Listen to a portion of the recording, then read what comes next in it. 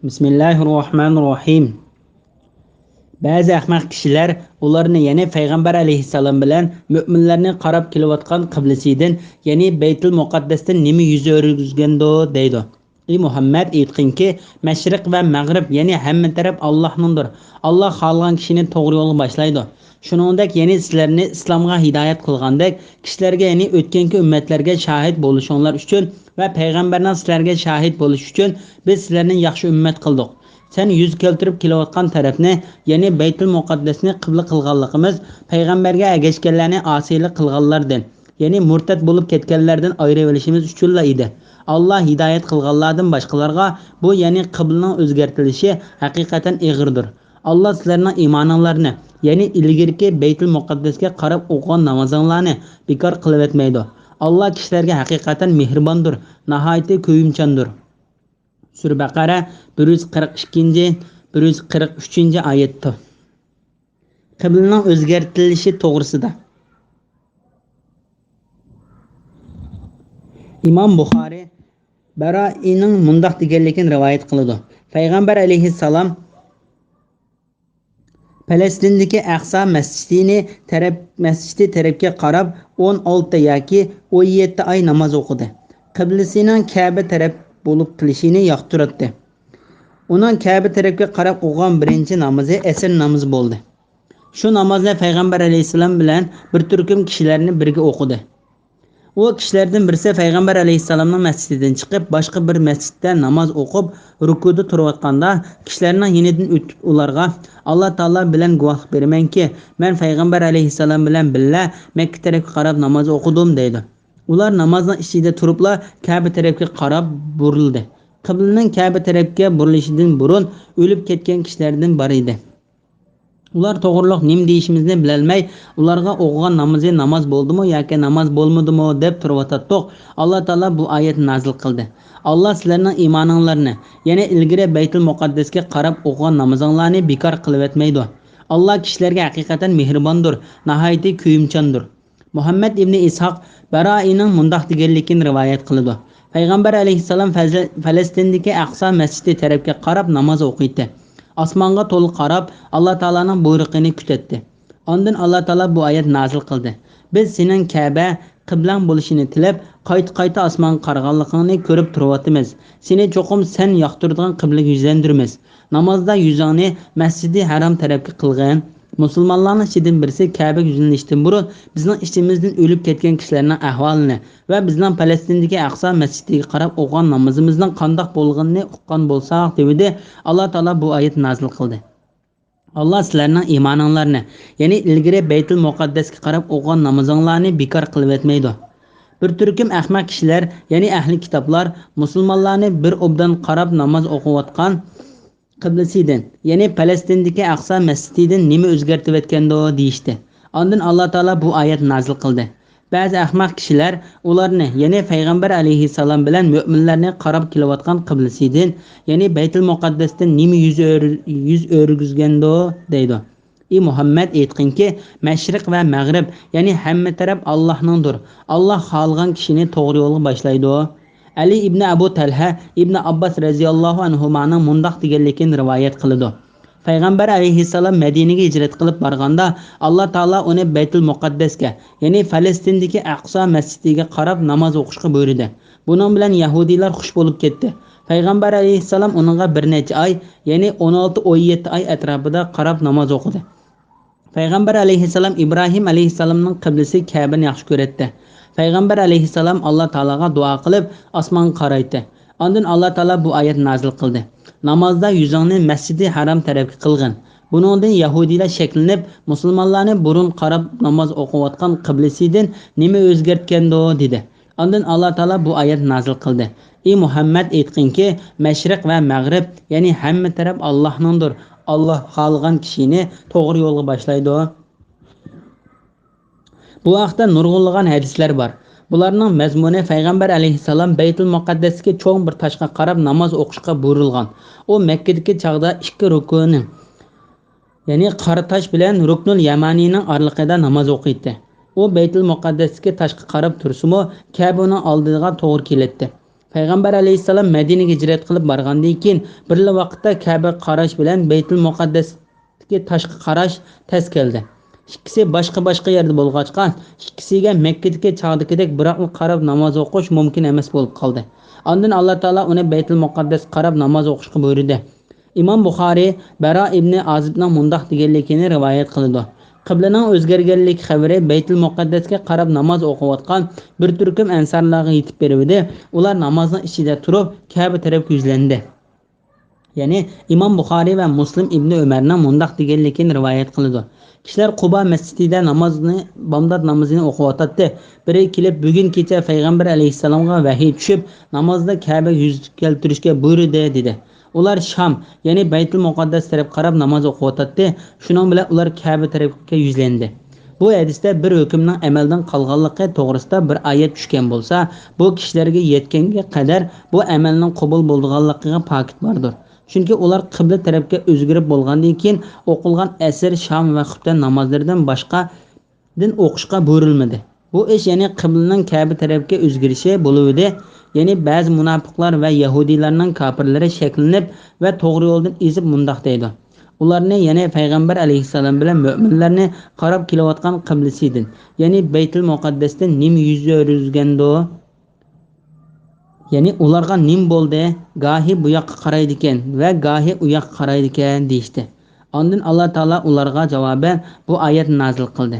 Ey Muhammad, aytqinki mashriq va mag'rib, ya'ni hamma taraf Allohningdir. Ya'ni hukm qilish va buyruqning hammasi Alloh taologa xos. Alloh taolo bu vaqtda mundaq deydi: Mashriqmi, mag'ribmi, ya'ni butun yer yuzi Allohningdir. Qaysi tarafga yuzlansanglarmi, u Allohning tarafi, ya'ni sizlarga ixtiyor qilgan qiblasi. Dur. Sura Baqara 115-oyatning bir qismi. Sizlarning kun chiqqan va kun patgan tarafga yuz keltirishinglarning o'zila yaxshi amalga yetmaydi.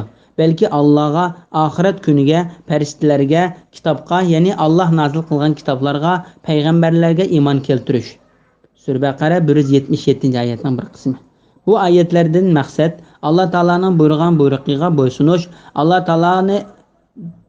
taolo bizni qayerga yuzlantirsa, shu yerga yuzlanamiz deganlikdir. Uningga bo'ysunish, uningga qil degan ishini qilishdan iboratdir. Alloh taolo bizni bir kunda bir necha qayta, bir necha tarafga yuzlantirsa-mu, biz uning bandisi va uning buyruq ostida bo'lganligimiz uchun bo'ysunamiz. Alloh taolo bandisi va payg'ambar bo'lgan Muhammad alayhissalom va uning ummatiga nihoyat cho'ng marhamat qildi. Chunki Alloh taolo ularni o'zining do'sti Ibrohim alayhissalomning qiblasiga yuzlantirdi. Ularning yuzlanishini zimin yuzidagi Alloh taolaning o'ylarining, masjidlarining eng ulug'i bo'lgan Alloh taolaning uyi deyilgan Ka'ba tarafga qildi. U Ka'baning undoq ulug' bo'lib ketishi uni Ibrohim alayhissalom salganligidandir.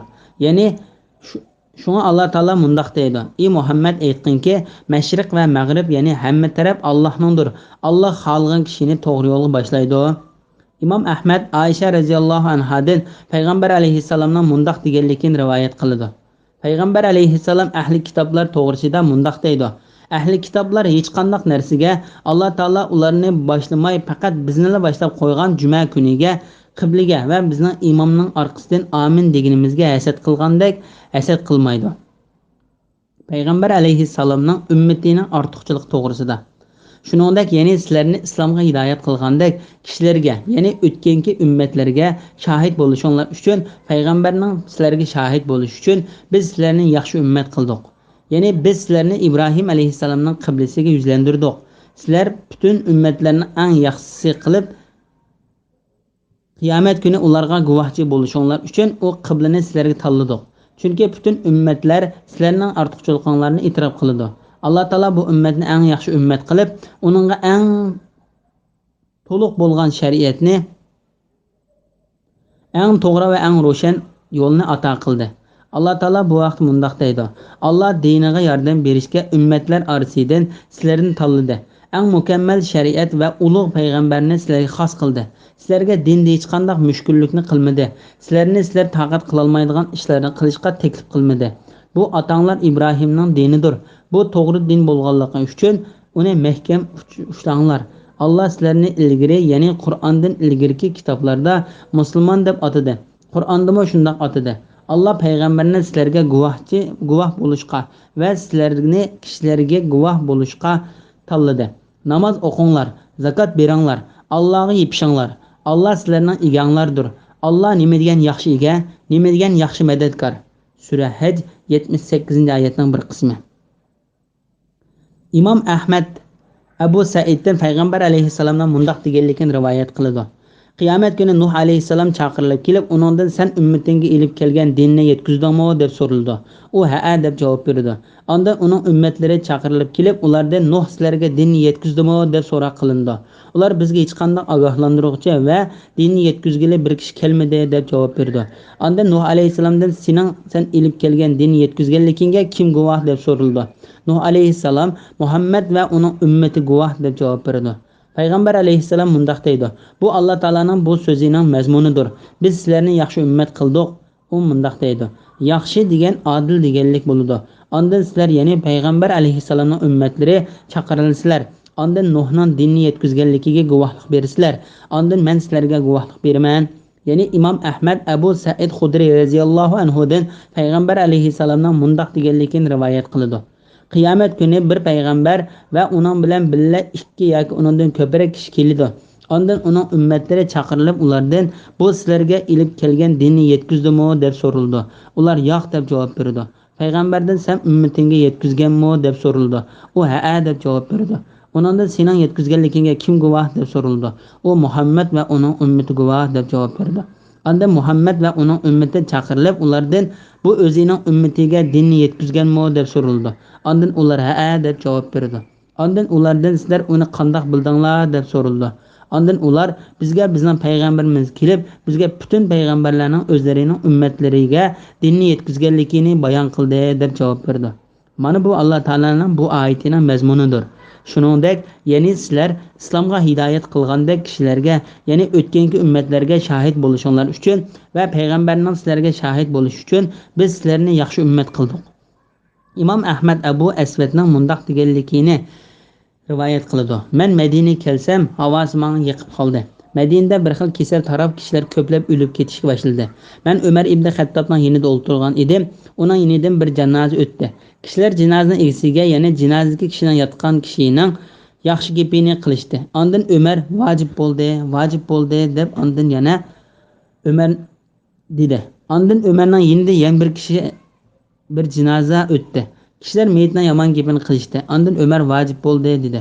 Men ey mu'minlarning xalifasi, nima vojib bo'ldi dedim. Umar men payg'ambar alayhissalom degan gapni dedim. Payg'ambar alayhissalom har qanday bir musulmonga 4 kishi yaxshilik bilan guvohlik bersa, uni Alloh taolo jannatga kirgizadi degan edi. Umar mundaq deydi. Ondan payg'ambar alayhissalom 3 kishi guvohlik bersa deb so'radi. Payg'ambar alayhissalom 3 kishi bo'lsin bo'ladi dedi. deb javob berdi. Ondan biz 2 kishi bo'lsa deb so'rdik. Payg'ambar alayhissalom 2 kishi bo'lsin bo'ladi deb javob berdi.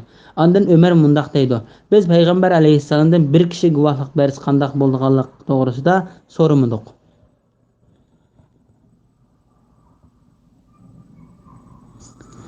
Qiblaning o'zgartirishing hikmati to'g'risida. Sen yüz keltirib kelayotgan tarafni, ya'ni Baytul Muqaddasni qibla qilganligimizni payg'ambarga agashganlarni osiylik qilganlardan, ya'ni murtad bo'lib ketganlardan ayirib o'tishimiz uchun edi. Alloh hidoyat qilganlardan boshqalarga bu, ya'ni qiblaning o'zgartirishi haqiqatan og'irdir. Ya'ni ey Muhammad, biz seni avval Baytul Muqaddasga qarashga buyurdik. Ondan onundan seni Kabe'ga yüzlendirişimizde sana ergeçken, sana boysungan ve sana Kabe'ga yüzlengende sen bilen birle yüzlengen kişilerden özünün dinde yine olgan kişilerini farqlandirish üçündür.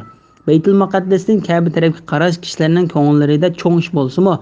Lekin Allah Taala dillerini to'g'ri yo'lga boshlagan Payg'ambar alayhissalom elib kelgan dinning shak yo'q haq din ekanligiga, Allah Taalaning xohlaganini qildiganligiga ve xalqanga hüküm chiqirdiganligiga, uning bandalarini xalqan narsaga buyuradiganligiga ve xalqan narsaning hükümini o'zgartiradiganligiga ve şu ishlarning hammasida uning cho'ng bir hikmati borligiga ishongan kishilarga cho'ng ish emas. Dillarida ishonch bo'lmay kasal bor. Ya'ni iymon yo'q kishilar undaq emas. Yangilik bir ish, ya'ni dinda yangi kelgan yoki hukm o'zgarib yangi bir hukm bilan kelgan ish mo'minlarga texmi cho'nqur ishonch paydo qilgandek, dillarida kasal bor kishilarga shak shubha paydo qiladi. Alloh taolo bu vaqt mundoq deydi: Qur'ondan biror sura nazil qilinsa, ular ya'ni munofiqlarning orasida masxir qilish yuzasidan bu ya'ni sura qaysonlarning iymonini kuchaytdi deydiganlar bor. Mo'minlarga keladigan bo'lsak, har surada yangi dalil isbotlar bo'lganligi uchun bu ya'ni sura ularning iymonini kuchaytdi. Ular suraning nazil bo'lishidan xushal bo'ladi. Dillarida kasal borlar, ya'ni munofiqlarga keladigan bo'lsak, bu sura ularning kufriga kufr qo'shdi. Ya'ni ular munofiqlikda texmi ezvayladi, texmi gumrohlashdi. Ular kafir piti o'ldi. Sura Tavba 124-125-oyat. Biz mo'minlarga, ya'ni ularning dillariga shifo va rahmat bo'ladigan Qur'on oyatlarini nazil qilamiz. Qur'on kafirlarga ziyondan boshqani ziyoda qila olmaydi. Ya'ni ular Qur'onni tasdiq qilmaganlikdan ularning kufri texim oshidi. Sura Isro 82-oyat.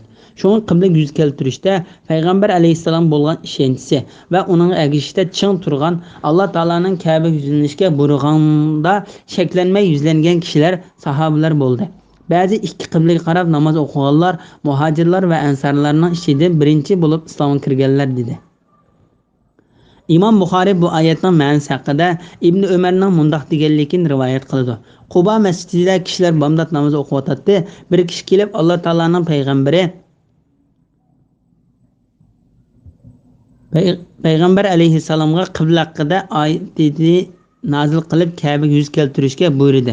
Sizlar uningga yuzlaninglar dedi. Ondan ular Ka'baga yuzlandi. Tirmizi rivoyat qilgan hadisda ular rukuda edi. Rukuda turib Ka'ba tarafga burildi dedi. Bu sahobalar va boshqa musulmonlarning Alloh taolo va uning payg'ambariga to'liq bo'ysunganligini va Alloh taolaning buyruqlariga shaksiz bosh egadiganligini ko'rsatib berdi. Allah sizlarning iymoninglarni, ya'ni ilgari Baytul Muqaddas qarab o'qigan namozinglarni bekor qilib etmaydi.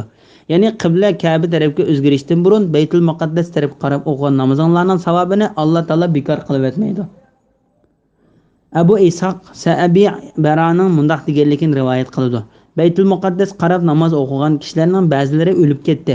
Ondan boshqalar ularning savobi qandoq bo'ldigando deyishdi. Ondan Alloh taolo bu oyat nazil qildi. Alloh sizlarning iymoninglarni, ya'ni ilgari Baytul Muqaddas qarab o'qigan namozinglarni bekor qilib etmaydi. Alloh kishilarga haqiqatan mehribondir, nihoyat kuyimchandir.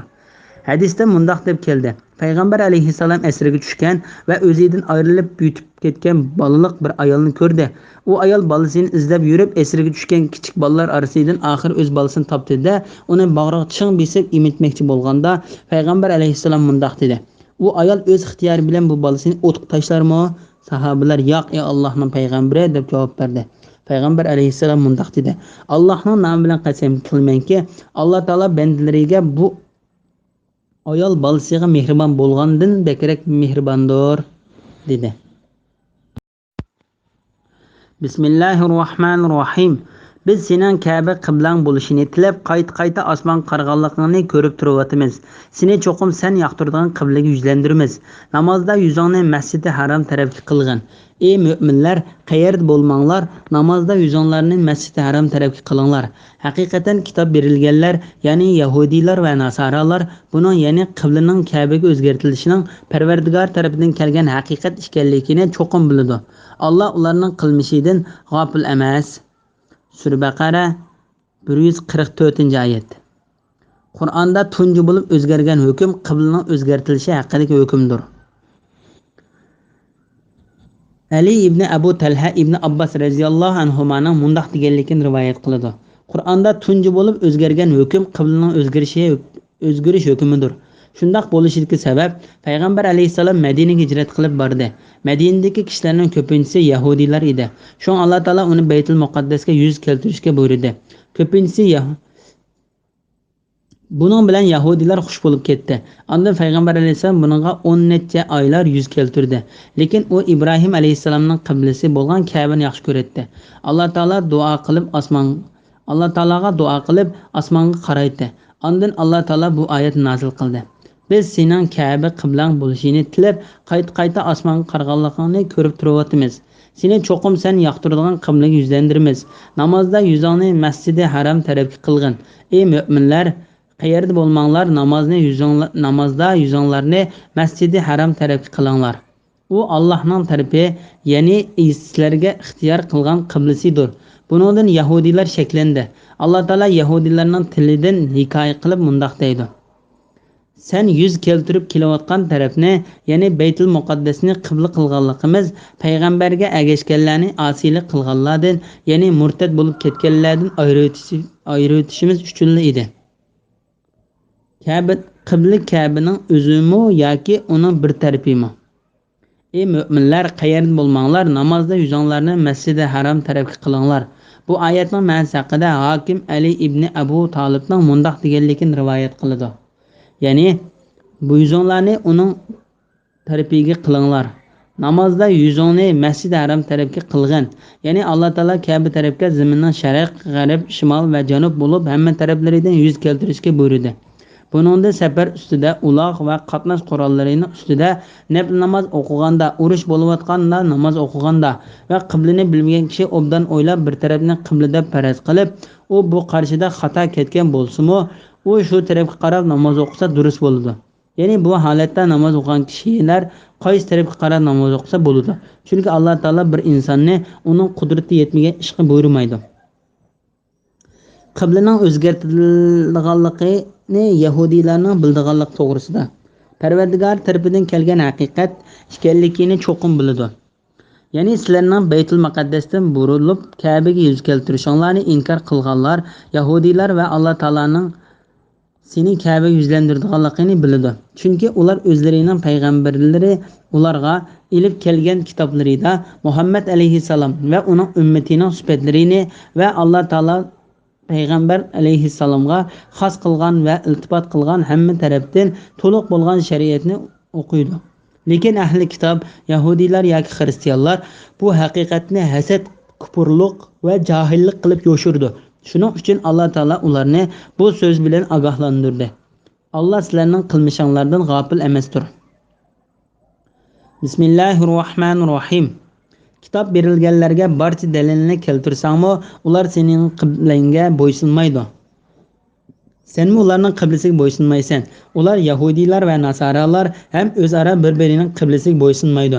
San ilm, ya'ni vahiy kelgandan keyin mubodo ularning nafs xohishlariga bo'ysunsang, u chaqda sen cho'qim zulm qilganlardan bo'lasan. Sura Baqara 145-oyat. Yahudiylarning jahillik qilishi va tinivlish to'g'risida Alloh taolo bu oyatda Yahudiylarning payg'ambar alayhissalom to'g'risida kelgan haqiqatni bilib turib, uningga kufrlik va jahillik qilganligini, qarshilashganligini va uni ilib kelgan dinning to'g'riligiga barliq pokit isbotlarni ko'rsatsa-mu, payg'ambar alayhissalomga agashmay, o'zining xohishi bo'yicha mang'anligini xabar berdi. Alloh taolo bu vaqtda mundoq deydi: Shubhisizki, Parvardigorning la'natiga tegishli bo'lganlar iymon etmaydi. Ularga bütün mo'jizalarni ko'rsatilgan taqdirdami, qattiq azobni ko'rmaycha iymon etmaydi. Sura Yunus 96-97-oyat.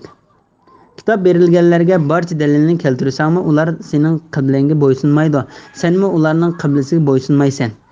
Ya'ni Alloh taolo bu oyatda payg'ambar Muhammad alayhissalomning Alloh taolo uni buyurgan ishqa chin dil bilan agishtirganligidan xabar berdi. Yahudiylar o'zlarining xohishida va ko'z qarashida chin turg'idek, payg'ambar alayhissalomni Alloh taolaning roziligiga agishishda chin turdi va ularning xohishiga hargiz agashmaydi. Uning Baytul Muqaddas qarab namoz o'qishi u Yahudiylarning qiblasi bo'lganligi uchun emas, balki Alloh taolo uning shuni buyurganligi uchundir. Ondan Alloh taolo olimlarni haqiqat bilan turib uningga qarshilik qilib, o'zining xohishiga agishishni ogohlantirdi. Chunki olim haqiqatga qarshilik qilsa, uning qarshi pokit isbot keltirish osondir. Shu Alloh taolo payg'ambar alayhissalomga mundoq dedi: Sana ilm, ya'ni vahiy kelgandan keyin mubodo ularning nafs xohishlariga bo'ysunsang, u chaqda sen cho'qim zulm qilganlardan. Bu oyatda payg'ambar alayhissalom ummatlari ko'z tutiladi. Bismillahirrohmanirrohim. Biz kitob berganlar, ya'ni Yahudiylar bilan Nasoralar uni, ya'ni payg'ambarni o'z o'g'illarini to'nigandek to'niydi. Ularning bir firqasi shubhisizki haqiqatni bilib turib yo'shirdi. Haqiqat Alloh tarafidan kelgandir. Hargiz shak keltiruvchilardan bo'lmagan. Sura Baqara 146-147-oyat. Yahudiylarning payg'ambar alayhissalomni bildiganligi va haqiqatni yoshirganligi to'g'risida. Allah Taala bu oyatda ahli kitobning olimlari payg'ambar alayhissalom ilib kelgan dinning to'g'ri ekanligini bildiganligi va ularning uni xuddi o'z bolasini tanigandek taniydiganligidan xabar berdi. Bir kishining bir narsani bildiganligini ifodalamoqchi bo'lsa, o'zining bolasini bilgandek biladi deyish arablar ishlatadigan misol edi. Bu yerda bu misolni keltirib payg'ambar alayhissalom kichik bir bola bilan turgan bir kishiga mundoq dedi: "Bu sening bolangmi?" U "Ha, Allohning payg'ambari, men uningga guvoh beraman" deb javob berdi. Payg'ambar alayhissalom uningga mundoq dedi: "Haqiqatan bola senga yomonlik qilmaydi, sen uningga yomonlik qilmaysan." İmam Qurtubi Ömer radhiyallohu anhuning Abdullah ibn Salam iman etgan Yahudiylarga mundoq deganligini rivoyat qiladi.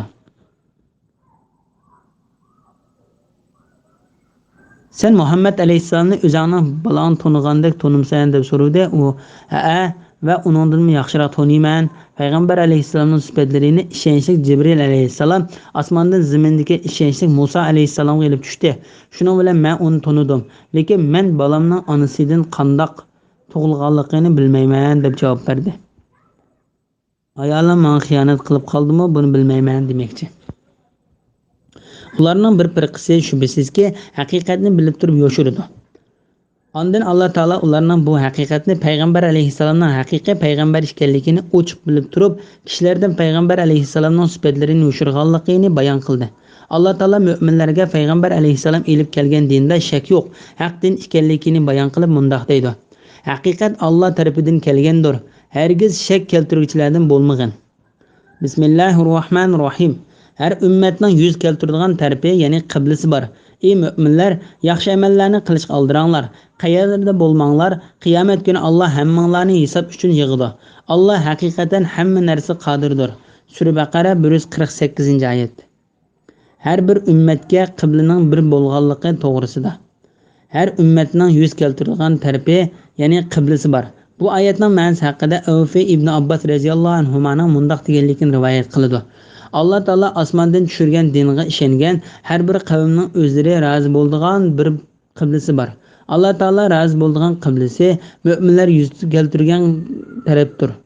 Bu oyatning ma'nosi haqida Abu Aliya mundoq deydi: Yahudiylarning yuz keltiradigan tarafi, ya'ni qiblasi va xristianlarning yuz keltiradigan tarafi, ya'ni qiblasi bor. Allah Taala sizlarni ey Muhammad alayhissalomning ummati, Allah Taolaning dargohida qibla deb qaralgan qibliga buyurdi. Abu Aliyaning bu so'ziga o'xshash so'z ko'plagan olimlardan rivoyat qilindi. Alloh taolo bu vaqtda mundoq deydi: "Ey ummatlar, sizlarning har biringlarga bir xil shariat va ochiq yo'l tayin qildik. Agar Alloh xolisa albatta sizlarni bir ummat qiladi.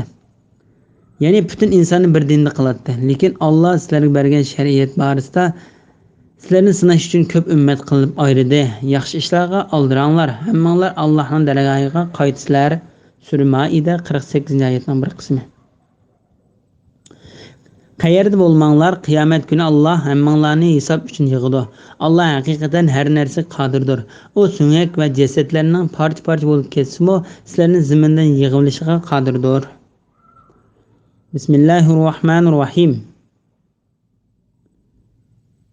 Qayerda safarga chiqmagan, namozingda yuzingni Masjid-i Haram tarafga qilgan. Bu haqiqatan Parvardigorning tarafidan kelgan haqiqatdir. Alloh sizlarning qilmishinglardan g'ofil emasdir. Kishilar, ya'ni Yahudiylar va mushriklarga sizlarga qarshi dalil isbot bo'lmaslik uchun ey Muhammad, safar qilishga qayerdan chiqmagan, namozingda yuzingni Masjid Haram tarafga qilgan. Ey mu'minlar, sizlarmi qayerda bo'lmanglar, namozinglarda yuzinglarni Masjid Haram tarafga qilinglar. Faqat ularning ishidagi zulm qilguvchilarla qiblaning o'zgartirilganligini sizlarga qarshi dalil qila oladi. Ular, ya'ni zolimlardan qo'rqmanglar. Mening amrimni tutish bilan mendan qo'rqinglar. Qiblani o'zgartirishga amr qilishim sizlarga bergan ne'matimni kamolatga yetkazish uchun va to'g'ri yo'lda bo'lishinglar uchundir. Qiblaning o'zgartirilganligi haqidagi so'zni 3 qatim takrorlanganligining sababi to'g'risida. Bu zaminning hamma tarafidan haram masjidga yuz keltirishga Alloh taolaning 3-qatimlik buyrug'i bo'lib, bu buyruqning ko'p takrorlanganligining sababi boshdan oxiri bog'lanishlik bo'lganligi uchundir. Alloh taolo birinchi qatimda mundoq deydi: "Biz sening Ka'ba qiblang bo'lishini tilab, qayta osmon qaraganligini ko'rib turyapmiz. Sen cho'qim sen yoqtirgan qiblaga yuzlandirmiz." Namazda yüzünü Mescid Haram tarafı kılgın. Ey müminler qayerda bo'lmanglar, namazda yüzünlerini Mescid Haram tarafı kılınlar. Hakikaten kitap berilganlar, ya'ni Yahudiler ve Nasaralar bunun ya'ni qiblaning Ka'baga o'zgartirishining Parvardigor tarafidan kelgan haqiqat ekanligini cho'qim biladi. Alloh ularning qilmishidan g'ofil emas. Sura Baqara 144-oyat. Allah Taala bu o'rinda Payg'ambar alayhissalomning talablarini ijobat qilganligidan va uni yaxshi ko'radigan va rozi bo'ladigan qiblaga qarab namoz o'qishga buyurganligidan xabar berdi. İkinci qatim qiblaga yuz keltirishga buyurib mundaq dedi: "Qayerda safarga chiqmagan namozingda yuzingni Masjid Haram, ya'ni Ka'ba tarafga qilgin. Bu haqiqatan Parvardigoring tarafidan kelgan haqiqatdir. Alloh sizlarning qilmishinglardan g'ofil emasdir." Alloh taolo bu o'rinda uning ya'ni qiblaning Ka'ba bo'lishining Alloh taolo tarafidan kelgan bir haqiqat bo'lib, buning payg'ambar alayhissalomning orzusiga uyg'un ekanligini ham buning Alloh taolo yaxshi ko'radigan va rozi bo'ladigan bir haqiqat ekanligini bayon qildi. 3-buyruqda Alloh taolo payg'ambar alayhissalomning Yahudilarning qiblalariga yuz keltirishi bilan bizning dinimizga ishonmaydi. Qiblamizga yuz keltirdi deb paket keltirib qarshilashgan kishilarning keltirgan paketini barpot qilish uchun Yahudilar o'zlarining kitobida Ibrohim alayhissalomning qiblasi bo'lgan Ka'baga arada payg'ambar alayhissalomning yuz keltirganligini biladi. Shuningdek, ya'ni Yahudilarning payg'ambar alayhissalomga qarshiga keltirgan paket isbotlari barpot bo'ldi. Payg'ambar alayhissalom Yahudilarning qiblasidan eng hurmatli bo'lgan Ibrohim alayhissalomning qiblasiga yuz keltirgan edi. Arab mushriklarining Muhammad men Ibrohim alayhissalomning dinida deydi. Lekin uning qiblasiga qarab namoz o'qimaydi deb payg'ambar alayhissalomning qarshiga keltirgan paket isbotlari barpot bo'ldi. Anda mushriklar Ka'bani ulug'laydi. Payg'ambar alayhissalomning uning yuz keltirganligini ular hayron qoladi.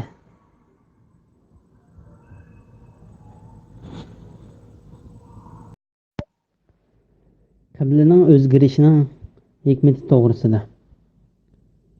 Kishilar, ya'ni Yahudilar va mushriklar sizlarga qarshi dalil isbot bo'lmasligi uchun, ya'ni ahli kitob Ka'baga yuz keltirishi bu ummatning bir sifati ekanligini biladi.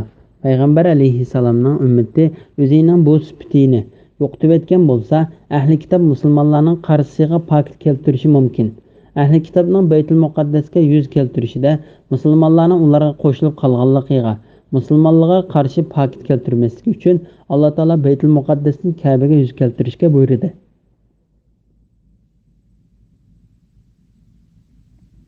Faqat ularning ichidagi zulm qilg'uvchilar qiblaning o'zgarganligini sizlarga qarshi dalil qilib oladi.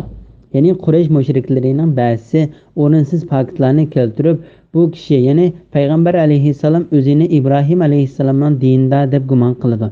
Agar uning Baytul Muqaddas tarafga yuz keltirganligi Ibrohim alayhissalomning dinida bo'lgan bo'lsa, Muhammad uningda yonmaydi deydi. Buningga beriladigan javob, Alloh taolo uningga birinchi qatim hikmat uchun Baytul Muqaddasga yuz keltirishni tanladi. Muhammad alayhissalom bu ishda Parvardigoriga bo'ysundi. Anda uni Ibrohim alayhissalomning qiblasi bo'lgan Ka'baga yuz keltirishga buyurdi. U ya'ni Alloh taolaning buyrug'iga bo'ysundi. U har qanday ahvolda Alloh taologa bo'ysunguchidir. U Alloh taolaning buyrug'idan qilchimi bosh tortgani yo'q. Uning ummatimi ham shundoq. Ular ya'ni zolimlardan qo'rqmanglar. Mening amrimni tutish bilan mendan qo'rqinglar. Ya'ni sizlar zolimlarning, ya'ni mushriklarning keltirgan gumonlaridan qo'rqib qolmanglar. Sizlar mendan qo'rqinglar. Chunki Alloh taolo ularning qo'rqishiga loyiq zotdir. Qiblani o'zgartirishga amr qilishim sizlarga bergan ne'matimni kamolatga yetkazishim uchun. Ya'ni qiblani Ka'baga o'zgartirishim sizlarga belgilangan shariat hamma tarafdan to'liqlansin. Ka'baga yuz keltirishning yo'liga qo'yilishi bilan sizlarga bergan ne'matning to'liqlanishi uchundir va to'g'ri yo'lda bo'lishinglar uchundir. Ya'ni boshqa ummatlarni boshlamagan narsaga Ka'baga sizlarni boshlab, sizlarni uningga xos qildim. Shuning uchun bu ummat hamma ummatlarga ummatlarning eng yaxshisidir. Bismillahirrohmanirrohim.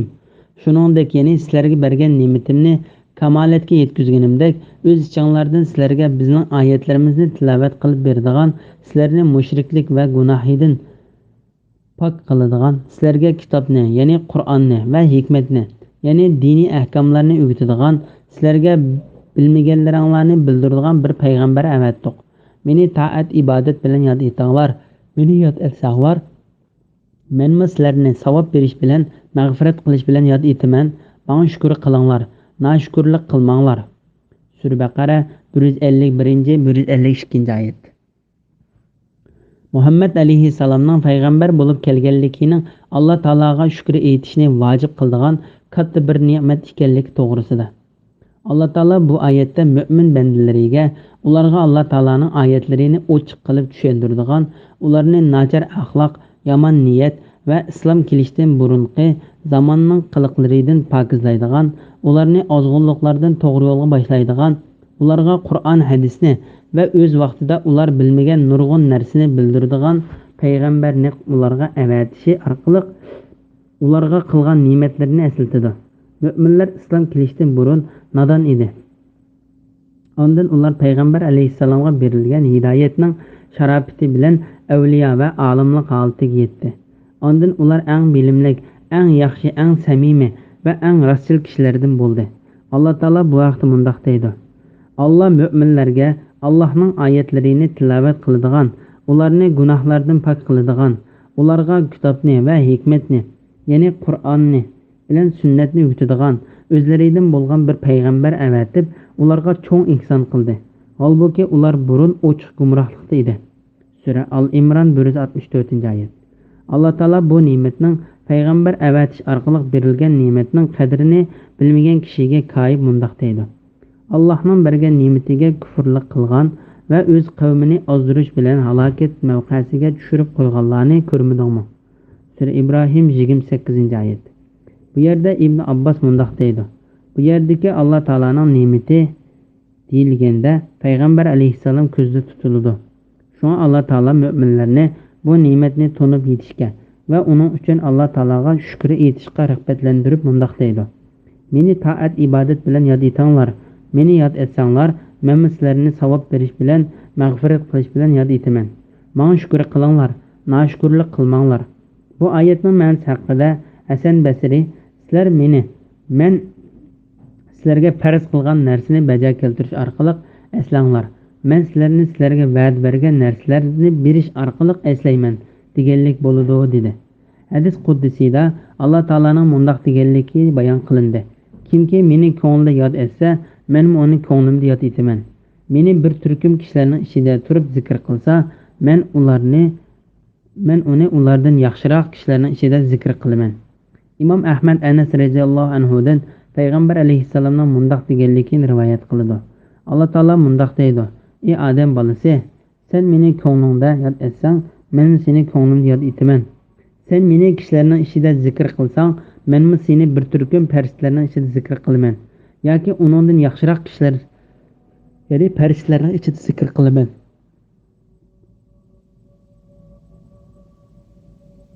Sen menga bir g'ir yaqinlasang, men sana bir gaz yaqinlashaman. Sen menga bir gaz yaqinlasang, men sana bir g'o'lat yaqinlashaman. Sen mening yinimga mangan holat kelsang, men sening yiningga yugurgan holatda boraman. Bu hadis hargizmi Alloh taolo bizga o'xshash yugurdi ekan degan tushuncha paydo bo'lib qolsa bo'lmaydi.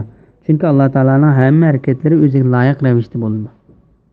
Menga shukr qilinglar, noshkurlik qilmanglar. Ya'ni Alloh taolo o'ziga shukr etishga buyurdi. Uningga shukr etgan kishilarga texim yaxshilik qildiganligiga va'da qilib mundoq deydi: O'z vaqtida Parvardigoringlar ne'matimga shukr qilsanglar, uni texim ziyoda qilaman. Agar kufrda ne'mat qilsanglar, ya'ni kufrani ne'mat qilsanglar, mening azobim albatta bekmi qattiq bo'ladi deb jakarladi. Sura Ibrohim 7-oyat.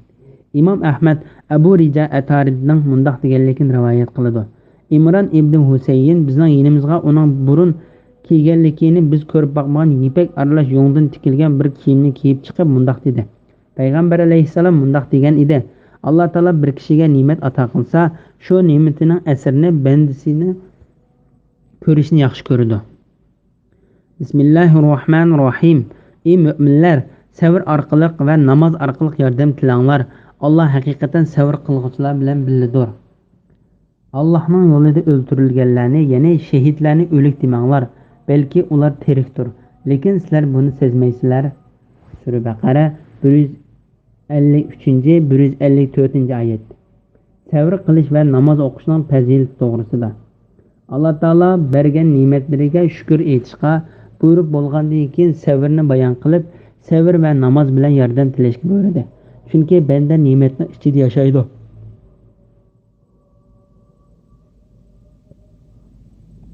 Uningga shukr qiladi yoki jafo mushaqqatning ichida yashaydi.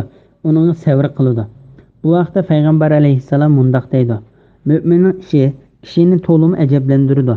Alloh taolo uningga qandoq bir ish bilan hukm qilsa, u mo'min uchun yaxshilik hisoblanadi. Uningga xushallik kelsa, shukr aytadi. Bu uning uchun yaxshidir. Uningga bir yomonlik yetib qolsa, sabr qiladi. Sabr qilganligi uning uchun yaxshidir. Alloh taolo kelgan musibatlarni ko'tarishga eng yaxshi yordamchi bo'ladigan narsa sabr bilan namoz ekanligini, o'zining sabr qilish, namoz o'qish orqali Allohdan yordam tilanglar. Namoz Allohdan qo'rquvchilar, ya'ni kamtarlik bilan Alloh bo'ysunuvchilardan boshqalarga haqiqatan mushaqqatli ishdir degan oyatida bayon qildi. Sabr bir necha xil bo'ladi. Birinchisi, harom va gunoh ishlarni qilmaslik yo'lida kelgan jafo mushaqqatlarga sabr qilish. Masalan, bir kishi tamoq chekishga yoki aroq ichishga odatlanib qolgan bo'lsa, u odatlanib qolgan ishini tashlash uchun chekkan qiyinchiliklarga sabr qilish.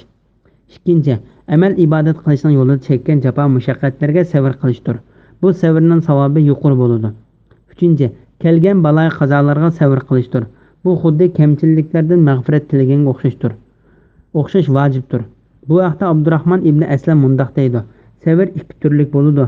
Birinchisi, Alloh taolo yaxshi ko'rgan narsaning yo'lida, amal ibodatning yo'lida u ig'ir kelsa-mu sabr qilish. Ikkinchisi, Alloh taolo yomon ko'rgan narsaning yo'lida, yomon ishlarni tashlash uchun chekkan jafo mushaqqatlarda u yomon ishlarni qilishga ko'ngli tortsa-mu, uningga sabr qilish. Agar bir kishi mushunda qila olsa, Alloh taolo xolasa, u sabr qilguvchilarning qatoridan bo'la oladi. Shahidlarning hayot ekanligi to'g'risida. Allohning yo'lida o'ldirilganlarni, ya'ni shahidlarni o'lik demanglar, balki ular tirikdir. Ya'ni Alloh taolo shahidlar o'lgandan keyin qiyomatgacha bo'lgan orliqda Alloh taolo tarafidan rizq berilib, tirik yashaydi deb xabar berdi. Bu vaqtda Imom Muslim rivoyat qilgan hadisda payg'ambar alayhissalom mundoq deydi: Jazman shahidlarning jonlari jannatlarning ichida xohlagan yerga uchib yuradigan yeshil qushning po'konlarida bo'ladi. U qush arishning ostidagi isib qo'yilgan panus chiroqlarga kelib qo'nadi. Ularga sening Parvardigoring nazar tashlab, sizlar qandoq narsalar talab qilsizlar deb so'raydi.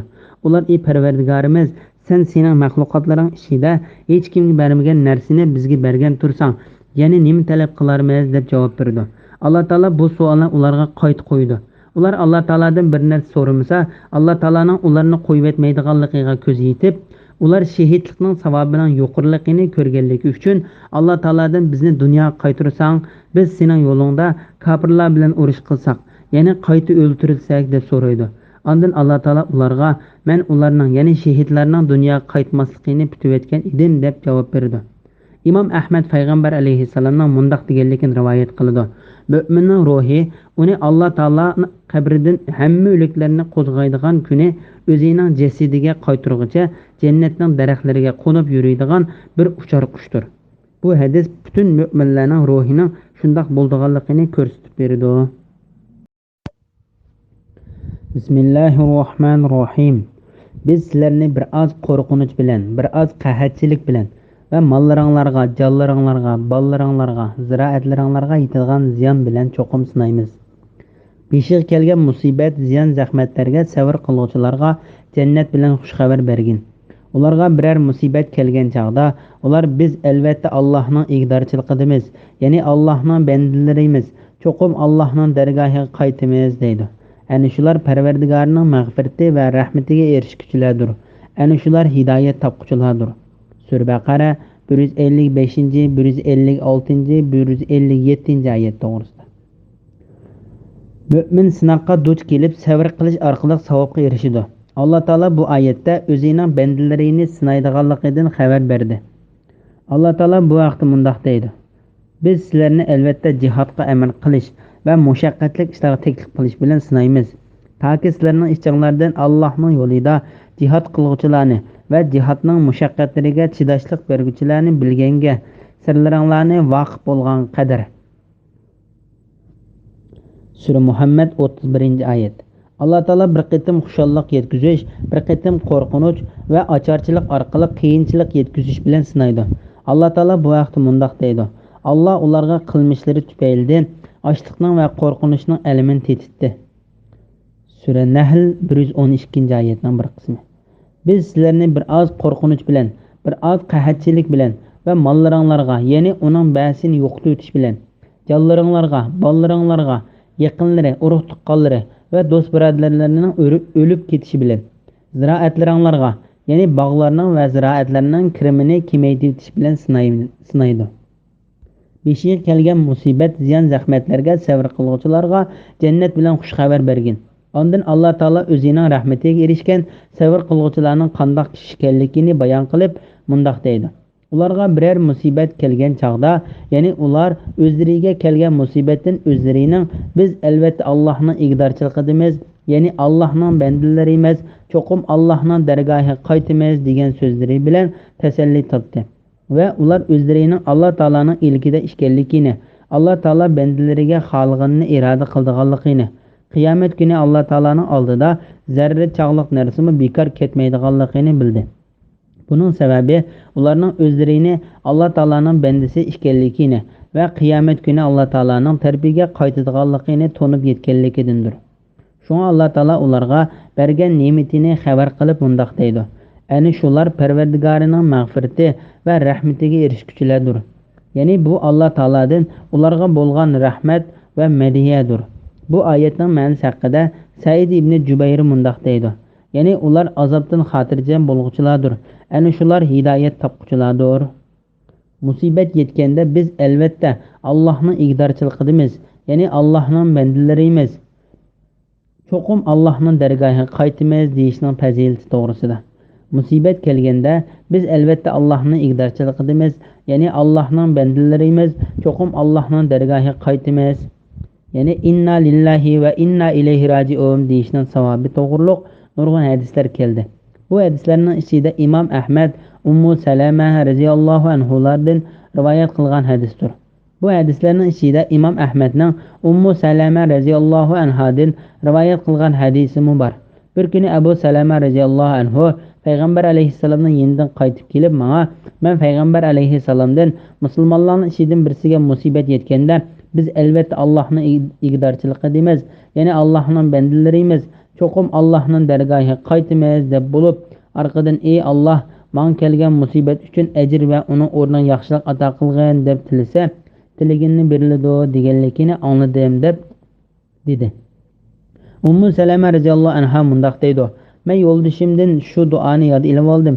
Yo'ldashim vafot bo'lganda men biz albatta Allohning igdorchiligimiz, ya'ni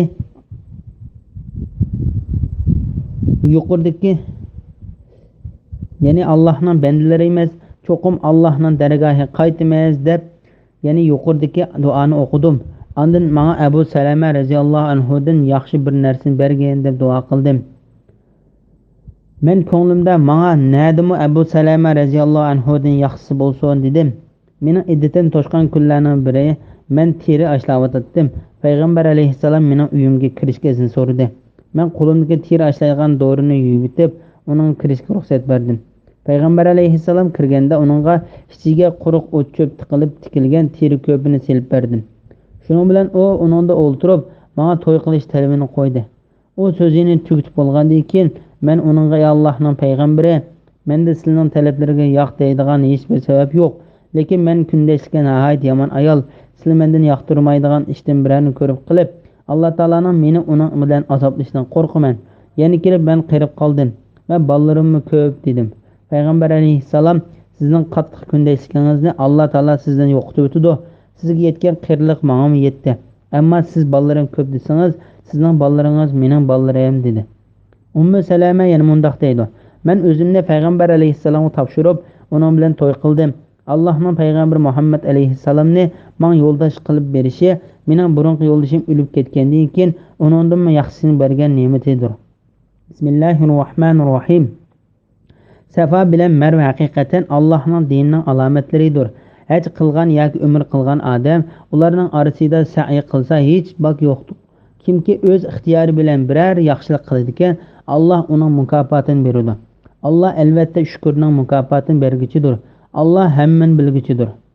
Safa va Marva tag'ining oralig'ida tavof qilsa gunoh yo'q degan so'zning ma'nosi to'g'risida Imom Ahmad Urvadan Aisha radhiyallohu anhaning mundoq deganligini rivoyat qiladi. U Urvaga mundoq deydi: "Ey singlimning o'g'li, sen Alloh taolaning Safa bilan Marva haqiqatan Allohning dinining alomatlaridir. Haj qilgan yoki umr qilgan odam ularning orasida sa'iy qilsa hech bak yo'q degan so'z to'g'risida Alloh taolo bilan qasamki, o ikki tog'ni, ya'ni Safa va Marvani tavof qilmagan kishiga hech qanday gunoh yo'q dedingmi? Sen bu so'z bek yomon debsan. Agar u ish sen degandek bo'lgan bo'lsa, u ikkisini tavof qilmasimi hech bak yo'q deb keladi. Lekin bu oyatda ansariylar musulmon bo'lishdan burun mushallal degan yerda ibodat qiladigan butqa talbiya aytadi. O butqa talbiya aytgan kishi Safa va Marvani tavof qilishni gunoh hisoblaydi. Ular islomga kirgandan keyin bu to'g'riliq payg'ambar alayhissalomga: "Ey Allohning payg'ambari, biz islom dini kelishdan burun Safa va Marvani tavof qilishni gunoh hisoblaydik" deganda Alloh taolo bu oyat nozil qildi. Safa bilan Marva haqiqatan Allohning dinining alomatlaridir. Haj qilgan yoki umr qilgan odam ularning orasida sa'iy qilsa hech bak yo'q. Aisha radhiyallohu anha mundoq deydi: "U ikkisini tavof qilishni payg'ambar alayhissalom yo'lga qo'ygan. Har qanday kishining u ikkisini tavof qilmasligi durust emas." Yana bir rivoyatda Zuhri mundoq deydi: "Men bu so'zni Abu Bakr ibn Abdurrahman ibn Haris ibn Hishamga so'zlab berdim. Ondan Abu Bakr mundoq dedi: Men anglab boqmagan ish ekan. Men ko'plagan bilimli kishilarning mundoq deganligini angladim. Aisha yuqorida zikr qilgan ansariylardan boshqa kishilar bizning bu ikki toshning Safa va Marvaning oralig'ida tavof qilishimizni islom kelishdan burungi zamonning ishlaridan deydi. Yana bir bo'lak ansariylar biz Ka'bani tavof qilishga buyurildik, Safa va Marvaning oralig'ini tavof qilishga buyurilmadik dedi. Ondan Alloh taolo bu oyatni nozil qildi. Safa bilan Marva haqiqatan Allohning dinining alomatlaridir. Abu Bakr ibn Abdurrahman mundoq deydi: "Bu oyat yuqorida Safa va Marvaning oralig'ini tavof qilish islom kelishdan burungi zamonning ishlari degan kishilar haqida tushgan bo'lishi mumkin." Shabi mundoq deydi: "Isof degan but Safa tag'ida va Naila degan but Marva tag'ida edi. Islom kirishdan burun haj qilish uchun Makka kelgan kishilar u ikki butni siylaydi. Ondan ular islom kelgandan keyin u ikkisining oralig'ida tavof qilishni gunoh hisobladi. Ondan Alloh taolo bu oyatni nozil qildi. Safa va Marvaning oralig'ida sa'iy qilishning hukmi va uning kelib chiqish to'g'risida Imom Muslim Jabirning mundoq deganligini rivoyat qildi. Payg'ambar alayhissalom Ka'bani tavof qilib bo'lib, Qaratash Hajrul Aswadning yoniga kelib, uni siyladi yoki so'ydi. Ondan Safaning ishkiydi. "Inna Safa val Marvata min sha'irulloh" degan chiqib Safa Marva keldi. Ondan Alloh taolaning boshlagan yerdan boshlayman. Ya'ni Alloh taolo Safa tag'i baldur keltirildi. Men sa'iy qilishni Safa tag'idan boshlayman dedi. Yana bir rivoyatda mundoq deyiladi: "Sizlar Alloh taolo boshlagan yer bilan sa'iy qilishni boshlanglar." Imom Ahmad Habiba binti Abu Ajraning mundoq deganligini rivoyat qildi: "Payg'ambar alayhissalomning kishilarning orasida yuguringlar. Alloh taolo sizlarga yugurishni yozdi." Degach uning ihromi ikki tizig'i yog'ishib ketgudek darajada qattiq yugurib Safa va Marvaning oralig'ini tavof qilganligini ko'rdim. Olimlar bu hadis bilan Safa va Marvaning oralig'ida sa'iy qilish hajning bir farz ekanligini dalil keltirdi. Uni farz emas, vojib deganlarim bor. Vojib bo'lganda uni qasddan yoki savallik bilan qilmasa, uni qon qilish bilan to'liq olg'il bo'ladi. Ya'ni uningga bir qo'yni qon qilish vojib bo'ladi. Safa Marvaning oralig'ida sa'iy qilish mustahab degan ko'z qarashim bor. Buning ichida to'g'ri deb qaralganlar u farz yoki vojibdir degan ko'z qarashdidir. Chunki Alloh taolo Safa Marvaning oralig'ida sa'iy qilishni hajning ahkomlaridan, ya'ni Ibrohim alayhissalomning vaqtida yo'lga qo'yilgan ishlarning qatoridan deb bayon qildi.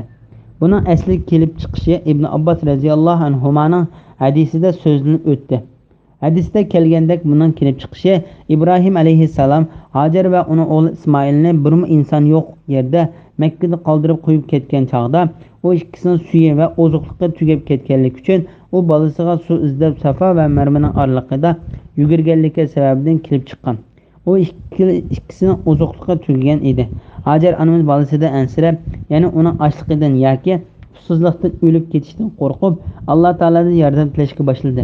O Safa va Marvaning oralig'idagi do'ng yerda Alloh taologa yilingan, uningdan qo'rqqan va uni yod etgan holatda Alloh taolo uning g'amini ko'tarib etkicha va uningga susuzlikni bosadigan va kasallarga shifo bo'ladigan Zamzam buliqini chiqarib berguncha Safa bilan Marvaning oralig'ida u yoqqa bu yoqqa yugurib yurdi.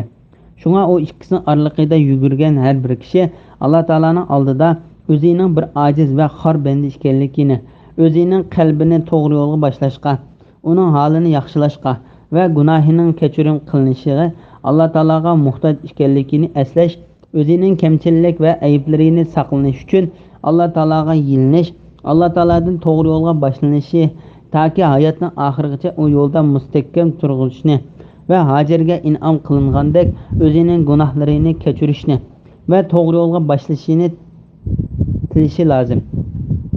Kimki o'z ixtiyori bilan biror yaxshilik qiladi ekan, Alloh uning mukofotini beradi. Bu oyatning ma'nosi haqida bir necha xil ko'z qarashlar bor. Bu ko'z qarashlar Safa va Marvaning oralig'ini tavob qilgan kishi o'zining qilgan tavbida vojib bo'lgan miqdordan oshirib o'tib 8-9 qitim yoki undan ortiq mangvasa yoki o ikkisining oralig'ida nafla haj yoki nafla umrning savobini qilsa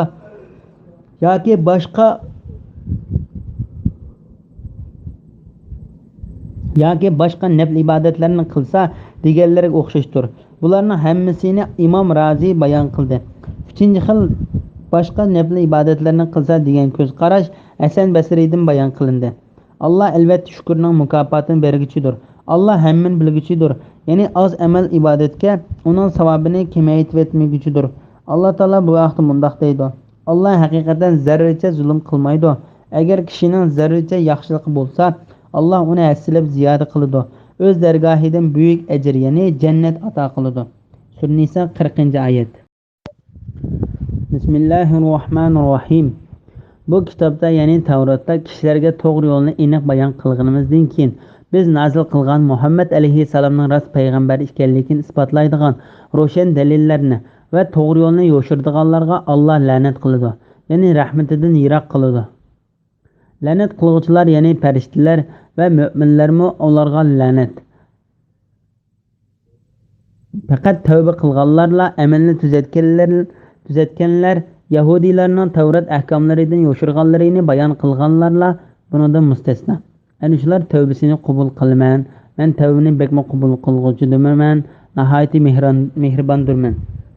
Shubhisizki kafir bo'lib, kafir biti o'lganlar bor. Ana shular cho'qim Allohning, farishtalarning va insonlarning hammasining la'natiga uchraydi.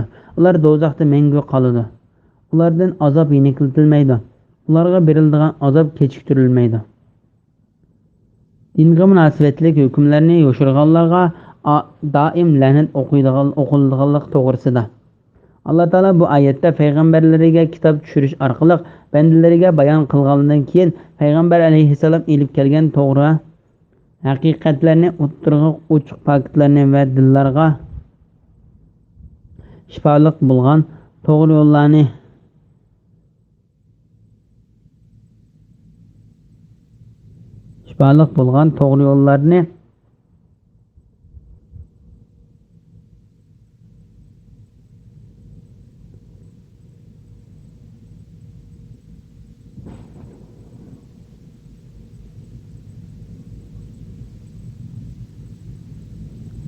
yo'shirgan kishini qattiq qo'rqitib etdi. Bu oyatning ma'nosi haqida Abu Aliya mundoq deydi: Bu oyat payg'ambar alayhissalomning sifatlarini yo'shirgan ahli kitob to'g'risida tushgan.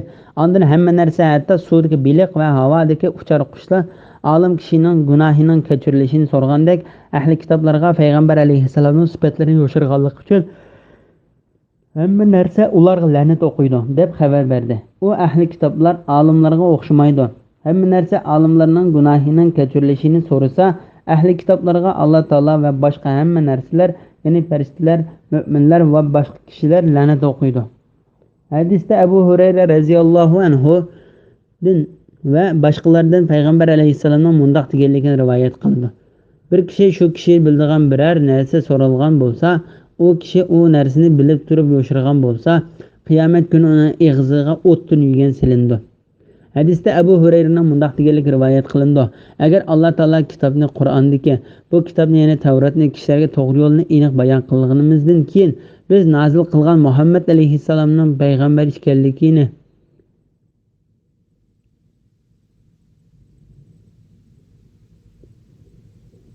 ekanligini isbotlaydigan ro'shan dalillarni va to'g'ri yo'lni yo'shirdiganlarga Alloh la'nat qiladi, ya'ni rahmatidan yiroq qiladi degan oyati bo'lmagan bo'lsa, men bir kishiga bir narsa so'zlab bermagan bo'lardim. Mujohid mundoq deydi: zaminda qo'rqinchlik yuz bersa, qurg'oqchilik yuz bersa, hayvonlar bu odam bolalarining gunohlarining sababidan bo'ldi. Alloh taolo odam bolalarining gunohlariga la'nat qilsin deydi. La'nat qiluvchilar ya'ni farishtalar va mo'minlar va ularga la'nat o'qiydi.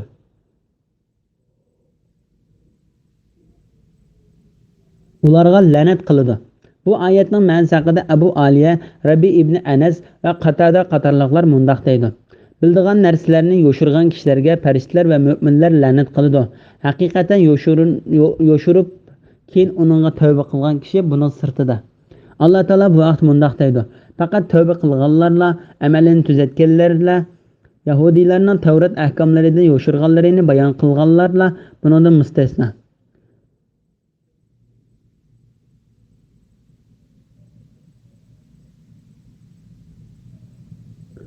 Ya'ni burunqi qilgan ishlaridan yenib, o'zlarining amallarini va ahvolini yaxshilasa va burun yo'shirgan narsasini keyin kishilarga bayon qilsa, ana shularning tavbasini qabul qilaman. Men tavbani bekma qabul qiluvchidirman, nihoyatda mehribondirman. Bu oyat kufrlikqa yoki bidatga chaqirgan kishi Alloh taologa tavba qilsa, Alloh taolaning uning tavbasini qabul qilganligiga pokdir. Alloh taolo kafir bo'lib kufrlikda toki o'lguncha chiqib turgan kishilarga qiyomat kunigacha Alloh taolaning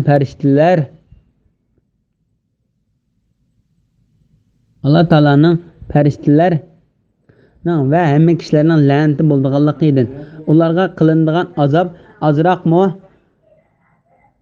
yengillitilmaydigan va ulardan bir soatmi o'zgarib ketmaydigan do'zaxning o'ti borligidan xabar berib mundoq deydi: shubhisizki kafir bo'lib kafir piti o'lganlar bor. Ana shular cho'qim Allohning, farishtalarning va insonlarning hammasining la'natiga uchraydi. Alloh taolo bizni bundan saqlasin. Kafirlarga la'nat etishning durustligi to'g'risida olimlar o'tirisida kafirlarga la'nat etishning durust ekanligida hech qanday ixtilof yo'q. Umar ibn Xattob va undan keyingi olimlar duo qunut va uning sirtidagi duolarni kafirlarga la'nat o'qiydi. Ba'zi bir qism olimlarning muayyan bir kafirlarga, masalan, falon kafirga la'nat bo'lsin deb la'nat etishi durust bo'lmaydi degan ko'z qarashi bor. Ularning o'zlarining ko'z qarashiga bu pokitini keltirdi. Chunki biz Alloh taolaning shu kafirlarning keyingi oqibatini qanday qilganligini bilmaymiz. Ya'ni u hozir kafir bo'lganligi bilan keyin musulmon bo'lib qolishi mumkin. Bir qism olimlar muayyan bir kafirlarga la'nat etsa bo'ladi deydi. Chunki aroq ichib mast bo'lib qolgan kishi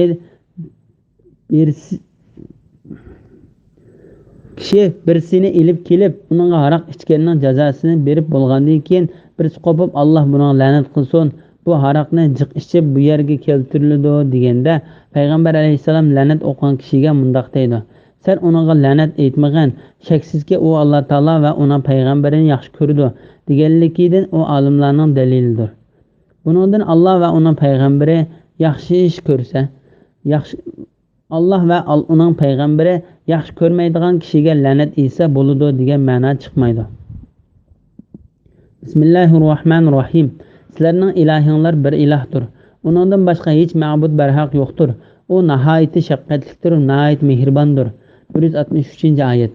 Alloh taolo bu oyatda ibodat qilinishga yolg'iz o'zingga loyiq ekanligini va o'zining hech sherik yo'q ekanligini, hamma kishining o'ziga Alloh taologa muhtoj ekanligini va o'zining nihoyatda mehr shafqatli ekanligini bayon qilib berdi. Hadisda Shuhrat ibn Havshab Asma binti Yazid ibn Sakandidan Payg'ambar alayhissalomning mundaq deganligini rivoyat qildi. Allah Taala nahayet katta ismi ve illahukum ilahu vahid la ilaha illa huvar rahmanur rahim ve alif lam mim Allahu la ilaha illa huvel hayyul qayyum. Sure Al-İmran 1. ayet 2. ayet.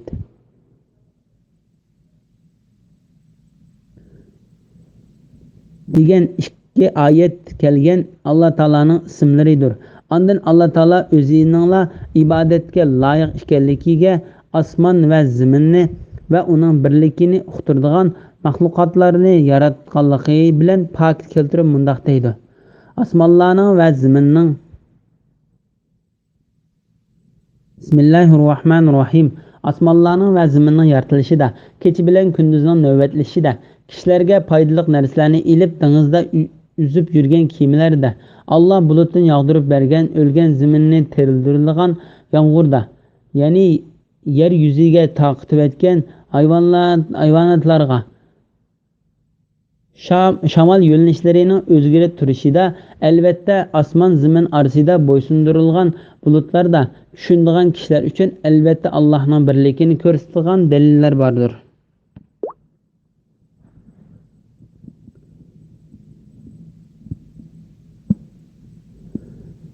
Allah Taala'nın Sure Baqara 164. ayet. Allah Taala'nın birligini uqtiradigan faktlar to'g'risida. Osmonlarning va zaminning yaratilishida, ya'ni osmon o'zining egizligi, chiroyliligi, bo'shligi, kengligi, uning ichidagi harakat qilib turadigan yulduzlarning va turg'un yulduzlarning bo'lishi, ularning o'z o'qi atrofida aylanishida bu zamindagi qattiq yerlar, o'ymonliqlar, tog'lar, cho'llar, jilg'alar, yayloqlar, dengizlar va uning ichidagi kishilar manfaatlagan narsalarning bo'lishida tushunadigan kishilar uchun albatta Allohning birligini ko'rsatadigan dalillar bordir. Kecha bilan kunduzning navbatlashida, ya'ni birining o'rniga yana birining ozroqmi kechikib qolmay, sistemli holatda kelib bo'lishida tushunadigan kishilar uchun albatta Allohning birligini ko'rsatadigan dalillar bordir. Allah Taala bu vaqtda mundaq deydi: kunning oyga yetilishi, ya'ni ikkisining jam bo'lishi qilishi, kechining kunduzdan eshib ketishi, ya'ni vaqt kelmasdan kunduzning o'rnini ilishi, ya'ni mumkin emas. Har biri falakda uzib turadigan Sura Yasin 40. oyat nomor qismi. Kech kunduzning gahi uzrab, gahi qisqaradiganligi haqida Allah Taala mundaq deydi: Allah kechini kunduzga kirgizadi, kunduzni kecha kirgizadi. Shuning bilan kech kunduzning uzun qisqa bo'lishi joylar fasllar bo'yicha navbatlashib turadi. Sura Fatir 13. oyat nomor qismi. Kishilarga foydali narsalarni ilib dengizda uzib yurgan kiyimlarda, ya'ni kishilarning manfaati uchun kiyma dengizning bu tarafidan u tarafiga bir narsa yutkishi uchun dengizning bo'ysundirib berganligida, Allah bulutdan yağmur yağdırıp bergen, ölgen zaminni tirildirdigan yağmurda Allah Taala bu vaqtda mundaq deydi: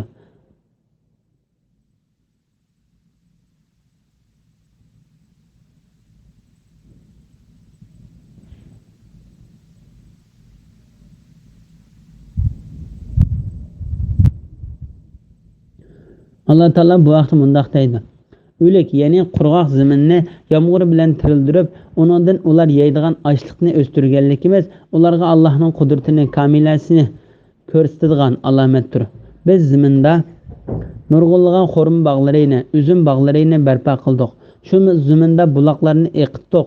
Ular uning, ya'ni bog'larning mevasini yesin. Bu mevalarni ularning qo'llarida yaratgan emas. Ular Allohning ne'matlariga shukr qilmamdi. Allah bütün ayıp noksanlardan paktor. O bütün şeylerini cüp yarattı. Ziminde önüp çıkılan narsalarının, ularının özlerinin ve ular bilmeydiğin narsalar, yani acayip mahlukatlarının hemmesinin cüptü vardır. Yeryüzüge tarqıtıb etken hayvanatlarda, yani ularının şekillerinde, rengleri, insanlara kildiğen menfaatleri, çoğunluğu ve küçüklüğü, birinin yani biriyle okşumaydıqanlıqıyla Allah Taala'nın bularının hemmesini bilip durucudur ve ularga rızık verip turg'uchidir. turg'uchi ekanligida, Alloh taolo ularning ishidan hech bir narsa yo'shirib bo'lolmaydiganligida tushunadigan kishilar uchun albatta Allohning birligini ko'rsatadigan dalillar bordir. Alloh taolo bu vaqt mundoq deydi: yer yuzidagi hayvonlarning hammasiga rizq qilib berishni Allohdan marhamat yuzidan ustiga olgan. Alloh ularning turar joyini va o'lgandan keyin ko'miladigan joyini biladi. Ularning hammasi ro'shan kitobda. Ya'ni u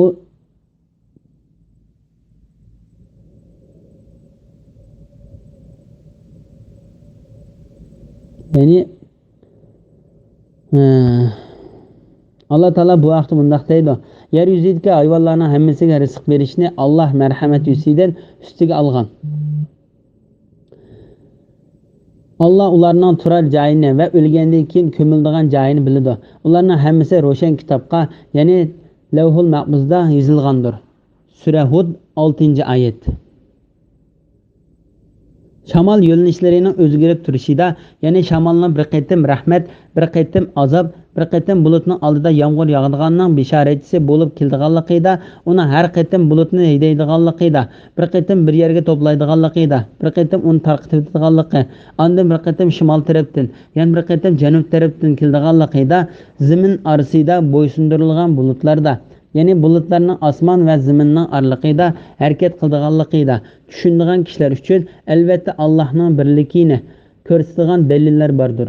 Ya'ni yuqoridan boshlab bu yerga kelguncha so'zlangan barliq narsalarni Alloh taolaning borligini va birligini bildiradigan po'latdek mustahkam dalil isbotlari bordir.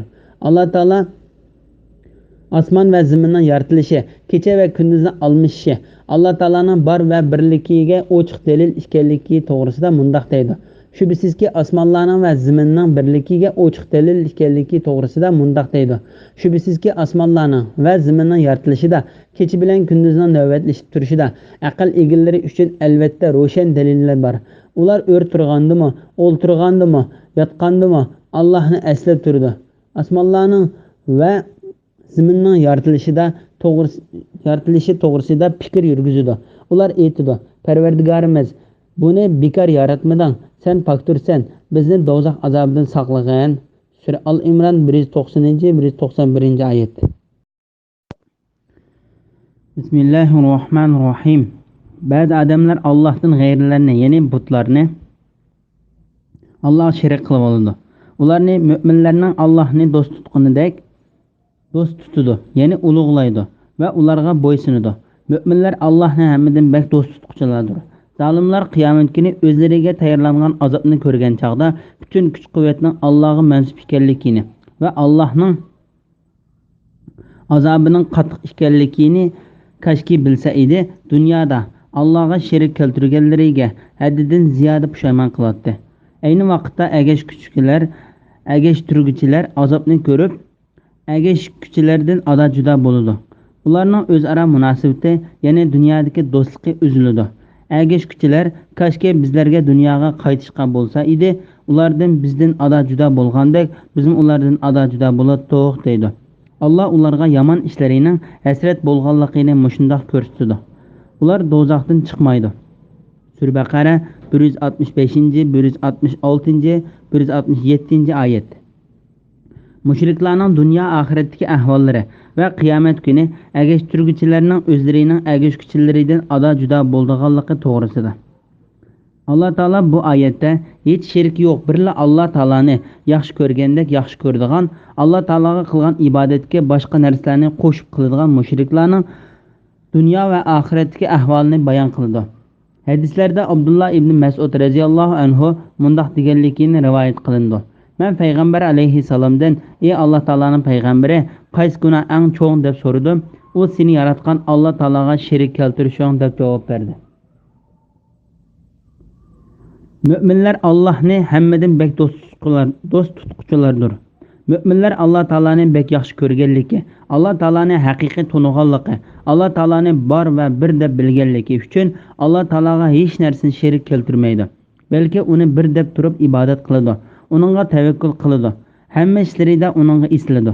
Ondan Alloh taolo o'zlariga zulm qilgan mushriklarga tahdid silib mundoq deydi: Zalimlar qiyomat kuni o'zlariga tayyorlangan azobni ko'rgan chaqda bütün kuch-quvvatning Allohga mansub ekanligini va Allohning azobining qattiq ekanligini kashki bilsa edi, dunyoda Allohga sherik keltirganliklariga haddidan ziyoda pushaymon qiladi. Ya'ni ular tetiydigan narsani o'zlarining sherik keltirganligi va kufrlik qilganligi uchun qiyomat kunida o'zlariga bo'ladigan qo'rqinchli qattiq azobni bilgan bo'lsa edi, ular o'zlarining ozg'unligidan cho'qim yonatdi.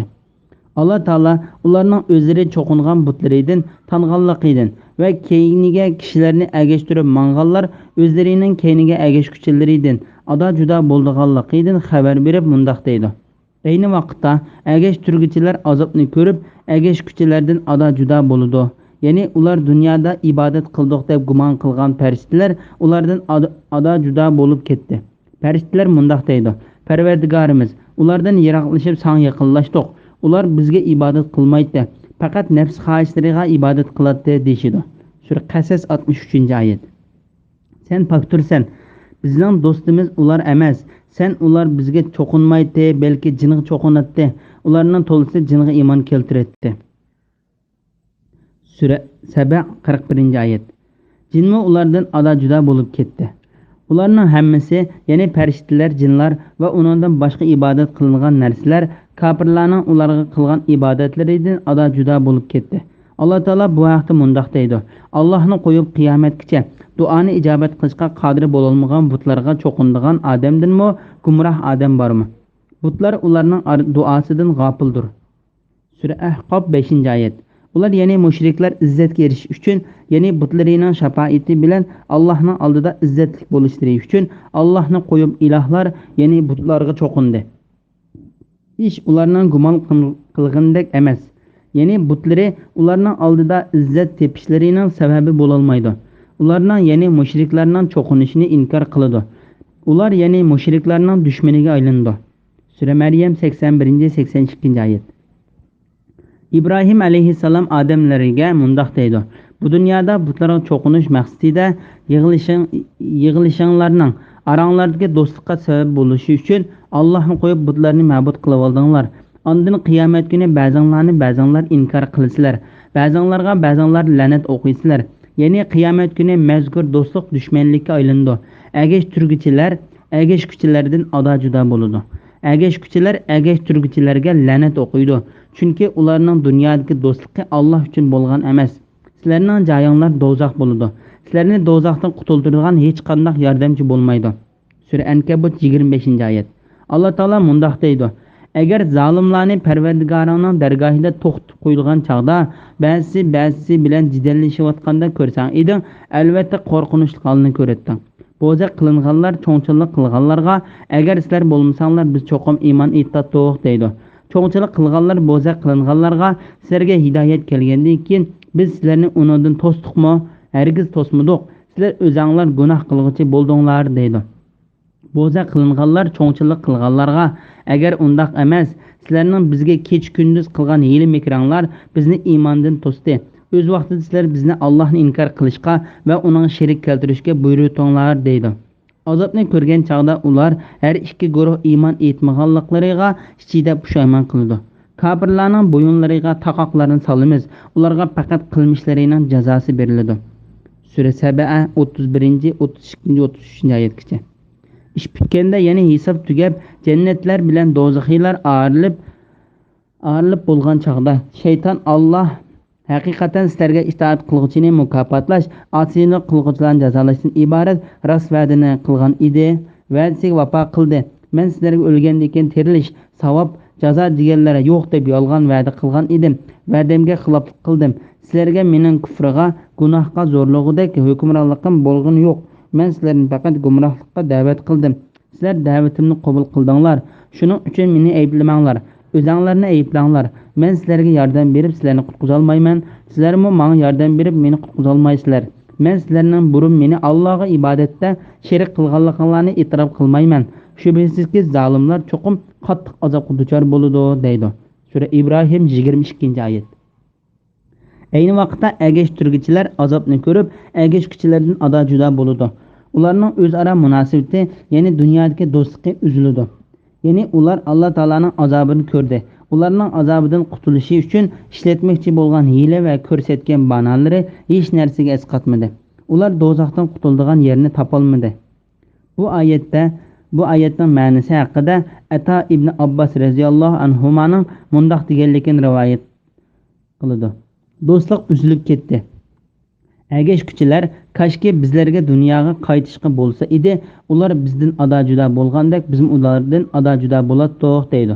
Ya'ni bizga agashgan kishilar dunyoga qaytish bo'ldigan bo'lsa, bizmi ulardan va ularga ibodat qilishdan ado juda bo'lib, ularga qarabmi qo'ymaydiq, balki biz ibodatni faqat Alloh taologa qiladiq deydi.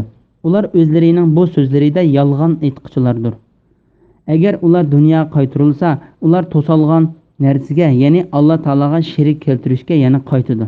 Alloh ularga yomon ishlarining hasrat bo'lganligini mushundoq ko'rsatdi. Ya'ni bekor bo'lib ketdi. Alloh taolo bu vaqtda ya'ni kofirlarning qilgan amallarining oxirgi hisobda bekor bo'lib ketadiganligini to'g'risida mundoq deydi. Biz ularning qilgan yaxshi amallarini bir taraf qilib, uni uchib yurgan to'zonda qilib o'tamiz. Ya'ni ular iymonsiz bo'lganlikdan qilgan yaxshi amallarini yo'q chiqaramiz. Sura Furqon 23-oyat. Parvardigorini inkor qilganlarning qilgan yaxshi amallari bo'ronli kunda shamol uchib ketgan bir döv kulga o'xshaydi. Sura Ibrohim 18-oyatning bir qismi. Kofirlarning yaxshi amal deb o'ylagan amallari bayovondagi sarrafga o'xshaydi. Tashna odam uni suv deb gumon qiladi. Uning yeniga kelsa hech narsa ko'rinmaydi. Ya'ni suv ko'rmaydi. U Allohning o'z amalining yenida ko'z turg'ichi ekanligini bayqaydi. Alloh uning qilmishiga tegishli jazo berdi. Alloh tez hisob olg'uchidir. Sura Nur 39-oyat. Ularning qilgan amallari bekor bo'lib ketganligi uchun Alloh taolo mundoq deydi. Ular do'zaxdan chiqmaydi. Bismillahirrohmanirrohim. Ey insonlar, yer yuzidagi halol pokiz narsalardan yanglar, shaytonning yo'llariga agashmanglar, chunki shayton sizlarga ochiq dushmandir. Shayton sizlarni haqiqatan yomonliklarga, qabih gunohlarga va Alloh nomidan yolg'ondan Alloh sizlarga halol qilgan narsalarni harom deb, harom qilgan narsalarni halol deb, sizlar bilmaydigan narsalarni aytishga buyurdi. Sura Baqara 168-169-oyat. Halol narsani yeyishga buyurish va shaytonning yo'llariga agishishdan to'sish to'g'risida. Alloh taolo yuqorida o'zidan boshqaga ibodatga loyiq bir zotning yo'qligini, u o'zining butun osmon, zamin va boshqa mahluqotlarni yaratganligini bayon qilib, bu yerda u butun mahluqotlarga rizq beruvchi ekanligini bayon qilishga boshladi. Alloh taolo zamindagi narsalardan o'z tarafidan halol qilingan, badan va aqlga ziyon qilmaydigan, ko'ngilda shak keltirmaydigan pok narsalardan yeyishni buyurganligini bayon qiladi. Islom kelishdan burungi zamonda o'ziga agashgan kishilarga xatoni chiroyli ko'rsatib, bir necha xil hayvonlardan foydalanishni harom qilish orqali ularni ozdirib o'tgan, shaytonning yo'llariga agishishdan to'sidi. Shaytonning kishilarga halol narsani harom qilganlik to'g'risida payg'ambar alayhissalom mundoq deydi. Alloh taolo men bandalarimga bergan hamma mol-mulk ularga haloldir. Men bandalarimni to'g'ri dinda qilib yaratdim. Ondan ularning yeniga shayton kelib, ularni o'zlarining dinidan ozdirib o'tdi. Ularga men halol qilib bergan narsani harom qildi deydi. Chunki shayton sizlarga ochiq dushmandir. Bu uningdan, ya'ni shaytondan ogohlantirishdir. Alloh taolo shaytondan ogohlantirishni mundoq deydi. Shaytondan ogohlantirib mundoq deydi. Shayton haqiqatan sizlarga dushmandir. Uni dushman tutinglar. Shayton o'zining tavallarini ahli do'zaxdan bo'lishga chaqiradi. Sura Fatir 6-oyat. Meni qo'yib iblisni va uning avlodini do'st qilib olamsizlar, holbuki ular sizlarga dushmandir. Iblis zolimlar uchun nima degan yomon bedel. Ya'ni Allohga ibodat qilishning o'rniga shaytonga cho'qinish nima degan yomon. Sura Kaf 50-oyatning bir qismi. Shaytonning yo'llariga agashmanglar, chunki shayton sizlarga ochiq dushmandir. Bu oyatning ma'nosi haqida Qato va Sudi mundoq deydi. Alloh taolaning dargohiga har qanday gunoh ish shaytonning yo'llari hisoblandi. Ibn Hamid Ibn Abbos radhiyallohu anhumaning mundoq deganligini rivoyat qiladi. Ochiqida qasam ichsa yoki nazr qilsa, ya'ni falon ish mundoq bo'lsa, men mundoq qilaman desa, bu shaytonning yo'llaridan hisoblandi. Buning kafarati qasamning kafaratiga o'xshash bo'ladi. Shayton sizlarni haqiqatan yomonliklarga, qabih gunohlarga va Alloh nomidan yolg'ondan Alloh sizlarga halol qilgan narsalarni harom deb, harom qilgan narsalarni halol deb, sizlar bilmaydigan narsalarni aytishga buyuruydi. Ya'ni sizlarning dushmaninglar bo'lgan shayton yomon ishlarni qilishga buyuruydi. Bu ishlarning yomonroqi zinoga o'xshash gunoh ishlardir. Buningdan eng yomoni bilmay turib Alloh taolaning nomida halolni harom, haromni halol deyishdir. Bu oyatning hukmiga har qanday kafir va islomda bo'lmagan ishlarni paydo qiladigan bidatxo'rlar kirdi. Bismillahirrohmanirrohim. Har qachon ularga, ya'ni mushriklarga Alloh nazil qilgan narsaga, ya'ni Alloh payg'ambariga nazil qilgan vahiyga, Qur'onga ergishinglar deyilsa, ular yo'q, ota-bovularimizdan qolgan dinga ergishimiz deyishidi. Ota-bovullardan hech narsani tushunmagan va to'g'ri yo'lda bo'lmagan tursa, ya'ni ularga ergishamdi. Kafirlarni hidoyatga da'vat qiluvchi xuddi ma'nosini tushunmay tavushini va nidonini anglaydigan chahar paylarni chaqirgan odamga o'xshaydi. Kafirlar haqni anglashdan g'astur, haqni so'zlashdan g'achidir, haqni ko'rishdan ko'rdir. Ular vaz nasihatni tushunmaydi. Sura Baqara 170-171 oyat. Ota bovisining yo'llariga ergashuvchi mushriklar to'g'risida. Bu oyatda Alloh taolo tarafidan mushriklardan bo'lgan kafirlarga sizlar Alloh taolo payg'ambariga nazil qilgan narsaga ergishinglar, ozg'unlik va jahillikni tashlanglar deyilsa, ular javoban azaldan tartib ota-bovlarimiz ibodat qilib kelgan butqa ibodat qilishdan iborat ota-bovlarimizning yo'llariga ergishimiz deydi.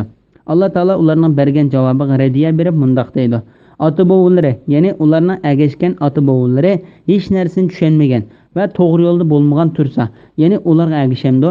Ya'ni ular bir narsani tushunmagan va to'g'ri yo'l topmagan tursa, ya'ni ularga ergishamdi. Ibn Ishaq ibn Abbas radhiyallohu anhumani mundoq deganligini rivoyat qiladi. Bu oyat payg'ambar alayhissalom islomga kirishga chaqirgan. Ondan ular biz ota-bovlarimiz qilib kelgan yo'lga ergishimiz deb javob bergan yahudiylar haqida tushgan. Mushriklarning hayvonga o'xshash ekanligi to'g'risida. Kafirlarni hidoyatga da'vat qiluvchi xuddi ma'nosini tushunmay tavushini va nidonni anglaydigan chahar paylarni chaqirgan odamga o'xshaydi. Ya'ni ular to'g'ri yo'ldan chetnab ketishda, ozg'unlikda va nodonlikda yayloqda o'tlayotgan egizayda mangmoqchi bo'lib tovlasa, faqat uning ovozini anglashdan boshqa hech narsani tushunolmaydigan hayvonlarga o'xshashdir. Bu so'z nurg'unlagan olimlardan rivoyat qilindi. Alloh taolo bu vaqtda mundoq deydi: oxiratga ishonmaydiganlar o'g'ilni yaxshi ko'rib, qizni yomon ko'rish, xotin o'g'il tug'sa xushol bo'lib, qiz tug'sa achchiq kelish, ar-nomusdan va kambag'allikdan qo'rqib, qizlarni terik ko'mishga o'xshash yomon sifatlarga ega. Sura Nahl 60-oyatning bir qismi. Kafirlar haqni anglashdan g'astur, haqni so'zlashdan g'achidir, haqni ko'rishdan ko'rdir. Ya'ni ular haqni anglashdan g'as, uni so'zlashdan g'acha, uning yo'llarini ko'rishdan ko'rdir. Ular mazza-sahat tushunmaydi. Ya'ni ular hech narsani o'ylab uning tagiga yetolmaydi. Bismillahirrohmanirrohim. Ey mu'minlar, biz sizlarni rizqlantirgan halol narsalardan yanglar. Agar Allohga ibodat qiladigan bo'lsanglar, Allohga, ya'ni Allohning had hisobsiz ne'matlariga shukr qilinglar. Alloh sizlarga o'zi o'lib qolgan hayvonni, qonni, cho'shqa go'shini, Allohdan g'ayrining, ya'ni butlarning nomi aytilib bo'g'izlangan hayvonni yeyishni harom qildi.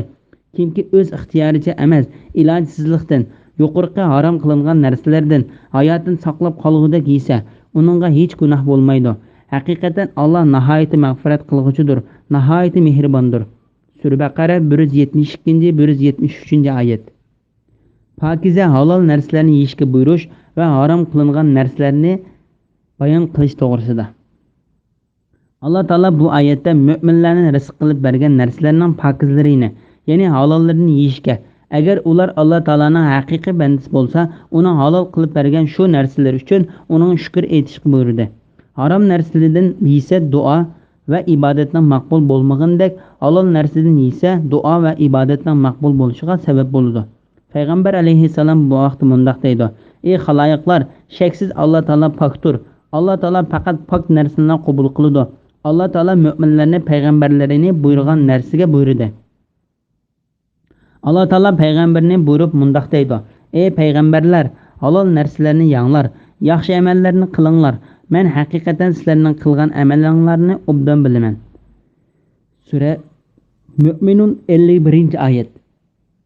Alloh taolo mu'minlarni buyurib mundoq deydi: ey mu'minlar, biz sizlarni rizqlantirgan halol narsalardan yanglar. Agar Allohga ibodat qiladigan bo'lsanglar, Allah'a, ya'ni Allohning haddi hisobsiz ne'matlariga shukr qilinglar. Ondan payg'ambar alayhissalom uzun safar qilgan, chachlari chuvoq, to'pi bosgan holatda ikki qo'lini osmonga suzib, ey Parvardigorim deb cho'l bayovonda yurgan bir kishining holini bayon qiladi. Uning yemek içmeki ve kiymeki haramdan kelgan ve haramdan g'izolangan tursa, uning duosi qandoq ijobat bo'lsin deydi. Alloh taolo ularga rizq ato qilganligini va ularni uning pokizin yeyishga buyurganligini bayon qilgandan keyin ularga urib o'ldirilgan, bo'g'ib o'ldirilgan, egiz yerdan yiqilib o'lgan, boshqa hayvonlar tarafidan usib o'ldirilgan ve yirtqich hayvonlar tarafidan o'ldirilgan hayvonlar, ya'ni bo'g'izlanmasdan yuqoridagi sabablar bilan o'zi o'lib qolgan hayvonlardan boshqa bir narsani harom qilmaganligini bayon qildi. Alloh taolo dengiz hayvonlaridan o'zligidan o'lib qolganlarning halollik to'g'risida alohida bayon qilib mundoq deydi. Sizlarning va yo'lovchilarning manfaatlanishi uchun sizlarga dengiz hayvonlaridan, dengizdan chiqadigan yemekliklarni halol qilindi. Sura Maida 96-oyatning bir qismi. Bu vaqtda payg'ambar alayhissalom mundoq deydi: dengizning suvi pokiz, o'lib qolgan hayvonlari haloldir. İmam Şafii, Ahmed ibn Majah ve Davruqutni qatorliqlar İbn Ömer radhiyallohu anhuning mundoq deganligini rivoyat qiladi. Bizga ikki xil o'zi o'lib qolgan hayvon va ikki xil qon bo'lsa, jigar bilan taldir. Ya'ni ikki xil qon halol qilindi. Ikki xil hayvon bo'lsa, beliq bilan chigitkidir. Ikki xil qon bo'lsa, jigar bilan taldir. Bununla münasebetlik meseleler Allah Teala halisa aldığımız keledi. İmam Şafii ve başkalarının karşıca ölüknün sütü ve onun içindeki tuhumu necistir. Ve onun sütünün kaymakları mı necistir diye meşhur rivayet var. Sahabalarının otperest kafirlerinin kaymakıydan yegenlikki Şafii mezhebiyetlerinin ölüknün sütünün kaymakı necis diyen sözüge karşıdır. İmam Majah Salman radhiyallohu anhu mundoq deganligini rivoyat qildi. Payg'ambar alayhissalom seriq mayning, qaymoqning va yov eshakning hukmida so'ralganda u halol degan. Alloh taolo o'zining kitobida, ya'ni Qur'onda halol qilgan narsa harom degan. Alloh taolo o'zining kitobida harom qilgan narsa, Alloh taolo halolmi qilmagan va harommi qilmagan narsa. Alloh taoloning kechirib o'tgan narsalarning qatoridan. Ya'ni onundan foydalansa hech qanday gunoh yo'q deb javob berdi. Ya'ni hukm so'ralgan narsalarni Alloh taolo Qur'onda halolning qatoridan yoki haromning qatoridan keltirmadi. O Alloh taolo ishlasanglar bo'ladi deb yo'l qo'ygan narsalarning qatoridan sanaldi. Shuningdek Alloh taolo musulmonlarga cho'shqining go'shini va yeg'ini mayli o'g'in bo'g'izlansin yoki o'zi o'lib qolgan bo'lsin harom qildi. Ya'ni Alloh taolaning nomi bilan emas, butning va uningdan boshqa narsalarning nomi bilan bo'g'izlangan narsaning go'shini harom qildi.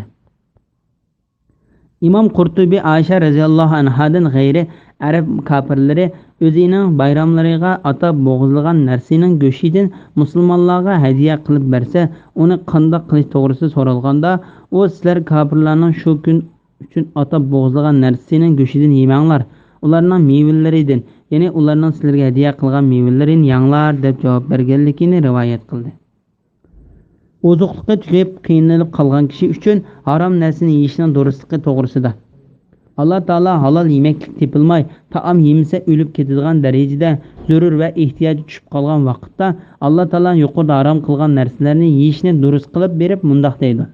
Kimki o'z ixtiyoricha emas, ilojsizlikdan yuqorqi harom qilingan narsalardan hayotini saqlab qolgudek yesa, ya'ni jinini saqlab qolgudek, qo'rsqini bir to'yg'izib olmagudek yesa, uningga hech gunoh bo'lmaydi. Ya'ni uning yeganligiga hech gunoh bo'lmaydi.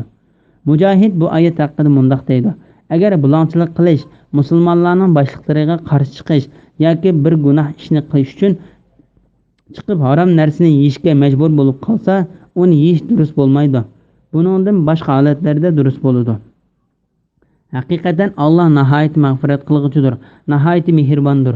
O'zining halol taomi yo'q qiynalib qolgan odam o'z o'lib qolgan hayvon bilan boshqa birisining yeyishga bo'lgan narsalarini egisining ruxsatsiz olgan bo'lsa, bu ishga haromdan, ya'ni o'z o'lib qolgan hayvon va egisidan ruxsatsiz elingan, lekin yeyishga bo'lgan narsada qaysini yesa durust bo'ladi. Bundaq ahvolda o'z o'lib qolgan hayvonni yeyish durust emas. balki u hech ikkilanmasdan boshqalarning yeyishga bo'lgan narsalarini yesa durust bo'ladi. Bu vaqtda Ibn Majah Ubad ibn Shurahbilning mundoq deganligini rivoyat qildi. Bir yili bizga ocharchilik yetdi. Men Madinaga kelib bir boqqa kirdim. Ondan bir boshoqni ilib uni uvab yedim va xaltamga oldim. Keyin bog'ban kelib meni urib kiyimimni ilib oldi. Men payg'ambar alayhisalomning yoniga kelib bo'lgan ishni unga so'zlab berdim. Payg'ambar alayhisalom shu kishiga u och tursa unga taom bermading va bilimsiz tursa bilim o'gitib qo'ymading dedi. Onda mening kiyimimni qaytarib berishga va taomdan berishga buyurdi. Bu vaqtdagi hadislarning ichida Amr ibn Shuaybning muno hadisim bor. Payg'ambar alayhisalomdan daraxtdagi mevani yeyis qandoq bo'lganligi to'g'risida so'raldi. Payg'ambar alayhisalom hojatmand kishidan birisi mevadan qochiga qochilmasdan, ya'ni uningdan bir narsaga qochilib elib chiqib ketmasdan o'ltirib yesa uningga hech gunoh yo'q deb javob berdi. Haqiqatan Allah nihoyat mag'firat qilg'uchidir, nihoyat mehribondir. Bu oyatning ma'nosi haqida Said ibn Jubayr mundoq deydi: Haromdan yegan narsani kechirib etguchi, hojat bo'lib qolgan chaqda haromni halol qilib berish bilan rahim qilg'uchi deganlik bo'ladi. Masruhning mundoq deganligi rivoyat qilindi. Bir kishi halol bir narsa yo'q ahvolda haromni yeb ichishga majbur bo'lib qilib, uni yemay va ichmay ochlikda o'lgan bo'lsa, do'zaxga kiradi. Uning do'zaxga kirishi Alloh taolo uni muhtoj bo'lib qolganda harom bo'lsin yeb jonni qutuldirishga buyurganlik uchundir. U Alloh taoloning shu buyrug'iga bo'ysunmaganlik uchun do'zaxga kirishga loyiq bo'ladi. Bismillahirrohmanirrohim. Allah kitobda, ya'ni Tavratda nazil qilgan narsalarni yo'shirdigan va uni ozg'in pul sotadiganlarning qarniga yegini faqat o'tdir. Chunki ularning yegan shu harom mili ularni do'zaxga ilib bordi. Qiyomat kuni Alloh ularni xushal qiladigan so'z qilmaydi. Ularni gunohlaridan poklamaydi. Ular qattiq azobga duchor bo'ladi. Ana shular hidoyatni gumrohlikqa, mag'firatni azobga, ya'ni jannatni do'zaxga tegishdi. Ular do'zax azobiga nima degan chidamliq. Bu qattiq azob shuning uchunki Alloh haqiqatan haq kitobni, ya'ni Tavratni nazil qildi. Ular Tavratdagi narsalarni yo'shirdi va o'zgartirib etdi. Kitob to'g'risida ixtilof qiluvchilar cho'nqur nizodidir. Sura Baqara 174, 175, 176 oyat. Yahudiylarning Alloh taolo tushirgan narsani yo'shirganlik uchun ayblanganlik to'g'risida. Allah kitobda, ya'ni Tavratda nazil qilgan narsalarni yo'shirdigan va uni ozg'in pulga sotadiganlarning qarniga yegini faqat o'tdir. Chunki ularning yegan shu harom mili ularni do'zaxga ilib bordi. Ya'ni Yahudiylar o'zlarining kitoblaridagi payg'ambar alayhisalomning haqiqiy payg'ambar ekanligiga guvoh bo'ladigan sifatlarini yo'shirdi. Chunki agar Yahudiylar payg'ambar alayhisalomning sifatlarini oshkorlab qo'ysa, kishilarning o'zlarini tashlab uning agishib ketishidan, o'zlarining boshqa ustidagi hukmronligining ojizlab qilishi, shundaqla arablarning ularni cho'ng bilib, ularga beriladigan sovg'atlardan mahrum qilishidan qo'rqishdi. Shunga har narsani yo'shirishga urinadi. Ular buning bilan kichikkin foydaga o'zlarini sotdi. Ular shu kichikkin foydaga to'g'ri yo'lni, haqiqatga ergashishni, payg'ambar alayhisalom va u Alloh taolo tarafidan elib kelgan narsaga ishonishni tegishdi. Shuning bilan ular dunyo va oxiratda ziyon tortdi. Ularning dunyoda ziyon tortishi shundan iboratki, ishlar ularning o'ylaganlaridek bo'lmay, Alloh taolo nihoyat ochiq va keskin pokit isbotlarni keltirish orqali bandalariga payg'ambar alayhisalomning haqiqiy payg'ambarligini isbotlab berdi. Yahudiylarning uning agishib ketishidan qo'rqqan kishilar uningga ishonib, payg'ambar bilan birga Yahudiylarning qarashiga urushadigan yordamchilarga aylandi. Ammo oxiratda ziyon tortish Yahudiylar Alloh taolaning g'azabiga hassilab uchirdi. Alloh taolo ularni o'zining kitobida bir necha yerda aybladi. Tövendagi oyatlar bularning qatoridan. Alloh kitobda, ya'ni Tavratda nazil qilgan narsalarni yo'shirdigan va uni ozg'in pul sotadiganlarning qarniga yegini faqat o'tdir. Chunki ularning yegan shu harom mili ularni do'zaxga ilib bordi.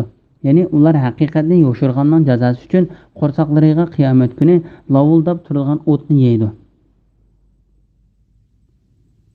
Alloh taolo doim kishilarning qiyomat kuni o't yeydiganlik haqida mundoq deydi: Zulm qilib yetimlarning mol-mulki nahaq yavoldiganlar shubhisizki qo'rsqiga qiyomat kuni yenib turgan o'tni yavolgan bo'ladi.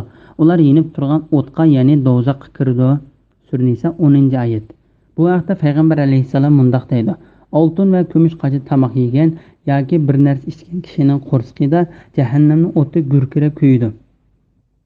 Qiyomat kuni Alloh ularga ularni xushal qilgan so'z qilmaydi.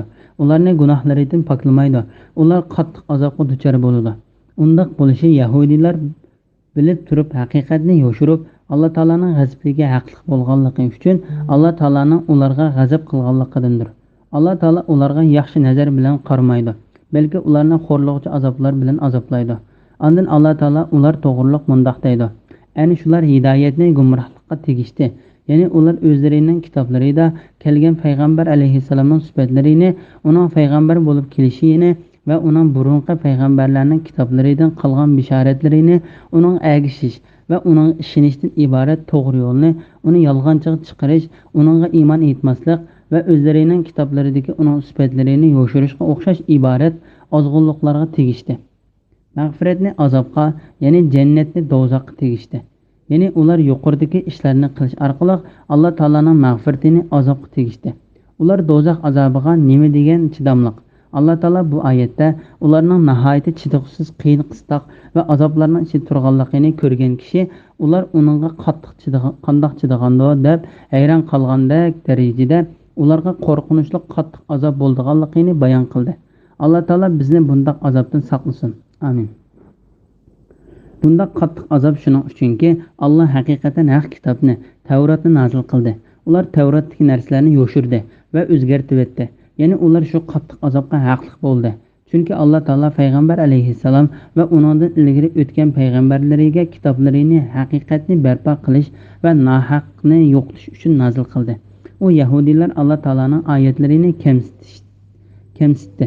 Ularning kitobi ularni bu to'g'risidagi ilmni yoshirmay, uni keng yeyishga buyursimi, uningga ya'ni kitobga xiloflik qilib, uningga ishonmadi.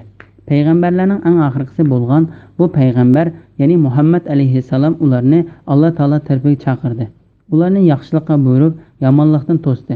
Vaholanki ular uningga ishonmay, qarshilashib uningdan tondi va uning sifatlarini yoshirdi.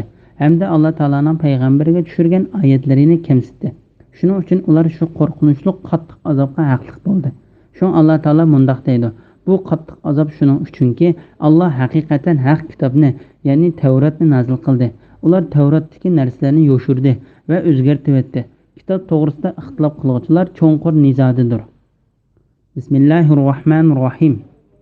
Sizlarning kun chiqqan va kun patgan tarafga yuz keltirishinglarning o'zilar yaxshi amalga yetmaydi.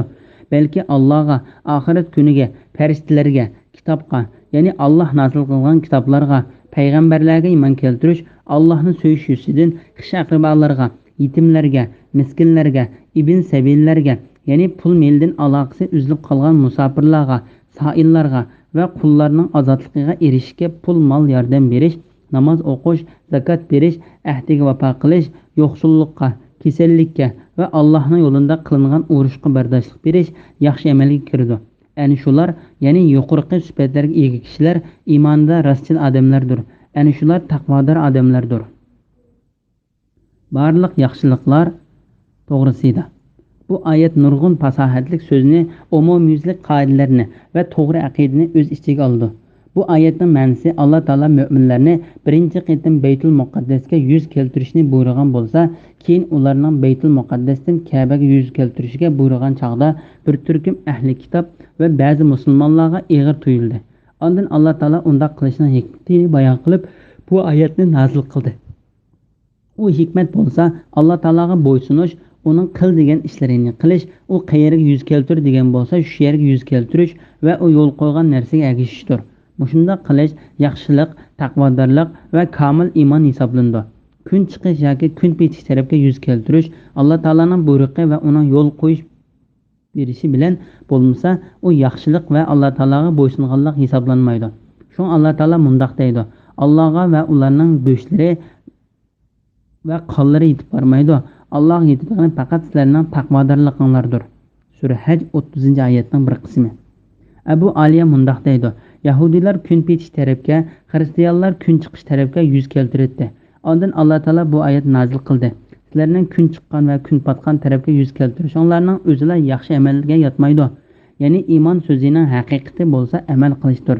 Balki Allohga, oxirat kuniga, farishtalarga, kitobga, ya'ni Alloh nozil qilgan kitoblarga, payg'ambarlarga iymon keltirish. Bu oyatning ma'nosi haqida Imom Sarviy mundoq deydi: Bu oyat butun yaxshiliklarning turlarini o'z ichiga oladi. U nihoyatda to'g'ri aytgan. Chunki bu oyatga ishlar bilan sifatlangan kishi hamma tarafdan islomning ichiga kirgan va butun yaxshilikning jo'g'lanmasini qo'lga keltirgan bo'ladi. U bo'lsa-mu uningdan boshqa ibodatga loyiq zot bo'lmagan bir Alloh taologa farishtalarning borligiga ishonishi. Kitobga, ya'ni Alloh nozil qilgan kitoblarga, bu burunqi payg'ambarlarga tushgan kitoblardan boshlab eng oxirgisigacha, ya'ni butun yaxshilik jo'g'langan dunyo va oxiratning baxt saodatini o'z ichiga olgan, uning tushishi bilan uningdan boshqa kitoblarning hukmini bekor qiladigan va o'zidan burunqi hamma kitoblarni tasdiq qiladigan kitoblarning eng ulug'i bo'lgan Qur'on Karimga bo'lgan kitoblarni Qur'on Karimgacha bo'lgan kitoblarni o'z ichiga oladi. Allah'ın söyüşüsüden xish aqribalarga, yetimlarga, miskinlarga, ibn sabillarga, ya'ni pul melidin aloqasi uzilib qolgan musafirlarga, saillarga va qullarning ozodligiga erishishiga pul mol yordam berish, ya'ni molni yaxshi ko'rib va uning qiziqib turib kishilarga berganlarini ko'rsatadi. Imom Buxoriy va Muslimning hadisida Abu Hurayraning mundaq rivoyat qilganligini bayon qilindi. Eng yaxshi sadiqa sening sog'-salomat, ehtiyojliq, boy bo'lishni orzu qilib, yo'qsizlikda yetib qilishdan qo'rqib turgan chog'da bergan sadiqangdir. Alloh taolo bu vaqt mundaq deydi: o'zi muhtoj turuqliq miskinga, yetimga, asirga taom berdi. Ular aytadi: sizlarga biz Allohning roziligi uchun taom beramiz. Sizlardan buning badaliga hech qanday mukofot va tashakkur talab qilmaymiz. Sura Inson 8-9 oyatlar. Yaxshi ko'rgan narsanglardan sarf qilmoqcha, ya'ni mollaringlarning yaxshisini sadiq qilmoqcha, hargiz yaxshilikqa, ya'ni jannatga erisholmaysizlar. Sura Al-Imron 92-oyatning bir qismi. Ulardan, ya'ni muhojirlardan Madinada yerlik bo'lgan, iymoni kuchli bo'lganlar, ya'ni ansariylar, yeni hijrat qilib kelganlarni, ya'ni muhojirlarni do'st tutadi.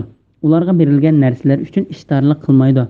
Ular muhtoj turuqliq muhojirlarning manfaatini o'zlarining manfaatidan a'lo biladi. Sura Hashr 9-oyatning bir qismi. Allohning söyüşüsüdən xish aqribalarga, ya'ni er kishining urug' tuqqanlari sadiqa berilishga layoqatli kishilardir. Ularning sadiqaga eng layoqatli kishi ekanligi to'g'risida hadisda mundaq rivoyat qilindi. Boshqa miskinlarga berilgan sadiqa bir sadiqa hisoblandi. Urug' tuqqanlarga berilgan sadiqa ikki sadiqa hisoblandi. Buning biri sadiqa, ya'ni bir tuqqanchilik, ya'ni mehrni yetkazganlik bo'ladi. Shunga sana sening yaxshiligingga va sening bir narsa berishingga eng layoqatli kishilardir. Alloh taolo ularga yaxshilik qilishni buningdan boshqa ko'p joylarda buyurib keldi. Yetimlarga, ya'ni ular balog'at yetishdan va biror ishni qilolg'idek bo'lishdan burun otalari o'lib ketgan, biror tirikchilik yo'li yo'q, ojiz va kichik bolalardir. Abdurazzoq Ali radhiyallohu anhudan payg'ambar alayhissalomning mundaq deganligini rivoyat qildi: bir bola balog'at yetib bo'lgandan keyin yetim hisoblanmaydi. Miskinlarga, ya'ni ular o'zlariga yetarli taom va kiyim-kechak va yotqili yer, ya'ni uy topolmaydigan kishilardir. Bularga o'zlarining hojatiga yetarli bir narsa beriladi. Imom Buxoriy va Muslim Abu Hurayra radhiyallohu anhudan payg'ambar alayhissalomning mundaq deganligini rivoyat qiladi: miskin degan bir tal yoki ikki tal xurmo bilan, bir luqma yoki ikki luqma non bilan qaytariladigan, ya'ni bir tal yoki ikki tal xurmo bersa yoki bir luqma yoki ikki luqma non bersa, shuni elib qaytib ketadigan kishilarning o'ylarini oylanib yuradigan kishi emas. Lekin miskin degan o'zining ehtiyojini qamdash uchun bir narsa topolmaydigan kishilar, uning osh holida ekanligini bilmaydigan kishidir. Ya'ni u shundoq yo'qsul bo'lsa-mu, o'zining yo'qsulligini kishilarga bildirmay, ipiti bilan yashagan kishi bo'lg'achqa, u sadiq qilinishga eng layoqatlidir. Ibn sabillarga, ya'ni pul meldan aloqasi uzilib qolgan musofirlarga, ya'ni bu mol mulk tugab qolgan musofir kishidir. Buningga o'zining yurtiga ketib olgandek bir narsa beriladi. Shuningdek yaxshi, masalan, ilm ilish yoki jihodga berishga o'xshash ishlarni deb safar qilmoqchi bo'lgan kishiga berib kelishga yetarli iqtisod berildi. Ularning ichiga mehmon bo'lib kelgan kishi kirdi. Bu vaqtda Ali ibn Abu Talha ibn Abbas radhiyallohu anhu ma'na mundaq deganligini rivoyat qiladi: mol mulki uzilib qolgan musofir degan musulmonlarning o'ylariga mehmon bo'lib tushgan kishidir. Mehmonning bularning qatoriga kirdiganligi to'g'risida ko'z qarashlar nurg'ulg'an olimlardan rivoyat qilindi. Saillarga, Ya'ni bir narsa so'rg'uchilarga zakat va sadaqa beriladi va qullarning ozodligiga erishishga pul mol yordam berish. Ya'ni xo'jayiniga ma'lum miqdorda pul to'lab o'zini ozod qilish uchun puchgan kishini ko'rsatadi. Namoz o'qish, ya'ni namoz uning ruku, sajda va undan boshqa farz vojiblarini islom dinida ko'rsatilgan bo'yicha qilib o'z vaqtida ado qilish. Zakat berish, molning zakatini berish deganlik bo'ladi. Ahdiga vafo qilish. Bu vaqtda Alloh taolo mundoq deydi: ular Allohning ahdiga, ya'ni Alloh topshirgan ishlarga vafo qiladi, bergan va'dasini buzmaydi. Sura Ra'd 20-oyat. Bu mu'minlarning sifatlari, ammo munofiqlarning sifatlari buning aksidir. Munofiqlarning sifatlari to'g'risida payg'ambar alayhissalom mundoq deydi: munofiqning alomati 3 turli bo'ladi. So'zlasa yolg'on so'zlaydi, va'da qilsa va'dasiga xiloflik qiladi, omonat qo'ysa xiyonat qiladi. Yana bir hadisda mundoq rivoyat qilindi: so'zlasa yolg'on so'zlaydi, ahdi qilsa vafo qilmaydi, munozirlasa yolg'on so'zlar orqali boldir haqdan chetnab ketadi. Yo'qsullikqa, kasallikka va Allohning yo'lida qilingan urushga bardoshlik berish. Ya'ni faqir va kasal bo'lib qolgan vaqtida urushgan va dushmanlar bilan urush qilish uchun uchrashgan vaqtida sabr qilguvchilar. Ana shular yana yuqorqi sifatlarga ega kishilar iymonida rostchil odamlardir. Ya'ni yuqoridan boshlab bu yerga kelguchi bo'lgan sifatlar bilan sifatlangan kishilar o'zlarining iymonlarida haqiqiy rostchil kishilardir. Chunki bular o'zlarining dillaridagi iymonlarini hayotida o'zlarining so'z va amaliyotlari bilan ifodaladi. Ana shular taqvodor odamlardir. Tilga ilingan, o'zlarining iymonlarida rostchil bo'lgan kishilar Alloh taoladan haqiqiy qo'rqadigan kishilardir. Chunki ular harom ishlardan saqlanib, yaxshi ishlarni qildi. Bismillahirrohmanirrohim. Ey müminler, öldürülgenler üçün qisas ilish sizlarga farz qilindi. Hör adam üçün hör adamdan, qul üçün quldan, ayol üçün ayoldan qisas ilindi. Qatil üçün diniy qarindishi tarafidan bir narsa kechirim qilinsa, ya'ni o'ldirilguchining egisi qatildan diyet ilishga rozi bo'lib, qisas ilishdan voz kechsa, o jinoyatchidan diyetni chiroyliqcha talab qilish lozim. Jinoyatchimi diyetni yaxshilikcha, ya'ni kechiktirmasdan, kemaytirib etmasdan to'liq berishi lozim. Bu hukm Parvardigoringlar tarafidan sizlarga berilgan yengiltishdir va rahmatdir. Shuningdek keyin ya'ni diyetni qabul qilgandan keyin chekidan eshib ketgan, ya'ni qatilni o'ldirgan odam qattiq azobga duchor bo'ladi. Ey aql egillari, sizlarga qissasda hayotlik bor. Ya'ni kishi birovni o'ldirgan taqdirda o'ziningmi o'ldirilganligini bilsa, u odam o'ldirilishdan yonadi. Şunun bilan uning o'zimi va o'ldirmoqchi bo'lgan odamni o'lishdan saqlanib qoladi. Nahaq qon to'kishdan saqlanishinglar uchun qisas yo'lga qo'yildi. Sura Baqara 178-179-oyat. Odam o'ldirgan qotildan qisas ilishga buyurish va qisasda bo'lgan foydani bayon qilish to'g'risida. Alloh taolo bu oyatda: ey mu'minlar, Alloh taolaning sizlardan ilgirki kishilarga qisas ilishda to'xtatib bergan qonunidan chetnab ketib, Alloh taolaning hukmini o'zgartirib etganidek, sizlarning Alloh taolaning sizlarga to'xtatib bergan qonunidan chetnab ketmay, ozod kishiga ozod kishi bilan, qulga qul bilan va ayol kishiga ayol kishi bilan qisas ilib, odam o'ldirgan kishidan qisas olgan chog'inglarda odillik qilishinglar farz qilindi deydi. Bu oyatning tushishi sababi bo'lsa, islom kelishdan ilgirki zamonda Qurayz qabilasi bilan Nazir qabilasining oraliqida urush bo'ldi. Nazir qabilasi urushda Qurayz qabilasidan g'olib keldi. Nazir qabilasidan birisi Qurayz qabilasidan bir odamni o'ldirsa, Nazir qabilasidagi kishi yana uni o'ldirganligi uchun o'ldirilmaydi. Ya'ni qisas ilinmaydi. Balki Qurayz qabilasidan o'lgan kishi uchun 100 vasaq xorum to'laydi. O'lcham birligi bo'lib, har bir vasaq taxminan 150 kilogram keladi. Agar Qurayz qabilasidan biri Nazir qabilasidan bir odamni o'ldirib olsa, u Qurayz qabilasidan o'ldirilgan kishi uchun o'ldiriladi. Agar to'lam to'lamoqchi bo'lsa, 200 vasaq, ya'ni 2 to'laydi. Ondan Alloh taolo qisas olganda adillik qilishga, kufrlik va zo'ravonlik yuzasidan Alloh taolaning o'zlariga tushirgan hukmlariga xiloflik qilib, yer yuzida buzg'unchilik ilib borgan kishilarni yo'liga ergashmaslikka buyurib mundoq deydi: ey mu'minlar, o'ldirilganlar uchun qisas ilish sizlarga farz qilindi. Hur odam uchun hur odamdan, qul uchun quldan, ayol uchun ayoldan qisas ilindi. Bu oyatdagi Alloh taolaning hur odam uchun hur odamdan, qul uchun quldan, ayol uchun ayoldan qisas ilindi degan oyatining hukmini jonga jon degan oyat amaldan qoldirgandir. Er kishidan ayol, qul yoki hur kishi uchun qisas ilindi. Ko'pchilik olimlar musulmon kishi kofir uchun o'ldirilmaydi degan ko'z qarashda birlikka keldi.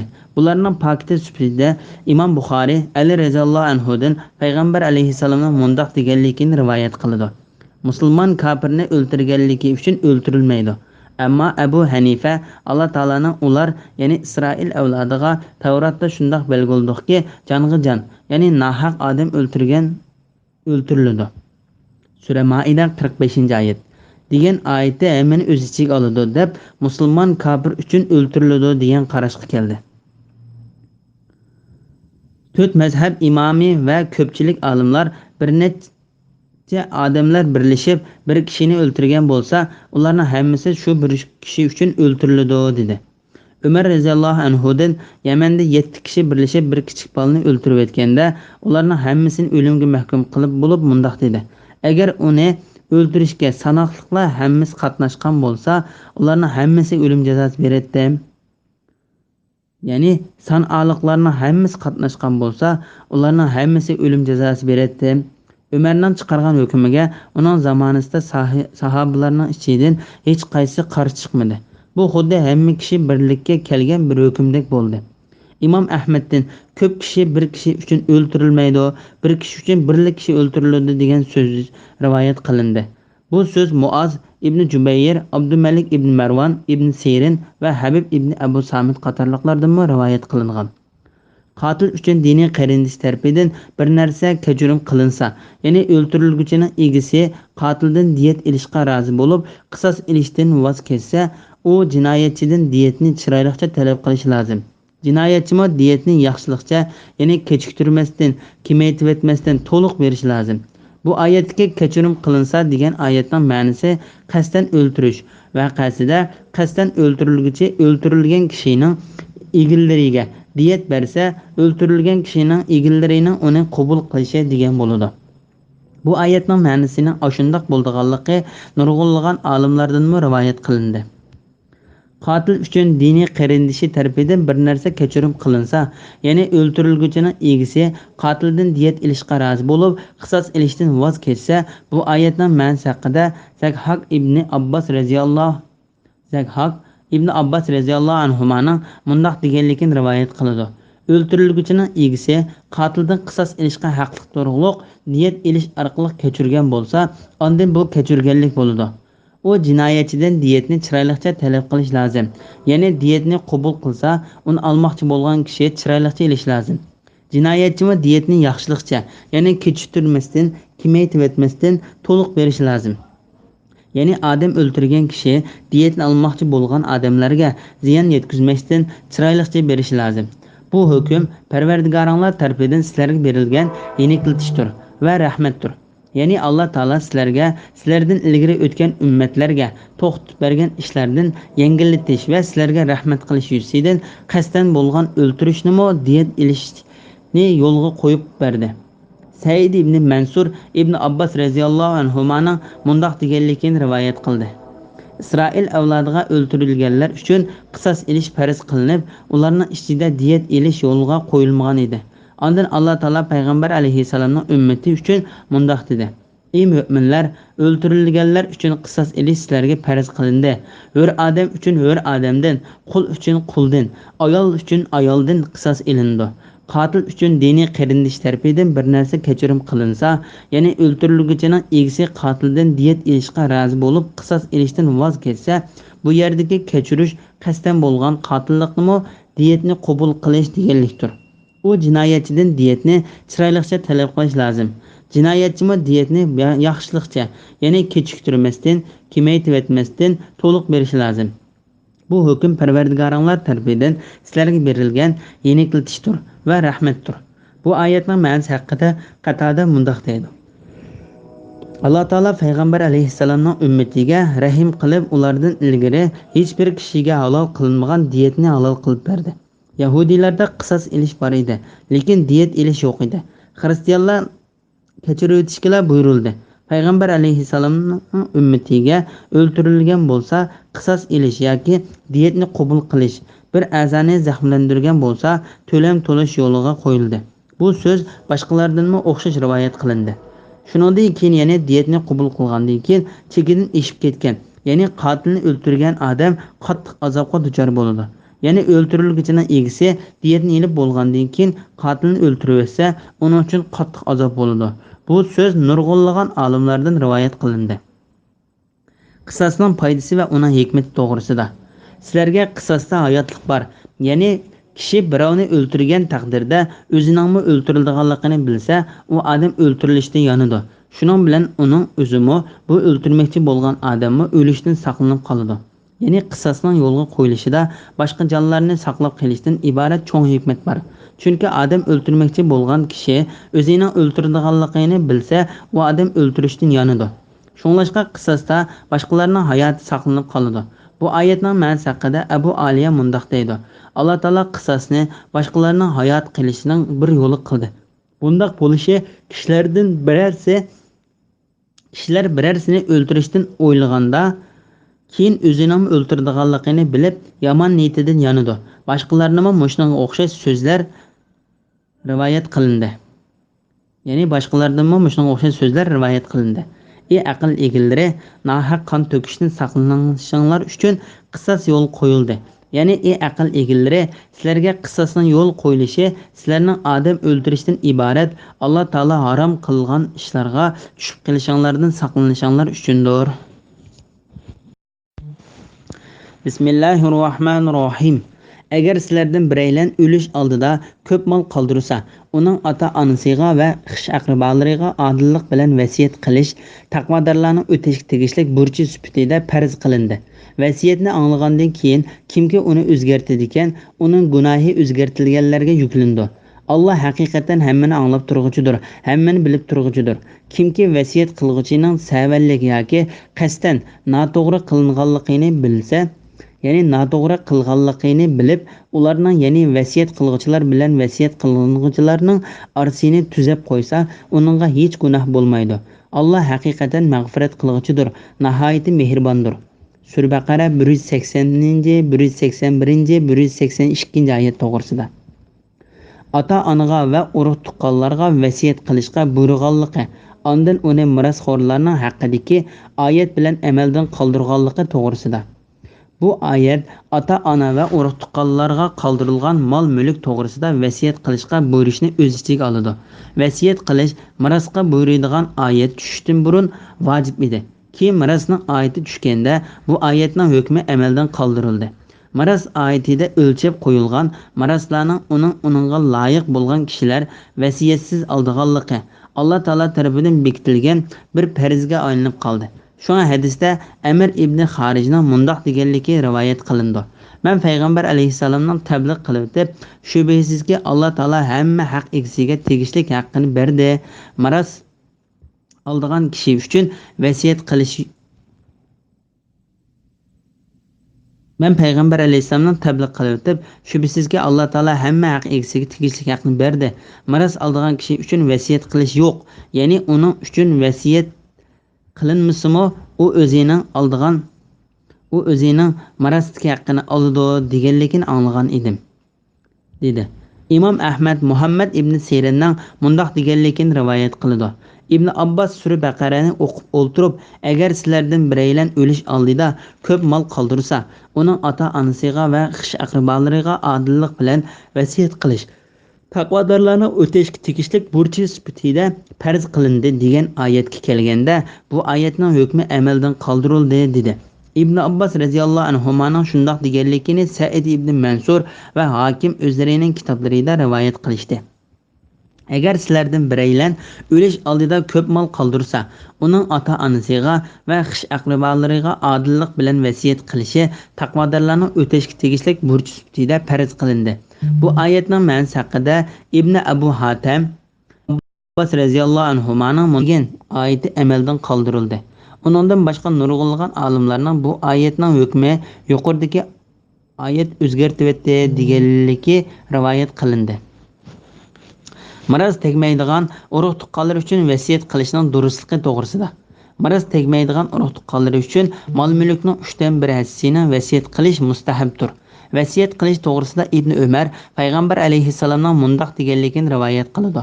Bir narsa vasiyat qilib qoldiray deb o'ylagan musulmonning uni yezib yenida qo'yib qo'ymasdan 2 kechini o'tkazib o'tishi haqqi yo'q. İbn Ömer mundaq deydi. Men bu so'zni payg'ambar alayhissalomdan anglagan vaqtdan boshlab bir kechini o'tkazsam, mening shu kechidagi vasiyatim yezilib turadi. Vasiyatning normal bo'lish to'g'risida. Hadis kitoblarida mundaq deyildi. Said degan sahoba payg'ambar alayhissalomdan: "Ey Allohning payg'ambari, mening melim ko'p. Menga bir qizimdan boshqasi mirosxo'r bo'lmaydi. Uning birli qizi bor edi. Men melimning 3dan 2 hissasini boshqalarga vasiyat qilib qoldirib qo'yaymi?" deb so'radi. Payg'ambar alayhissalom yo'q dedi. O yerimini-chi deb so'radi. Payg'ambar alayhissalom yo'q dedi. O 3dan 1-ni-chi deb so'radi. Payg'ambar alayhissalom 3dan 1 bo'lsin. 3dan 1 mi jiqtur. Sen ballaraڭni kishilardan bir narsa so'raydigan fiqr holatda qo'yib ketguncha boy holatda qo'yib ketganing yaxshi dedi. İmam Buxoriy İbn Abbas radhiyallohu anhumaning mundaq deganligini rivoyat qiladi. Kashki kishilar vasiyat qiladigan mol mulkini 3dan 1ni vasiyat qilishdan 4dan 1 vasiyat qilishga tushirgan bo'lskan. Chunki payg'ambar alayhissalom 3/7-ning 1ni mo jiq degan. Vasiyatdan anglagandan keyin kimki uni o'zgartirdi ekan, uning gunohi o'zgartirilganlarga yuklandi. Alloh haqiqatan hammani anglab turg'uchidir. Hammani bilib turuvchidir.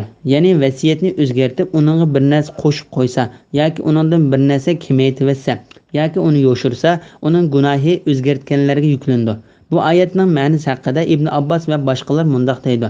Vasiyat qilib qo'yib o'lib ketgan kishiga ajr bo'laverdi. Gunohi vasiyatning miqdorini o'zgartib etgan kishilarga bo'ladi. Alloh haqiqatan hammani anglab turg'uchidir, hammani bilib turg'uchidir.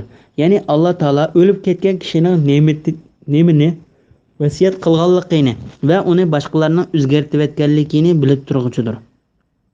Kimki vasiyat qilg'uchining savalligi yoki qasddan noto'g'ri qilganligini bilib, ularning ya'ni vasiyat qilg'uchilar bilan vasiyat qilinuvchilarning orasini tuzab qo'ysa, uningga hech gunoh bo'lmaydi. Alloh haqiqatan mag'firat qilg'uchidir, nihoyat mehribondir. Ibn Abbas, Abu Aliya, Mujahid, Zakhaq, Rabi' ibn Anas va Suddi qatorliqlarmi Alloh taolaning oyatidagi savalligi degan so'zning ma'nosi xatolik degan bo'ladi deydi. Bu vasiyat qilish jarayonida bo'lib qolgan hamma xatoliklarni o'z ichiga oladi. Oyatning ma'nosi, ya'ni vasiyat qilg'uchi qasddan yoki savallik bilan o'z mirosxo'rlaridan birini unutib qolgan yoki biriga mirosni jiq berish vasiyat qilishdek xatolik o'tkazgan bo'lsa, uni tuzatish va islom dinida belgilangan holatga keltirish uchun u vasiyatnomani o'zgartgan kishiga vasiyatnomani o'zgartganligi uchun gunoh bo'lmaydi. Chunki u xatoni tuzatish uchun o'zgartgan bo'ladi. Vasiyat qilganda odillik qilishning fazilati to'g'risida. Abdurazzoq Abu Hurayradan payg'ambar alayhissalomning mundaq deganligini rivoyat qiladi.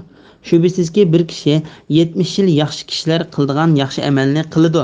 Ondan u vasiyat qilsa, qilgan vasiyatida zulm qiladi. Onda uning umri yomon ish bilan oxirlashadi-da, u do'zaxga kirdi. Bir kishi 70 yil yomon kishilarning qildigan ishini qiladi. Ondan qildigan vasiyatida odillik qiladi. Uning umri yaxshi ish bilan oxirlashadi. Shuning u jannatga kirdi. Abu Hurayra radhiyallohu anhudan agar xohlasanglar Alloh taolaning ana shular Allohning belgilamalaridir. Uningga xilof qilmanglar. Allohning belgilamalariga xilof qilguvchilar zolimlardir degan oyatini o'qinglar dedi. Sura Baqara 229-oyatning bir qismi. Bismillahirrohmanirrohim. Ey mu'minlar, gunohlardan saqlanishinglar uchun sizlardan ilgirkilarga, ya'ni ilgirki ummatlarga ro'za farz qilingandek sizlarga Ramazon ro'zasi farz qilindi. Bu farz qilingan ro'za sanoqli kunlardir. Sizlardan kimki kasal yoki safar ustida bo'lib ro'za tutmagan bo'lsa, tutmagan kunlarni yana qazosini boshqa kunlarda tutsin. Ro'zini qiyirliq yoki ojizlik tufayli mushaqqat bilan aron tutadigan kishilar tutmasa, kunlik uchun bir miskin to'yg'idek tomoq fidya berish lozim. Kimki fidyani belgilangan miqdordan ortiq bersa, bu o'z uchun yaxshidir. Agar bilsanglar, ro'za tutish sizlar uchun eg'iz ochiq yurishdan va fidya berishdan yaxshidir. Sura Baqara 183-184 oyat. Ro'za tutishga buyurish to'g'risida. Alloh taolo bu oyatda mu'minlarning niyatlari va dillarini yomon xislat va nachar axloqlardan tozalash yuzasidan ularni ro'za tutishga, ya'ni tong yorishdan ilgirki vaqtdan boshlab kun o'ltirib bo'lg'ichi bo'lgan oraliqda bir narsa yeyish, ichish va jinsiy munosabat o'tkazishdan saqlanishga buyurdi va ro'zani mu'minlarga farz qilgandek, ulardan ilgari o'tgan kishilarga farz qilganligini, ularning mu'minlarga ulgu ekanligini va mu'minlarning bu farzni to'liq ado qilishda ilgarigilardan bakrak terishishi kerakligini bayon qildi. Alloh taolo bu ummatning farzlarini ado qilganda ilgarigilardan yaxshiroq ado qilish uchun bundoq deydi: Ey ummatlar, sizlarning har biringlarga bir xil shariat va ochiq yo'l tayin qildik. Agar Alloh xolisa, albatta sizlarni bir ummat qiladi, ya'ni butun insonni bir dinda qiladi. Lekin Alloh sizlarga bergan shariat borasida sizlarni sinash uchun ko'p ummat qilib ayridi. Yaxshi ishlarga aldiranglar. Sura Maida 48-oyatning bir qismi. Ey mu'minlar, gunohlardan saqlanishinglar uchun sizlardan ilgarilarga farz, ya'ni ilgirki ummatlarga ro'za farz qilingandek sizlarga Ramazon ro'zasi farz qilindi. Chunki ro'za niyat va dillarni poklab, shaytonning odamga bo'lgan vasvasasini azaytadi. Ro'za shaytonning vasvasasini azaytadiganlik uchun payg'ambar alayhisalom mundoq deydi: Ey yoshlar jamoasi, sizlarning ichinglardan to'y qilishga qodir bo'la oladiganlar to'y qilsin, to'y qilishga qodir bo'la olmaydiganlar ro'za tutsin. Ro'za uning shahvatini keskuchidir. Ondan Alloh taolo ro'zaning miqdorini va kishilarga eg'ir kelib uni ado qila olmay qolmasin deb uni sanoqli kunlarga farz qilganligini bayon qildi. Imom Buxoriy va Muslim Aisha radhiyallohu anhaning mundoq deganligini rivoyat qiladi. Muharram oyining 10-kuni ro'za tutadigan kun edi. Keyin Ramazon oyining ro'zasi farz qilindi. Muharram oyining 10-kunida xohlagan kishi ro'za tutadigan, xohlagan kishi tutmaydigan bo'ldi. Ro'zani qirliq yoki ojizlik tufaylidan mushaqqat bilan aron tutadigan kishilar tutmasa, kunlik uchun bir miskin to'yg'idek tamoq fidya berish lozim. Bu oyatning ma'nosi haqida Muoz radhiyallohu anhu ro'za tutishga buyurilgan vaqtning boshlarida xohlagan kishi ro'za tutadi. Xohlagan kishi ro'za tutmay har bir ro'za tutmagan kun uchun bir miskinga taom bersa bo'ladi. Shuningdek Imom Buxoriy Salima ibn Akvaning mundoq deganligini rivoyat qiladi. Alloh taolaning ro'zini qirliq yoki ojizlik tufaylidan mushaqqat bilan aron tutadigan kishilar tutmasa, kunlik uchun bir miskin to'yg'idek tamoq fidya berish lozim degan oyati nozil bo'lganda, undan keyingi oyat nozil bo'lib, buning hukmini amaldan qoldirguncha xohlagan kishi ro'za tutmay, bir kunlik uchun bir miskinga taom bersa bo'ladi. Ubaydullah Nafi'dan Ibn Umarning mundoq deganligini rivoyat qiladi. Bu oyatning hukmi amaldan qoldirilgandir. Kimki fidyani belgilangan miqdordan ortiq bersa, bu o'zi uchun yaxshidir. Agar bilsanglar, ro'za tutish sizlar uchun eg'iz ochiq yurishdan va fidya berishdan yaxshidir. Ya'ni olimlar bu oyatning hukmini undan keyingi sizlardan kimki Ramazon oyida hozir bo'lsa, Ramazon ro'za tutsin degan oyat tushib, uning hukmini amaldan qoldirib etkicha, xohlagan kishi ro'za tutadi va xohlagan kishi ro'za tutmay har bir kunlik uchun bir miskinga yemeklik beradi dedi. Aciz va yashangan kishilar ro'za tutmay uni o'rniga fidya bersa bo'ldiganlik to'g'risida. Ro'zani qirliq yoki ojizlik tufaylidan mushaqqat bilan aron tutadigan kishilar tutmasa, kunlik uchun bir miskin to'yg'idek tamoq fidya berish lozim. Bu oyat haqida Imom Buxoriy Atadan Ibn Abbas radhiyallohu anhumaning mundoq deganligini rivoyat qiladi. Bu oyatning hukmi amaldan qoldirilgandir. Bu oyatning hukmi ro'za tutay desa tuta oladigan va lekin qiynalib qoladigan qari ayol har bir kunning o'rniga bir miskinga taom beradi. Shuningdek boshqalarimiz Said ibn Jubayr ibn Abbas radhiyallohu anhumaning yuqoridagi deganlaridek rivoyat qiladi. Ibn Abbas va boshqa salaf olimlarining ko'z qarashicha Alloh taolaning sizlardan kimki Ramazon oyida hozir bo'lsa, Ramazonni ro'zasini tutsin degan oyatda hamma kishiga ro'za tutishni farz qilish bilan yuqoridagi oyatning hukmi tan salomatligi yaxshi, musofir emas kishi uchun amaldan qoldirildi.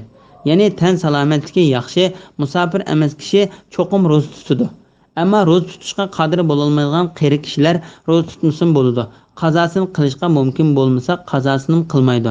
Balki u har bir kun uchun bir miskinga taom beradi. Ya'ni bu oyatning hukmi qari kishilar uchun kuchga ega. İmam Buxariymi bu so'zni tanlab mundoq dedi: Qirib qolgan kishi ro'za tutishga qodir bo'lmasa, ro'za tutmay miskinga taom berdi. Chunki Anas radhiyallohu anhu qirgandan keyin 1 yil yoki 2 yil Ramazon oyining har bir kuni uchun bir miskinga non va go'sht berib ro'za tutmagan edi. Qiri kishilarga o'xshash qo'rsoq ko'targan va bola imtiyotgan ayollarmi agar ro'za tutsa o'zlariga yoki bolalarga biror ziyon yetib kelishidan qo'rqsa, ro'za tutmay qazosini qiladi. Her bir kun uchun bir miskinga taom bersa bo'ladi degan ko'z qarashlarmi va har bir kunga bir miskinga taom berish bilan birga qazosini qiladi degan ko'z qarashlarmi bor. Bismillahirrohmanirrohim. Ramazon oyida Qur'on nazil bo'lishga boshladi. Qur'on insonlarga yetakchidir, hidoyat qilg'uchidir va haq bilan nohaqni ayirg'uvchi ro'shan oyatlardir. Sizlardan kimki Ramazon oyida hozir bo'lsa, Ramazon ro'zasini tutsin. Kimki kasal yoki safar ustida, ya'ni musofir bo'lib tutmagan bo'lsa, tutmagan kunlar uchun boshqa kunlarda tutsin. Alloh sizlarga osonlikni xohlaydi, taslikni xohlamaydi. Og'zinglar ochiq yurgan kunlarning qazosini qilish bilan Ramazon ro'zasining sonini to'ldirishinglarni, sizlarni hidoyat qilganligiga Allohni ulug'lashinglarni, uning in'omlariga shukr qilishinglarni xohlaydi. Sura Baqara 185-oyat. Ramazon oyining fazilati va u oyda Qur'onning tushganlik to'g'risida. Alloh taolo oylarning ichida eng muborak bo'lgan Qur'onni nazil qilish uchun tanlagan Ramazon oyini maqtaydi. Ramazon oyining payg'ambarlarga Alloh taoloning kitoblari tushgan oy ekanligi to'g'risida hadis bor. Imom Ahmad ibn Asqaidin payg'ambar alayhissalomning mundoq deganligini rivoyat qiladi. İbrahim aleyhisselamның sahifalari Ramazonning 1-kechasi nazil qilindi. Tavrat Ramazonning 6-kuni nazil qilindi. Injil Ramazonning 13-kuni nazil qilindi. Qur'on Karim Ramazon oyining 24-kuni nazil qilindi. Qur'onning fazilati to'g'risida. Qur'on insonlarga yetakchidir, hidoyat qilg'uchi va haq bilan nohaqni ayirg'uchi ro'shan oyatlardir. Mana bu Qur'onga ishongan va uning ergashgan kishilarning dilini to'g'ri yo'lga boshlovchi qilib nazil qilgan Qur'on uchun madiyadir. Ro'shan oyatlardir. Ya'ni Qur'ondagi dalil faktlarni tushuna oladigan va o'ylay oladigan kishi uchun shu Qur'on elib kelgan yo'lning haq ekanligini isbotlagan va haq bilan nohaqning, halol bilan haromning oralig'ini ayirgan holda tushirilgandir. Ramazon oyining ro'zasini tutishning fazilati to'g'risida. Sizlardan kimki Ramazon oyida hozir bo'lsa, Ramazon ro'zasini tutsin. Ya'ni bu oyat Ramazon oyi kirganda safar qilmagan, tan salomatligi yaxshi kishilarga ro'za tutishni farz qildi. Yuqorida bayon qilib o'tgandek, bu oyat musofir emas, teni sog'lom kishining ro'za tutmay, uning o'rniga har bir kuni uchun bir miskinga taom bersa bo'ladi degan oyatning hukmini amaldan qoldirib o'tdi. Ramazon oyining ro'zasini tutish farz bo'lgandan keyinla Alloh taolo kasal kishilar va musofirlar uchun Ramazon oyining ro'zasining qazosini qilish sharti bilan tutmasa bo'lganligini ruxsat qilib mundoq deydi: Kimki kasal yoki safar ustida, ya'ni musofir bo'lib tutmagan bo'lsa, tutmagan kunlar uchun boshqa kunlarda tutsin. Ya'ni bir kishi kasalning sababi bilan ro'za tutsa, uningga og'ir keladigan yoki uningga kasallik texim og'irlashib ketadigan ahvol bo'lsa yoki safar ustida bo'lsa, bu kishi ro'za tutmasin. Bu durust bo'ladi. Agar u ro'za tutmasa, ro'za tutmagan kunlarning o'rniga boshqa kunlari qazosini tutadi. Alloh sizlarga osonlikni xohlaydi, taslikni xohlamaydi. Ya'ni kasallik va safardagi vaqtlarda ro'za tutmaslikning sizlarga ruxsat qilinishi sizlarga osonlashtirish va rahmat qilish yuzidandir. Safar ustidagi ro'za munosabatlik masalalar to'g'risida. Hadisda payg'ambar alayhissalomning Makka ni fath qilish uchun Ramazon oyida chiqqanligi, Kadid degan buloqning yeniga kelganda o'zining ro'za tutmaganligi va boshqalarning ro'za tutmaslikka buyurganligi bayon qilingan. Bu yerdagi buyruq ro'za tutmaslikka keskin berilgan buyruq emas. Ro'za tutish yoki tutmaslik ixtiyorligiga berilgan buyruqdir. Uning ro'za tutmasligiga keskin emasligi sahobalar Ramazon oylarida jihad qilish yoki boshqa ishlar uchun payg'ambar alayhissalom bilan birga safarga chiqadi. Ularning ichida ro'za tutadiganlarmi va ro'za tutmaydiganlarmi bo'ladi. Ro'za tutganlar tutmaganlarni, ro'za tutmaganlar tutganlarni ayblamaydi. Agar ro'za tutmaslikka berilgan buyruq keskin bo'lib, ro'za tutmaslik farz bo'lgan bo'lsa, bu yerda ro'za tutish ayibli hisoblangan bo'ladi.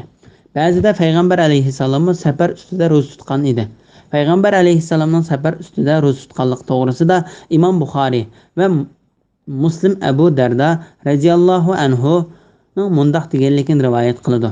Biz Ramazon oyining qattiq issiq, havoning issiqligidan qo'limizni beshimizning ustiga soyabon qilib olatdik. Shundaq kunlarida payg'ambar alayhissalom bilan birga safarga chiqdik. Bizning ichimizda payg'ambar alayhissalom va Abdullah ibn Ravaha degan sahobadan boshqa ro'za tutgan kishi yo'q edi. Ba'zilar Alloh taolaning safarda ro'za tutmaslikka bergan ruxsatiga bu vaqtda kelgan hadisga asoslanib safarda ro'za tutmaslikni yaxshi dedi. Bu to'g'risida hadisda payg'ambar alayhissalomdan safarda ro'za tutishning hukmining qanday ekanligi to'g'risida so'raldi. Payg'ambar alayhissalom ro'za tutmagan kishi yaxshi qildi, ro'za tutgan kishiga hech gunoh yo'q deb javob berdi. Yana bir hadisda payg'ambar alayhissalom mundaq deydi: Alloh taolo sizlarga safarda ro'za tutmaslikni ruxsat qilib berdi. Sizlar Alloh taolaning ruxsatini qabul qilinglar. Bir turkum olimlar uning har ikkilisi o'xshash degan ko'z qarashga keldi. Bularning pakiti Aisha radhiyallohu anhaning rivoyat qilgan Hamza ibn Amr Aslamning payg'ambar alayhissalomdan: "Ey Allohning payg'ambari, men ro'zani bakjiq tutadigan odam, safardan ro'za tutamdim" deb so'raganda, payg'ambar alayhissalom uningga "Xohlasang ro'za tutqin, xohlasang tutmagin" deb javob berdi degan hadisidir. Ba'zilar ro'za tutsa qiynalib qolsa, ro'za tutmaslik yaxshi dedi. Bularning pakiti Jabirning hadisidir. O payg'ambar alayhissalomning o'ziga soyabon qilib olgan bir kishini ko'rib, "Bu qanday kishi?" deb so'raganda, sahobalar "Ro'za tutgan kishi" deb javob berdi. Ondan payg'ambar alayhissalomning safarda ro'za tutish yaxshi emas deganligini rivoyat qildi. Agar bir kishi ro'za tutmaslikni ruxsat qilib, kelgan sunnatdan, ya'ni hadisdan yuz o'rib, ro'za tutmaslik makruh deb qarasa, u chaqda uningga ro'za tutish harom bo'ladi. Chunki u ro'za tutmaslikka buyurilgan hadisdan yuz o'ridi. Ramazonning qazosini tutganda orqa-orqadan tutish vojib emas. Xohlasa bir kun tutib, bir kun tutmasimi, xohlasa orqa-orqadan ulab tutsin bo'ladi. Bularning pakiti Ramazon oyida orqa-orqadan ulab tutishning vojib bo'lishi ro'zani shu oyning ichida ado qilishning zarurligi uchundir. Ammo qazosini tutmoqchi bo'lgan odam faqat tutolmay qolgan kunlarning qazosini tutsa bo'ladi. Şoň Allah Taala mundaq deydi: Kimki kesel yoki safar ustida, ya'ni musafir bo'lib tutmagan bo'lsa, tutmagan kunlar uchun boshqa kunlarda tutsin. Sura Baqara 184-oyatning bir qismi. Yuqoridagi ko'z qarash Imom Shafiyning mazhabdagilariga oiddir. Ammo Imom Abu Hanifaning mazhabida Ramazonning qazosini tutgandimi, orqa-orqadan tutish lozim. Uning pakiti shuki, Ramazonning ro'zasini tutish orqa-orqadan bo'lgan ekan, uning qazosini tutishmi orqa-orqadan bo'lishi lozimdir. Ya'ni buningdan boshqa pakit isbotlarim bor. Taslashtirmay osonlashtirish to'g'risida. Allah sizlarga osonlikni xohlaydi, taslikni xohlamaydi. Imom Ahmad Anas radhiyallohu anhu Ibn Malikdan payg'ambar alayhissalomning mundaq deganligini rivoyat qiladi: Osonlashtiringlar, taslashtirmanglar, xotirjam qilinglar, qochirmanglar. Ya'ni payg'ambar alayhissalom Muoz bilan Abu Musani Yamanga avatgan chaqda u ikkisiga mundaq dedi: Sizlar xush bishorat beringlar, qochirmanglar, osonlashtiringlar, taslashtirmanglar. Bir-biringlarga bo'ysuninglar, ixtiloflashmanglar. Allah sizlarga osonlikni xohlaydi, taslikni xohlamaydi. Og'zinglar ochiq yurgan kunlarning qazosini qilish bilan Ramazon ro'zasining sonini to'ldirishinglarni, sizlarni hidoyat qilganligiga Allohni ulug'lashinglarni, uning in'omlariga shukr qilishinglarni xohlaydi. Ya'ni sizlarga osonlashtirishni ko'zlab, kesal, musofirlar va boshqa uzrli kishilar uchun ro'za tutmaslikka ruxsat qildi. Va Ramazon oyida kam qolgan ro'zani to'liqlash uchun ro'zaning qazosini tutishga buyurdi.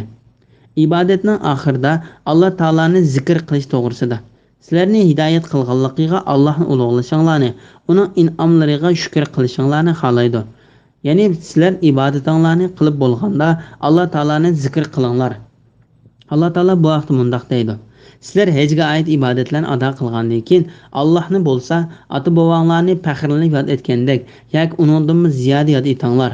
Sura Baqara 200-oyatning bir qismi. Namoz o'qilib bo'lganda, ya'ni namozdan farigʼ bo'lganlardan keyin zaminga tarilib, ya'ni o'z mashg'ulotinglar bo'lib, Allohning fazlidan talab qilinglar. Maqsadinglarga erishish uchun Allohni ko'p yod etinglar. Sura Jumu'a 10-oyat.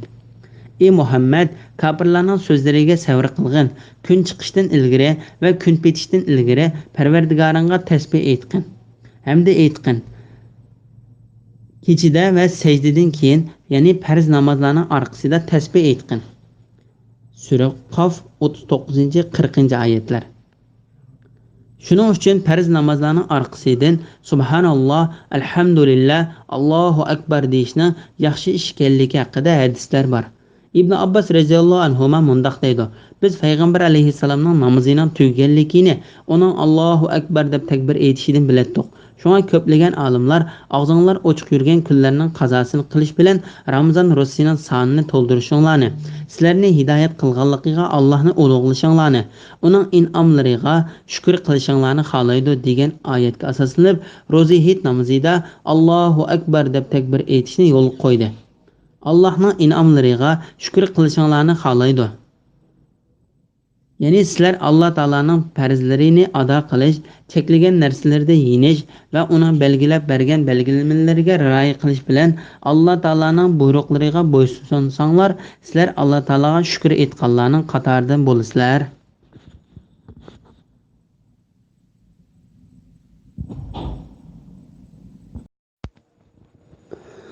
Bismillahirrohmanirrohim. Mening bandalarim sendan men to'g'riliq so'rasa, ularga aytqinki, men haqiqatan ularga yaqinman. Ya'ni ularning ahvolini, so'zlarini bilib turman. Menga duo qilsa, men duo qiluvchining duosini ijobat qilaman. Ular to'g'ri yo'l tepish uchun mening da'vatimni qabul qilsin. Menga va menga iymon etsin. Ya'ni hamisha iymon bilan bo'lsin. Sura Baqara 186-oyat. Alloh taolaning bandasining duosini anglaydiganlik to'g'risida İmam Ahmad Abu Musa Ash'ariyning mundaq deganligini rivoyat qiladi.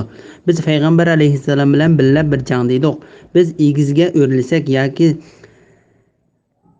jilg'i saylarga tushsak, Allohu akbar deb ovozimizni ko'tarishga boshladik.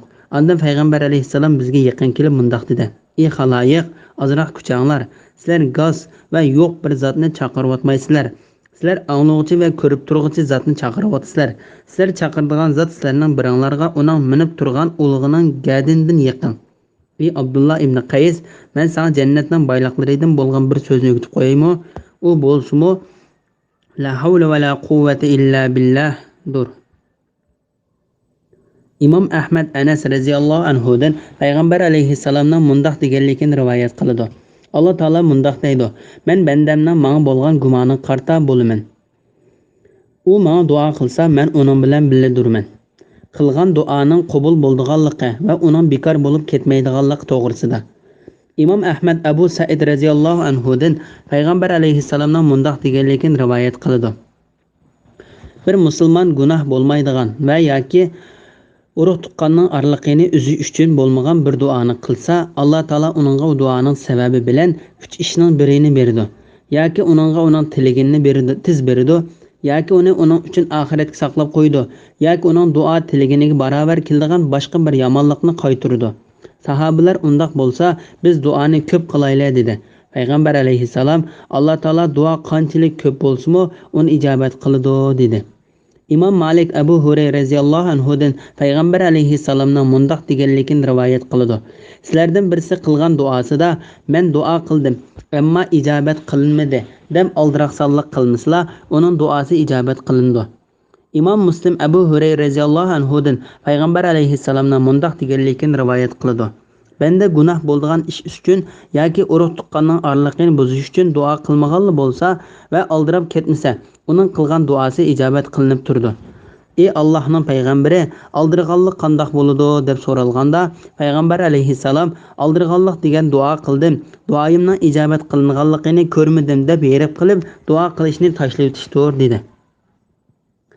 Qilgan duosi ijobat qilinadigan 3 turli kishi to'g'risida İmam Ahmed, Tirmizi, Nasai va Ibn Majah qatorliqlar Abu Hurayra radhiyallohu anhudan payg'ambar alayhissalomning mundaq deganligini rivoyat qiladi: "Mundaq 3 turli kishi bor. Ularning duolari quruq qaytarilmaydi. Adil podshohning qilgan duosi, ro'za tutgan kishining iftor qilgan vaqtida qilgan duosi, zulmga uchragan kishining qilgan duosi."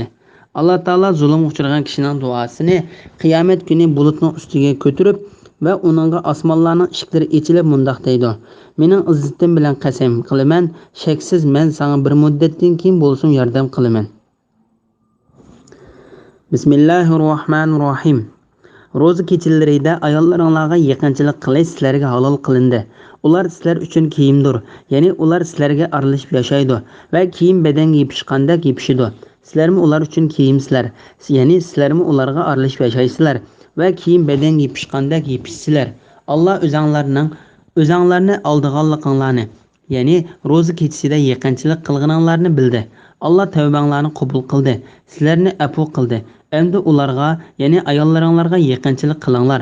Alloh sizlarga taqdir qilgan narsani, ya'ni farzandni talab qilinglar, toki tongning oq ipi qora ipidan ayrilganga, ya'ni tong yo'rg'an qadar yanglar, ichinglar. Ondan kech kirgacha ro'za tutinglar. Sizlar masjidda itkabda o'ltirgan chig'inglarda kunduz bo'lsin, kecha bo'lsin, ularga yaqinchilik qilmanglar. Ana shular Allohning belgilagan chegaralaridir, ya'ni man'i qilgan ishlardir. Uningga yaqinlashmanglar. Kishilarning harom qilgan ishlardan saqlanishlari uchun Alloh oyatlarini ularga mushundoq bayon qiladi. Sura Baqara 187-oyat. Ramazon oyining kechalarida yeb ichish va jinsiy munosabat o'tkazishga bo'ldiganlik to'g'risida. Mana bu Alloh taolaning musulmonlar bo'lgan ruxsati va islom dinining dastlabki davrlaridagi qiyinchilikni ko'tarib o'tishidir. İslamның dastlabki mezgillarida ularning biri iftor qilsa, uningga yeyish, ichish va jinsiy munosabat o'tkazish namoz xutdangacha yoki uningdan burun uxlab qolgan chaqgacha halol qilinadi. Qachon uxlasa yoki xutdan namozini o'qib bo'lsa, uningga bir narsa yeyish, ichish va jinsiy munosabat o'tkazish ertasi iftorgacha harom qilingan edi. Ondan ular onada nihoyatda cho'ng qiyinchilik his qilishdi. Alloh taolo ularning qiyinchiligini ko'tarish uchun Ramazon kechalarida jinsiy munosabat o'tkazishga ruxsat qildi. Abu Ishaq Baro ibn Azib radhiyallohu anhuning mundaq deganligini rivoyat qildi. Payg'ambar alayhissalomning sahobalari ro'za tutgan bo'lsa, ondan u iftor qilishdan burun uxlab qolsa, u shuning o'xshash vaqtgacha, ya'ni ertasi iftor vaqti kelib bo'lguncha taom yemaydi. Qays ibn Sarma degan ansari ro'za tutgan edi. U shu ro'za tutgan kunda tirilg'i yerida emgak qilyotdi. İftar vaqti kelganda ayolning qishig'iga kelib, "Onanda sening qishingda adam taom bormi?" deb so'radi. U "Yo'q, lekin men uyga berib kelib beray" dedi. Ondan uning uyqusi kelib uxlab qoldi. Ayol kelib uning uxlab qolganligini ko'rib, "Voy Isat, uxlab qolsang-ku" dedi. Ertasi kun tush vaqti bo'lganda u ochliqdan hushsizlanib ketdi. Ondan bu vaqtdagi xabar payg'ambar alayhissalomga yetdi. Shuning bilan bu oyat nozil bo'ldi. Ro'z kechalarida ayollaringlarga yaqinchilik qilish sizlarga halol qilindi. Ular sizlar uchun kiyimdir. Ya'ni ular sizlarga aralashib yashaydi va kiyim badanga yepishgandek yepishidi. Sizlarmi ular uchun kiyimsizlar, ya'ni sizlarmi ularga aralashib yashaysizlar va kiyim badanga yepishgandek yepishsizlar. Alloh o'zinglarni oldiganliklaringlarni, ya'ni ro'z kechasida yaqinchilik qilganliklaringlarni bildi. Alloh tavbanglarni qabul qildi, sizlarni afu qildi. Endi ularga, ya'ni ayollaringlarga yaqinchilik qilinglar. Alloh sizlarga taqdir qilgan narsani, ya'ni farzandni talab qilinglar, toki tongning oq ipi qora ipidan ayrilganga qadar, ya'ni tong yo'rg'anga qadar yanglar, ichinglar. Ondan ular nihoyat xushal bo'lishdi. Imom Buxoriy ibn Isaqning mundaq deganligini rivoyat qildi. Men Baroning mundaq deganligini angladim. Ramazon oyining ro'zasi farz bo'lib tushganda, ular Ramazonning hammasida ayollarga yaqin bormaydi. Erlar jinsiy munosabat o'tkazish orqali o'zlariga xiyonat qilishadi. Shuning bilan Alloh taolo bu oyatni nozil qildi. Alloh o'zinglarni oldiganliklaringlarni, ya'ni ro'z kechasida yaqinchilik qilganliklaringlarni bildi. Alloh tavbanglarni qabul qildi, sizlarni afu qildi. Ali ibn Abu Talha ibn Abbas radhiyallohu anhumaning mundaq deganligini rivoyat qildi. Musulmonlar Ramazon oylarida xutdan namozini o'qib bo'lsa, ularga ayollar bilan birga bo'lish va taom yeyish ertasi iftor vaqti kelib bo'lguncha harom qilinadi. Ondan bir bo'lik musulmonlar Ramazon oyida xutdandan keyin ayollarga yaqinchilik qilib qoldi va taomlardan yeb qoldi. Ularning ichida Umar ibn Xattob bor edi. Ular payg'ambar alayhissalomning yoniga o'zlarining bu ishlarini shikoyat qilib keldi. Shuning bilan Alloh taolo bu oyat nozil qildi. Alloh o'zinglarni oldiganliklaringlarni, ya'ni ro'z kechasida yaqinchilik qilganliklaringlarni bildi. Alloh tavbanglarni qabul qildi, sizlarni afu qildi. Endi ularga, ya'ni ayollaringlarga yaqinchilik qilinglar. Avfimo ibn Abbas radhiyallohu anhudan shuning o'xshash rivoyat qildi. Alloh sizlarga taqdir qilgan narsani, ya'ni farzandni talab qilinglar. Bu oyatning ma'nosi haqida sahobalar va nurg'unlagan olimlar mundaq deydi. Alloh taolo sizlarga taqdir qilgan balani, ya'ni talab qilinglar. Bu oyatning ma'nosi haqida Qatada mundaq deydi. Sizlar Alloh taolo sizlarga buzib o'tgan ruxsatni talab qilinglar. Said Qatadaning mundoq deganligini rivoyat qiladi. Sizlar Alloh taolo sizlarga halol qilib bergan narsani talab qilinglar. Sohurluqning oxirgi vaqti to'g'risida toki tongning oq ipi qora ipidan ayrilganga, ya'ni tong yorgan qadar yanglar, ichinglar. Ondan kech kirgicha ro'za tutinglar. Ya'ni Alloh taolo bu oyatda ro'za tutgan kishining agar xohlasa Ramazon kechalari kechining qorong'ulig'i tugab, tong suzilgicha bo'lgan oraliqda yeb ichish va buningdan ilgariki oyatda jinsiy munosabat o'tkazishga bo'lganligini bayon qildi. Qur'on buni oq ip, qora ipdan ayrilgan qadar deb bayon qildi. Ondan buning tushuniksiz bo'lgan yerini uni toki tongning degan so'z bilan qo'shib tushundirdi. Imom Buxoriy Sail ibn Saidning mundoq deganligini rivoyat qiladi. Oq ip, qora ipdan ayrilgan qadar yanglar, ichinglar degan oyat tushib, toki tongning degan oyat tushguncha kishilar ro'za tutmoqchi bo'lsa, o'zlarining ikki putiga oq ip bilan qora ipni bog'lab qo'yib, u ikkisini farq etgudek yo'riq bo'lguncha taom yeydi. Ondan Alloh taolo toki tongning degan oyatni tushirdi. Ondan ular oq ip bilan qora ip degan so'zdan kechi bilan kunduzning ko'z tutilganligini bildi. Imom Buxoriy Sha'bidin Adining mundoq deganligini rivoyat qildi. Adi ya'ni o'zini demakchi, oq ip bilan qora ipni ilib yenida qo'yib qo'ydi. U bir kuni u ikki ipga qardi. U ikki ipni birisidan farqlantirib bo'lmadi. U ikki ip ayrilguncha yey desa kun chiqib qoladi. Shuning uchun atigandilar payg'ambar alayhisolamning yiniga berib, "Ey Allohning payg'ambari, men yostiqimning yiniga yeb qo'yib qo'ygandim. Men ipning rangini farqlantira olmadim. Qanday qilaman?" deb so'radi. Payg'ambar alayhissalom, "Agar oq ip bilan qora ip yostiqning yinida bo'lgan bo'lsa, undaqda sening yostiqing nima degan kang?" dedi. Imom Buxoriy Adi ibn Hatimdan yana mundoq rivoyat qiladi. Adi men, "Ey Allohning payg'ambari, oq ipning qora ipdan ayrilishi degan nima? U ikkisi haqiqiy ipmi?" deb so'radim. Payg'ambar alayhissalom, "Agar sen u ikkisini haqiqiy ikki tal ip deb tushungan bo'lsang, shaksiz sening gadining keng-keng. Ya'ni yostiqing ufuq sig'adigan darajada keng-keng demakchi. U undaq emas bo'lmasdan, ya'ni u ikkisi ikkidan ip bo'lmasdan, balki kechining qorong'uligi bilan kunduzning oqligidir" dedi. Sohurluqning afzalligi va uning vaqti to'g'risida. Alloh taolaning tong otquchilik yeb ichishga yo'l qo'yganligi sohurluq yeyishning yaxshi ekanligining pakitidir. Chunki sohurluq yeyish Alloh taolo ruxsat qilib bergan ishlardandir. Alloh taolaning ruxsatini qabul qilib, uningga amal qilish yaxshidir.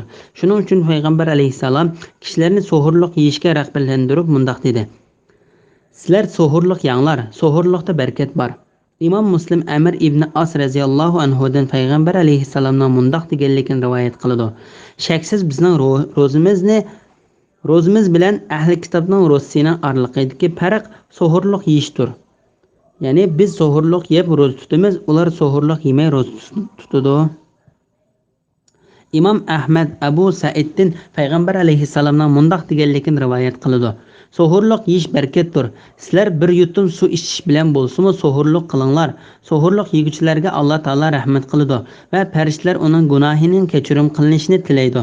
Buningdan boshqa sohurluq yeganlarning qatoridan bo'lish uchun bir yutum suv bilan bo'lsa sohurluq qilishga rag'batlantiradigan nurg'unlagan hadislar bor.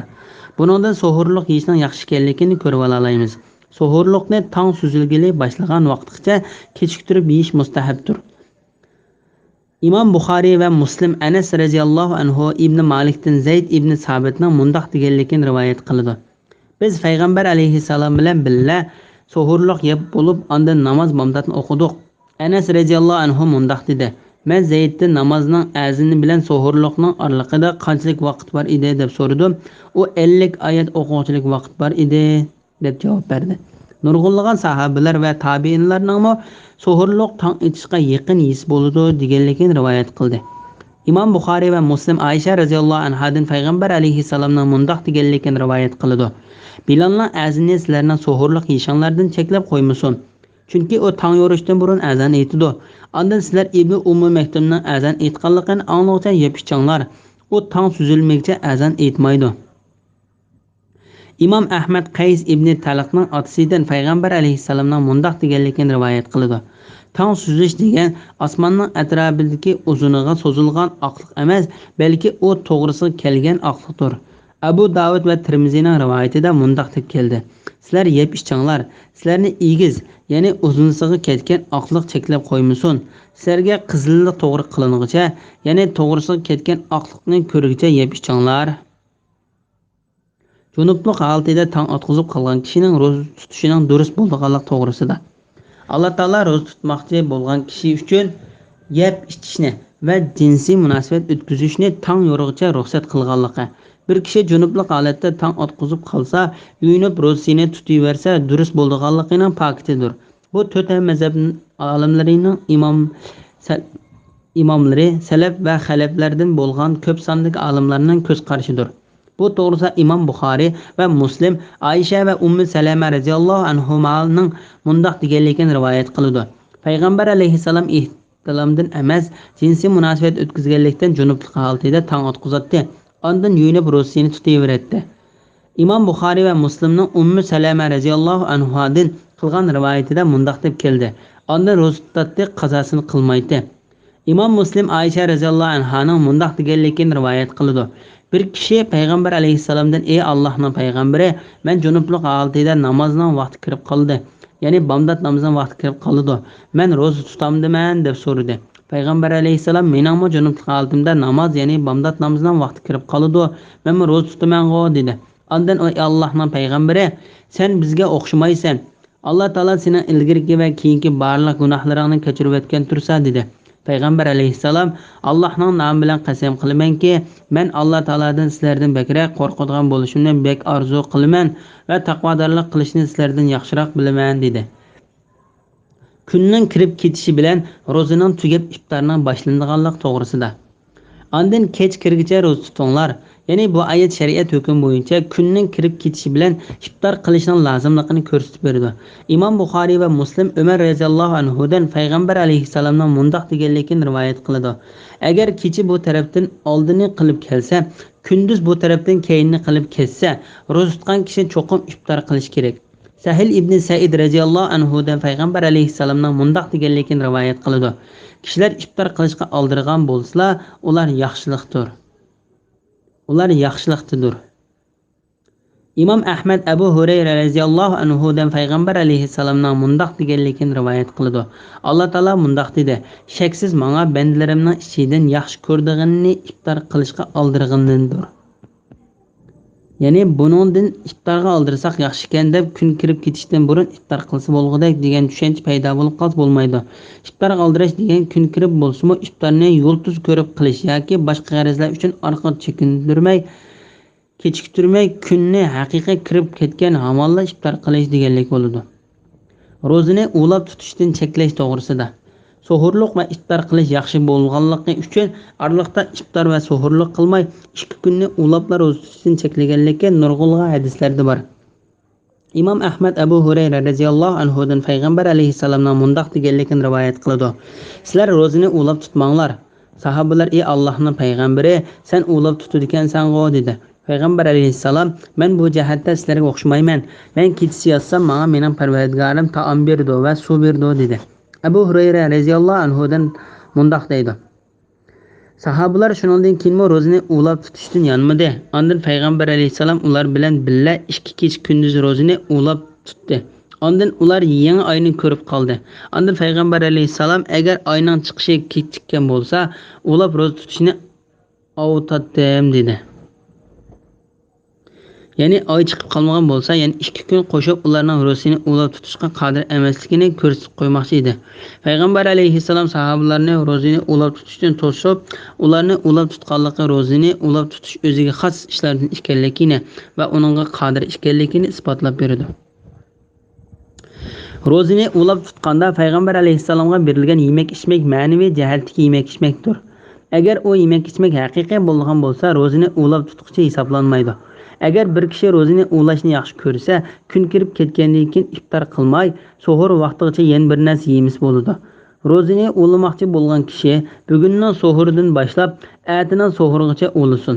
Bu vaqtda Abu Said Xudri radhiyallohu anhu payg'ambar alayhissalomning mundaq deganligini rivoyat qiladi: Sizlar ro'zini ulab tutmanglar. Sizlardan qaysanglar ro'zini ulashni xohlasa, so'hur vaqtigacha ulasin. Ular ey Allohning payg'ambari, sen ulaydi ekansan-go dedi. Payg'ambar alayhissalom men bu jihatda sizlarga o'xshamayman. Men kechada yatsam menga taom beriladigan va suv beradigan zot bor dedi. İtkapning hukmlari to'g'risida. Sizlar masjidda itkapda o'ltirgan chig'inglarda kunduz bo'lsin, kecha bo'lsin, ularga yaqinchilik qilmanglar. Ali ibn Abu Talha ibn Abbas radhiyallohu anhumaning mundaq deganligini rivoyat qiladi. Bu oyat Ramazonda bo'lsin yoki Ramazondan boshqa chog'da bo'lsin, masjidda itkapda o'ltirgan kishi haqida kelgan bo'lib, Alloh taolo uningga kechida yoki kunduzda bo'lsin, itkapni tugtib bo'lguncha ayolga yaqinlashishni harom qildi. Zakhak mundaq deydi: İlgari itkap qilgan kishi xohlagan masjiddan chiqib ayoliga yaqin keladi. Ondan Alloh taolo bu oyat nozil qildi.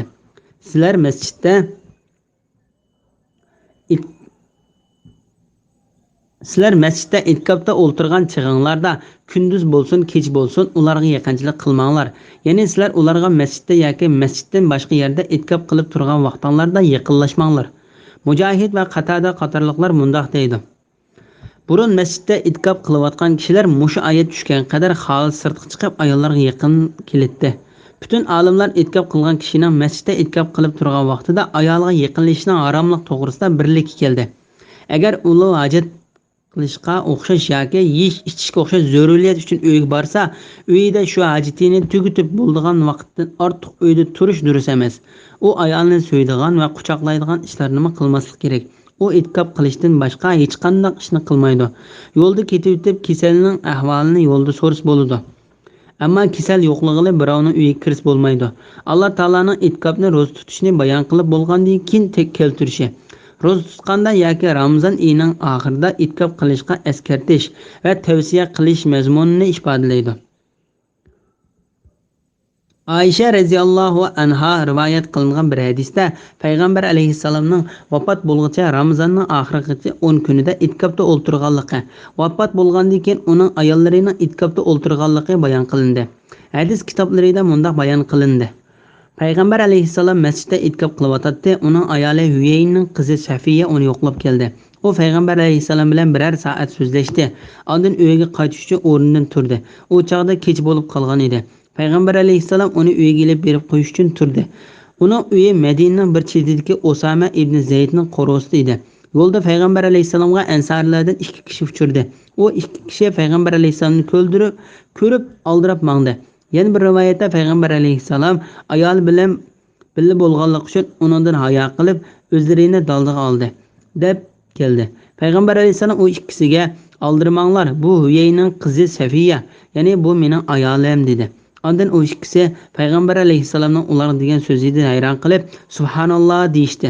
Payg'ambar alayhissalom shubhisizki shayton odam bolasining qon tomirlarida oqidi.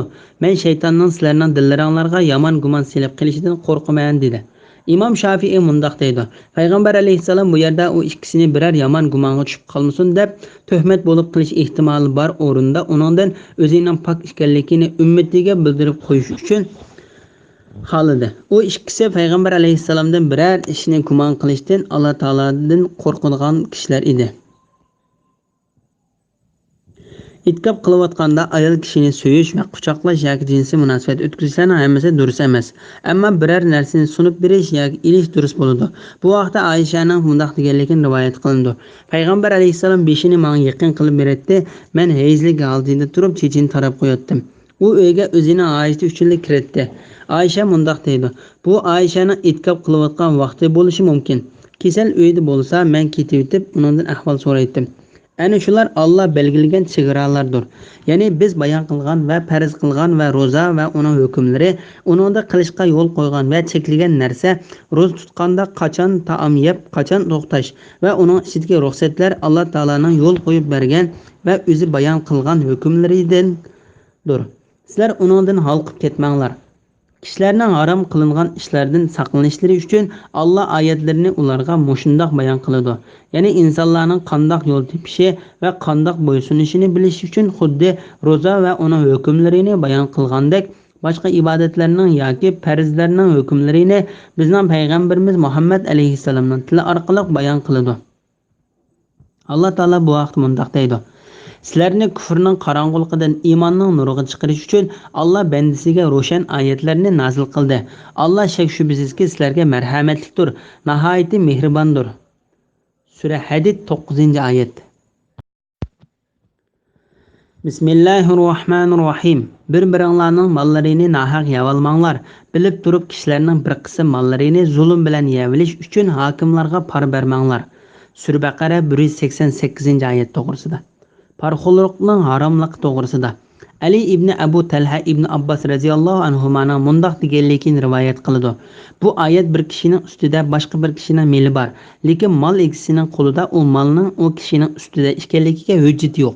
Shuning bilan mol olg'uchi u moldan tenib olib, haq uning qarshi tarafda ekanligini va harom yegan kishining gunohkor bo'lganligini bilib turib, da'volashish uchun hokimlarning yoniga borgan kishi to'g'risida tushgandir. Shuningdek Mujohid, Said ibn Jubayr, Ikrama, Hasan, Qatada, Sudi, Muqotil ibn Hayyan va Abdurrahman ibn Zayd ibn Aslam qatorliqlarning mundoq deganligini rivoyat qilindi. Sen o'zingning zulm qilganligingni bilib turib davolashmagin. Qozining hukmining halolni harom va haromni halol qilmaydiganligi to'g'risida. İmam Buxoriy va Muslim Ummu Salama radhiyallohu anhadan payg'ambar alayhissalomning mundoq deganligini rivoyat qiladi. Bilib qo'yinglar, men sizlarga o'xshash odam, mening qishimga da'vogar keladi. Sizlar ba'zanlardan hujjat keltirishga usturoq bo'lishinglar mumkin. Men keltirgan hujjatga qarab hukm chiqaraman. Men bir kishiga bir musulmonning haqqini buyurib bersam, uni olsin yoki qo'yib qo'ysin, u jazman o'tning bir partisidir. Bu oyat va hadis hokimning hukmi bir narsani aslidagi hukmdan o'zgartirib o'tolmaydiganligini bildirdi. Bir ish aslida harom bo'lsa, uni halol qilolmaydi. Halol bo'lsa, uni harom qilolmaydi. Hokim bir narsaning sirtiga qarab hukm qilishga burilgandir. Uni tashqariga qarab chiqargan hukmi narsaning aslidagi hukmiga uyg'un kelsa yaxshidir. Agar undoq bo'lmasa, ya'ni u narsaning tashqariga qarab halol deb hukm qilingan bo'lsa, amaliyotda u narsa harom bo'lgan bo'lsa, hokim uning to'g'risini tepishni niyat qilganligi uchun uningga savob bo'ladi. U narsani saxta qilib haromni halol ko'rsatgan hilagar gunohkor bo'ladi. Bir-biringlarning mollarini nahaq yevolmanglar. Bilib turib kishilarning bir qism mollarini zulm bilan yevilish uchun hokimlarga par bermanglar. Ya'ni sizlar da'vo qilayotgan so'zlaringlarda mubolag'a qilayotgan narsaning nohaqligini bilib turib da'volashamsizlar. Qatada mundoq deydi: Ey odam bolasi, bilib qo'yginki, shaksiz qozining hukmi sana haromni halol qilib bermaydi. Nohaqni haq qilib bermaydi. Qozimi ko'rgan va guvohchilarning bergan guvohligiga qarab hukm chiqaradi. U mo xatolashadigan ham to'g'ri ish qiladigan odamdir. Bilib qo'yinglar, bir kishining haqqi bilan hukm qilingan bo'lsa, uning da'vo ishini Alloh taolo qiyomat kuni u ikkisini bir yerga elib kelib, zulm qilinguchiga bu dunyoda zulm qilguchi erishgan narsadan yaxshiroq narsani, savobni elib berish orqali bu da'voning oxirini tamomlaydi. Bismillahirrohmanirrohim. Ey Muhammad, sendan yangi chiqqan oy, ya'ni oyning kichik chiqib cho'ngiydiganligi, ondan kichiklaydiganligi to'g'riliq so'rashidi. Ularga aytqinki, u kishilarning tirikchilik, savdo-setiq, muomala, ro'za tutish, eg'iz echish qatorliq ishlarning va hajning vaqtlarining hisoblanishi uchundir. Jahiliyat davrida qilganinglardek ihromdagi chig'inglarda o'ylarning orqasidan to'shak ichib kirish yaxshilik yotmaydi. Allohning amriga muxolif ish qilishdan qo'rqqan odam yaxshi amal egasidir. Ihromdagi chig'inglarda odatdagidek o'ylarning darvozalaridan kiringlar. Baxtga erishinglar uchun Allohga taqvodorlik qilinglar. Sura Baqara 189-oyat. Yangi chiqqan oy haqidagi savol to'g'risida. Avfi ibn Abbas radhiyallohu anhumaning mundoq deganligini rivoyat qiladi. Kishilar payg'ambar alayhissalomdan yangi chiqqan oy to'g'risida so'rashdi. Ondan bu oyat tushdi. Ey Muhammad, senda yangi chiqqan oy, ya'ni oyning kichik chiqib cho'ngiydiganligi, ondan kichiklaydiganligi to'g'riliq so'rashdi. Ularga aytqinki, u kishilarning tirikchiligi, savdo-setiq, muomala, ro'za tutish, eg'iz echish qatorliq ishlarning va hajning vaqtlarini hisoblashi uchundir. Ya'ni ular oylar bilan o'zlarining gardindagi qarzlarini berish vaqtini, ayollarining iddatini va hajlarining vaqtini biladi. Abdurrazzaq ibn Ömer'den Peygamber aleyhisselamdan mundaq deganligini rivoyat qiladi. Alloh taolo yangi chiqqan oyni kishilar o'zlarining ziroat teraydigan, tijorat qiladigan, ayollarining iddatini biladigan va hajlarining vaqtini bilib hisoblab oladigan qilib berdi. Şuna sizler ayının 5'ida uni ko'rib ro'za tutinglar va uni ko'rib Ramazonni tugatinglar. Ro'za tutishni to'xtatib, hayit namozi o'qib Ramazonni oyoqlashtiringlar. Agar havo bulutliq bo'lib qolsa, sizlar 30 kunni to'liq to'shqizinglar. Yaxshilikning taqvolik bilan bo'ldiganlik to'g'risida. Jahiliyat davrida qilganinglardek ihromdagi chig'inglarda uylarning orqasidan to'shib ichib kirish yaxshilik yotmaydi. Allah'ın emriga muhalif ish qilishdan qo'rqqan odam yaxshi amal egisidir. Ihromdagi chig'inglarda odatdagidek uylarning darvozalaridan kiringlar. Baxtga erishishinglar uchun Allohga taqvodorlik qilinglar. İmam Buxoriy Baraning mundaq deganligini rivoyat qiladi. Ular islom kelishdan burungi zamonda haj qilish uchun ihrom bog'lasa, uylariga orqa tarafdan kiratdi. Ondan Alloh taolo bu oyat nozil qildi. Shuningdek Abu Davud Tayalisi Baraning mundaq deganligini rivoyat qildi. Ansariylar safardan kelsa, uyga eshikdan kirmaydi. Ondan bu oyat tushdi. Hasan Basri mundaq deydi: İslam kelishdan burungi kishilar biri safar qilmoqchi bo'lib uydan chiqsa, ondan safar qila olmay uyga qaytib kirmoqchi bo'lsa, eshikdan kirmay orqa tarafdan otlab kiratdi. Ondan Alloh taolo bu oyatni nozil qildi. Baxtga erishinglar uchun Allohga taqvodorlik qilinglar. Ya'ni Alloh taoladan qo'rqinglar. Alloh taolo sizlarga buyurgan ishni qilinglar va sizlarni to'sgan ishdan yeninglar. Shunda qilsanglar, yaqin kelgusida qiyomat kunida Alloh taolaning oldida turgan vaqtinglarda u sizlarni to'liq mukofotlaydi. Bismillahirrohmanirrohim. Sizlarga urush ochgan odamlarga qarshi Alloh yo'lida jihad qilinglar, tajovuz qilmanglar. Tajovuz qiluvchilarni Alloh haqiqatan do'st tutmaydi. Ularni, ya'ni mushriklarni, ular haramda bo'lsin, boshqa yerda bo'lsin, urush harom qilingan oylarda bo'lsin, uchratganlar yerda o'ltiringlar. Sizlarni yurtinglardan, ya'ni Makkadan chiqarib o'tgandek, sizlarni ularni yurtidan chiqarib o'tinglar. Ziyonkashlik qilish urushdanmi yomondir. Toki ular o'zlari urush ochmoqcha, Masjidi Haram atrofida ular bilan urush qilmanglar. Agar ular Masjidi Haram atrofida o'zlari urush ochsa, ularni o'ltiraveringlar. Kafirlarning jazosi shundoq bo'ladi. Agar ular urushni to'xtatsa, sizlar urushdan qo'l yig'inglar. Alloh tavba qilguvchilarga haqiqatan mag'firat qilguvchidir, nihoyatda mehribondir. Toki ziyonkashlik tugagan va Allohning dini yo'lga qo'yilgan qadar ular bilan urushinglar. Agar ular urushni to'xtatsa, zulm qilinuvchilardan boshqalarga dushmanlik qilish bo'lmaydi. Sura Baqara 190, 191, 192, 193 oyat. Urush ochqanga qarshi urush qilish va uni ko'rgan yerda o'ltirish to'g'risida. Sizlarga urush ochgan odamlarga qarshi Alloh yo'lida jihad qilinglar. Bu oyatning ma'nosi haqida Abu Ja'far Razi Rabi ibn Anasdan Abu Aliyaning mundaq deganligini rivoyat qiladi. Bu urush to'g'risida Madinada birinchi bo'lib tushgan oyat. Bu oyat tushib, ondan Sura Tavba tushib bo'lguncha Payg'ambar alayhisalom urush qilgan kishi bilan urush qilib, urush qilmagan kishi bilan urushmaydi. Bu oyatning ma'nosi haqida Abdurrahman ibn Zayd ibn Aslammo yo'qqiga o'xshash ko'z qarashini qo'llab, bu oyatning hukmi Alloh taolaning mushriklarni qayerda uchrasanglar shu yerda o'ltiringlar. Sura Tavba 5-oyatning bir qismi degan oyati bilan amaldan qoldirildi degan so'zni qo'shib qo'ydi. Bu oyatning hukmi amaldan qoldirildi degan so'zni aniqlab beqishga to'g'ri keladi. Chunki Alloh taolaning sizlarga urush ochgan odamlarga qarshi degan oyati musulmonlarni o'ltirmoqchi bo'lgan dushmanlarni, ya'ni kofirlarni o'ltirishga rag'batlantirishdir. Ya'ni ular xuddi sizlarni o'ltirgandek, sizlarmi ularni o'ltiringlar deganlikdir. Alloh taolo bu vaqtda mundaq deydi: Mushriklar sizlarga birlikda hujum qilgandek, sizlarmi ularga qarshi birlikda urush qilinglar. Sura Tavba 36-oyatning bir qismi. Ularni, ya'ni mushriklarni, ular haramda bo'lsin, boshqa yerda bo'lsin, urush harom qilingan oylarda bo'lsin, uchratgan yerda o'ltiringlar. Sizlarni yurtinglardan, ya'ni Makkadan chiqarib o'tgandek, sizlarmi ularni yurtidan chiqarib o'tinglar. Ya'ni ularning maqsadi sizlarni o'ltirish va sizlarni yurtinglardan chiqarish bo'lganidek, qisos elish uchun sizlarning maqsadinglarmi ularni o'ltirish va ularni yurtinglardan qovlab chiqarib o'tish bo'lsin.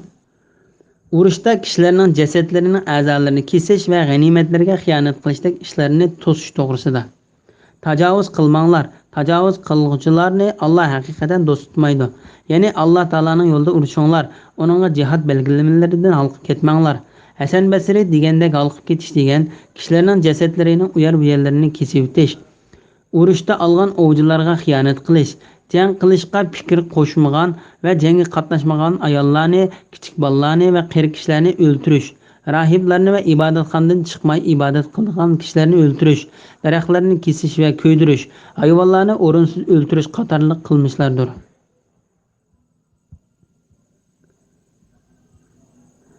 İbn Abbas radhiyallohu anhuma, Ömer ibn Abdülaziz, Muqatil ibn Hayyan va boshqalarmo Hasan Basri deganga o'xshash bayon qildi. Bu vaqtda Imom Muslim Buraydadan Payg'ambar alayhissalomning mundaq deganligini rivoyat qildi. Sizlar Alloh taolaning yo'lida jang qilinglar. Alloh taolaga kofir bo'lgan kishi bilan urush qilinglar. Jihad qilinglar. O'ljilarga xiyonat qilmanglar. Ahdini buzmanglar. Jasadlarning uyay bu yerlarini kesib etmanglar. Kichik bolalarni va ibodatxonalarda ibodat qilgan kishilarni o'ldirmanglar.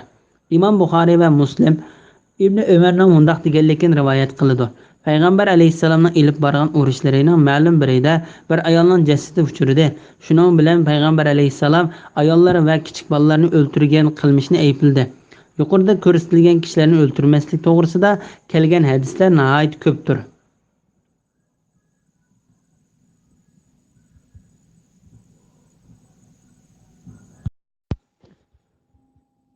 Allohga sherik keltirish urush qo'zg'agandan yomon ekanlik to'g'risida. Urush qilish kishilarni va jonliqlarni o'ldirishdan iborat bo'lsa, kofirlarning Alloh taolaning din tinishi va uningga sherik keltirishi va uning dinini kishilarga tarqatishdan to'sishi urush qilgandan yomondir. Shunga Alloh taolo mundaq deydi: ziyonkashlik qilish urushdan yomondir. Bu oyatning ma'nosi haqida Abu Malik mundaq deydi: ey kofirlar, sizlardagi bu dinsizlik urush qilgandan yomondir. Bu oyatning ma'nosi haqida Abu Aliya, Mujahid, Said ibn Jubayr, Ikrama, Hasan, Qatada, Zakhaq va Rabi ibn Anas qatorliqlar mundaq deydi: Alloh taolaga sherik keltirish urush qilgandan yomondir. Haramda urush qilishning haromligi va tajovuzchidan qo'g'dinishning durustligi to'g'risida. Taki ular o'zlari urush ochmoqchi Masjidi Haram atrofida ular bilan urush qilmanglar. Bu to'g'risida Payg'ambar alayhissalom mundaq dedi: shaksizki Alloh taolo osmon va zaminni yaratgan kuni bu shahar, ya'ni Makkaning hurmatini qilmaslikni harom qilib o'tgan. Bir narsa o'ldirish, urush qilish, daraxtlarni kesib tashlash harom qilingandir. Alloh taolo hukm bo'yicha Makkaning hurmatini qilmaslik ta qiyomatgacha harom qilindi. Manga kunduzda 1 soat halol, ya'ni Alloh taolo menga Makkada urush qilishni 1 soat halol qilib berdi. Shak shubsizki, bu soatdan boshlab Alloh taolaning harom qilishi bilan qiyomat kunigacha haromdir. Uning daraxt kesilmaydi. Uning yeshil o'choqlari yo'linmaydi. Agar bir kishi Payg'ambar alayhissalomga so'qishish ruxsat qilindimi desa, uningga shaksiz Alloh taolo payg'ambarga ruxsat qilgan, lekin sizlarga ruxsat qilmadi danglar. Ya'ni Payg'ambar alayhissalom fatih qilgan kuni uning Makkadagi kofirlar bilan urushganligini demoqchi. Chunki Makkani qurol kuchi bilan fatih qilganda kofirlardan bir necha kishilar Xadima degan yerda o'ldirildi. Payg'ambar alayhissalom o'zining ishkini etib olganlar, ya'ni uyga kirib olganlar salomat qoldi, haramga kirib olganlar salomat qoldi yoki Abu Sufyonning qo'rg'osiga kirib olganlar salomat qoldi degan so'z bilan ularga xotirjamlik berdi. Taki ular o'zlari urush ochmoqchi Masjidi Haram atrofida ular bilan urush qilmanglar. Agar ular Masjidi Haram atrofida o'zlari urush ochsa, ularni o'ldiraveringlar. Kofirlarning jazosi shundoq bo'ladi. Ya'ni Haram masjidida kofirlar sizlarga urush ochmoqchi, sizlar ular bilan urushmanglar. Agar ular avval urush ochsa, ular bilan urushish va sizlarga yomonlik qilmoqchi bo'lgan kishini to'sish uchun ularni o'ldirish haqqinglar bor. Buning pakiti Qurayshning kofirlari va ularning Saqib kantidlaridan va Habashlardan bo'lgan do'stlari Hudaybiya yili Payg'ambar alayhissalomga qarshi urushish uchun yig'ilganda sahobalarning Hudaybiya kuni Payg'ambar alayhissalomga daraxt ostida kofirlar bilan urush qilishga ahd berganligidandir. Ondan Alloh taolo ularning orasida bo'lmoqchi bo'lgan urushni to'sib qilib mundoq deydi: Alloh ularni sizlarga qo'l silishdan to'sdi hamda ular ustida g'alaba qilganinglardan keyin Makkaning ichida, ya'ni Hudaybiyada sizlarni ularga qo'l silishinglardan to'sdi. Makkada sizlar bilmaydigan, ya'ni ayol mo'minlar bo'lib, sizlar bilmasdan ularni o'ldirib qo'yish bilan gunohga giribtor bo'lishinglarning xavfi bo'lmasa edi, albatta Alloh Makka kirishinglarga ruxsat qiladi va sizlarni kofirlarga musallat qiladi. Alloh xohlagan odamni rahmati doirasiga kirgizish uchun sizlarni Makkani fath qilishdan to'sdi. Agar ular ayrilsa, ya'ni mo'minlar kofirlardan ayrilsa, ularning orasidagi kofirlarni qattiq azob bilan azoblaydi. Sura Fatih 24-25 oyat. Agar ular urushni to'xtatsa, sizlarmi urushdan qo'l yig'inglar. Alloh tavba qiluvchilarga haqiqatan mag'firat qiluvchidir, nihoyatda mehribondir. Ya'ni ular haramda urush qilishni tashlab, islomga qaytib tavba qilsa, ular burun haramda musulmonlarni o'ldirgan bo'lsa-mu, Alloh taolo ularning gunohini kechirdi. Chunki Alloh taolo chin dili bilan tavba qilgan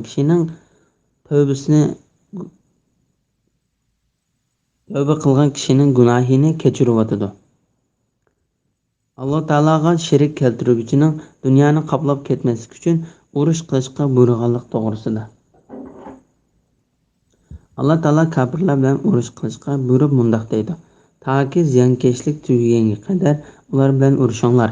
Bu oyatdagi ziyonkashlik degan so'zning ma'nosi haqida Ibn Abbos radhiyallohu anhuma, Abu Aliya Mujohid, Hasan, Qatada, Rabi', Muqotil ibn Hayyan, Sudi va Zayd ibn Aslam qatorliqlar mundoq deydi: Sizlar kofirlar bilan yer yuzida shirik amallari tamoman yo'qolg'uchilik urush qilinglar.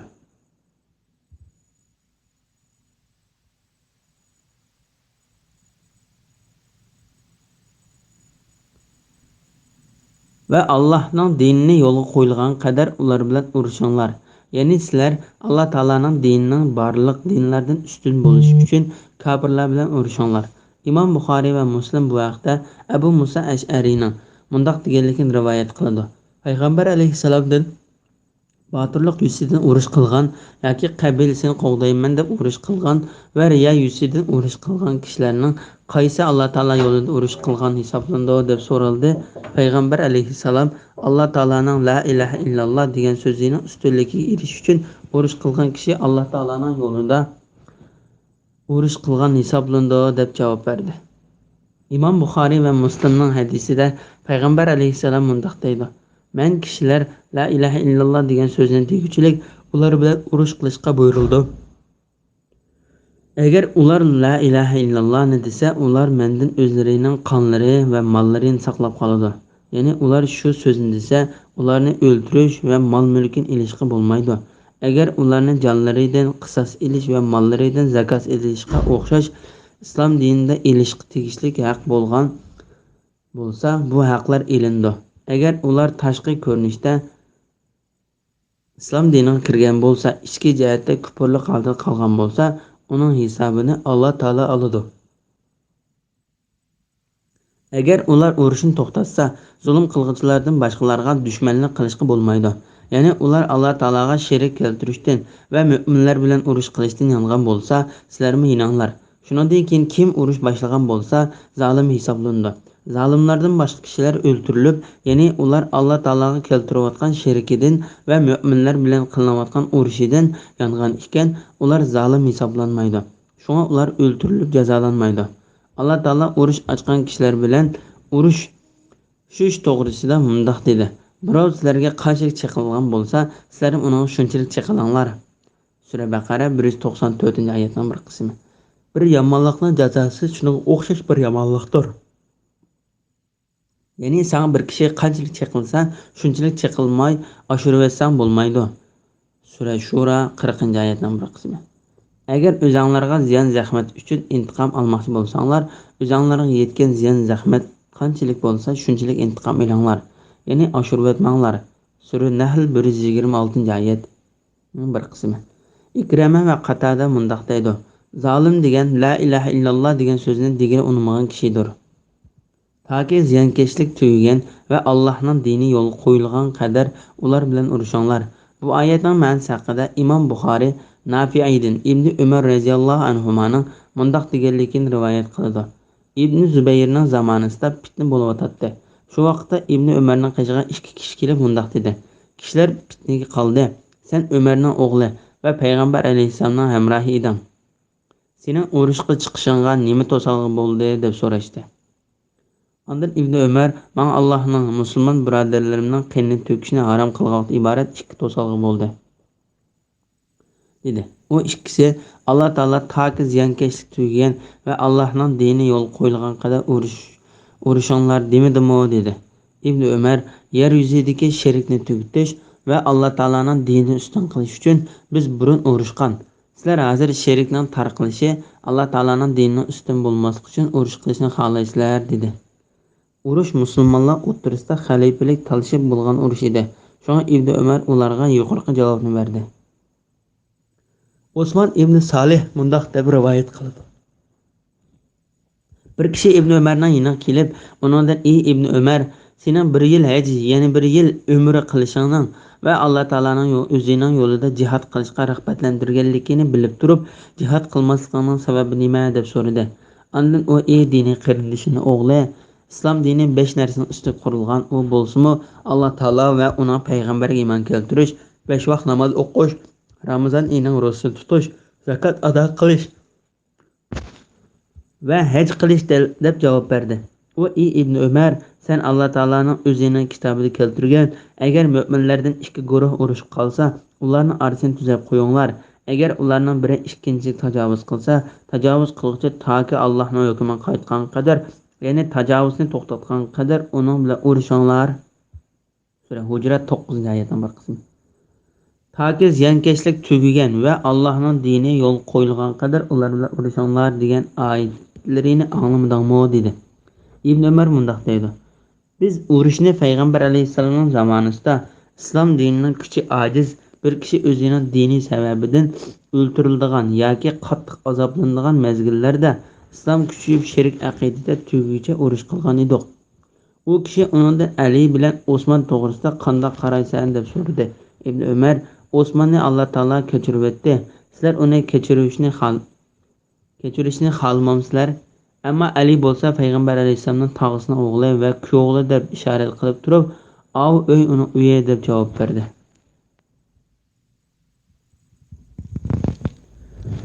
Bismillahirrohmanirrohim. Urush harom qilingan oyga tangdir.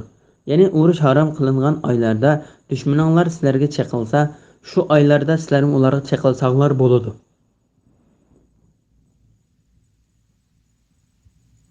Hurmati saqlanishga tegishlik narsalarni tang barobar, ya'ni hurmati saqlanishga tegishlik narsalarni boshqalar dafsanda qilsa, intiqom olish yuzidan sizlar ularni dafsanda qilsanglar hech yomoni yo'q. Birov sizlarga qancha chaqilgan bo'lsa, sizlarmi shuningga shunchalik chaqilinglar. Allohga taqvodorlik qilinglar. Bilinglarki, Alloh taqvodorlar bilan birgadir. Sura Baqara 194-oyat. Urush qilish cheklangan oylarda dushman urushni boshlamasa, urush qilishning haromlik to'g'risida.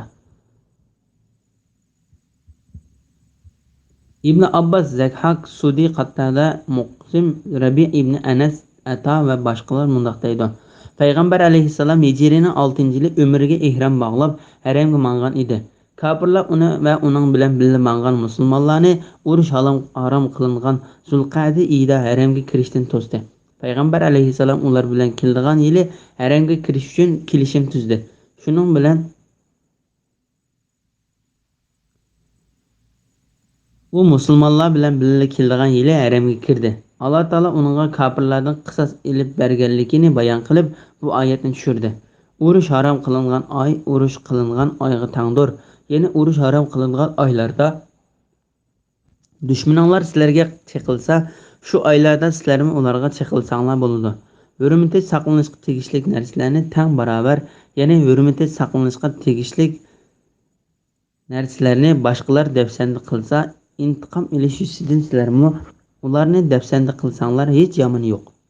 Imom Ahmad Jabir ibn Abdullohning mundaq deganligini rivoyat qiladi.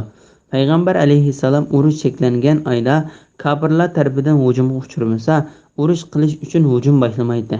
urush qilayotgan bo'lsa, urush cheklangan oy kirsa, u oy chiqib ketguchilik urush qilmaydi. Shunga payg'ambar alayhissalom Hudaybiyada chidar tikib turayotgan vaqtida uningga Osmon radhiyallohu anhuning o'ldirilganlik xabari yetib keldi. Payg'ambar alayhissalom Osmonni bir parcha xat bilan mushriklarga avatgan edi. Payg'ambar alayhissalomga 1400 sahaba daraxtning ostida kofirlar bilan jang qilishga bay'at qildi.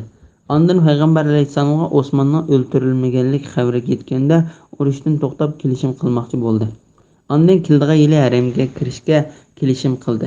Shuningdek, Hunayn kuni Avazin qabilasi bilan bo'lgan urushda ular ichidan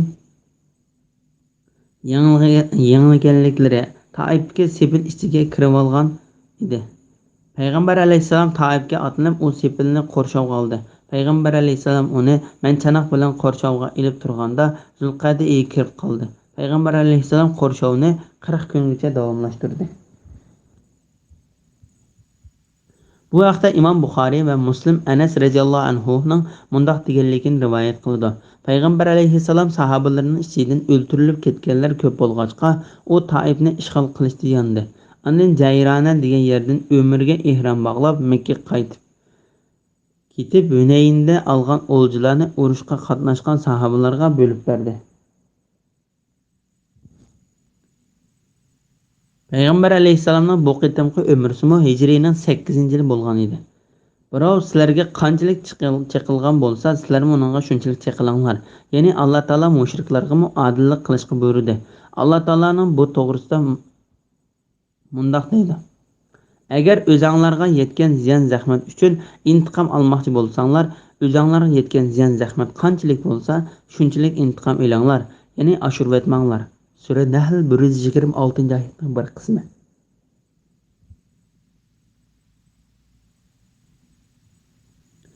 Allohga taqvodorlik qilinglar. Bilinglarki, Alloh taqvodorlar bilan billadir.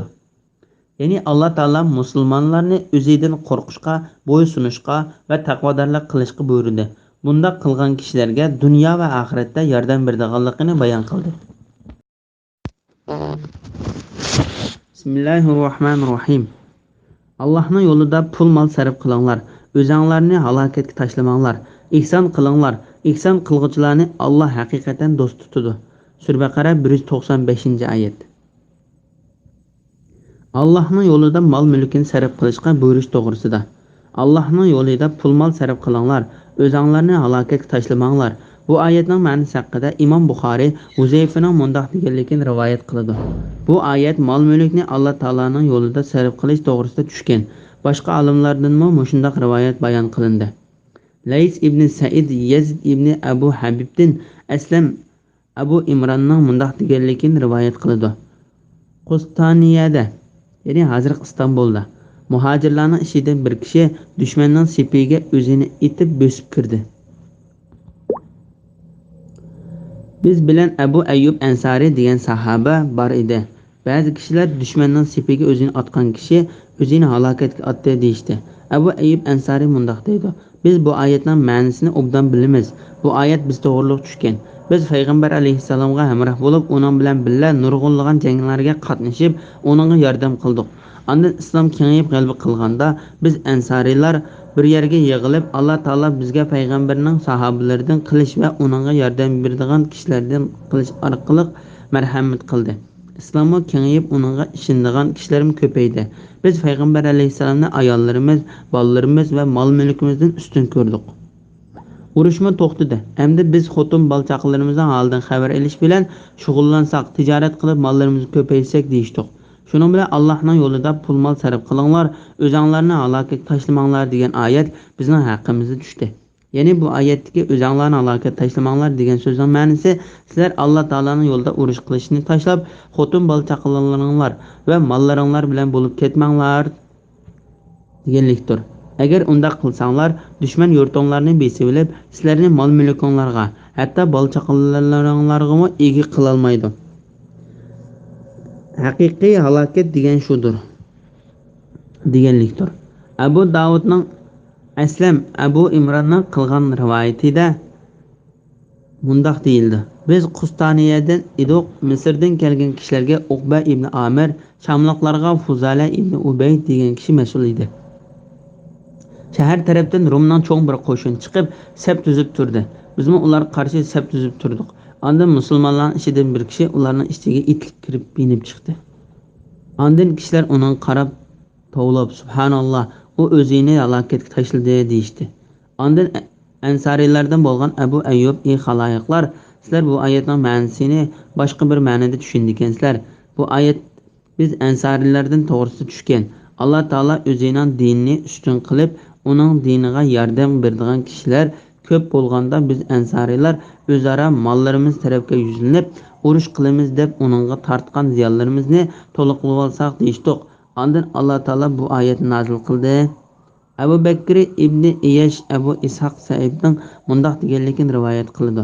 Bir kishi Bara ibn Azibdan agar men dushmanga yolg'iz itilib kirsam, ondan ular meni o'ltirib etsa, men o'zimni halokatga atgan bo'lamdiman deb so'radi. Bara yo'q, chunki Alloh taolo payg'ambarimizga mundaq dedi: "Ey Muhammad, Allohning yo'lida jihad qilgin, ya'ni o'zing yolg'iz bo'lsang jihad qilgin. Sana g'alaba va'da qilingan. Munofiqlarning jihatdan qilib qolganligiga ahamiyat berib ketma. Sen faqat o'zingga javobgarsan." Sura Nisa 84-oyatning bir qismi. Ammo Alloh yo'lida pul-mol sarf qilinglar, o'zinglarni halokatga tashlamanglar degan oyat Alloh taolaning yo'lida pul-mol mulkini sarf qilish to'g'risida tushgan deb javob berdi. Oyatning qisqacha ma'nosi: Alloh taolo o'zining yo'lida yaxshi ishlar uchun pul-molini sarf qilishga, musulmonlar kofirlar bilan urush qilganda ularning kofirlar ustidan g'alaba qilishi uchun pul-molini sarf qilishga buyurdi va pul-molini kofirlar bilan urush qilishdek yaxshi o'rinlarga sarf qilmagan kishi uchun halokat ilib kelganligidan xabar berdi. Ondan uning orqadilla Alloh taolaning bo'ysunishning eng oliy darajasi bo'lgan ihsonga buyurib mundaq deydi: "Ihson qilinglar, ihson qilguvchilarni Alloh haqiqatan do'st tutadi."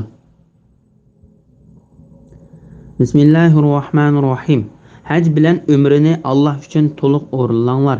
Agar dushman yoki kasallik sababidan hajni yoki umrni ado qilishda to'sqinlikqa uchrarsanglar, u holda nima o'ng'ay bo'lsa, ya'ni to'ga, kala, qo'ydan nimani topalasanglar, shuni qurbonlik qilinglar. Qurbonlik qilingan mol joyiga, ya'ni belgilangan joyiga yetmekcha beshinglarni tushirmanglar. Sizlardan kimki kasal, ya'ni chechi tushirsa ziyon qiladigan kasal yoki beshida illat, ya'ni bosh og'riqi, pitga o'xshashlar bo'lib beshini tushirmasa, fidya qilish yuzidan 3 kun ro'za tutsin yoki 6 miskinga 3 soat sadaqa bersin yoki biror mol qurbonlik qilsin. Aminlikda bo'lgan chig'inglarda aranglardan umr qilgandan keyin haj qilishdan bahramand bo'lgan odam, ya'ni hajdan burun umr qilib tamomlagan odam nima o'ng'ay bo'lsa shuni qurbonlik qilsin. Puli yo'qdan yoki qurbonlik mol yo'qdan qurbonlik mol topolmagan odam haj jarayonida 3 kun ro'za tutsin. Hajdan qaytgandan keyin 7 kun ro'za tutsin. Uni hammasi 10 kun bo'ladi. Mana bu ya'ni umr qilgan odamga qurbonlik qilish lozimligi yoki ro'za tutish haqidagi Masjidi Haram doirasida, ya'ni haramda o'ltirishlik bo'lmagan kishilar uchun Alloh taqvodorlik qilinglar. Bilinglarki, Allohning azobi qattiqdir. Sura Baqara 196-oyat. Haj bilan umrning faoliyatlarini to'liq ado qilish to'g'risida. Alloh taolo yuqorida ro'za tutishni, uning keyindan Alloh taolaning yo'lida kofirlar bilan urush qilishning hukmlarini bayon qilgandan keyin hajning faoliyatlarini bayon qilishga boshlab, haj bilan umrning faoliyatlarini to'liq ado qilishga buyurdi. Bu oyatning bosh oyog'i haj bilan umrini boshlab bo'lgandan keyin uning faoliyatlarini to'liq ado qilishni o'z ichiga oladi. Shunga Alloh taolo o ikkisini to'liq ado qilishga buyurib bo'lgandan keyin mundaq dedi: Agar dushman yoki kasallik sababidan hajni yoki umrini ado qilishda to'sqinlikqa uchrarsanglar, ya'ni Baytullohga bayit berishdan va haj bilan umrning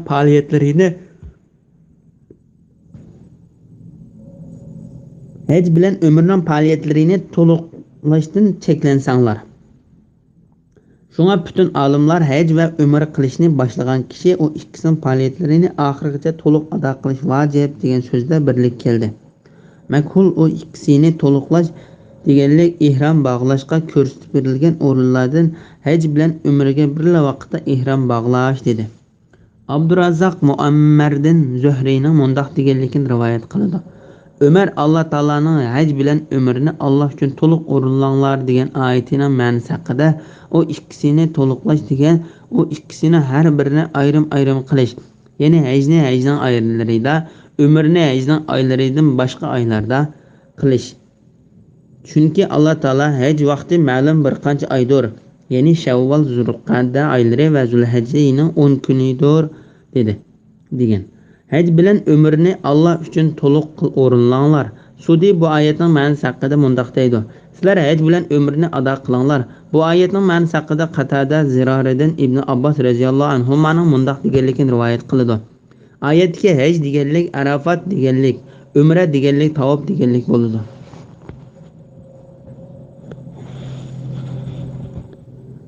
A'mash İbrahim'din Alqamaning bu oyatning ma'nosi haqida bu oyatni Abdullahning hac bilan ömrni Kabe'ga o'rinlanglar deb o'qigan qiroatiga asosan umr qilganda Baytullohdan boshqa yerga o'tib ketmaslik, ya'ni umra degan Baytullohning ichida bo'ladi. Undan boshqa Mina va Arafotlarga chiqib ketmaslik deganlikni rivoyat qiladi. Bu oyatning ma'nosi haqida boshqalardan buningga o'xshash rivoyatlar bayon qilindi. Hajga yoki umrga ihrom bog'lagan kishi yo'lda to'silib qolganda qanday qildiganlik to'g'risida.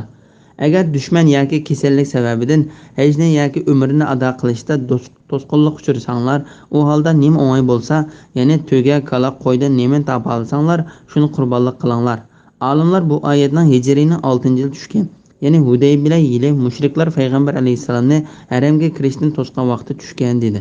Allah Taala Hudaybiya yili mushriklarning payg'ambar alayhisalomni haramga kirishdan to'sib qolgan chaqda sura Fatihning hammasini nozil qildi. Allah Taala ularga o'zlari bilan birga qurbonlik uchun elib kelgan 70 tugini bo'g'izlashga, sochlarini tushirishga va ihromdan chiqishga ruxsat qildi. Payg'ambar alayhisalom ularning sochlarini tushirib ihromdan chiqishga buyurdi. Ondan ular o'zi chiqib Payg'ambar alayhisalom o'zi chiqib chechini tushirib o'tmaguncha bu hukmning o'zgarishini kutib buyurgan ishlarni, ya'ni chechini tushirib ihromdan chiqishni qilmadi. Payg'ambar alayhisalomning chechini tushirib o'tganligini ko'rib, hamma kishi sochlarini tushirdi. Ularning ichidan sochlarini tushirib o'tmay qisqartganlarim bo'ldi. Shunga Payg'ambar alayhisalom Alloh chechini tushirib o'tganlarga rahmat qilsin dedi. Ular ey Allohning payg'ambari, chechini qisqartganlarga deb so'radi.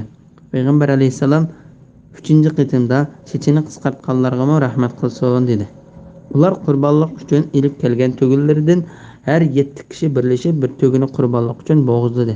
Ularning soni 1400 kishi edi.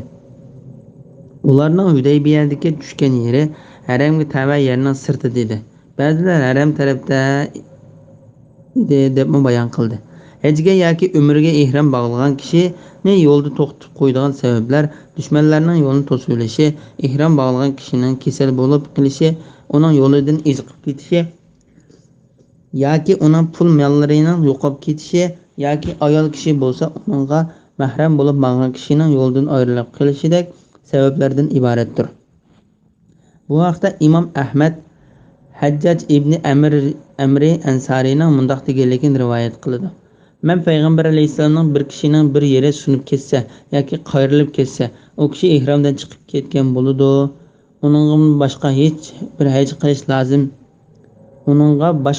qilish lozim deganligini angladim.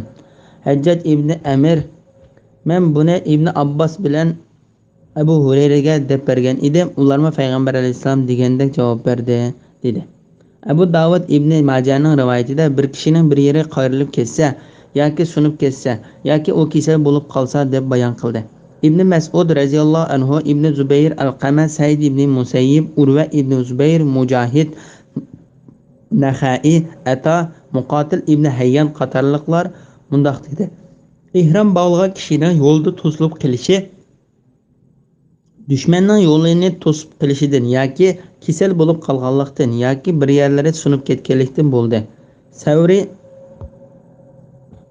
to'sib qilish degan yo'lda to'silib qilish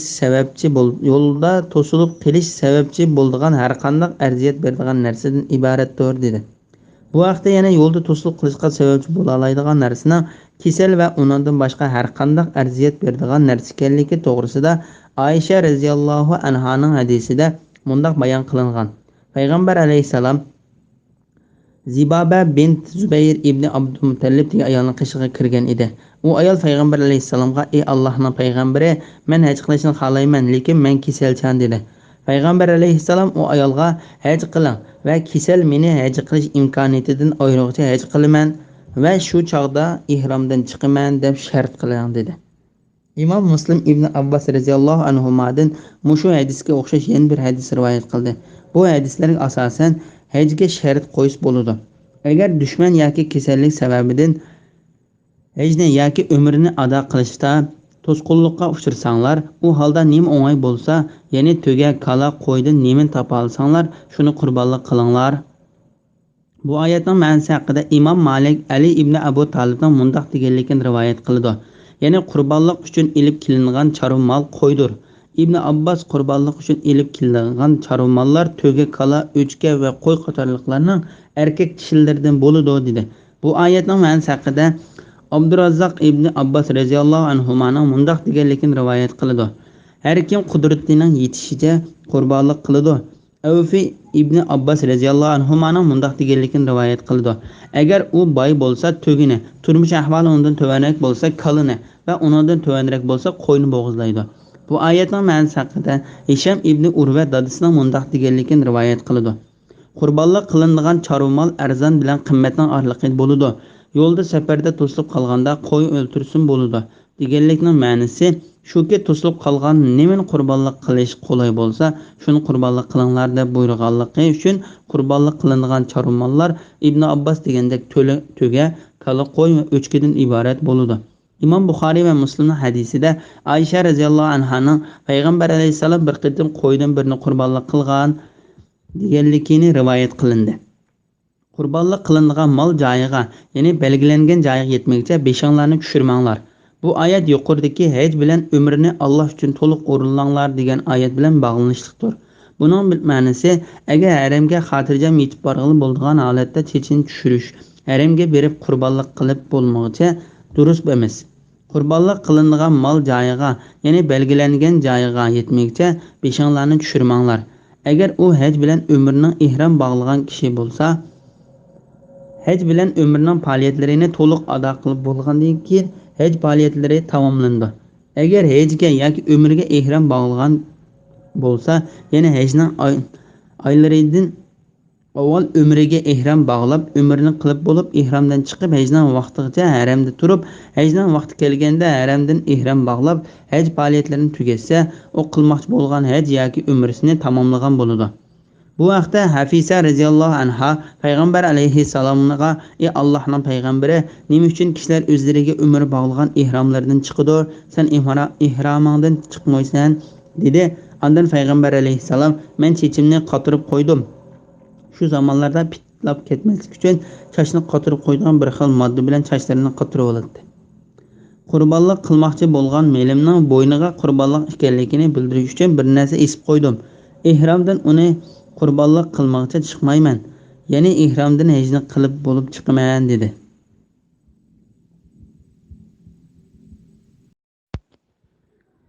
Ihromning ichida turib chechini tushirayotgan kishiga fidyaning vojib bo'lganligi to'g'risida.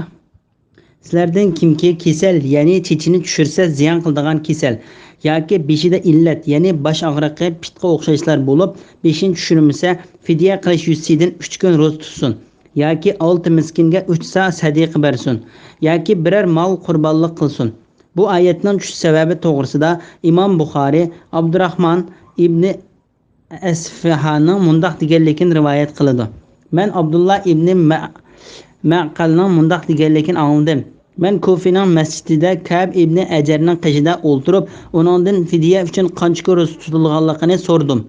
Ka'b ibn Hajar: "Men payg'ambar alayhisalomning yiniga pitlar mening yuzimga tushgan holatda ilib berildi. Payg'ambar alayhisalom qiyincha san bu darajaga yetganligini o'ylamagan edim. Fidya uchun bir qo'y topa olamsan?" dedi. Men "Yo'q payg'ambar" dedim. Payg'ambar alayhisalom: "Agar fidya bergili bir qo'y topa olmasang 3 kun ro'za tutgan yoki 6 miskinga, har bir miskin uchun yarim sa, ya'ni 1 sa taxminan 3 8 kilogramga teng. Yerim saatdan taam berib chechangni tushirtgan dedi. Ka'b ibn Hajar bu oyat men to'g'risida tushdi, lekin u sizlarga o'rtoqdir dedi. İmam Ahmed Ka'b ibn Ajarning mundaq deganligini rivoyat qiladi. Payg'ambar alayhissalom mening qishimga keldi. U chaqda pitlar yuzlarimga yoki qishimga chechilib tushgan holatda qozonga o't qalavatdim. Payg'ambar alayhissalom "Sana beshingdagi jonivorlar arziyat yetkazyapamdi" dedi. Men "Ha" dedim. Payg'ambar alayhissalom "Chechangni tushirib 3 kun ro'za tutgan yoki 6 miskinga taom bergin va yoki bir narsa bo'g'izlagan" dedi. Qur'on mushu qiyinchilikqa duch kelgan kishining fidya berish orqali chechini tushirishga ruxsat qilganligini bayon qilganda, fidya qilish yuzidan 3 kun ro'za tutsin yoki 6 miskinga 3 soat sadaqa bersin yoki biror mol qurbonlik qilsin deb ishning osindan boshladi. Payg'ambar alayhissalom Ka'b ibn Ajarni shu ishni qilishga buyurganda, u yaxshiroqini qilishga buyurib, bir qo'y bo'g'izlagan yoki 6 miskinga taom bergin va yoki 3 kun ro'za tutgan dedi. Hecde bəhrəmən bo'lishning bayoni to'g'risida. Aminlikda bo'lgan chig'inlarda aranglardan umr qilgandan keyin haj qilishdan bahramand bo'lgan odam, ya'ni hajdan burun umr qilib tamomlagan odam nima o'ng'ay bo'lsa shuni qurbonlik qilsin.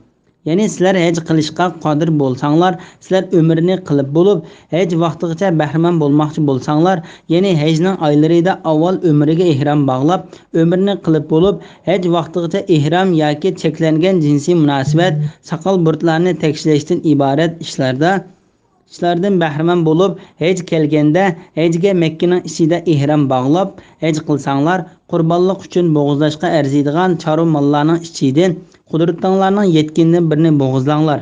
U chorva mollarining eng oddiysi qo'ydir. Kali bo'g'izlasin bo'ladi. Chunki Payg'ambar alayhissalom ayollarining nomidan kali bo'g'izlagan edi. Avzai Abu Hurayraning mundaq deganligini rivoyat qiladi. Payg'ambar alayhissalom o'zining ayollarining nomidan kali bo'g'izladi. Payg'ambar alayhissalomning ayollari haj oylarida umriga ihrom bog'lab, umr qilib bo'lib, hajgacha ihrom vaqtida cheklangan narsalardan bahramand bo'lgan edi. Bu oyat va hadislarda haj oylarida umriga ihrom bog'lab, uni ado qilib bo'lgandan keyin haj vaqtigacha ihromda cheklangan narsalardan bahramand bo'lishning durust ekanligiga pokit bordir. Bahramand bo'lgan kishi qurbonlik qilish uchun chorva mol topolmasa 10 kun ro'za tutilganlik to'g'risida. Puli yo'qlikdan yoki qurbonlik mol yo'qligidan qurbonlik mol topolmagan odam haj jarayonida 3 kun ro'za tutsin. Hajdan qaytgandan keyin 7 kun ro'za tutsin. Uning hammasi 10 kun bo'ladi. Ya'ni qurbonlik qilish uchun mol yoki pulning yo'qligi sababidan qurbonlik qila olmagan kishi haj jarayonida 3 kun ro'za tutsin. Avfi ibn Abbas radhiyallohu anhumaning mundaq deganligini rivoyat qiladi.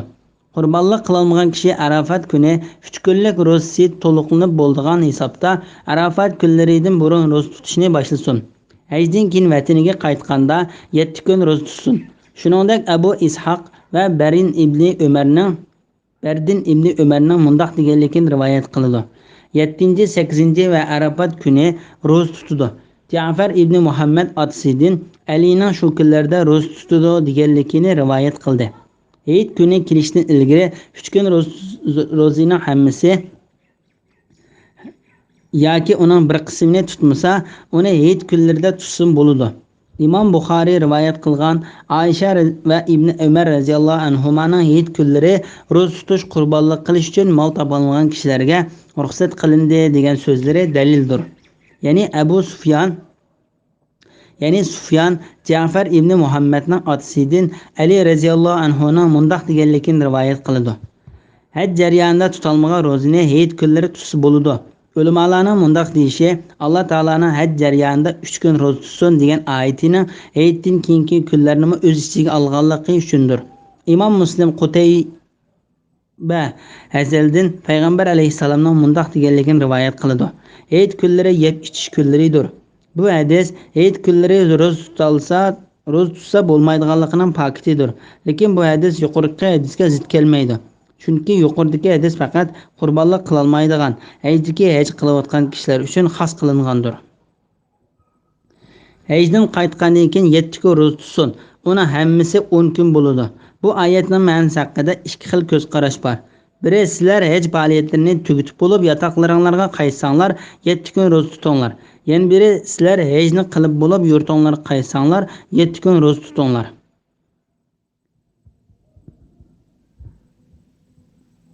Abdurazzaq Salimning mundaq deganligini rivoyat qildi. Alloh taolaning hajdan qaytgandan keyin 7 kun ro'za tutsin degan oyatining ma'nosi haqida Ibn Umarning o'zining balchaqalarining yurtiga qaytganda 7 kun ro'za tutdi deganligini angladim deydi. Boshqa olimlardanmi shuning o'xshash rivoyat bayon qilindi. Imom Buxoriy Salim ibn Abdullohdan Ibn Umar radhiyallohu anhuning mundaq deganligini rivoyat qildi. Payg'ambar alayhissalom umrining oxiridagi vidolashish hajjida umrga ihrom bog'lab, umrni qilib bo'lgandan keyin hajgacha bo'lgan arliqda ihrom bog'lagan vaqtda cheklangan narsalar bilan bahramand bo'ldi. O'zi bilan billa Zulhulayfa degan yerdan qurbonlik uchun elib kelgan molni bo'g'izildi. Payg'ambar alayhissalomning bu qitimqi hajda umri bilan hajning arliqida bahramand bo'lishning jarayoni mundaq.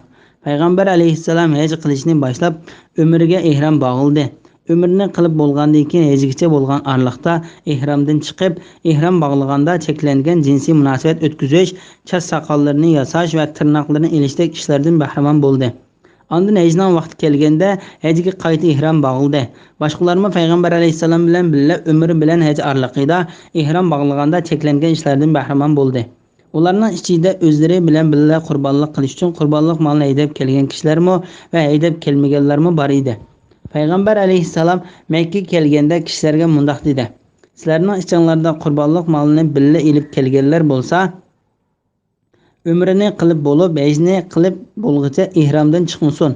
Qurbonlik molini billa elib kelmaganlar bo'lsa, Ka'ba va Safa Marvani tavob qilib, chechini qirqib bu chog'da chechini tushirish yoki tushirish yaxshi emas, ihromdan chiqsin. Hajning vaqti kelsa, hajga ihrom bog'lasin. Umrni qilib bo'lib, andin hajga ihrom bog'lagan kishi qurbonlik qilish kerak. U Makkada qurbonlik topa olgan bo'lsa, qurbonlik qiladi. Qurbonlik qildigan yoki molning pulining yo'qligi sababi bilan qurbonlik molni topa olmagan kishi haj jarayonida 3 kun uyga qaytgan vaqtida 7 kun ro'za tutsin. Uning hammasi 10 kun bo'ladi. Bu oyatning ma'nosi yuqorida bayon qilib o'tgan ma'noni kuchlantirdi deyildi. Arablarning til adabiyotida ilgari o'tib ketgan ma'noni kuchlantirish ifodasi bor. Masalan, mundaq deydi: "Men ko'zim bilan ko'rdim, quloqim bilan angladim, qo'lim bilan xat yozdim." Ya'ni ko'rish, anglash, yozishlar ko'z, quloq va qo'l bilan bo'lsa-mu, ma'noni texnik kuchlantirish uchun ko'rishga ko'zini, anglashga quloqini, yozishga qo'lini qo'shib qo'ydi. Shuningdek, oyatda 3 kun bilan 7 kun qo'shilganda 10 kun bo'lsa-mu, oyatning oxirida uni hammasi 10 kun bo'ladi deb ta'kidlab keldi. Qur'onda bundan boshqa-mu yana o'zidan ilgari so'zini kuchlantirgan oyatlar bor. Tövendeki oyatlar bu oyatning qatoridandir. Mayli ikki qanoti bilan uchadigan uchar qush bo'lsin. Sura An'am 38-oyat. Xat yozishni bilmaydi. Musa Sura Ankabut 48-oyatning bir qismi. Musaga bizga munojat qilishga 30 kechini va'da qildik. Uningga yana 10 kechini qo'shdik. Shuning bilan Parvardigoringning va'da qilgan vaqti 40 kecha bo'ldi. Sura Arab 142-oyat. Ya'ni yuqoridagi oyatlarda kuchlantirish uchun uchar qushqa ikki qanotini qo'shib bayon qildi. Ikkinchi oyatda xat degan qo'l deyilsa-mu, uni kuchlantirish uchun qo'lni qo'shib qo'ydi. Oxirgi oyatda 30 kunga 10 kunni qo'shsa 40 kun bo'lganligini aniq bo'lsa-mu, oxirida Parvardigoringlarning va'da qilgan vaqti 40 kecha bo'ldi deb qo'shib qo'ydi. Bu oyatda uning hammasi 10 kun bo'ladi. Ro'zani 10 kun to'liq tutishga buyruqdan kelgan degan ko'z qarashlarimi bor. Mekkeli kishilarning umri bilan hajning aralig'ida bahramand bo'lolmaydiganligi to'g'risida. Mana bu yerda ya'ni umri qilgan odamga qurbonlik qilish lozimligi yoki ro'za tutish haqidagi hukm Masjidi Haram doirasida, ya'ni haramda o'ltirishliq bo'lmagan kishilar uchundir. Ya'ni ular haramli kishilardir. Ular umrni qilib bo'lib hajgacha bo'lgan aralig'dagi vaqtda ihrom bog'lagan vaqtdagi cheklangan narsalardan bahramand bo'luvchi hisoblanmaydi. Shunga ularga qurbonlik qilish vojib bo'lmaydi. Bu vaqtda Abdurazzoq Tavusning mundaq deganligini rivoyat qiladi. Bahramand bo'lish haramlik kishilar uchun emas, balki boshqa yurtdan kelgan kishilar uchundir. Bu oyatning ma'nosi haqida Ibn Abbos radhiyallohu anhumadimmo Tavusning rivoyatidek rivoyat bayon qilindi. Allohga taqvodorlik qilinglar, ya'ni sizlarning buyurgan ishlarda taqvo bo'linglar. Bilinglarki, Allohning azobi qattiqdir. Ya'ni Alloh taolaning azobi uning buyruqiga xiloflik qilgan va cheklagan ishlarini qilganlar uchundir. Bismillahirrohmanirrohim. Haj vaqti ma'lum bir qancha oydir. Ya'ni Shavvol, Zulqa'da oylari va Zulhajja oyining 12 kunidir. Bu oylarda haj qilishni niyat qilgan, ya'ni ihrom bog'lagan odamning jinsiy aloqa qilishi, gunoh qilishi va janjal qilishi ma'ni qilindi. Sizlar qandoqligi yaxshi amalni qilsanglar, Alloh uni bilib turdi. Oxiratliklar uchun zot rahila ilib bilinglar. Eng yaxshisi zot rahila taqvodorlikdir. Ey aql egalari, menga taqvodorlik qilinglar. Sura Baqara 197-oyat.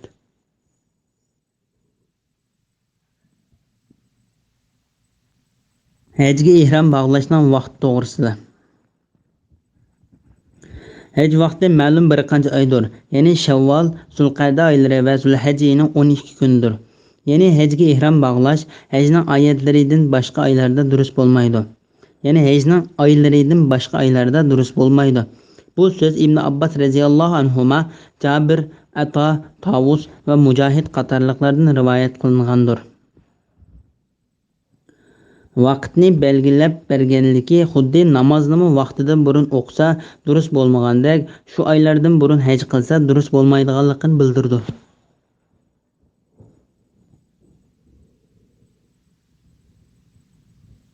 İmam Şafii İbn Abbas radhiyallohu anhumaning mundaq deganligini rivoyat qiladi. Alloh taolaning haj vaqti ma'lum bir qancha oydir, ya'ni Shavvol, Zulqa'da oylari va Zulhajja oyining 10 kunidir. degan oyatga asosan bir kishining hajga haj oylaridan boshqa oyda ihrom bog'lashi durust emas. Ibn Xuzaymamo Ibn Abbas radhiyallohu anhumaning shundoq deganligini rivoyat qiladi. İbn Mardavi Jabir radhiyallohu anhudan payg'ambar alayhissalomning bir kishining hajning oylaridan boshqa oylarda hajga ihrom bog'lashi durust emas deganligini rivoyat qiladi. Hajning oylari to'g'risida. Haj vaqti ma'lum bir qancha oydir. İmam Buxoriy Ibn Umar radhiyallohu anhumaning mundaq deganligini rivoyat qiladi. Hajning oylari Shavvol, Zulqa'da va Zulhajjaning avvalgi 10idir. Bu hadisni Ibn Jarirmo Ibn Umardan rivoyat qildi. Hajning oylarining Shavvol, Zulqa'da va Zulhajjaning avvalgi 10 ekanligi Umar Ali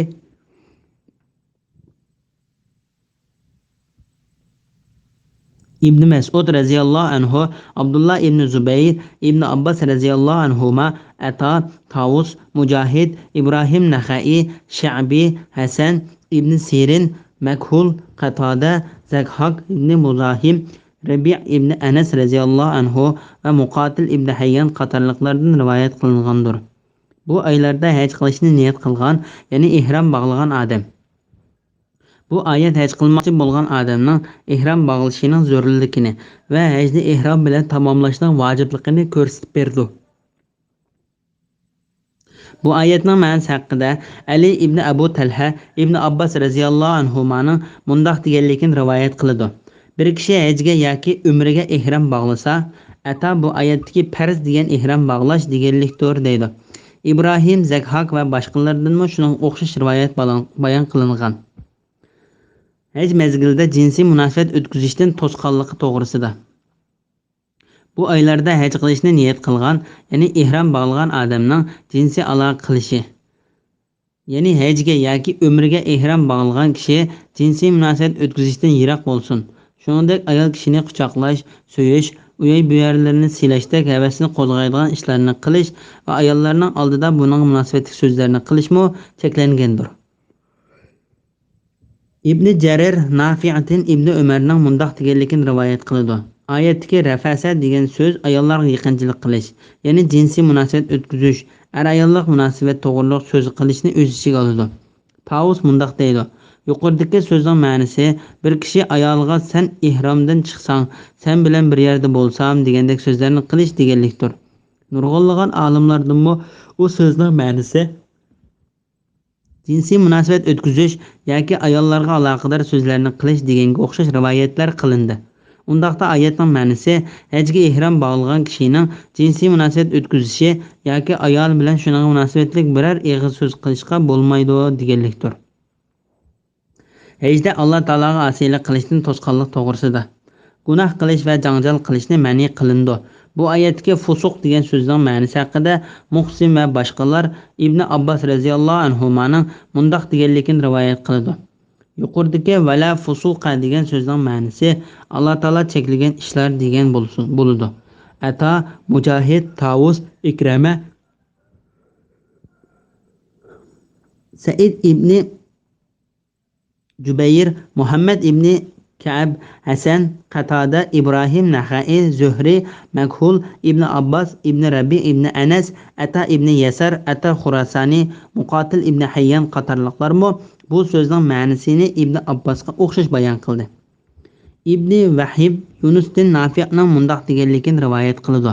Ibn Umar oyatdagi vala fusuqa degan so'zning ma'nosi haramda Alloh taolaning cheklagan ishlarini qilish deganlik bo'ladi dedi.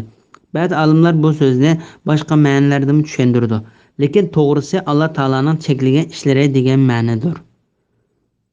Undaqda oyatning ma'nosi hajga yoki umrga ihrom bog'lagan kishining Alloh taolo cheklagan ishlarini qilib, uningga osiylik qilishga bo'lmaydi deganlikdir.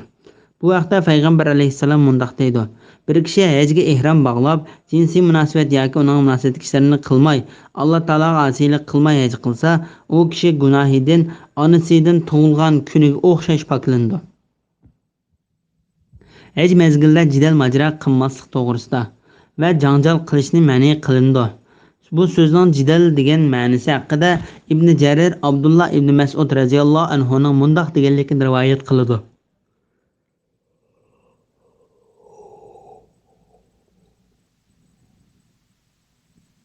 Sen hamrohing bilan u ochiqlab qolg'uchilik takallashma. Muhsin va Zahkak ibn Abbos radhiyallohu anhumaning shuning o'xshash deganligini rivoyat qiladi. Uningdan boshqa nurg'unlagan olimlardan bu so'zning ma'nosi yuqorida so'zlangandek ma'noda rivoyat qilindi. Hajda yaxshi ishlarni qilishga rag'batlantirish va haj sabrida ozuqlik elivilish to'g'risida. Sizlar qandaqliki yaxshi amalni qilsanglar, Alloh uni bilib turadi. Ya'ni Alloh taolo yuqorida bandalarni yomon so'z va yomon harakatlardan cheklagan bo'lsa, bu yerda yaxshi ishlarni qilishga rag'batlantirdi va uning u ishlarni bilib turuvchi ekanligini va qiyomat kuni shu ish uchun ularga to'liq mukofot beradiganligini bayon qiladi. Oxiratdagilar uchun zot rahila ilinglar. Eng yaxshi zot rahila taqvodorlikdir. İmam Buxoriy va Abu Davud ibn Abbos radhiyallohu anhumaning mundaq deganligini rivoyat qiladi. Yamanliklar biz Alloh taologa tavakkul qiluvchilar deb ozuqlik olmay hajga keldi. Ondan Alloh taolo bu oyat nozil qildi.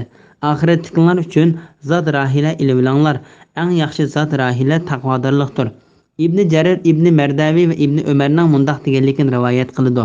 Kishilar hajga yoki umrga ihrom bog'laganda o'z yinidagi ozuqlikni tashlab o'tib, boshqadan ozuqlik oladi. Ondan Alloh taolo bu oyat nozil qildi. Oxiratliklar uchun zot rahila ilinglar. Eng yaxshi zot rahila taqvodorlikdir. Ya'ni ular ozuqliklarni tashlab o'tishdan cheklanib, un, talqon va non ilingishga buyurildi. Bu ozuqlarni ilingishga buyurilganligidagi bu narsalarni hozirmi ilingishning lozimligidan chiqmaydi. Chunki ozuqlik o'z vaqtidagi oliy yemekliklardan edi. Hozir faqat pul ilib olsa bo'ladi. Axirat safarining ozuqligi to'g'risida. Oxiratliklar uchun zot rahila ilinglar. Eng yaxshi zot rahila taqvodorlikdir. Ya'ni Alloh taolo ularni dunyoning safari uchun ozuqlik ilishga buyurish bilan oxirat uchun ozuqlik ilishga undadi. Oxiratning ozuqligi bo'lsa,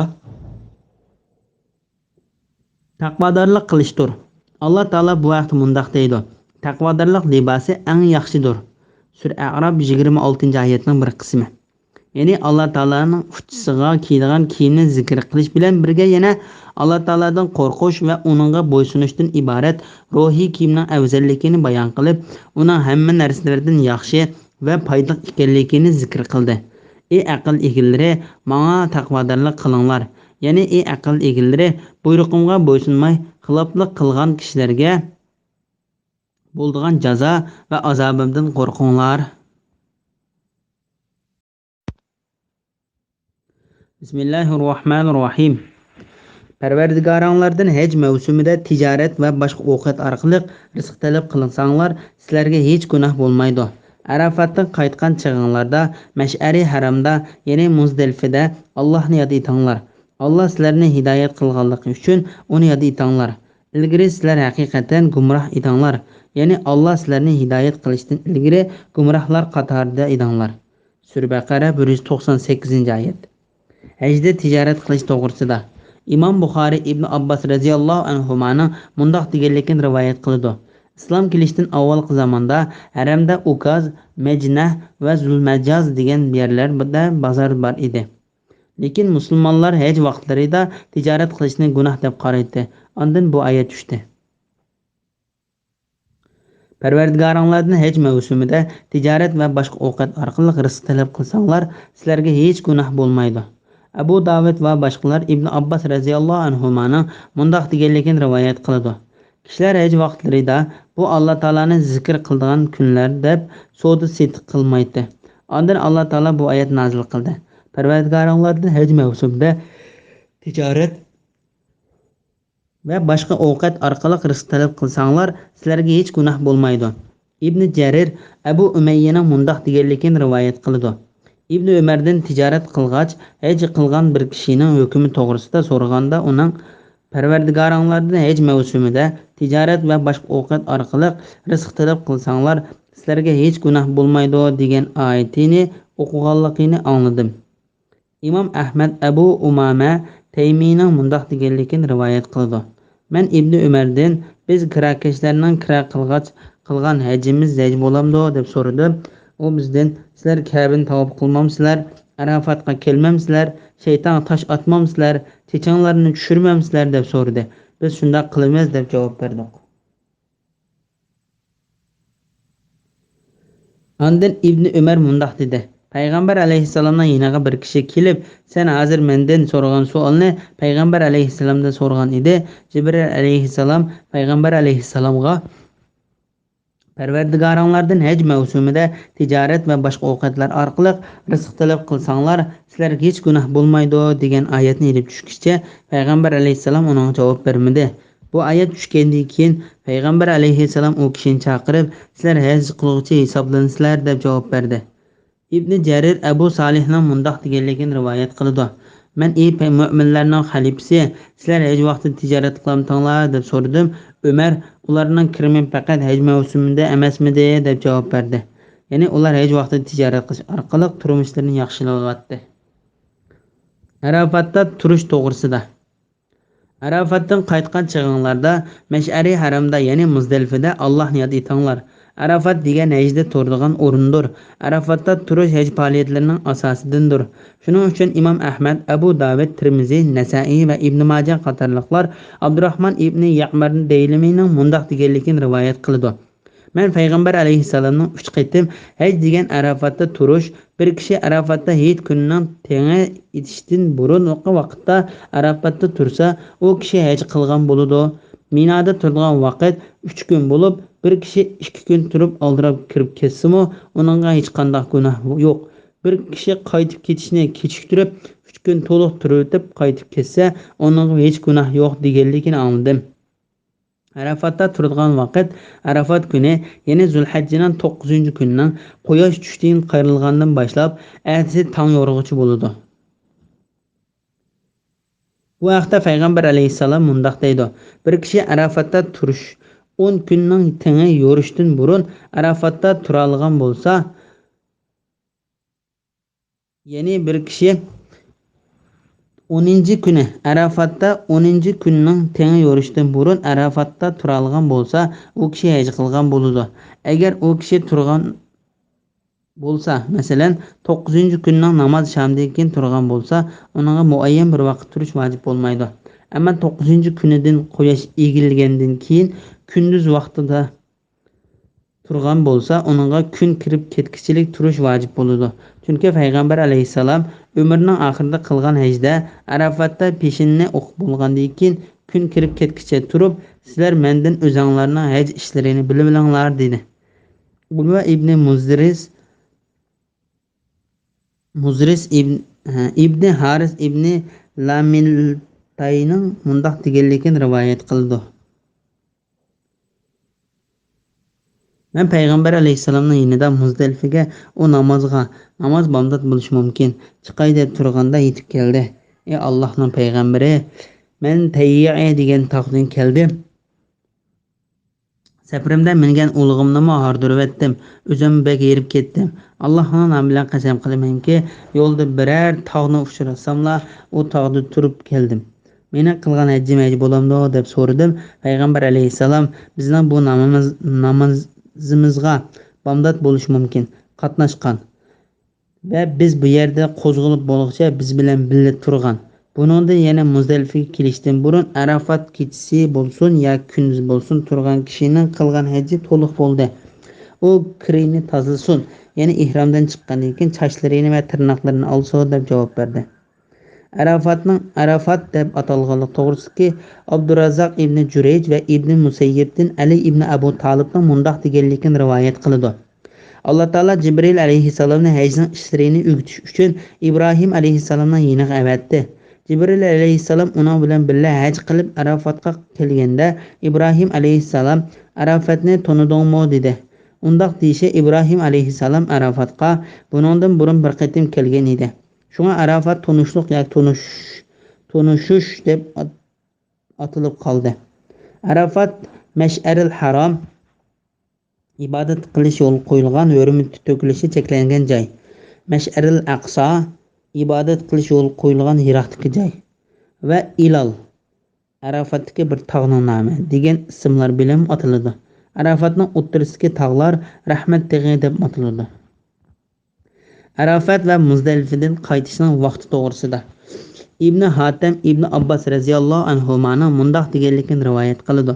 Islom dini kelishdan burun kishilar Arafatda turgan vaqtida quyosh xuddi kishilarning beshidagi salellariga o'xshash tog'ning cho'qqilariga kelganda Arafatdan qaytib tushadi. Islom kelgandan keyin payg'ambar alayhisalom Arafatdan qaytib tushishni quyosh kirib ketkichilik orqali chekindirdi. Ibn Mardaviyning rivoyatida mundaq deyildi. Payg'ambar alayhisalom Arafatdan tushishni quyosh kirib ketkicha orqali kechiktirdi. Ondan Muzdalifada turdi. U yerda bomdod namozini tun qorong'usida o'qidi. Keyin tong obdan suzilib, hamma narsalarni aniq ko'rgudek bo'lganda, bomdod namozining oxirgi vaqti kelganda Muzdalifadan qaytdi. Imom Muslim Jabir ibn Abdullohning mundaq deganligini rivoyat qiladi. Payg'ambar alayhisalom Arafatda kun kirib ketib, uning keynidan paydo bo'lgan oqliq ozroq yo'qolg'ichi turdi. Ondan Usamani tugisining orqasiga mindirib, payg'ambar alayhisalom Arafatdan tushganda Qasva degan tugining nuqtasini tugining beshida sep turgan uzangiga tegib qolgudek darajada tortib tushdi. Payg'ambar alayhisalom o'ng qo'l bilan kishilarga tegib qolgudek darajada osib tortib tushdi. O'ng qo'l bilan kishilarga ishorat qilib, "Ey xaloyiqlar, asta-asta" dedi. U Muzdalifaga kelguncha har bir do'nga kelsa, do'nga chiqib olguncha ozroq qo'yib beradi. U Muzdalifaga kelib, u yerda sham bilan xittanni bir azan va ikki takbir bilan o'qidi. U ikki namozning oralig'ida nafl namoz o'qimadi. Ondan u tong otquchilik yenicha yotdi. Tong yorug'anda bomdod namozini bir azan va bir takbir bilan o'qidi. Ondan yana Qasva degan tugiga minib, Muzdalifadagi bir taqqa kelib, qibla tarafga qarab Alloh taologa duo qilib, Allohu akbar va la ilaha illalloh deb Alloh taoloni zikr qildi. Ondan u shu tog'da tong xil oqarg'icha turdi. Ondan kun chiqishdan burun bu yerdan qaytib tushdi. Imom Buxoriy va Muslimning hadisida bunday bayon qilindi. Usama ibn Zayd'dan Payg'ambar alayhissalomning Arafat va Muzdalifadan qaytib tushganda qandoq mangdiganligi haqida so'ralgan edi. Usama Payg'ambar alayhissalom normal mang'atdi, agar kishilar shalong yerini topsa tezroq mang'atdi deb javob berdi. Mash'aril Haram to'g'risida Abdurrazzaq Salimdan Ibn Umar radhiyallohu anhumaning mundaq deganligini rivoyat qiladi. Muzdalifaning hammasi Mash'aril Haram hisoblanadi. Hashim Hajjajdan Nafi'ning mundaq deganligini rivoyat qiladi. Ibn Umardan Alloh taolaning Arafatdan qaytgan chig'inglarda Mash'ari Haramda, ya'ni Muzdalifada Allohni yod etinglar degan oyat ediki, Mash'aril Haram to'g'risida so'ralganda Ibn Umar u Muzdalifadagi tog' va uning atrofi deb javob berdi. İbn Abbas radhiyallohu anhuma, Said ibn Jubayr, Ikrama, Mujahid, Suddi, Rabi ibn Anas, Hasan va Qatada qatorliqlar Mash'aril Haram bo'lsa, Muzdalifadagi ikki tog'ning oralig'idagi bir o'rin deganligini rivoyat qilindi. İmam Ahmad Jubayr ibn Mat'amdan Payg'ambar alayhissalomning mundaq deganligini rivoyat qiladi. Arafatning hammasi turadigan o'rin. Sizlar Arafatdagi o'rina degan yerda yiroq bo'linglar. Chunki u Arafatning tabaligiga kirmaydi. Muzdalifaning hammasi turadigan o'rin. Sizlar Muzdalifadagi Muhassir degan o'rinni yiroq bo'linglar. Chunki u Muzdalifaning tabaligiga kirmaydi. Makkaning yo'llarining hammasi mol bo'g'izlaydigan yer. Ya'ni Makkaning qaysi yerda mol bo'g'izlasa bo'ladi. Alloh sizlarni hidoyat qilganlik uchun uni yod etinglar. Bu Alloh taolaning burun Ibrohim alayhissalomga bildirgan hajning faoliyatlarini bayon qilib, uni bildirgandan iborat. O'zining ularga bergan ne'matini eslatishdir. Shun Alloh taolo mundaq deydi: "Ilgari sizlar haqiqatan gumroh edinglar, ya'ni Alloh sizlarni hidoyat qilishdan ilgari gumrohlar qatoridan edinglar." Bismillahirrohmanirrohim. Ondan keyin sizlar Arafatdan kishilar qaytgan joy bilan qaytinglar. Allohdan mag'firat talab qilinglar. Alloh haqiqatan nihoyat mag'firat qilg'uchidir, nihoyat mehribondir. Sura Baqara 199-oyat. Islom dini kelishdan burun Arafatda turmagan kishilarni Arafatga chiqishga buyurish to'g'risida. Bu Alloh taolo bu oyatda Arafatda turgan kishini Muzdalifadagi bir o'rinda Alloh taolani zikr qilish uchun Muzdalifaga qaytishga va uning Arafatda turishi Qurayshdan boshqa kishilar qilgandek Arafatda turgan hamma kishilar bilan birga bo'lishni buyurdi. Qurayshliklar biz haramlik kishilar deb haramning doirasidan chiqib ketmay, haramning chegarasining oxirgi nuqtasiga berib turadi. Bu yerda deyilgan chegara hozirgi Saudiya Arabistonining chegarasi bo'lmasdan, balki haram atrofidagi mahallaning chegarasi ko'z tutildi. Bu vaqtda Imom Buxoriy Oysha radhiyallohu anhaning mundaq deganligini rivoyat qildi. Quraysh va ularning dindikilar Muzdalifada turadi. Chunki Muzdalifa haramning tavalligi hisoblanadi. Ular uni Humisi deb ataydi. Qurayshdan boshqa arablar Arafatda turadi. Islom kelgandan keyin Alloh taolo payg'ambarini Arafatga kelib turish va shu yerdan qaytishga buyurib mundaq deydi: "Ondan keyin sizlar Arafatdan kishilar qaytgan joy bilan qaytinglar." Ibn Abbas radhiyallohu anhuma, Mujahid, Ato, Qatada, Sudi va boshqalarmi yuqoridagi so'zga o'xshash deyishdi. İmam Ahmad Jubayr ibn Mat'amning mundaq deganligini rivoyat qiladi: "Mening tugam yo'qib ketgan edi. Men uni izlash uchun Arafatga borsam, payg'ambar alayhissalom u yerda turgan ekan. Men Arafat Humsidan, ya'ni Muzdalifadan hisoblanamdigando, payg'ambar alayhissalom bu yerda nima uchun turdigando deb o'ylab qoldim. Payg'ambar alayhissalomning Arafatda turishi Madinaga hijrat qilishdan burun bo'lishi mumkin. Payg'ambarimizni ko'rgan kishimi shu chog'da texi kofir edi.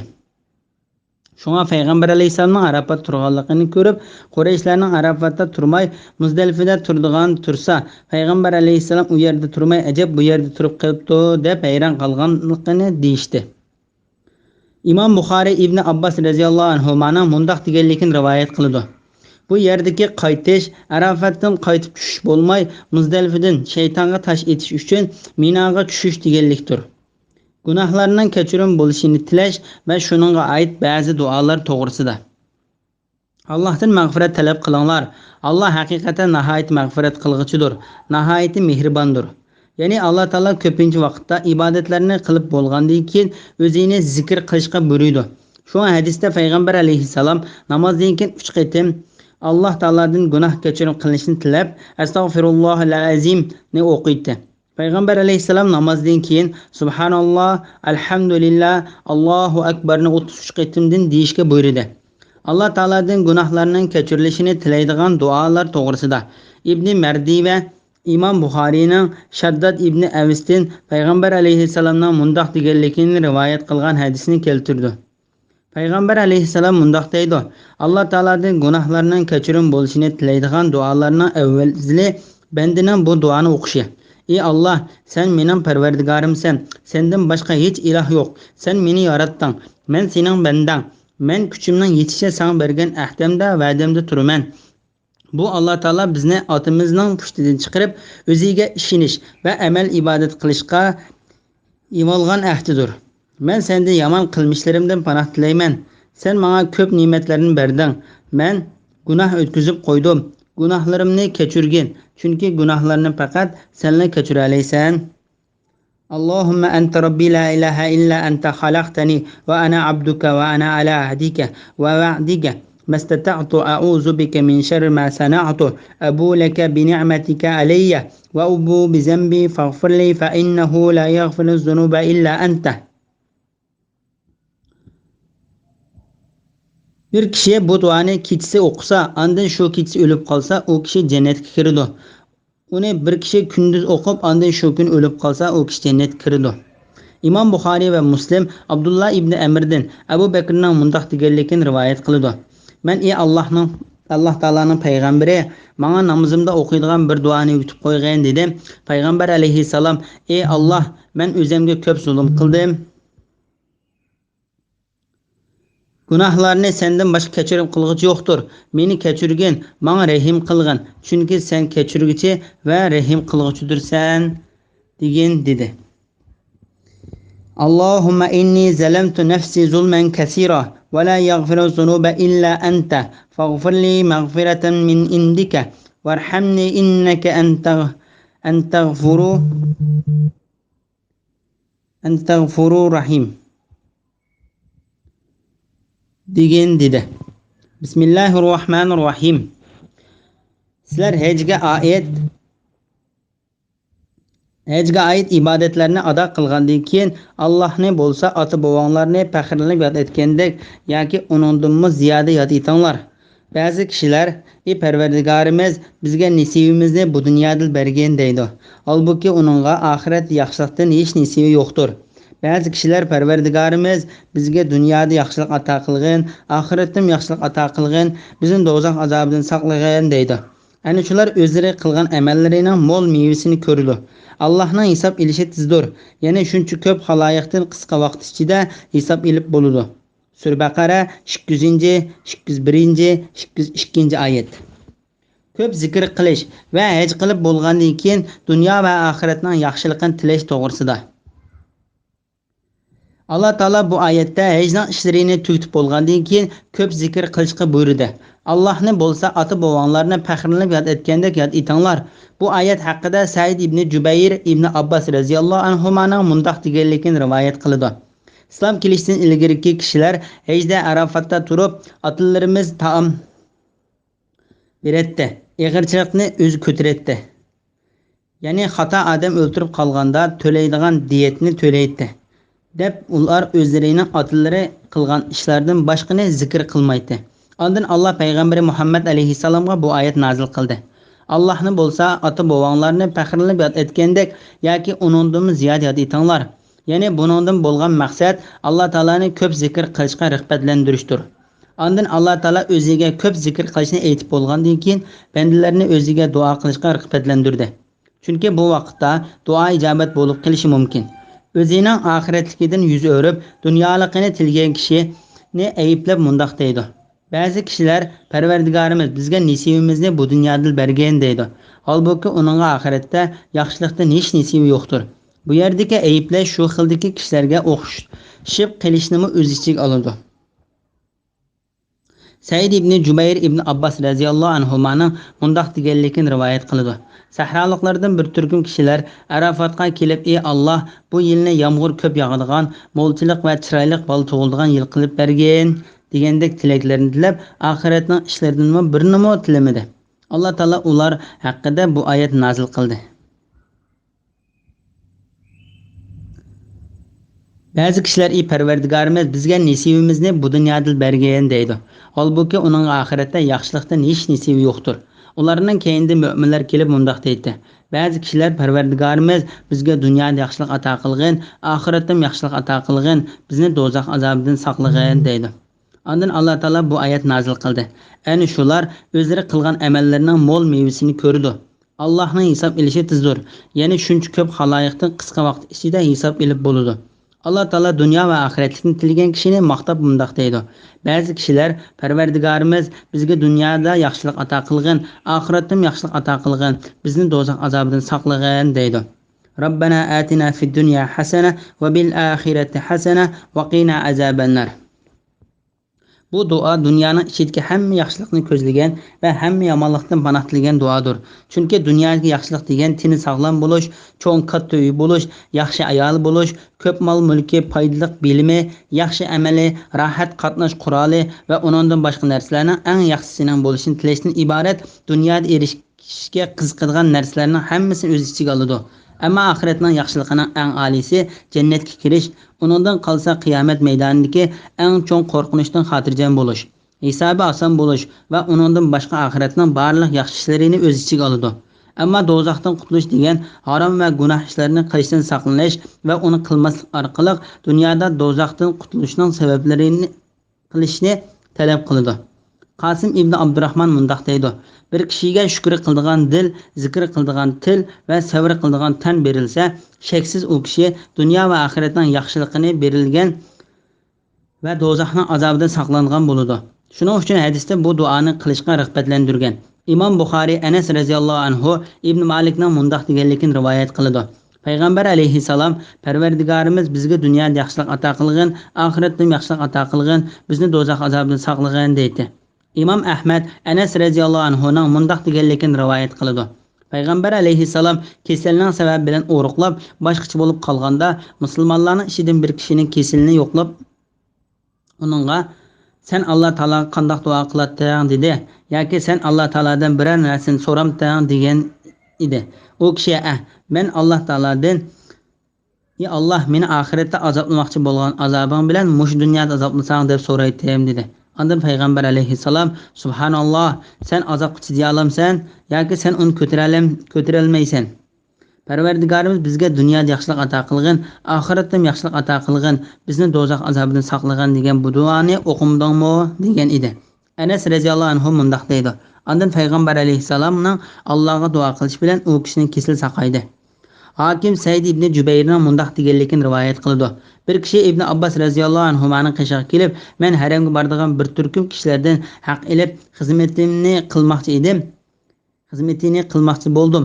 Ularning meni haj qilishimga ruxsat qilish sharti bilan men ular bilan kelishgan bahodan ozroq tushib berib haj qildim. Bu hajjim durust bo'lamdi deb so'radim. Ibn Abbas sen Alloh taolaning ana shular o'zlari qilgan amallarining mo'l mevasini ko'rdi. Allohning hisob elishi tezdir. Ya'ni shuncha ko'p xaloyiqdan qisqa vaqt ichida hisob elib bo'ladi degan oyatida bayon qilgan kishilardan ekansan deb javob berdi. Bismillahirrohmanirrohim.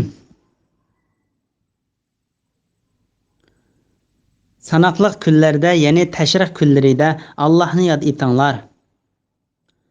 Ya'ni namozlaringlarning oxirida takbir aytinglar. Minadan oldirab 2 kunda qaytgan odamga hech gunoh bo'lmaydi. Ta'xir qilib qaytgan odamga hech gunoh bo'lmaydi. Yuqorqi ahkomlar taqvodorlik qilib hajni to'liq ado qilmoqchi bo'lgan odam uchundir. Allohdan qo'rqinglar, bilinglarki sizlar hisob uchun Allohning dargohiga yig'ilsizlar. Sura Baqara 203-oyat. Hayit kunlarida Alloh taolani zikr qilish to'g'risida. Sanoqli kunlarda, ya'ni tashriq kunlarida Allohni yod etinglar. Ya'ni namozlaringlarning oxirida takbir aytinglar. Bu oyatning ma'nosi haqida Ikrama mundaq deydi. Bu oyatga zikr qilishdan hayit kunlari farz namozdan keyin Allohu akbar, Allohu akbar, Allohu akbar deb takbir aytish ko'z tutiladi.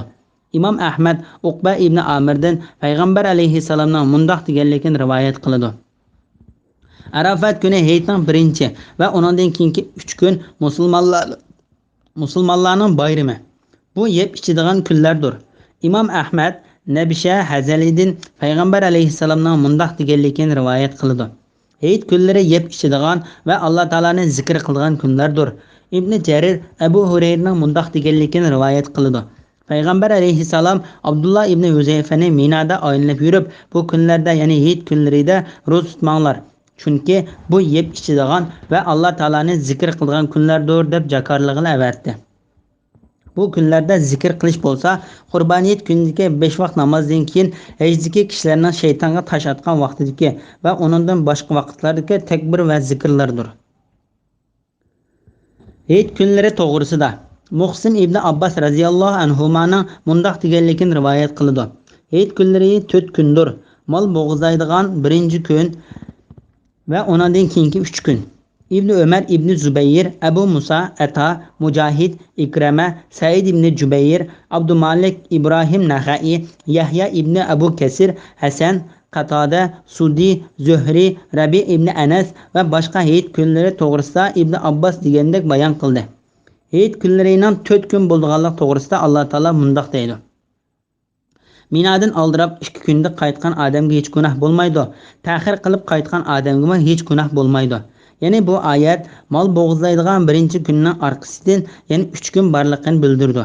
Alloh taolo hajdagi kishilarning haj faoliyatlarida birga bo'lgandan keyin ularning har qaysi har shaharlarga va atroflarga tarab ketganligini bayon qilib, oxirida mundoq dedi. Yuqorqi ahkomlar taqvodorlik qilib hajni to'liq ado qilmoqchi bo'lgan odam uchundir. Allohdan qo'rqinglar, bilinglarki sizlar hisob uchun Allohning dargohiga yig'ilsizlar. Bu haqda Alloh taolo mundoq deydi. Alloh sizlarni zaminda nasllantirish yo'li bilan yaratdi. Hisob berish uchun uning dargohiga yig'ilsizlar. Sura Mu'minun 79-oyat. Bismillahirrohmanirrohim. Ey Muhammad, kishilar orasida shundoq odam borki, uning dunyo tirikchiligi to'g'risidagi so'zi seni qiziqtirdi. Lekin o yolg'onchi munofiqdir. O dildagi narsaga, ya'ni dili boshqa, tili boshqa emasligiga Allohni guvoh qiladi. Holbuki o sana va san agashuvchilarga ashaddiy dushmandir. Ko'rinishda o shirin so'z orqali dindor qiyofat kirib oladi. U huzuringdan qaytgandan keyin zaminda buzuqchilik qilish uchun va ziroatlarni, hayvonotlarni halok qilish uchun tirishadi. Uning buzg'unchiligi amalda insonlarni halok qilish uchundir. Chunki ziroatsiz va hayvonotlarsiz insonlarning yashayolishi mumkin emas. Alloh buzuqchilikni yoqtirmaydi. Uningga vaz-nasihat qilinib, yomon so'z harakatlaridan qaytib, Allohdan qo'rqqan deyilsa, g'ururi uningga gunoh yuklaydi. Ya'ni haqdan takabburlik bilan bosh tortib, fitna fasodda texim azmaylaydi. Uningga jahannam yetarlikdir. Jahannam nihoyat yomon joydir. Ba'zi kishilar borki, ular Allohning razasi uchun dinini fido qiladi. Qilgan amali bilan faqat Allohning roziligini tilaydi. Alloh bandalariga to'liq marhamatlidir. Sura Baqara 204, 205, 206, 207-oyat. Munofiqlarning ahvoli to'g'risida Sudi mundoq deydi.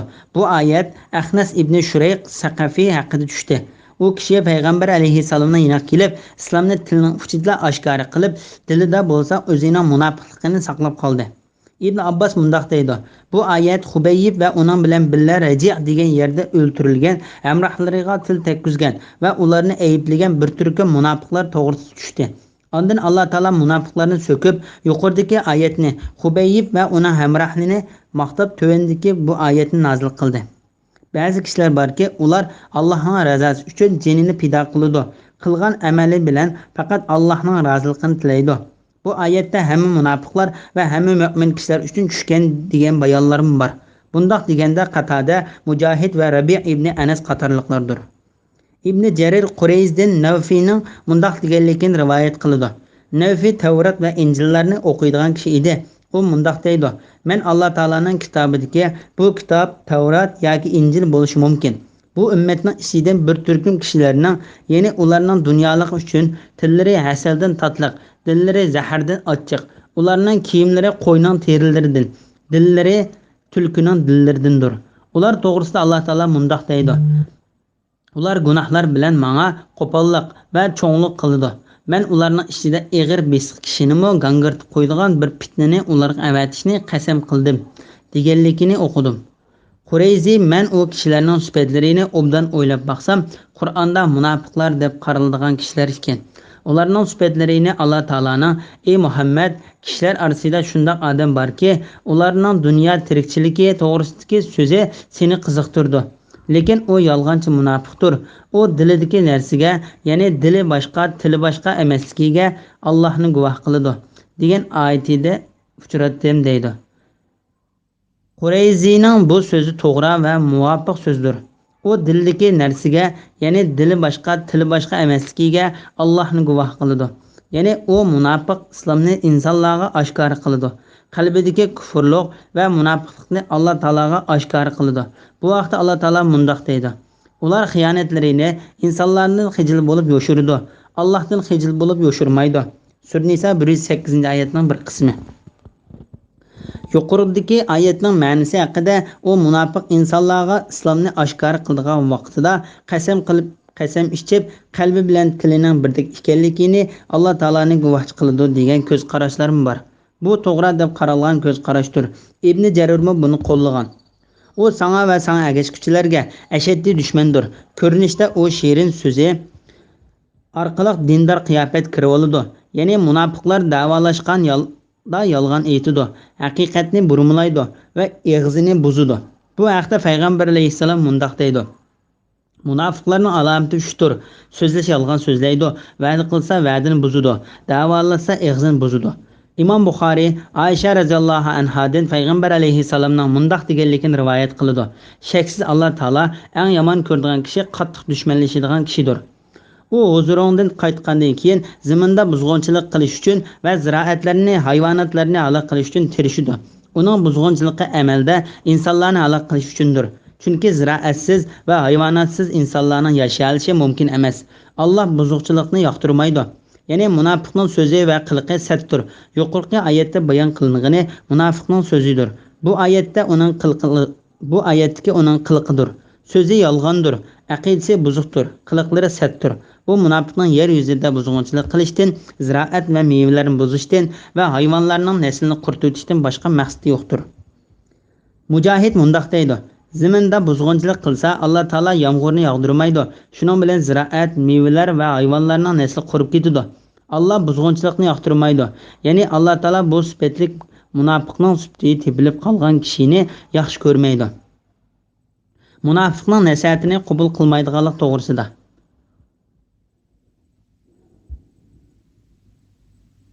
Munofiqning nasihatini qabul qilmaydiganlik to'g'risida. Uningga vaz-nasihat qilib, yomon so'z harakatlaridan qaytib Allohdan qo'rqqan deyilsa, g'ururi uningga gunoh yuklaydi. Ya'ni haqdan takabburlik bilan bosh tortib, fitna fasodda texim azvaylaydi. Munofiqlarga nasihat qilib, uningga Alloh taoladan qo'rqqan, sen yomon so'z va so'z qiliqlaringdan yenib, haqiqatga qaytgan deyilsa, u unimidi. Vujudini gunoh chirmab olganlikdan u takabburlik qildi va ochiqlandi. Alloh taolo bu vaqt mundoq deydi: Kafirlarga bizning ro'shan oyatlarimiz o'qib berilsa, ularning chehralarida qo'shuvimiz turilganlikdan inkor qilganligini ko'rsin. Ularning bizning oyatlarimizni o'qib beruvchilarga hujum qilgani tas qolganligini ko'rsin. Aytqinki sizlarga men buningdanmi yomonroqni aytib beraymi? U do'zaxdir. Alloh uni kafirlarga va'da qildi. Ular qaytib boradigan joy nima degan yomon. Sura Haj 72-oyat. Şoň Allah Taala bu ayetde mundoq deydi: Onunğa jahannam yeterlikdir. Jahannam nihoyatda yomon joydir. Ya'ni jahannam uni jazolashga yeterlikdir. Allah Taala'nın razılıqını hammadan ortiq bilish haqiqiy mu'minning sifatidan ekanligi to'g'risida.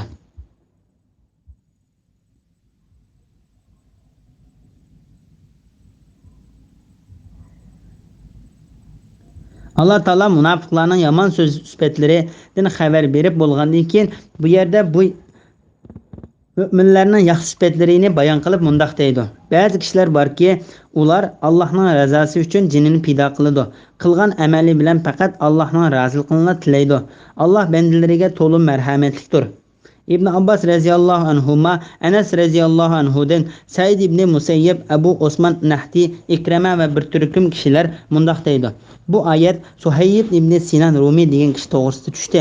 Bu oyatning o to'g'riliq tushishi shuning uchunki u Makkada islomga kirib Madinaga hijrat qilmoqchi bo'lganda Qurayshning kafirlari uning mol-mulklari bilan hijrat qilishini to'sib, agar bizga tashlab berib hijrat qilishni xohlasang, shunday qilsin dedi. Ondan Suhayb ibn Sinan mol-mulkini ularga berib qutuldi. Ondan Alloh taolo u to'g'risida yuqori oyatni tushirdi. Onunğa Ömer ibn Xattab və bir türküm kişilər Hiraning bir tarafidan uchrab, onunğa tijoratdan foyda qildi. Sen ya'ni kafirlarning u mol mulkni bizga bersa hijrat qila oladi, bo'lmasa hijrat qila olmaydi degan shartiga qo'shilib, hijratni tanlab, mol mulkni ularga berganlikin sana dunyoda va oxiratning foydasini ilib keldi. U Alloh sizlarni tijoratinglarda ziyanga uchratmasin deb ularning tijoratdan foydali bo'ldi deganligining sababini so'radi. Ömer uningga Alloh taolaning bu oyatni uning haqqiga tushirganligini aytib berdi. Payg'ambar alayhissalomning uningga ey Suhayb tijoratdan foydali bo'ldi deganligi rivoyat qilindi. Bu oyatning ma'nosi Alloh taolaning yo'lida islom dinini gullantirish uchun jihad qilgan hamma mujohidlarni o'z ichiga oladi. Allah Taala bu vaqt mundaq deydi. Şübhəsiz ki Allah müminlərdən onların canlarını, mallarını, ularga cennetini berib setib oldu. Ular Allah'ın yolunda uruş qilib, düşmanlarını öldürdü ve öldürüldü. Yani düşmanlar bilan jihad qilib şehit boludu. Jihad qilguvchilarga cennetni va'da qilish Tavratda, İncilda ve Qur'onda zikr qilingan. Allah'ın rast va'dasidir. Va'dasiga Allohdan bekrak vafo qilguvchi kim bor? Yani Allah'tan vafodar ahdi yo'q. Qilgan bu savdanglardan xushal bo'linglar. Bu zo'r muvaffaqiyatdir. Sura Tavba 111-oyat. Hisham ibn Amir urushda kafirlarning orasiga bosib kirib ketganda uningga qilgan bu ishini ba'zi kishilar yoqtirmadi. Ondan Ömer ibn Xattab, Abu Hurayra radhiyallohu anhu va boshqalar Hisham ibn Amirning dushman orasiga etilib kirgan ishini yoqtirmagan kishilarga radiya berib, ba'zi kishilar borki, ular Allohning razolati uchun jinini pido qiladi. Qilgan amali bilan faqat Allohning roziligini tilaydi. Alloh bandalariga to'liq marhamatlidir degan oyatni o'qidi. Bismillahirrohmanirrohim. Ey mu'minlar, islom diniga butunlay kiringlar. Ya'ni islom dinining butunlay ahkomlariga bo'ysuninglar. Ba'zi ahkomlariga amal qilib, ba'zi ahkomlarini tark etmanglar. Shaytonning yo'llariga va ig'voziga ergashmanglar. Shayton sizlarga haqiqatan oshkora dushmandir. Sizlarga islom dinining haqligini ko'rsatadigan ro'shan dalillar kelgandan keyin to'g'ri yo'ldan tiyilib ketsanglar, bilinglarki sizlar jazolansizlar. Chunki Alloh g'olibdir. Ya'ni sizlardan intiqom olishdan ojiz emasdir. Hikmat bilan ish qiluvchidir. Sura Baqara 208-209-oyat. Islomni qabul qilganda hamma hukmlarini to'liq qabul qilish lozim ekanligi to'g'risida. Alloh taolo bu oyatda o'ziga va payg'ambar alayhissalomga ishongan bandalarini islom dinining hamma hukmlarini qabul qilishga, kuchining yetishicha uning buyurgan narsalarning hammasiga amal qilishga va to'sqan ishlarining hammasidan yenishga buyurdi. Ey mu'minlar, islom diniga butunlay kiringlar. Ya'ni islom dinining butun ahkomlariga bo'ysuninglar. Ba'zi ahkomlariga amal qilib, ba'zi ahkomlarini tark etmanglar. Bu oyatning ma'nosi haqida Avfi ibn Abbas, Mujahid, Tavus, Zakhak, Ikrama, Qatada, Sudi va Ibn Zayd qatorliqlarning mundaq deganligini rivoyat qiladi. Ya'ni islomga kiringlar deganlik bo'ladi. Butunlay. Bu so'zning ma'nosi haqida Ibn Abbas radhiyallohu anhuma, Mujahid, Abu Aliya, Ikrama, Qatada, Rabi ibn Anas, Sudi, Muqatil ibn Hayyan va Zakhak qatorliqlar, ya'ni hammasiga to'liq deganlikdir deydi. Bu oyatning ma'nosi haqida Mujahid mundaq deydi. Ya'ni sizlar butun yaxshi ishlarning hammasini qilinglar. Bo'lib ahli kitobdan, ya'ni Yahudi va xristianlardan islomga kirganlar shunday qilishi lozim. Bu oyat ahli kitoblardan islom diniga kirganlar maqsad qilindi. Deganlik to'g'risida Ibn Hatim Ibn Abbas radhiyallohu anhumaning mundaq deganligini rivoyat qiladi. Ya'ni ahli kitobdan islomga kirganlar islom dinining hamma hukmlariga kiringlar. Ular Alloh taolaga ishonish orqali islomga kirgandan keyin ularga tushirilgan ba'zi hukmlarga amal qiladi. Islom diniga butunlay kiringlar. Ya'ni islom dinining butun ahkomlariga bo'ysuninglar. Ba'zi ahkomlariga amal qilib, ba'zi ahkomlarini tark etmanglar. Ya'ni ahli kitoblar, Tavratga iymon keltiringlar. Ammo hukmlarga amal qilishda Muhammadning dinining hukmlarining hammasini qabul qilib, uningdan kichkinami bir narsani ayirib qo'ymanglar. Shaytonning yo'llariga va ig'voziga ergashmanglar. Ya'ni sizlar amal ibodat Yani sizler emel ibadet kılınlar ve şeytan sizlerin buyurgan nersinden saklananlar. Allah Teala şeytanın kişilerini yaman işlerine buyurduğanlığı doğrusunda mundaq deydi. Şeytan sizlerini hakikaten yamanlıklarga, qabih günahlarga ve Allah namıdan yalgandan Allah sizlerge halal kılgan nerselerini haram deb, haram kılgan nerselerini halal deb, sizler bilmeydiğin nerselerini eytişki buyuruydu. Sure Bakara 169. ayet. Şeytan özünün təvəllərini əhl-i dozaqdan buluşqa çağırdı. Sure Fatir 6. ayet. Şuna Allah Teala bu ayette mundaq deydi. Şeytan sizlerge hakikaten aşkarı düşmandır.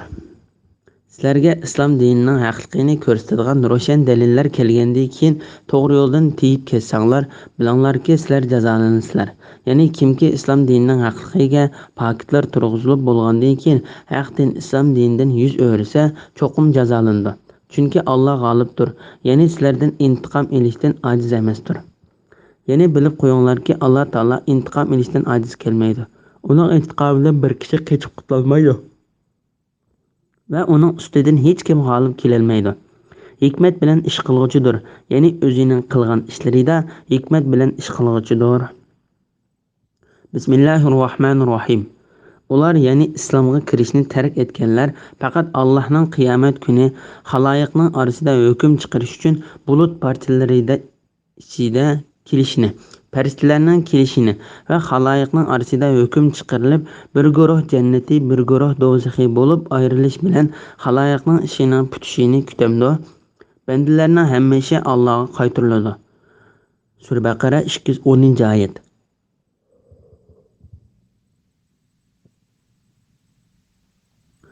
İman etishni kechiktirmaslikka rag'batlantirish to'g'risida. Allah Teala Muhammed Aleyhisselam'a ishonmagan kafirlarga ogohlantirish berib mundaq deydi. Ular ya'ni islomga kirishni tark etganlar faqat Allohning qiyomat kuni xaloyiqning orasida hukm chiqarish uchun bulut parchalari ichida kelishini, farishtalarning kelishini va xaloyiqning orasida hukm chiqarilib, bir guruh jannatda, bir guruh do'zaxiy bo'lib ayrilish bilan xaloyiqning ishining putishini kutamdi. Ondan har bir kishining uning qilgan amaliga qarab yaxshi amal qilgan bo'lsa uni mukofotlaydi.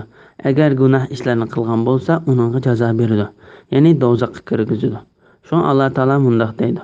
Bandalarning hammasi Allohga qaytariladi. Alloh bu vaqtda mundaq deydi. Ey g'ofillar, buningdan yeninglar. Zimin orqa tavirtilgan chaqda, Parvardigoring kelgan va farishtalar saf-saf bo'lib kelgan chaqda, gunohkorlarning ko'rishi uchun jahannam keltirilgan chaqda, shu kunda inson ya'ni kafir dunyodagi qilmishlarini eslaydi. Bu chaqda eslaganning uningga nim foydasi bo'lsin? Sura Fajr 21. oyatdan 23. oyatgacha. Ular faqat o'lim farishtalarining yoki Parvardigorning quyoshning mag'ribdan chiqishidan iborat ba'zi alomatlarni kelishini kutadi. Parvardigoringning ba'zi alomatlari kelgan kunda ilgari iymon etmaganlarning yoki iymon etib yaxshi ish qilmaganlarning aytgan iymoni foydasiz bo'ladi. Sizlar o'zinglarga kelgan ishlarni kutinglar. Bizmi albatta kutamiz degan. Sura An'am 158. oyat. Ular ya'ni islomga kirishni tark etganlar faqat Allohning qiyomat kuni xaloyiqning orasida hukm chiqarish uchun bulut parchalar ichida kelishini, farishtalarning kelishini va xaloyiqning orasida hukm chiqarilib, bir guruh jannati, bir guruh do'zaxiy bo'lib ayrilish bilan xaloyiqning ishining putishini kutamdi. Bandalarning hammasi Allohga qaytariladi. Bu oyatning ma'nosi haqida Abu Ja'far Rabi' ibn Anas radhiyallohu anhudan Abu Aliyaning mundaq deganligini rivoyat qilgan. Farishtalar nepiz oq bulutning parchalari ustida keladi.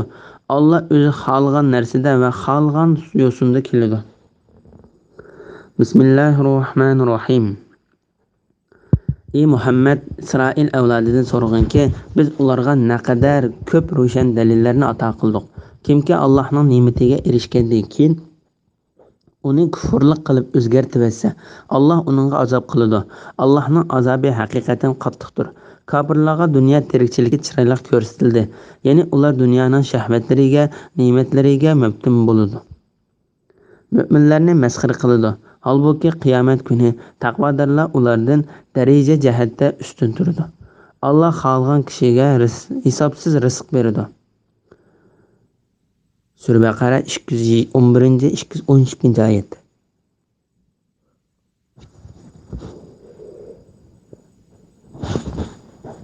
Allah Taalaning ne'matini o'zgartirish va mu'minlarni masxara qilishning jazosi to'g'risida.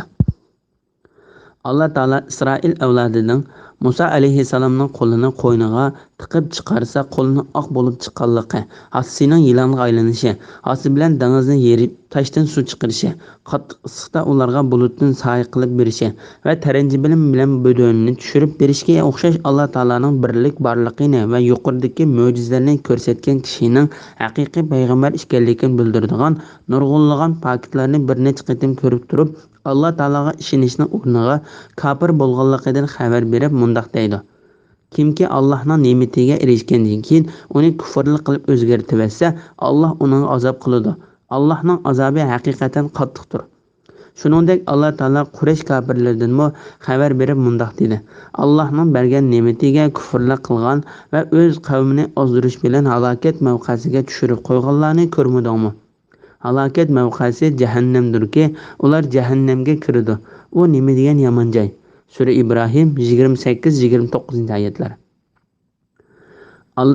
Allah Taala andan dunyoning nozik ne'matlariga rozi bo'lgan, mollarini to'plab, u mollarning zakotlarini berishga ko'rsatib bergan, 8 turli kishiga bermagan, erishgan pul mollardan Allohning roziligini izlab, Allah Taolaning yo'lida yaxshi o'rinlarga sarf qilgan mu'minlarni masxara qilgan kafirlar uchun dunyoni chiroyli qilib berganligidan shu mu'minlarning yuqoridagidek yaxshi amallarni qilganlik uchun qiyomat kuni baxtli o'rin va to'liq natija bilan g'alaba qozonib, mashargohda kafirlardan ustun turib, eng katta darajalarga erishadiganligidan, kafirlarning do'zaxning eng tuvan qatlamida bo'lganligidan xabar berdi.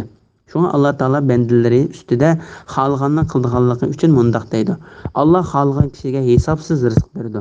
Ya'ni Alloh bandalarining ichida xohlagan kishilarga rizq, dunyo oxiratda san-sanoqsiz nurg'unlagan yaxshi ne'matlarni beradi. Bu haqda hadis qudsiyda mundaq deb keldi. Alloh mundaq dedi: "Ey odam bolasi, sen kishilarga bergin, men sana beraman." Payg'ambar alayhissalom yana bir hadisda mundaq dedi: "Ey Bilal, sen kishilarga bergin, sen arishning egisisan, ya'ni Allohning kengaytirishdan qo'rqmagan." Alloh bu vaqt mundaq deydi: "Allohning yo'lida bergan narsanglarning o'rnini Alloh to'ldirib berdi. U rizq beruvchilarning yaxshisidir." Saba 39-oyatning bir qismi. İmam Buxoriyning hadis kitobida mundaq deb keldi: "Shubhisizki, har kuni atiganda ikki farishta osmondan tushadi. Ondan u ikkisining biri: Ey Alloh, kishilarga sadiqa qilgan kishining mol-mulkining o'rnini to'liqlab bergin deydi. Yana biri: Ey Alloh, kishilarga mol-mulkini sadiqa qilmay bexillik qilgan kishining mol-mulkini to'zitib etgin deydi." İmam Muslimning hadisida mundaq deb keldi: "Odam bolasi, mening melim deydi. Ey odam bolasi, sening melingdan yeb tugatganing, kiyib ko'nratganing, sadiq qilib Alloh taolaning hisobiga o'tkazib etganinglar sang hisobdir. Qolgani boshqa kishilar uchundir." Imom Ahmad payg'ambar alayhissalomning mundaq deganligini rivoyat qildi: "Dunyo degan uy yo'q kishining uyi, mol-mulk yo'q kishining mol-mulkidir. Dunyoni aqli yo'q kishi to'playdi." Bismillahirrohmanirrohim. İnsanlar dastlabda bir ummat, ya'ni haq dinda edi. Keyin ularning ba'zisi iymon etib, ba'zisi iymon etmay ixtilof qilishdi. Alloh mu'minlarga jannat bilan xushxabar berguchi, kuffarlarni do'zaxdan ogohlantiruvchi payg'ambarlarni avatdi. Alloh kishilarni ixtilof qilishgan narsalar ustida hukm chiqarish uchun ularga haq kitobni nozil qildi. Faqat kitob berilgan kishilarla o'zlariga ro'shan dalillar kelgandan keyin o'zaro hasad qilishib, ya'ni kafirlar mu'minlarga hasad qilib, kitob to'g'risida ixtilof qilishdi.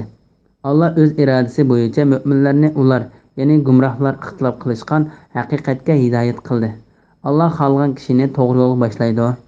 Sura Baqara 13-oyat. Bildigan narsa ustida ixtiloflashishning ozg'inlikning pokiti ekanligi to'g'risida. ibn Jarir ibn Abbas radhiyallohu anhumaning mundoq deganligini rivoyat qiladi. Adem alayhissalom bilan Nuh alayhissalomning oralig'ida 10 asr o'tgan edi. Bu asrda yashagan kishilarning hammasi haq shariatda, ularning orasida birmi kofir yo'q edi. Ondan ular shirk aqidasi paydo qilib, kofir, musulmon deb bo'linishga boshladi. Shuning bilan Alloh payg'ambarlarni bishoratchi va ogohlantiruvchi qilib avatdi. İnsanlar dastlabda bir ummat, ya'ni haq din edi. Bu oyatning ma'nosi haqida Abdurazzoq Muammardan Qatadaning mundoq deganligini rivoyat qiladi. Ya'ni ularning hammasi to'g'ri yo'lda edi. Alloh mu'minlarga jannat bilan xushxabar beruvchi, kuffarlarni do'zaxdan ogohlantiruvchi payg'ambarlarni avatdi. Bo'linish paydo bo'lgandan keyin birinchi bo'lib avatilgan payg'ambar Nuh alayhissalom edi. Alloh o'z irodasi bo'yicha mu'minlarni ular, ya'ni gumrohlar ixtilof qilishgan haqiqatga hidoyat qildi. Bu oyatning ma'nosi haqida Abdurazzoq Abu Hurayradan payg'ambar alayhissalomning mundoq deganligini rivoyat qiladi. Biz dunyoga eng oxirda keldik. Qiyomat kuni eng oldida kelamiz. Jannatga boshqalardan burun kiramiz. Lekin bizdan ilgari qiyomat kuni eng oldida kelamiz. Bizdan ilgari o'tgan kishilar bizdan burun kitob berildi. Ya'ni bizdan ilgari o'tgan kishilarga bizdan burun kitob berildi. Bizga kitob ulardan keyin berildi. Alloh o'z irodasi bilan ular ixtiloflashib qolgan haqiqatga bizni boshladi. Ular bu kunda, ya'ni juma kunida ixtilof qilishib qolgan edi. Alloh bizga juma kunini berdi. Musulmon emas kishilar u kunda bizga ergashguchidir. U kunning ertasi, ya'ni shanba kuni Yahudiylar uchundir va o'gini yakshanba xristianlar uchundir. Yuqorqi oyatning ma'nosi haqida Ibn Vahib Abdurrahman ibn Zayd ibn Aslamdan uning otasining mundoq deganligini rivoyat qiladi. Ular juma kunida ixtiloflashib qoldi. Yahudiylar shanba kunini oldi, xristianlar yakshanba kunini oldi. Ondan Alloh Muhammad alayhissalomning ummatiga juma kunini berdi. Ular qibla haqida ixtiloflashib qoldi. Xristianlar kun chiqish tarafga, Yahudiylar Baytul Muqaddas tarafga yuzlandi. Ondan Alloh Muhammad alayhissalomning ummatini haqiqiy qibla bo'lgan Ka'baga yuzlanishga buyurdi. Ular namoz o'qishda xitob qilishib qoldi. Ularning ichida namozda ruku qilsa sajda qilmaydigan, sajda qilsa ruku qilmaydigan, namozning ichida gap qiladigan va ma'nodiganlar bor. Ondan Alloh Muhammad alayhissalomning ummatiga to'g'ri bo'lgan namoz o'qishni bildirdi. Ular ro'za tutishda xitob qilishib qoldi. Ularning ichida yarim kun ro'za tutadiganlar va ba'zi taomlarni yemaslik bilan ro'za tutadiganlar bor. Ya'ni muayyan bir tomoqni yemaganligi ular uchun ro'za tutganlik hisoblandi. Ondan Alloh Muhammad alayhissalomning ummatini Alloh taolaning dargohida to'g'ri bo'lgan ro'zani tutishga buyurdi. Ular Ibrohim alayhissalom to'g'riliq ixtilof qilishib qoldi. Yahudiylar u Yahudi edi desa, xristianlar u xristian edi dedi. Alloh Ibrohim alayhissalomni to'g'ri dinga e'tiqod qiluvchi musulmon qilganligini bayon qildi. Ondan Alloh Muhammad alayhissalomning ummatiga uning nur to'g'risini bildirdi. Ya'ni Muhammad alayhissalomning ummati uni to'g'ri dinga e'tiqod qiluvchi musulmon deb bildi. Ular Isa alayhissalom to'g'risida ixtiloflashib qoldi. Yahudiylar uni yolg'onchiga chiqarib, uning onasini, ya'ni Hazrat Maryam to'g'risida cho'ng bo'xtonlarni to'qidi. Xristianlar Isoni iloh va Allohning bolasi davoldi. U Allohning so'zi va ruh puvlishi bilan bo'lgan edi. Ya'ni Alloh uning o'zining ruhidan puvlagan va bo'lgan, ya'ni yoritilgan degan so'z orqali uni otasiz yaratgan edi. Ondan Alloh Muhammad alayhissalomning ummatiga shu haqiqatni bildirdi. Ya'ni musulmonlar Isoni Yahudiylardek yolg'onchi qilmadi, xristianlardek ilohmo qilib olmadi. Alloh uni qandoq yaratgan bo'lsa, shundoq deb e'tiqod qildi. Alloh o'z irodasi bo'yicha bu oyatning ma'nosi haqida Ibn Jarir mundoq deydi.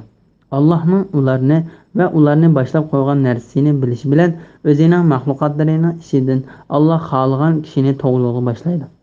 Imom Buxoriy va Muslim Aisha radhiyallohu anhaning mundoq deganligini rivoyat qildi. Payg'ambar alayhissalom kechasi namozga turganda bu duoni o'qiydi.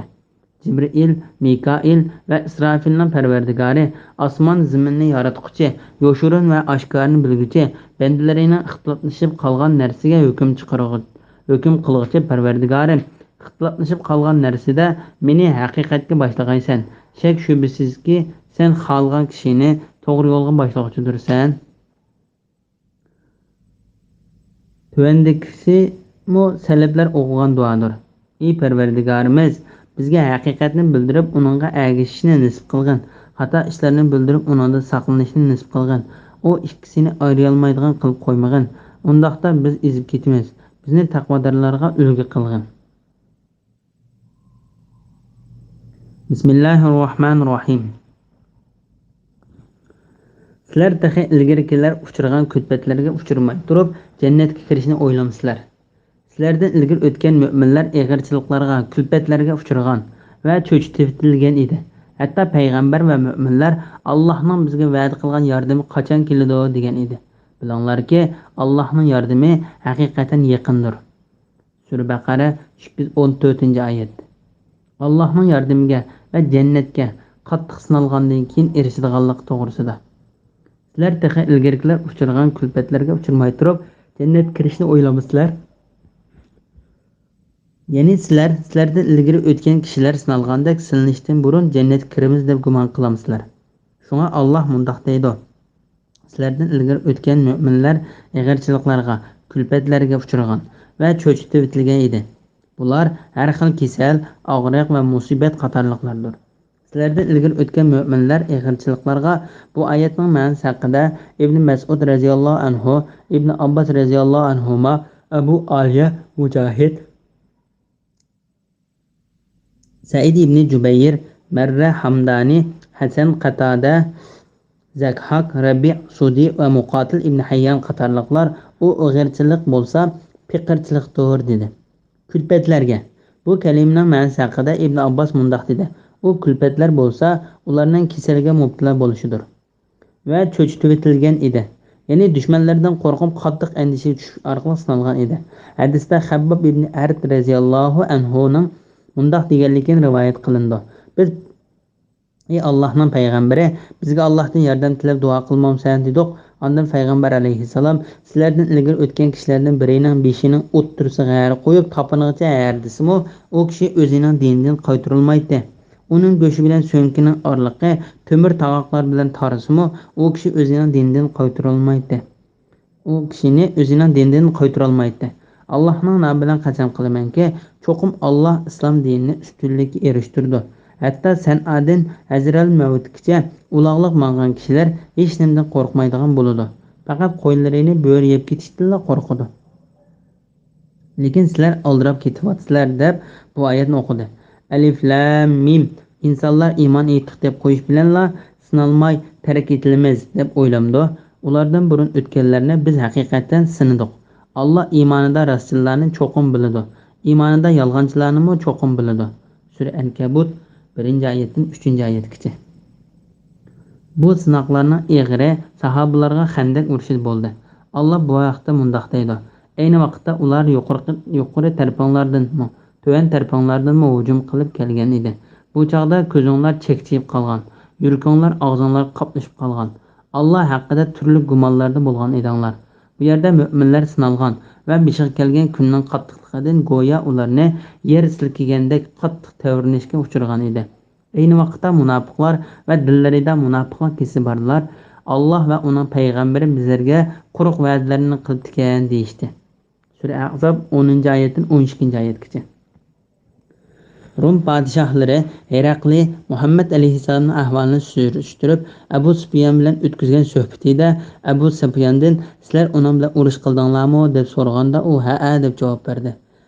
Herakli urushning natijasi qanday bo'ldi deb so'radi. Abu Sufyon ba'zi vaqtda u bizni yengdi, ba'zi vaqtda biz uni yengamiz deb javob berdi. Herakli payg'ambarlar shunday siniladi, ondan oxirgi g'alaba ularga bo'ladi dedi. Sizlar texe ilgarikilar uchirgan kulfatlarga uchirmay turib jannat kirishni o'ylamsizlar. Sizlardan ilgari o'tgan mu'minlar eg'irchiliklarga, kulfatlarga uchragan va cho'chitib o'tilgan edi. Hatto payg'ambar va mu'minlar Allohning bizga va'da qilgan yordami qachon keladi degan edi. Ya'ni ular o'zlarining dushmanlari ustidan g'alaba qozonishni tilaydi. Nihoyatda eg'ir qiyinchilikqa qolgan ahvolda yaqin orada bir chiqish yo'li berish, Alloh taoladan chiqish yo'li berishni Allah Taaladan tilaydi. Bilinglarki, Allohning yordami haqiqatan yaqindir. Allah bu vaqtda yana bir qiyinchilikdan keyin osonlik beradiganlik to'g'risida mundoq dedi. Albatta har bir mushkullik bilan bir osonlik bor. Albatta har bir mushkullik bilan bir osonlik bor. Sura Insra 5-6 oyatlar. Tartqan qiyinchilikqa qarta yordam kelganligi uchun Alloh mundoq deydi. Bilinglarki, Allohning yordami haqiqatan yaqindir. Bismillahirrahmanirrahim. Ey Muhammad, senden mollaringni qandoq sarf qilsa bo'lganligini so'raydi. Aytqinki, mol-mulkinglardan nimani sarf qilmanglar, uni ota-onanglarga, xish-aqrabolaringlarga, miskinlarga, ibn sabillarga sarf qilsanglar bo'ladi. Yaxshilikdan nimani sarf qilmanglar, Alloh uni bilib turadi. Sura Baqara 215-oyat. Sadiqaning kimlarga berilganligi to'g'risida. Muqatil ibn Hayyan bu oyatda nafl sadiq to'g'risida tushgan dedi. Bu oyatning ma'nosi haqida Ibn Abbos va Mujahid mundoq deydi. Ular senda qandoq sadiq qilishni so'raydi. Ondan Alloh ularga shuni bayon qilib berib mundoq deydi. Ey Muhammad, senda mollaringni qandoq sarf qilsa bo'lganligini so'raydi. Aytqinki, mol-mulkinglardan nimani sarf qilmanglar, uni Alloh ota-onanglarga, xish-aqrabolaringlarga, miskinlarga, ibn sabillarga sarf qilsanglar bo'ladi. Ya'ni sizlar u mol-mulkni mush oyatda deyilgan kishilarga beranglar. Bu vaqtda hadisda mundoq deb keldi. Sen sadiq qilmoqchi bo'lsang, onangga, otangga, ot-singlaringga va aka-ukallaringga, ondan ulardan yiroq tuqqanlaringga va ondan ulardan yiroq tuqqanlaringga qilgin. Bu oyatni Maymuna ibn Mihron o'qib mundoq deydi. Bu ya'ni oyatda kelgan o'rinlar sadiq qilinadigan o'rinlar. Allah bu oyatda mol-mulkni sadiq qiladigan o'rinlarning ichida top-tumboqlarni, sunaylarni, yog'ochga o'yilgan suratlarni va tomga tortilgan barglarni tilga olmadi. Ya'ni bu o'rinlarga sarf qilgan pul sadiq hisoblanmaydi. Yaxshilikdan nimani qilmanglar, Alloh uni bilib turadi. Ya'ni sizlar qandoqliki bir yaxshi ishni qilsanglar, Alloh uni cho'qim bilib turguchidir. Yaqin kelgusida sizlarni to'liq mukofotlaguchidir. Alloh taolo hargizmi bandasiga zarracha zulm qilmaydi. Bismillahirrahmanirrahim. Sizlarga jihad farz qilindi. Halbuki sizlar uni yoqtirmaysizlar. Sizlar biror narsani yoqtirmasliginglar mumkin, ammo u sizlar uchun foydalidir. Sizlar biror narsani yoqtirishinglar mumkin, ammo u sizlar uchun ziyonlidir. Sizlarga nimaning foydali ekanligini Alloh biladi. Sizlar bilmaysizlar. Shuning uchun Alloh buyrug'anga oldiranglar. Sura Baqara 216-oyat. Jihad qilishning farz ekanligi to'g'risida.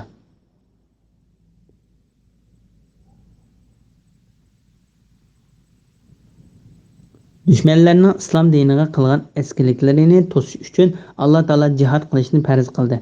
Zuhriy mundoq deydi: Jihad qilish, jihadga chiqqan kishi bo'lsin yoki uyda qolgan kishi bo'lsin, hamma kishiga farzdir. Agar jihadga chiqmay uyda qolgan kishidan moddiy yoki boshqa jihatda yordam so'ralganda, yordam qilishi yoki jihadga chiqishi talab qilinganda, jihadga chiqishi lozim. Musulmonlarning uning jihadga chiqishiga ehtiyoji bo'lmasa, u uyda o'ltirsin bo'ladi. Shunga hadisda mundoq deb keldi: Bir kishi jihad qilmay va jihad qilishni niyat qilmay o'lgan bo'lsa, islom kelishdan burungi vaqtda o'lgandek bo'ladi. Payg'ambar alayhissalom Makka fath qilgan kuni mundoq dedi: Makka fath bo'lgandan keyin hijrat qilish yo'q. Bu yerda hijrat qilish yo'q deganlik Makkadan hijrat qilib chiqishni ko'rsatadi. Lekin hozirmi o'zining ibodatlarini haqiqiy islom ko'rsatmasi bo'yicha ilib bora olmasa, ibodatini to'liq qilishga to'sqinlik bo'lmaydigan joyga hijrat qilish vardir. Lekin qolganini jihad qilish va uning niyat qilishdir. Agar sizlar jihadga chaqirilsanglar, jihadga chiqinglar.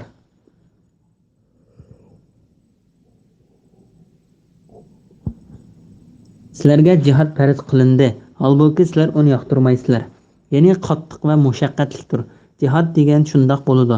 Jihad deganda ya o'ltiriladi, ya uzoq yo'llarni besib berib dushmanlar bilan urushib jarohatlandi. Sizlar biror narsani yoqtirmasliginglar mumkin, ammo u sizlar uchun foydalidir. Ya'ni urushdan keyin dushmanning ustidan g'alaba qozonganda, ularning shaharlariga, mol-mulkiga va xotin bolchaqalariga erishadi. Sizlar biror narsani yoqtirishinglar mumkin, ammo u sizlar uchun ziyonlidir. Bu oyat hamma jihatdan umumiydir. inson o'zi uchun hech qanday yaxshilik va foyda yo'q bir narsani yaxshi ko'rishi mumkin. Urushga chiqmay uyda o'ltirishmi bu ishlarning qatoridandir. Buningdan yana urushga chiqmay uyda o'ltirgandan keladigan oqibat yurtga dushmanning ega bo'lishi va uningga hukmronlik qilishidir. Sizlarga nimaning foydali ekanligini Alloh biladi. Sizlar bilmaysizlar. Shuning uchun Alloh buyurgan oldiranglar. Ya'ni Alloh ishlarning keyinligini, dunyo va oxiratda sizlarga foyda qiladigan narsani sizlardan yaxshiroq bilguchidir.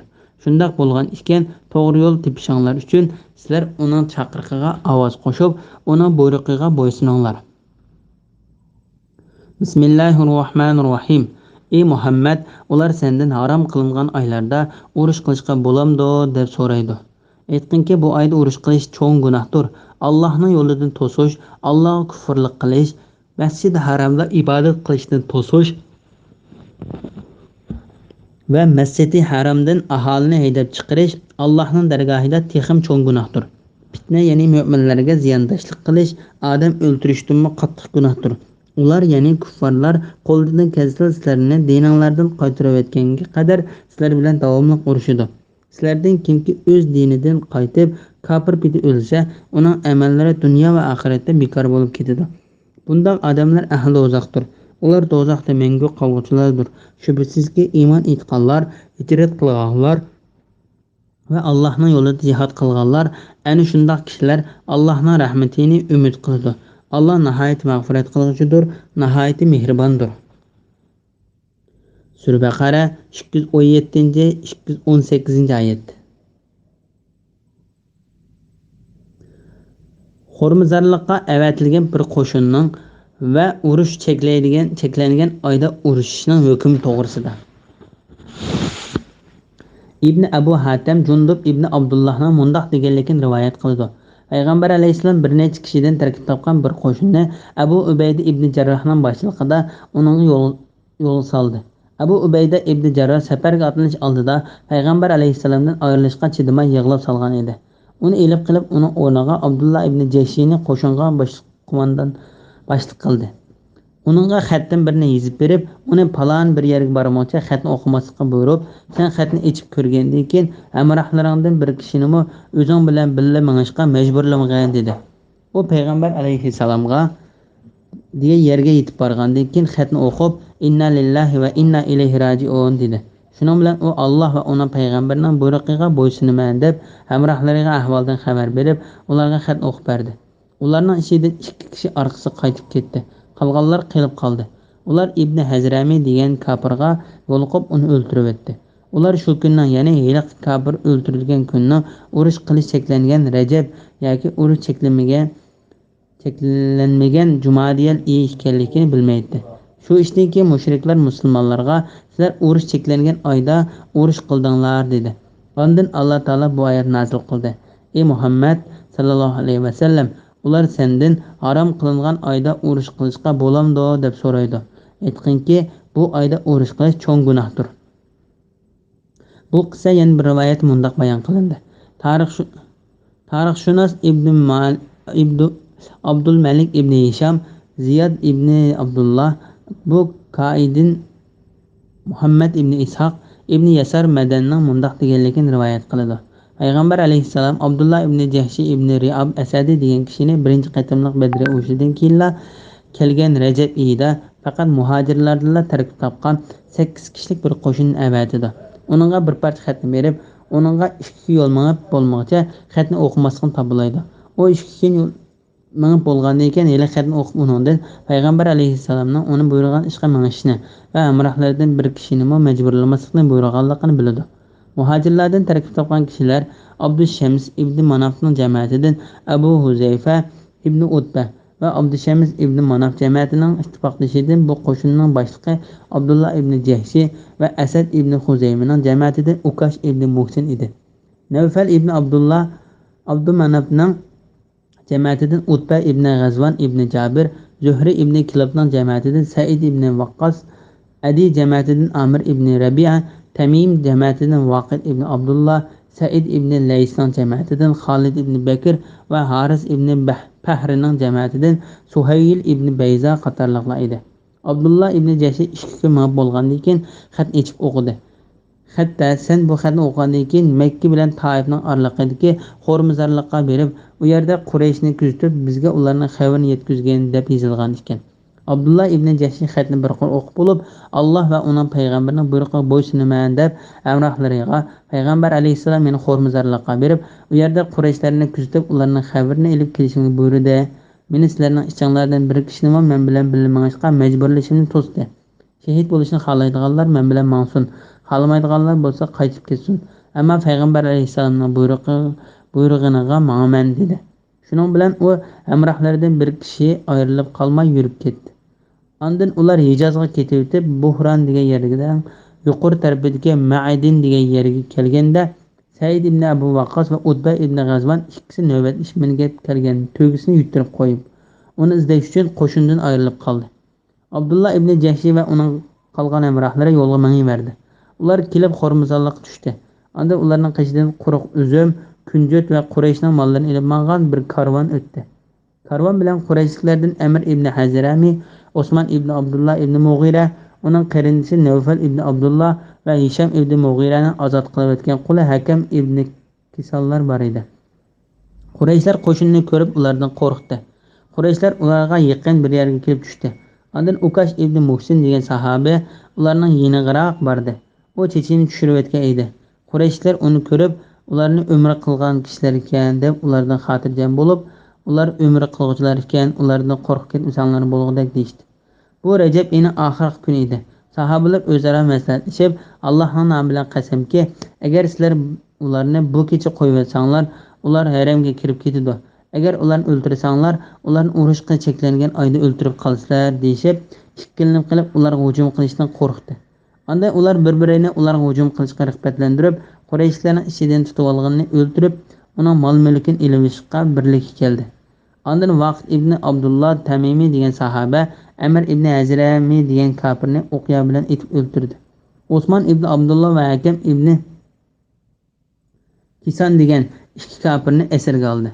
Nawfal ibn Abdullah degan kafirni qochirib qo'yib tutolmadi.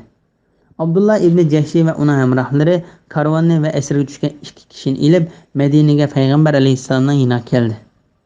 Ibn Ishaq Abdullah ibn Jahshning odamlarining ba'zisini mundaq deganligini rivoyat qiladi.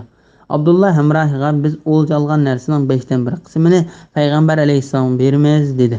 Bu Alloh o'lja olgan narsalarning 5dan 1 qismi payg'ambar alayhissalomga bo'lib berishni farz qilishdan burun bo'lgan edi. Ondan Abdullah olgan o'ljaning 5dan 1 qismini payg'ambar alayhissalomga ayirib qilib, qolganini o'zining hamrohlariga ulashtirib berdi. Ondan ular payg'ambar alayhissalom yana kelganda payg'ambar alayhissalom men sizlarni urush cheklangan oyda urush qilishga buyurgan edim deb karvon va ikki asrning ishlarini bir taraf qilmay to'xtatib qo'yib, ular elib kelgan o'ljalardan kichikkin bir narsani ilishga unumadi. Payg'ambar alayhissalom ular shu gapni qilish bilan ular boshqa sahobalarning toptanisi qoldi. Yana sahobalar ularga malomat qilg'il turdi. Ular o'zlarini halok bo'ldik deb gumon qildi. Ularning qilib solgan ish uchun ularni musulmon qarindoshlari aybladi. Yana bir tarafdan Qurayshlar Muhammad va uning sahobalar urush cheklangan oyning hurmatini qilmay, u oyda qon to'kdi, mollarni buldi va kishilarni esir oldi degil turdi. Ondan Makkadagi musulmonlar ularga radiya berib mundaq dedi. Ular sahobalar Qurayshlik kafirlardan ilib olgan o'ldini Sha'bon oyida, ya'ni urush cheklanmagan oylarda oldi. Yahudilarning bu ish bilan payg'ambar alayhissalom bilan tayoq bo'lmoqchi bo'lib, ya'ni Yahudilar bu ishda mundaq pal oldi. Amr ibn Hazrami degan kafirni Vaqt ibn Abdullah o'ldirib o'tdi. Amr degan urush avatlashdi. Amri degan urush avatlashdi. Hazrami degan urush hozirlandi. Vaqt ibn Abdullah degan urush qizib ketdi degan bo'ladi. Ya'ni Yahudilar bularning ismlarini, ma'nolarini yishib, Alloh ularga shuni tutgan dedi. Ya'ni bu shumliq ularning ismlaridan kelib chiqqan, shu buning bilan sening hech qanday munosabating yo'q deyishdi. Kishilar orasida gap so'z nihoyat ko'payib ketganda Alloh payg'ambariga bu oyatni nozil qildi. Ey Muhammad, ular sendan harom qilingan oylarda urush qilishga bo'lamdi deb so'raydi. Aytqinki, bu oyda urush qilish cho'ng gunohdir. Allohning yo'lidan to'sish, Alloh kufrlik qilish, Masjid-i Haromda ibodat qilishdan to'sish va Masjid-i Haromdan aholini haydab chiqarish Allohning dargohida texim cho'ng gunohdir. Fitna, ya'ni mu'minlarga ziyondoshlik qilish odam o'ldirishdan qattiq gunohdir. Yani eğer sizler o çeklengen ayda öldürülgen bolsanglarmı, ularning Alloh taologa kafir bo'lishi, uning yo'lidan va haram masjididan to'sqanligi, sizlar haramdan turib sizlarni haramdan chiqarib etganligi Allohning dargohida texmi cho'ng gunohdir. Yani sizlarning ularni o'ldirib etganinglardan og'ir gunohdir. Fitne müminlerge ziyandaşlık kılış, adam öldürüşten qattiq gunohdir. Yani ular bir kishi islomga kirib musulmon bo'lgandan keyin uni dindan kufrga qaytarish uchun uni azoblaydi. Bu Alloh taolaning dargohida odam o'ldirgandanmi og'ir gunohdir. Ular yani kuffarlar qo'ldan kelsa, sizlarni dininglardan qaytarib etganga qadar sizlar bilan davomli urushidi. Yani ular Alloh taolaga tövbe qilmasdan ve kılıvatkan eskilikiden to'xtab qolmasdan o'zlarining eng yomon eskilikini davomlashtiruvchidir. İbn İshaq mundaq deydi. Bu vaqtda oyat tushib, Alloh musulmonlarning g'am andisini oxirlashtirgan edi. Payg'ambar alayhissalom karvon va ikki asrning ishlarini qo'liga oldi. Qurayshlar Osman ibn Abdullah va Hakam ibn Kisanlarga fidya bilib ularni qutuldirish uchun Payg'ambar alayhissalomga elchi avatdi. Payg'ambar alayhissalom bizning yo'qolib ketgan to'gisini izlab ketgan hamrohimiz Said ibn Abu Waqqas va Utba ibn G'azvan qaytib kelmaycha, biz o ikkisini sizlardan fidya olib qaytarib bermaymiz. Biz sizlarning o ikkisiga ziyonkashlik qilishinglardan qo'rqamiz. Agar sizlar o ikkisini o'ldirib etsanglar, biz sizlarning bu ikki odamlarni o'ldirib o'tamiz dedi. Keyin Said bilan Utba qaytib keldi. Ondan Payg'ambar alayhissalom ulardan fidya olib, o ikkisini qaytarib berdi. Hakim ibn Kisan islomga kirib, yaxshi musulmon bo'lib, Ma'unah quduqi deb atiladigan yerda shahid bo'lib ketguchilik Payg'ambar alayhissalomning yonida turdi. Ammo Osman ibn Abdullah Makka ketib u yerda kafir holatda o'ldi. İbn İshaq mundaq deydi. Oyat tushganda Abdullah ibn Jahshi va uning hamrohlarining ustiga g'am andisha ko'tarilib ketdi. Ular ajr umid qilib Payg'ambar alayhissalomga mundaq dedi: "Ey Allohning payg'ambari, biz bu jangni jihad qilganlarning ajri yoziladigan bir jang bo'lib qolishini umid qilsak bo'lamdi?" deb so'radi. Ondan Alloh bu oyat nozil qildi. Shubhisizki iymon etganlar, hijrat qilganlar va Allohning yo'lida jihad qilganlar ana shunday kishilar Allohning rahmatini umid qiladi. Alloh nihoyatda mag'firat qiluvchidir, nihoyatda mehribondir. Ya'ni Alloh ularni uningdanmi kattasi, ya'ni Allohning rahmatini umid qiladigan qilib qo'ydi. Bismillahirrohmanirrohim. Ey Muhammad, senden aroq va qimor to'g'risida so'rashidi. Sen ularga buning har ikkilisida cho'ng gunoh va kishilarga ozg'in moddiy foydam bor, lekin ulardagi gunoh foyda qaraganda texim cho'ng degin. Ular senden nimani sadiq qilish to'g'riliq so'raydi. Ehtiyojidan ortiqni sadiq qilinglar degin. Dunyo va oxiratning ishlarini tafakkur qilishinglar uchun Alloh o'z oyatlarini sizlarga shunday bayon qiladi. Ey Muhammad, ular senden yetimlar to'g'riliq so'rashidi. Aytqinki, tarbiyalash, mollarini o'stirib, ularni tuzash yaxshidir. Ular bilan ularga foydali bo'lgan ravishda aralashib yashasanglar, u chaqda ya'ni ularga qarindoshlarcha muomala qilinglar. Ular sizlarning diniy qarindishinglardir. Alloh yetimlarning ishlarini buzg'unchi va tuzguchini bilib turadi. Agar Alloh xolisa, sizlarni qiyin ishga taklif qilish bilan cho'qim jafoga salatdi. Alloh haqiqatan g'olibdir, hikmat bilan ish qiluvchidir. Sura Baqara 219-220 oyat. Aroqning tadrijiy harom qilinganligi to'g'risida.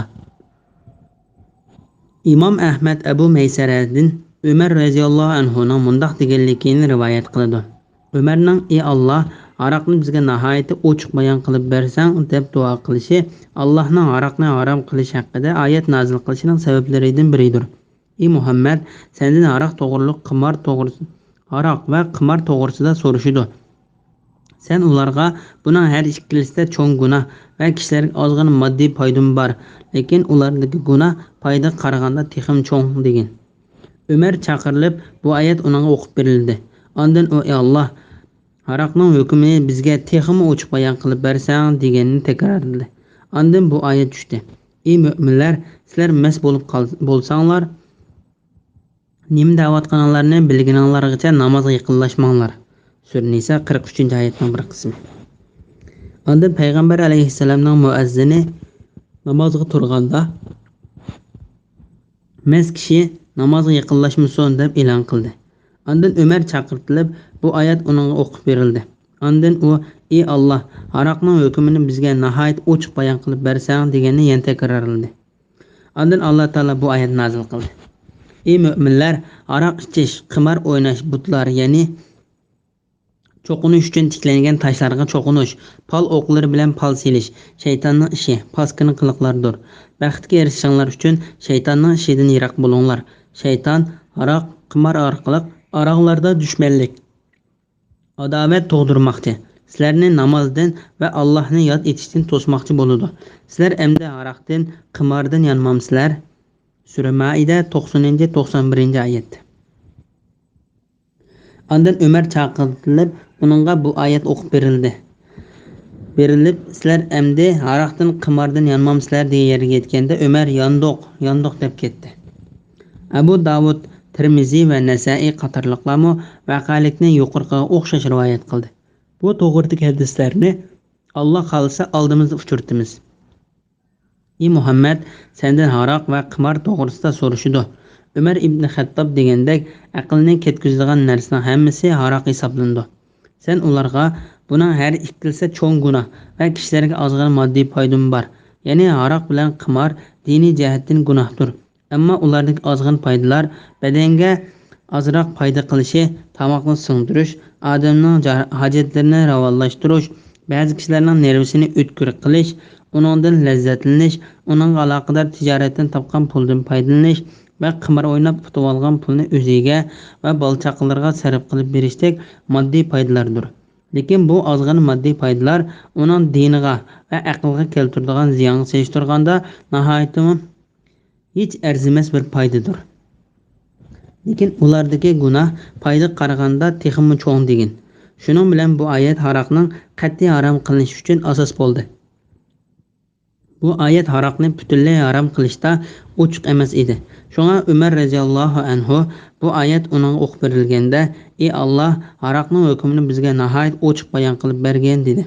Ondan uning haromligiga sura Maidadagi bu ochiq oyat tushdi.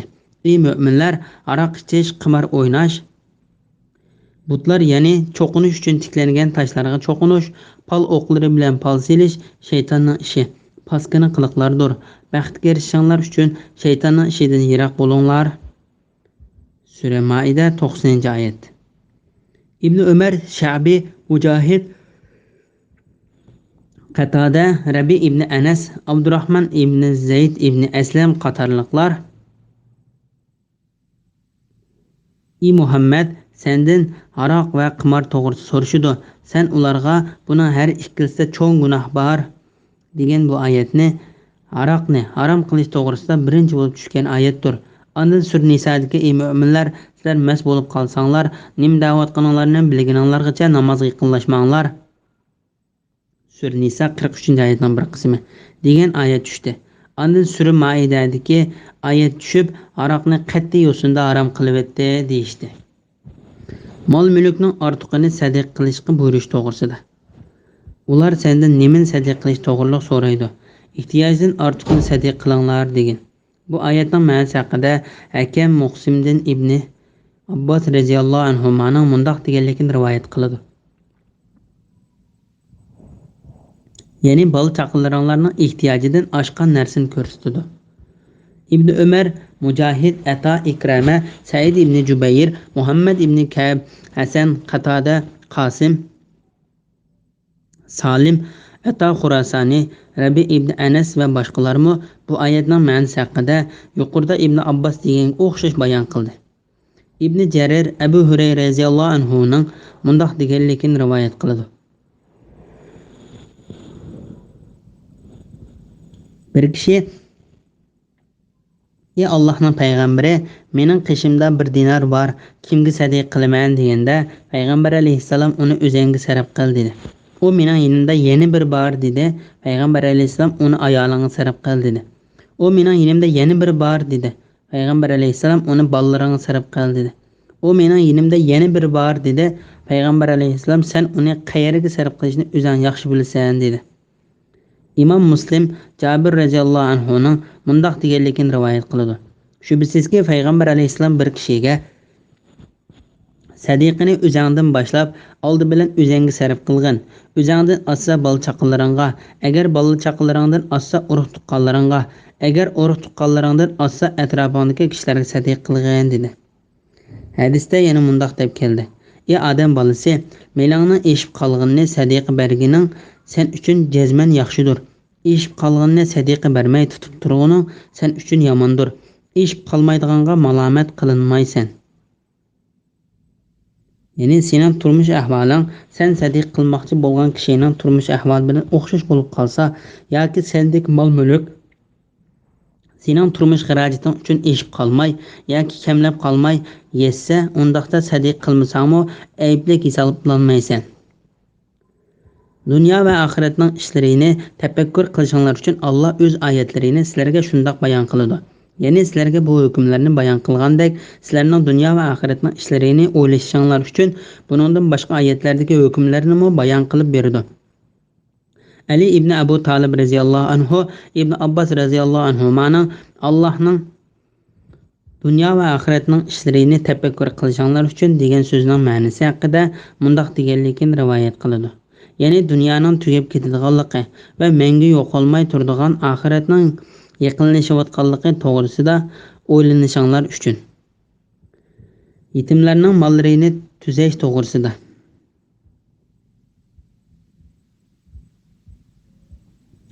Ey Muhammad, ular sendan yetimlar to'g'riliq so'rashidi. Aytqinki, tarbiyalash, mollarini o'stirib, ularni tuzash yaxshidir. Ular bilan ularga foydali bo'lgan ravishda aralashib yatsanglar, o chaqda yana ularga qarindoshlarcha muomala qilinglar. Ular sizlarning diniy qarindishinglardir. Alloh yetimlarning ishlarini buzg'uchi va tuzg'ichini bilib turdi. Agar Alloh xolisa sizlarni qiyin ishga taklif qilish bilan cho'qim jafoga soladi.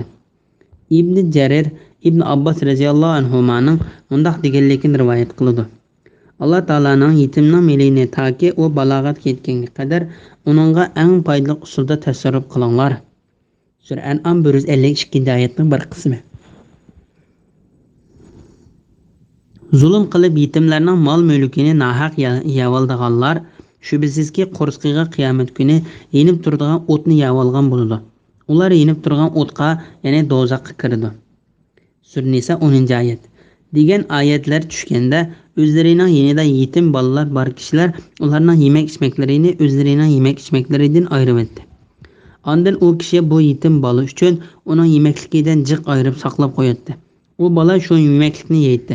Yoki yeb bo'lolmaganini ichib buzilib qoladi.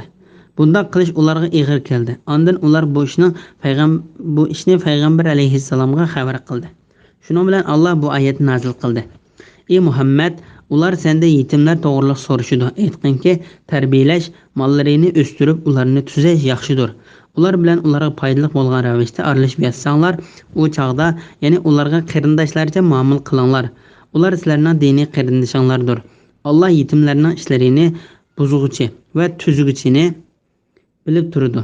Agar Alloh xolisa, sizlarni qiyin ishga taklif qilish bilan cho'qim jafoga soladi. Ondan ular bu yetimlarning yemak-ichmaklarini o'zlarining yemak-ichmaklariga qo'shib etdi. Abu Davud, Nasa'iy va Hakim qatorliqlarmi yuqorida Ibn Abbas deganga o'xshash bayon qildi. Bu oyatning tushish sababi to'g'risida so'zlagan olimlarmi o'xshash bayon qildi. Vakiha ibn Jarrah Aisha radhiyallohu anhaning mundaq deganligini rivoyat qiladi. Yetimning mendagi qushlarning mayqichilik taomini mening yemak-ichmakimga aralashib qilishini haqiqatan yomon ko'raman. Tarbiyalash, mollarini o'stirib, ularni tuzash yaxshidir. Ya'ni alohida ko'ngil bo'linglar. Ular bilan ularga foydali bo'lgan ravishda aralashib yatsanglar, u chaqda ya'ni ularga qarindoshlarcha muomala qilinglar. Ular sizlarning diniy qarindishinglardir. Ya'ni agar sizlar o'zinglarning yemak-ichmaklaringizni ularning yemak-ichmaklariga aralashtirsanglar, sizlarga hech gunoh yo'q. Chunki ular sizlarning dindagi qarindishinglardir. Shuni Alloh taolo mundaq deydi. Alloh yetimlarning ishlarini buzg'uchi va tuzg'ichini bilib turdi. Ya'ni Alloh uning niyatini, yetimning ishini buzadiganligini yoki tuzaydiganligini biladi. Agar Alloh xolisa, sizlarni qiyin ishga taklif qilish bilan cho'qim jafoga solatdi. Ya'ni agar Alloh xolisa albatta ishni sizlarga qiyinlashtirib beradi. Lekin u sizlarga osonlashtirib berdi. Sizlarga o yetimlarning yemek içmekliklarini ularga foydali usulda o'zinglarning yemek içmeklarini ularga zulm qilmasdan qo'shishga ruxsat berdi. Alloh taolo bu to'g'rida ularning yemek içmeklarini ularga foydali usulda qo'shish to'g'risida mundaq dedi. Yetimning milini taki o balog'atga yetganga qadar uningga eng foydali usulda tasarruf qilinglar. Sura An'am 152-oyatning bir qismi. Bismillahirrohmanirrohim. Ey musulmonlar, mushrik ayollar iymon etmoqcha ularni nikohinglarga olmanglar. Hur mushrik ayol o'zining jamoli va meli bilan sizlarni maftun qilgan taqdirdami mu'min dedik albatta uningdan ortiqdir. Mushrik erlar iymon etmoqcha mu'min ayollarni ularga yotliq qilmanglar. Hur mushrik er sizlarni maftun qilgan taqdirdami mu'min qul albatta uningdan ortiqdir. Ana shular ya'ni mushrik er ayollar sizlarni do'zaxga chaqiradi. Allah öz iradesi boyunca sizlarni cennetga mag'firatga chaqirdi. Kishilar panda nasihat olsin deb Allah ularga öz oyatlarini bayon qiladi. Sura Baqara 221-oyat. Mushriklar bilan nikohlanishning haromlik to'g'risida. Allah mu'minlarga butqi yoki uningdan boshqa narsalarga cho'qinadigan mushrik ayollarni ilishni harom qildi. Lekin Yahudi va Xristian ayollarni ilishga bo'ladi. Gerçi bu ayollar haqiqiy mu'min ayollar bo'lmasimi, Alloh tarafidan tushgan bir kitobga iymon keltirganlik uchun Alloh ularni ilishga ruxsat qildi. Alloh bu haqda mundaq deydi: Sizlardan ilgari kitob berilganlar, ya'ni Yahudiylar va Nasoralarda bo'lgan afifa ayollarning mahrini bersanglar, iffetlik bo'lguninglar va oshkora yo'shurun fohishini ko'zlamaganinglar holda ularni olsanglar, ular sizlarga haloldir. Sura Maida 5-oyatning bir qismi. Ey musulmonlar, mushrik ayollar iymon etmoqcha ularni nikohinglarga olmanglar. Bu oyatning ma'nosi haqida Ali ibn Abu Talha ibn Abbas radhiyallohu anhumaning mundaq deganligini rivoyat qiladi. Alloh taolo Yahudi yoki Xristian diniga e'tiqod qiladigan ayollarni bu haromdan istisno qildi. Mujahid, Ikrama, Said ibn Jubayr, Makhul, Hasan, Zakhak, Zayd ibn Aslam, Rabi ibn Anas va boshqalarmi bu oyatning ma'nosini yuqorida Ibn Abbas deganga o'xshash bayon qildi. Abu Ja'far ibn Jarir Yahudi va Xristian ayollarni ilishning durustligiga hamma olimlarning birlikka kelganligini so'zlab bo'lgandan keyin bu haqda yana mundaq dedi. Uni shu ayollar bilan to'y qilishni Umar yomon ko'rdi. Chunki uni yomon ko'rishi musulmon ayollarni ilishdan yuz o'rib qilishi yoki buningdan boshqa bir taraflarini o'ylaganligi uchundir. Abu Kurayb Shaqiqning mundaq deganligini rivoyat qiladi. Uzayfa degan sahaba bir Yahudi ayol bilan to'y qildi. Umar uningga bu ayolning xetini bergan deb xat yozdi. Ondan Uzayfa men uning xetini berdiganga sen uni harom deb gumon qilamsan deb javob yozdi. Ondan Umar men uni harom deb gumon qilmayman, lekin men ularning ishidagi yo'ldan chiqib ketgan eski ayollarni elib qilishinglardan qo'rqaman deb javob berdi. Ibn Jarir Zayd ibn Vahibdin Umar ibn Xattobning mundaq deganligini rivoyat qildi. Musulmon er Xristian ayol bilan to'y qilsa bo'ladi. Ular bilan to'y qilmaslik yaxshiroq. Lekin musulmon ayollar Xristian erlar bilan to'y qilishga qat'iy bo'lmaydi.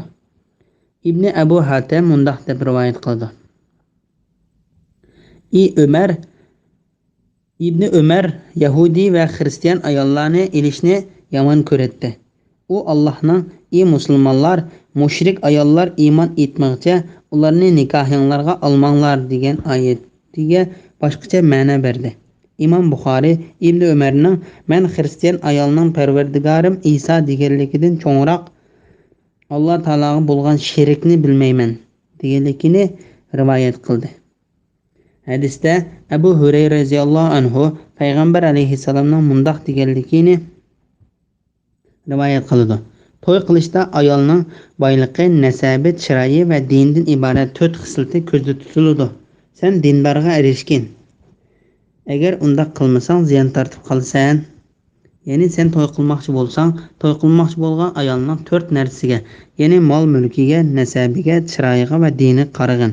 Agar u ayolda boshqa 3 taraf tepilmay, faqat dini tepilgan bo'lsa, sen uni ilavergin.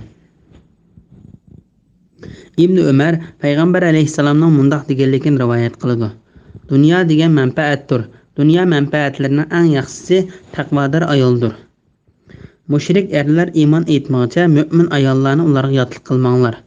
Ya'ni sizlar mo'min ayollarni mushrik erlarga nikohlab bermanglar. Alloh taolo mundaq deydi. Hur mushrik er sizlarni maftun qilgan taqdirda bu mo'min qul albatta uningdan ortiqdir. Ya'ni mo'min garchi boshqalarning qo'l ostida ishlaydigan qul bo'lsa-mu, boshliq bo'lgan kofirdan yaxshidir. Ana shular, ya'ni mushrik erlar va ayollar sizlarni do'zaxga chaqirdi. Ya'ni ular bilan, ya'ni musulmonlar bilan kofirlar to'y qilsa, kofirlar bilan yashash va aralashish jarayonida ularni dunyoni yaxshi ko'rishga va uni oxiratdan ustun ko'rishga ilib bordi. Buning oqibati bek yomondir. Alloh o'z irodasi bo'yicha sizlarni jannatga, mag'firatga chaqirdi. Ya'ni o'zining yo'l qo'yib bergan narsasini buyruqi va chekilgan narsasi bilan birga chaqirdi. Kishilar pand nasihat olsin deb Alloh ularga o'z oyatlarini bayon qiladi. Bismillahirrohmanirrohim. Ey Muhammad, ular sendan hayz to'g'riliq, ya'ni hayzdar ayol bilan jinsiy aloqa qilishning durustligi yoki durust emasligi to'g'riliq so'raydi. Aytqinki, hayz ziyonliqdir. Ya'ni hayz mezgilida jinsiy aloqa qilish er-xotin har ikkilasiga ziyonliqdir. Hayz mezgilida ayollaringlardan neri turinglar. Hayzdan pok bo'lguncha ularga yaqinchilik qilmanglar. Pok bo'lganda ularga Alloh buyurgan joydan yaqinchilik qilinglar. Alloh haqiqatan tavba qiluvchilarni do'st tutadi. Haromdan va nijosatdan pok bo'luvchilarni haqiqatan do'st tutadi. Ayollaringlar sizlar uchun xuddi ekinzorliqdir. Ya'ni nasl teraydigan joydir. Ekinzorliqinglarga xohlagan ravishda kelinglar. O'zinglar uchun oldin ola yaxshi amal tayyorlanglar. Gunohdan cheklanish bilan Allohdan qo'rqinglar. Bilinglarki, sizlar Allohga muloqot bo'lasizlar. Mo'minlarga jannat bilan xush xabar bergan. Sura Baqara 222-223-oyat. Ayollar hayzdar vaqtida ular bilan bir yerda bo'lmaslik to'g'risida. İmam Ahmed Anas radhiyallohu anhuning mundaq deganligini rivoyat qildi. Yahudiylar ayollari hayz ko'rgan vaqtda ular bilan bir yerda o'ltirib tamoq yemaydi va uylaridan biriga o'ltirmaydi. Sahobalar bu to'g'riliq payg'ambar alayhissalomdan so'rdi. Ondan Alloh bu oyatni nozil qildi. Ey Muhammad, ular sendan hayz to'g'riliq, ya'ni hayzdar ayol bilan jinsiy aloqa qilishning durustligi yoki durust emasligi to'g'riliq so'raydi. Aytqinki, hayz ziyonliqdir. Ya'ni hayz mezgilida jinsiy aloqa qilish er-xotin har ikkilasiga ziyonliqdir. Hayzdan pok bo'lguncha ularga yaqinchilik qilmanglar. Ondan payg'ambar alayhissalom mundaq dedi. Sizlar jinsiy munosabat o'tkazishdan boshqasining hammasini qilinglar. Ondan bu so'z Yahudiylarga yetib bordi. Ular mundaq dedi. Muhammad hamma ishda bizning qarshimizni qiladi. Ondan Usayd ibn Huzayr va Ubada ibn Bashar payg'ambar alayhissalomning yoniga kelib, "Ey Allohning payg'ambari, Yahudiylar Muhammad hamma ishda bizning zidimizga ish qiladi" debdi. Biz ularga texmo qarshilik qilish, hayzdar ayollar bilan jinsiy munosabat o'tkazmaylimi dedi. Shuning bilan payg'ambar alayhissalomning chiroyi o'zgarib ketdi. Hatto biz payg'ambar alayhissalomni u ikkisi g'azab qildi deb o'yladik. Ondan u ikkisi chiqib ketdi. Shu chog'da payg'ambar alayhissalomga hadiya uchun sut kirdi. Payg'ambar alayhissalom u ikkisini keyindan ularni chaqirib kelish uchun birini avatdi. Ular qaytib kirdi. Ondan u ikkisiga yiliq sutni ichirdi. U ikkisi payg'ambar alayhissalomning o'zlariga g'azab qilmaganligini bildi. Hayz mezgilida ayollaringlardan ner turinglar. Ya'ni jinsiy munosabat o'tkazishni ko'zda tutganligi payg'ambar alayhissalomning sizlar jinsiy munosabat o'tkazishdan boshqani hammasini qilinglar degan so'zidan ma'lumdir. Bu hadisda ko'pincha olimlar hayz ko'rayotgan ayol kishi bilan jinsiy munosabat o'tkazmay uni quchoqlashib bo'ladi degan ko'z qarashga keldi. Abu Davud Ikramadan payg'ambar alayhissalomning ayollaridan birining mundaq deganligini rivoyat qildi. Payg'ambar alayhissalom ayollarning ishidan hayz ko'rib qolgan ayolga yaqinchilik qilishni xohlasa, uning ippetlik joyini kiyimi bilan yuvib qo'yadi. ya'ni jinsiy munosabat o'tkazmay silash, quchoqlashga o'xshash boshqa ishlarni qiladi. Abu Ja'far ibn Jarir mundaq deb rivoyat qildi. Masruh degan kishi atoydan uloqqa minib, Aysha roziyallohu anhaning yoniga kelib, uningga payg'ambar va uning oila tobatlariga Allohning salomi bo'lsin deb salom berdi. Aysha qarshi olaman dedi. Ondan uning kirishiga ruxsat berildi. U kirib Aysha roziyallohu anhaga men sizdan bir narsani so'ray deyman, lekin hayo qilyapman dedi. Aysha men sening onang, sen mening bolam dedi. Ya'ni Aysha roziyallohu anhaning men sening onang deyish. Chunki payg'ambar alayhisalomning ayollarining hammasi mu'minlarning onasi hisoblandi. Ularning shundoq bo'lishini Qur'on ko'rsatgan. Shunga ularni ilish durust emas. Ondan u er kishiga ayoli hayz ko'rib qolganda uning nimasi halol deb so'radi. Aysha ayol kishining iffetlik joyidan boshqa hamma yer halol deb javob berdi. Bu hayzlar ayol bilan birga yetish va birga bir narsa yeyish ixtilofsiz haloldir. Aysha mundaq dedi. Men hayz ko'rayotganda payg'ambar alayhisalom meni o'zining beshini yuvib qo'yishimga buyurdi. Ya'ni men hayz ko'rayotgan mazgilimda payg'ambar alayhisalom menga yo'linib o'tirib Qur'on o'qiydi. Ya'ni Aysha roziyallohu anha mundaq deb rivoyat qildi. Men hayzlar turib suyak g'ajilab uni payg'ambar alayhisalom bersam, suyakni men g'ajilgan yerdan g'ajilab yeydi.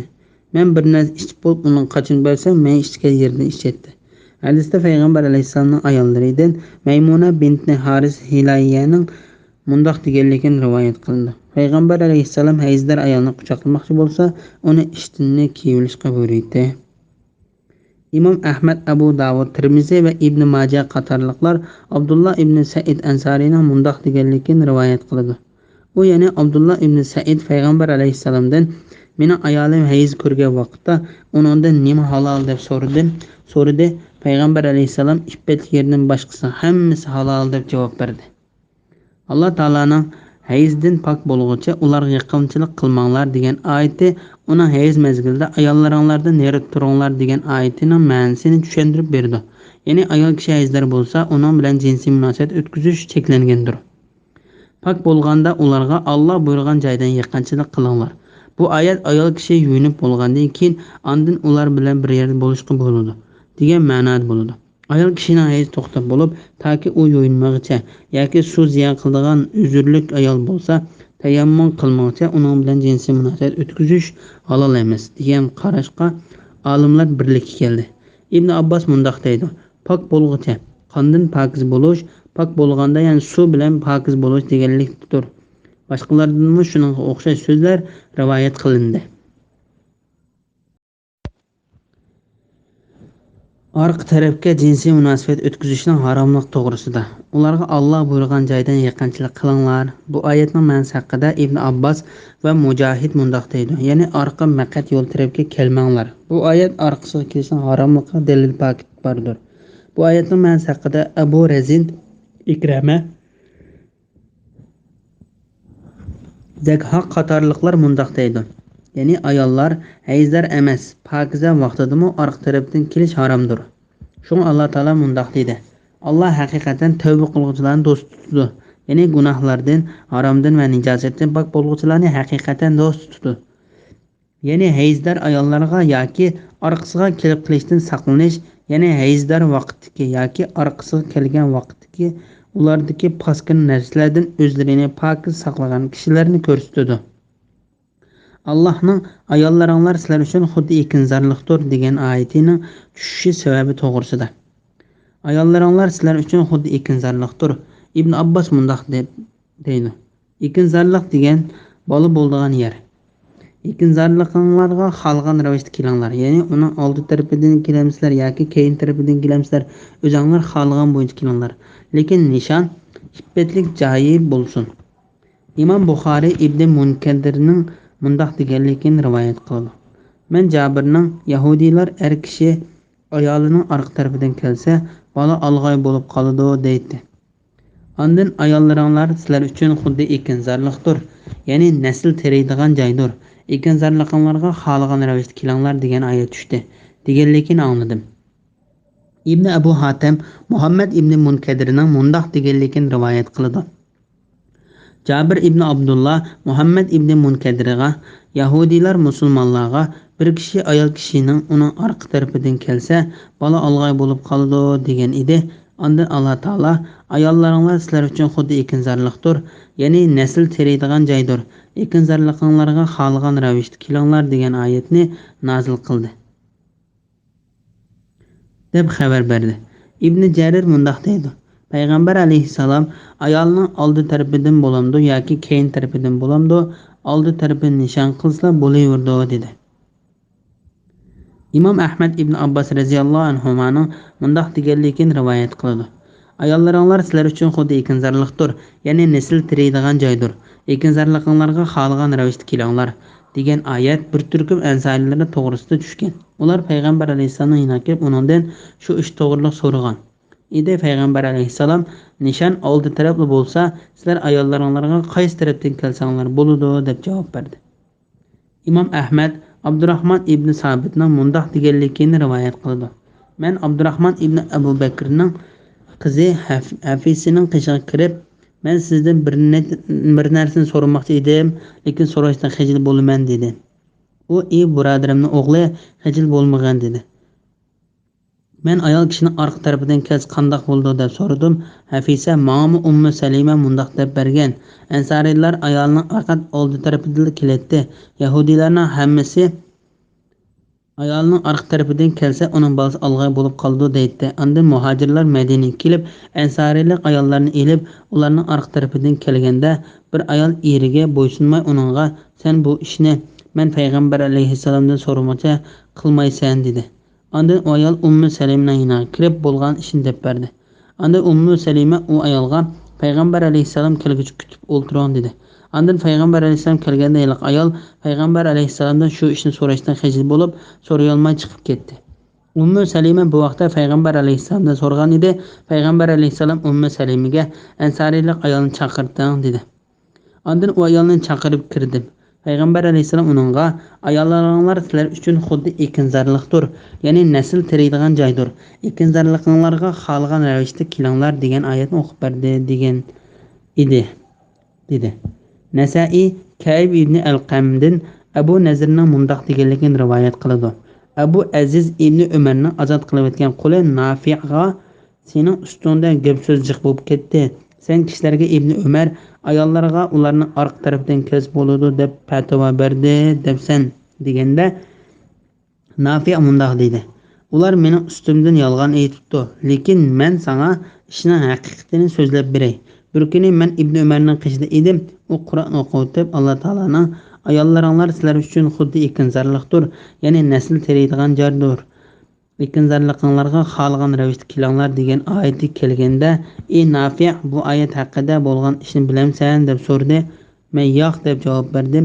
U biz Qurayshliklar ayollarga ularning orqa tarafidan kelatdik. Biz Madinaga hijrat qilib kelganda ansariylik ayollarni ilib ularga burungi odatimiz bo'yicha orqa tarafidan kelmoqchi bo'ldik. Ular bu ishni qattiq yomon ko'rdi ekan. Ansariylarning ayollari bu ishni yahudiylardan olgan ekan.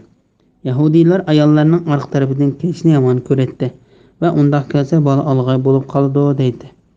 Shunga ularga orqa tarafidan emas, oldi tarafidan keldi ekan. Ondan Alloh taolo bu oyatni nozil qildi. Ayollaringlar sizlar uchun xuddi ekinzorliqdir, ya'ni nasl teriydigan joydir. Ekinzorliqinglarga xohlagan ravishda kelinglar. İmam Ahmad Huzayma ibn Sabit Hatamidan payg'ambar alayhissalomning Alloh haqiqatni deyishdan hayo qilmaydi degan so'zni 3 qatim takrorlab, sizlar ayollaringlarning orqa maqsad yo'li tarbiyaga kelmanglar deganligini rivoyat qiladi. Tirmiziy va Nasa'iy ibn Abbas radhiyallohu anhumadan payg'ambar alayhissalomning mundaq deganligini rivoyat qiladi. Alloh er kishining yoki ayol kishining orqasiga maqsad yo'l tarbiyaga kelgan kishilarga qaramaydi. Abu Muhammad Abdullah ibn Abdurrahman Darimi Said ibn Yasar Abu Habbobning mundaq deganligini rivoyat qiladi. Men Ibn Umarga ayollarning orqasiga kelishga qanday qaraysan dedim. U musulmonmi bu ishni qilamdi dedi.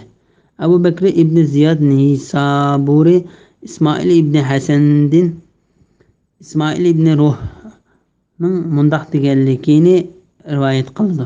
Men Malik ibn Anasdan ayolning orqasiga kelish to'g'risida qanday qaraysan deb so'radim. U sizlar arab emasmi? Ya'ni arab tilini yaxshi biladigan kishilar emasmi? Qur'onda ko'zda tutilgan ekinzorliq degan urug' soldigan yer ekanligini tushunasizlar. U joydan o'tib ketmanglar deganlikdir. Malik ibn Anas kishilardan seni ayollarning orqasiga kirish bo'ladi deb angladim-g'o dedim. U kishilar mening ustimda yolg'on aytdi dedi. Bu salaf olimlaridan Said ibn Musayyab, Abu Salima, Ikrama, Tavus, Ata, Said ibn Jubayr, Urva ibn Zubayr, Mujahid ibn Jabar, Hasan va boshqalarning ko'z qarashidir. Ular ayollarning orqasiga kelgan kishilarni nihoyat qattiq ayblaydi. Ularning ichida ayollarning orqasiga kelgan kishini kofir bo'ladi deganlarim bor.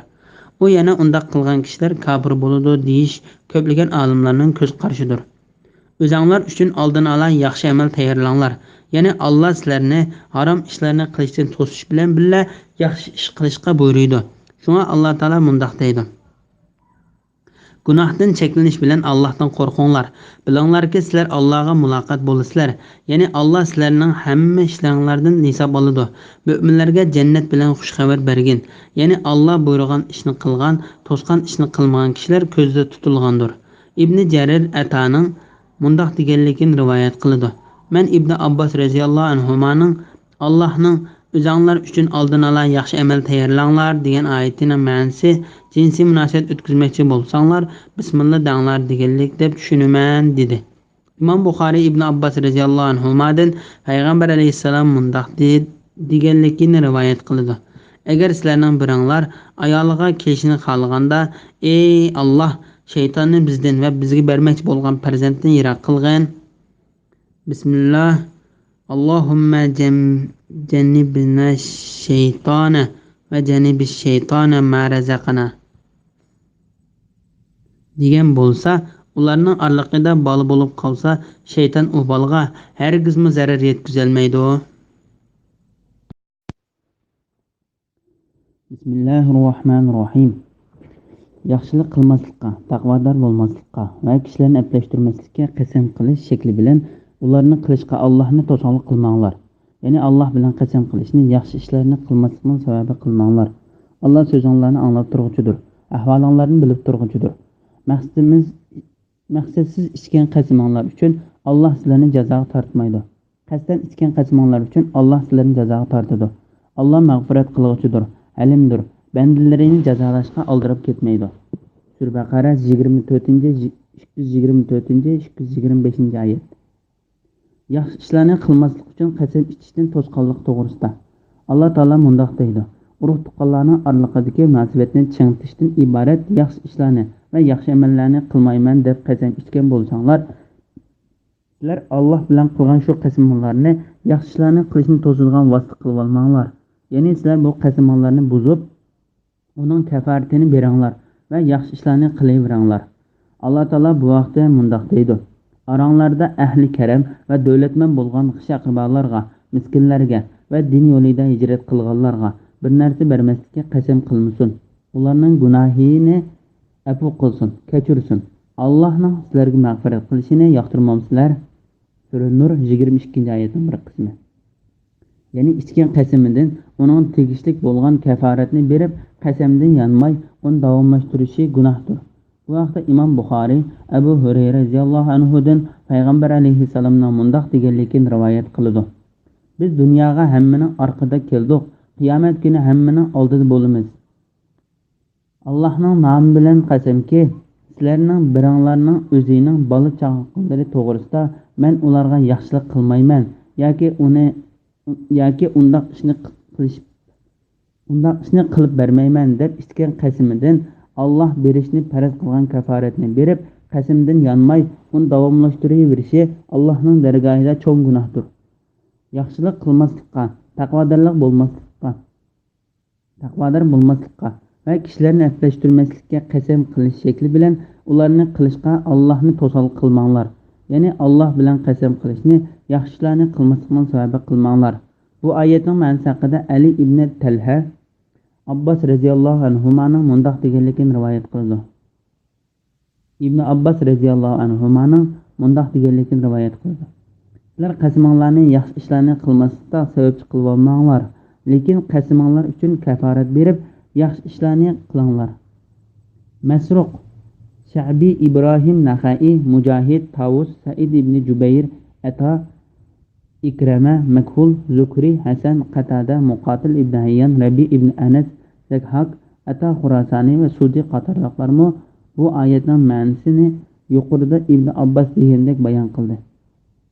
Bu olimlarning so'zlarini Imom Buxoriy va Muslimning Abu Musa Ash'ariydan rivoyat qilgan hadisi kuchlantirdi.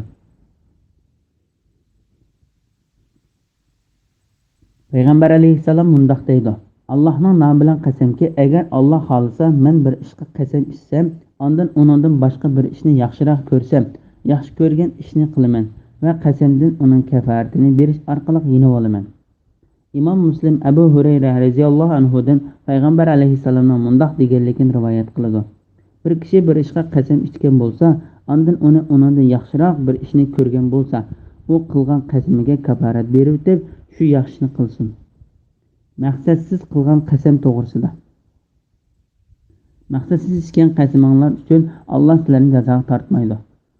Ya'ni sizlarning maqsadsiz qilgan qasaminglar uchun Alloh sizlarni jazoga tortmaydi. Bu vaqtda Abu Hurayra radhiyallohu anhu Payg'ambar alayhissalomning mundoq deganligini rivoyat qildi: Bir kishi ichgan qasamida Lot va Uzza degan butlar bilan qasam qildim desa, u darhol la ilaha illalloh desin. Payg'ambar alayhissalom bu so'zdan yangidan musulmon bo'lib, tillari texi shu butlarning nomi bilan qasam ichishni yig'olmagan kishilar maqsadsiz holda shu butlarning nomi bilan qasam ichib solgan bo'lsa, darhol iymon kalimasi la ilaha illallohni deyishga buyurdi. Shuningdek, zamonimizda ba'zi kishilar chiroq turibdi, non desa bilay yoki bir odamning nomini tilga ilib qilgan so'zini isbotlamoqchi bo'lgan ishlarmi mushning yiqilishib qolgan shaklli ishlardir. Shunga undan saqlanish kerak. Chunki qasam Alloh taoladan boshqa nom bilan qilinsa shirkdir. Alloh taolo maqsadsiz ichgan qasam uchun azoblamaydiganligi to'g'risida mundoq deydi: Qasddan ichgan qasaminglar uchun Alloh sizlarni jazoga tortadi. Yana bir oyatda mundoq dedi: Alloh sizlarni savallik bilan qilgan qasaminglar uchun javobgarlikka tortmaydi. Sura Maida 89-oyatning bir qismi. Abu Davud Aisha radhiyallohu anhadan Payg'ambar alayhissalomning mundoq deganligini rivoyat qildi: Maqsadsiz qilingan qasam degan bir kishining uy ichida qiladigan Allohning nomi bilan qasam, u ish undoq emas. Allohning nomi bilan qasam, u ish shundoq bo'lsa deganga o'xshash so'zdir. Ibn Abu Hatim Ibn Abbas radhiyallohu anhumaning mundoq deganligini rivoyat qildi: Maqsadsiz qilingan qasam degan ochiqlanganda ichgan qasamdir va Alloh sana halol qilib bergan narsani harom qilgan qasamdir. Bu qasam uchun maqsadsiz qilingan qasamga kafarat ketmaydi. Said ibn Jubayr bu haqda Ibn Abbosga o'xshash bayon qildi. Abu Davud ochiqlanib turib qasam ichish degan bobda Said ibn Musayyibning mundoq deganligini rivoyat qildi: Ansariylardan bo'lgan bir akufkining orliqida bo'lishadigan miros bor edi. U ikkisining biri yana biridan shu mirosni o'lishni talab qildi. Yana biri agar sen mendan mirosni o'lishni qayta so'rsang, mening hamma mol-mulkim Ka'baning ishki uchun bo'lib ketsin deb qasam ichdi. Ondan uningga Umarning Ka'ba sening mol-mulkingdan behojatdir. Sen qasamingdan kafarat berib yong'in va qarindishingga gap qilgan. Men Payg'ambar alayhissalomning Parvardigoringning dargohida gunoh bo'lgan ishlarni qilish va urug' tuqqanlarning orliqini uzitish uchun qasam qilish va igdorchiligida bo'lmagan narsani nazr qilish yo'q deganligini angladim. Nazr degan bu ishim mundoq bo'lsa, men mundoq ish qilaman. Masalan, men kechilimni saqaysam, bir masjid silib beraman degan o'xshash ishlardan iboratdir. Qasddan ichgan qasaminglar uchun Alloh sizlarni jazoga tortadi. Bu vaqtda Ibn Abbos radhiyallohu anhuma, Mujahid va boshqalar mundoq deydi: Bu bo'lsa qasam ichguchining bir narsaning yolg'on ekanligini bilib turib, shu narsa bilan qasam ichishidir. Mujahid va boshqalarmi bu oyatning ma'nosi Alloh taolaning qasddan ichgan qasaminglar uchun Alloh sizlarni jazoga tortadi degan oyatining ma'nosi o'xshashdir dedi. Alloh mag'firat qilguvchidir, halimdir. Ya'ni bandalarini jazolashga oldirib ketmaydi. Ya'ni bandalarining gunohini kechirguchidir va azoblashga oldirmoqchidir. Bismillahirrohmanirrohim. Ayollariga yaqinchilik qilmaslikka qasam ichgan kishilar 4 oy kutadi. Agar ular bu muddat ichida ayollarga yaqinchilik qilishga qaytsa, ayollarga yomonlik qilgan gunohi Allah haqiqatan mag'firat gunohini Allah haqiqatan mag'firat qiluvchidir. Allah nihoyatda mehribondir. Agar ular taloq qilish niyati kelsa, Allah haqiqatan ularning so'zlarini anglab turuvchidir, niyatlarini bilib turuvchidir. Sura Baqara 226-227 oyat.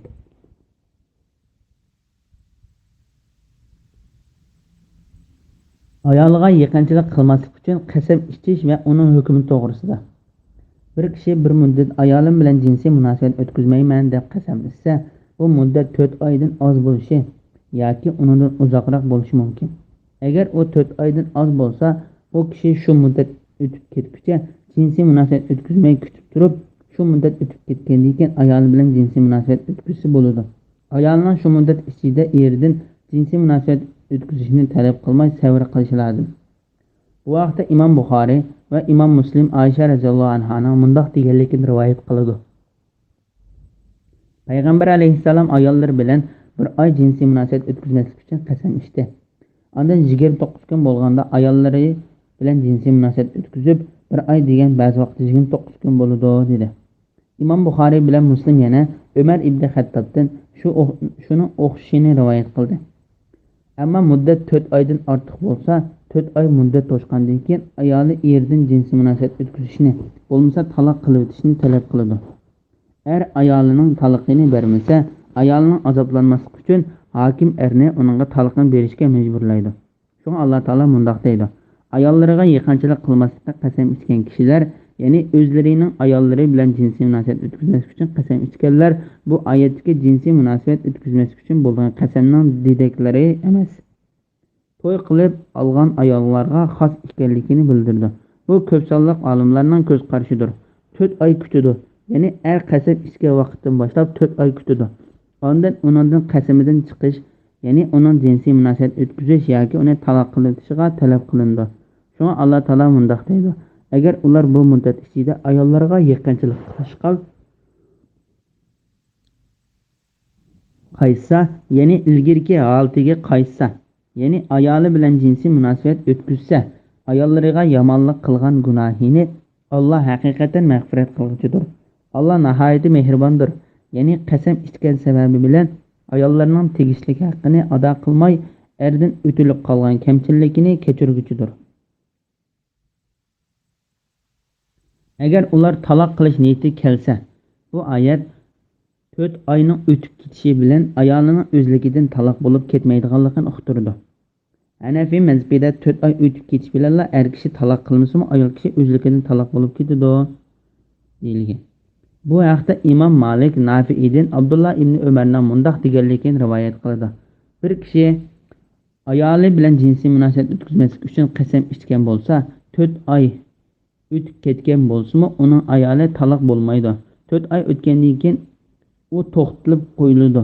Qo'yib, uningdan yoki ayolini taloq qilishi yoki uning jinsiy munosabat o'tkazishi talab qilindi. Ibn Jarir Suhayl ibn Abu Salihdan uning otasining mundoq deganligini rivoyat qiladi. Men ayolim bilan jinsiy munosabat o'tkazmaslik uchun qasam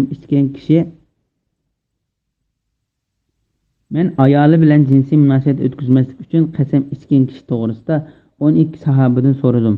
Ularning hammasi 4 oy o'tib ketguncha uningga hech qanday gunoh bo'lmaydi. Ondan 4 oy o'tib ketgandan keyin ulardan ayoli bilan jinsiy munosabat o'tkazish yoki taloq qilish talab qilindi. Agar u qaytsa, ya'ni jinsiy munosabat o'tkazsa, ayoli taloq bo'lib ketmaydi. Agar u qaytmaslikni xohlasa, ayolini taloq qiladi dedi. Bu Umar, Osman, Ali, Abu Darda, Aisha ibn Umar va Ibn Abbas radhiyallohu anhum qatorliqlar rivoyat qilgan. Said ibn Musayyib, Umar ibn Abdul Aziz, Mujahid, Tavus, Muhammad ibn Kab va Qasim qatorliqlarmi bu vaqtdan yuqoridagiga o'xshash bayon qildi. Bismillahirrohmanirrohim. Taloq qilingan ayollar 3 oy o'tguncha iddat tutadi. Agar ular Allohga oxirat kuniga ishongan, bachidonlaridagi Alloh yaratgan narsani, ya'ni bolani yoki hayzni yo'shirishi durust emas. Ularning erlari agar ablashib qilishni xohlasa, shu muddat ichida ularni qaytarib kelishga boshqalarga qaraganda eng haqlidir. Ayollari ustida erlarning haqlari bo'lgandek, erlari ustida ayollarning haqlari bor. Ya'ni ayollar muvofiq darajada huquqdan bahramand bo'lishi kerak. Muvofiq darajada majburiyatni o'tish kerak. Ayollarga mehr berish va ularning turmushini qamdash majburiyatlari erlarga yuklanganlikdan erlar ayollardan bir daraja ortiqlikqa ega. Allah g'olibdir, hikmat bilan ish qiluvchidir. Sura Baqara 228-oyat. Taloq qilingan ayolning iddati to'g'risida. Allah hayz ko'rgan ayollarning ichidan eri bilan bir yerda bo'lgandan keyin taloq qilinib ketgan ayollarni 3 hayz o'tkicha kutishga buyurdi. 3 hayz o'tib ketib bo'lgandan keyin xolisi erga tegis bo'ladi. Hayz va poklanishda ayollarning so'zining qabul qilinganligi to'g'risida. Vajidallardagi Allah yaratgan narsani, ya'ni bolani yoki hayzni yoshirish durust emas. Ya'ni homiladorlikni yoki hayzning borligini ko'rsatadi. Bu oyatning ma'nosining shundoq bo'lganligini Ibn Abbos radhiyallohu anhuma, Ibn Umar, Mujahid, Sha'bi, Hakam ibn Utayba, Rabi ibn Anas, Zahhak va boshqalardan bayon qildi. Agar ular Allohga oxirat kuniga ishondikan, bu ayollar uchun bo'lgan ogohlantirishdir. Bu oyat ular homildormi yoki hayz muddati tugdimi yoki tugmadimi degan masalalarda ularning so'zlarining e'tiborga ilinganligini ko'rsatib berdi. Chunki bu ishlar to'g'ri xabar berish ularga taalluqdir. Boshqalarning bu ishlarni aniq bilishi notayin. Ular iddatini boldir to'shqizishni maqsad qilib yoki iddat haqqiga o'xshash undan keladigan ba'zi foydalarni o'ylab, uni keyinga surish niyatida yolg'on so'zlamay, haqni so'zlashga buyurildi. Ayolini 3 taloq qilmagan kishining u ayol bilan yarashishga haqli ekanligi to'g'risida. Ularning erlari agar ablashib qilishni xohlasa, shu muddat ichida ularni qaytarib kelishga boshqalar qaraganda eng haqlidir. Ya'ni u 3 taloq qilinmagan ayol o'zining iddati ichida bo'lsa, erining uningga qaytishdagi maqsadi o'zlarining munosabatlarini yaxshilash yoki eslik keltirish bo'lsa, uning u ayolga yenishi haqlidir. Ammo 3 taloq qilingan ayolga erining yenishi durust emasdir. Ayolning haq-huquqlari to'g'risida. Ayollari ustida erlarning haqlari bo'lgandek, erlar ustida ayollarning haqlari bor. Ya'ni ayollar muvofiq darajada huquqdan bahramand bo'lish kerak. Muvofiq darajada majburiyatni o'tish kerak. Ya'ni ayollarning erlar ustida haqqi bo'lgandek, erlarning ularning ustida haqqi bor. Shunga ularning har ikkilisi o'zlarining majburiyatlarini ado qilish lozim. Bu vaqtda Imom Muslim Jabirning mundaq deganligini rivoyat qiladi. Payg'ambar alayhissalom vidolashish hajida so'zlagan xutbasida mundaq deydi: "Sizlar ayollar to'g'risida Alloh taolodan qo'rqinglar.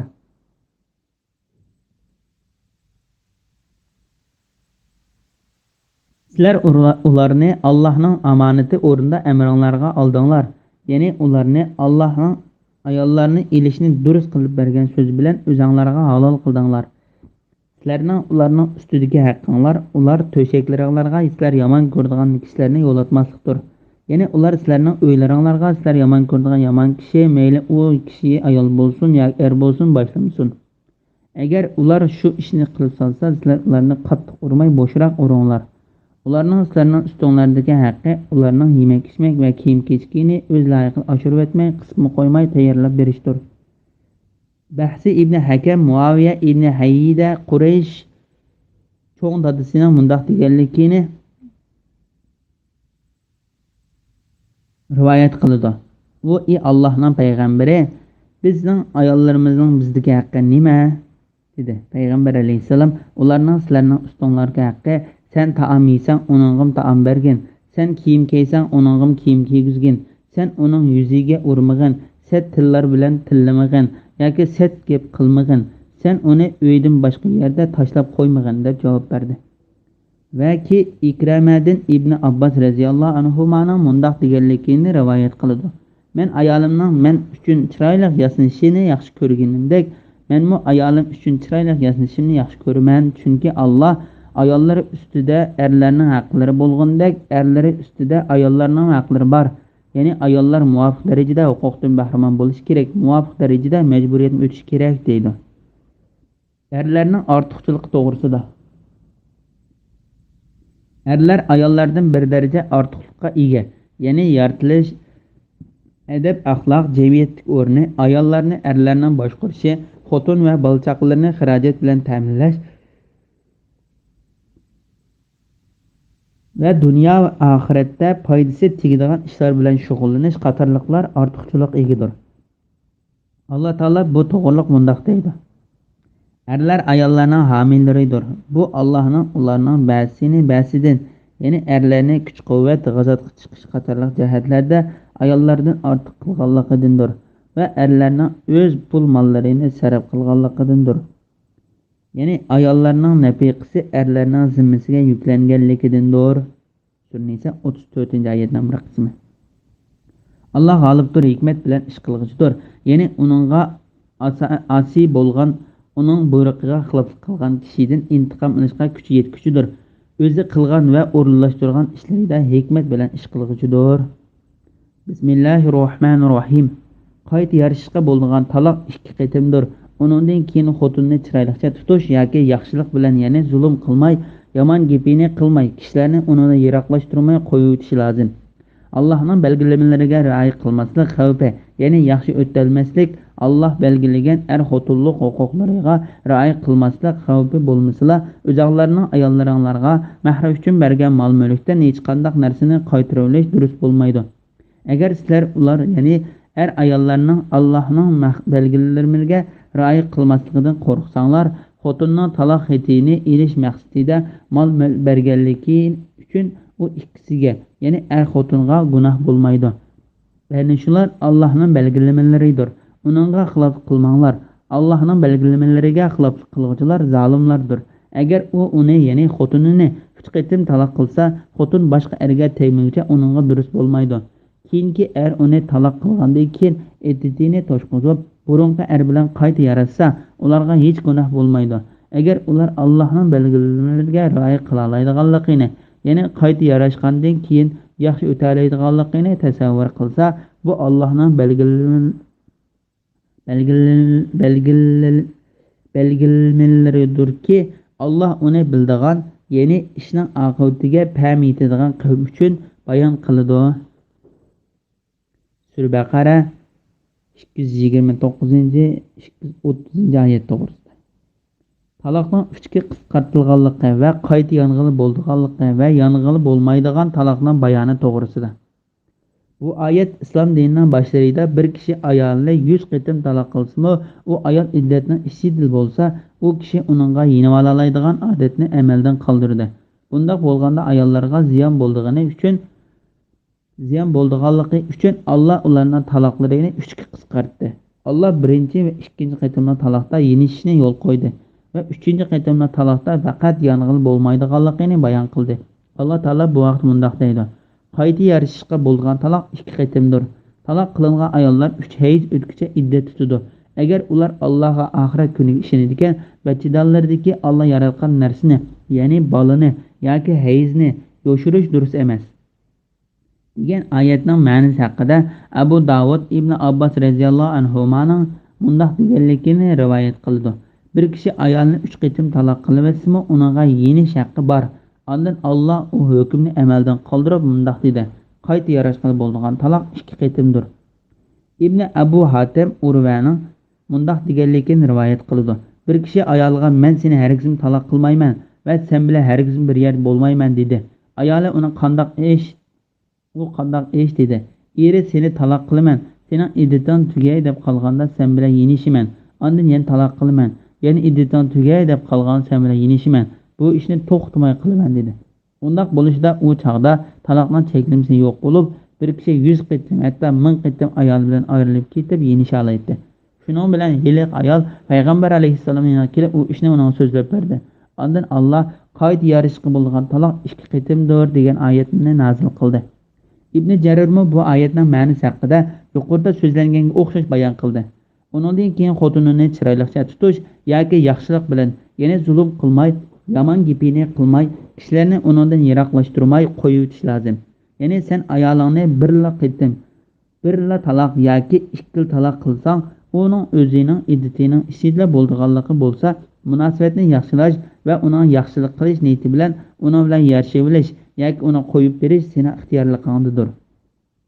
Ali ibn Abu Talha ibn Abbos radhiyallohu anhumaning mundoq deganligini rivoyat qiladi: bir kishi ayolni 2 taloq qilsa, 3-chi taloqda Alloh taoladan qo'rqsin.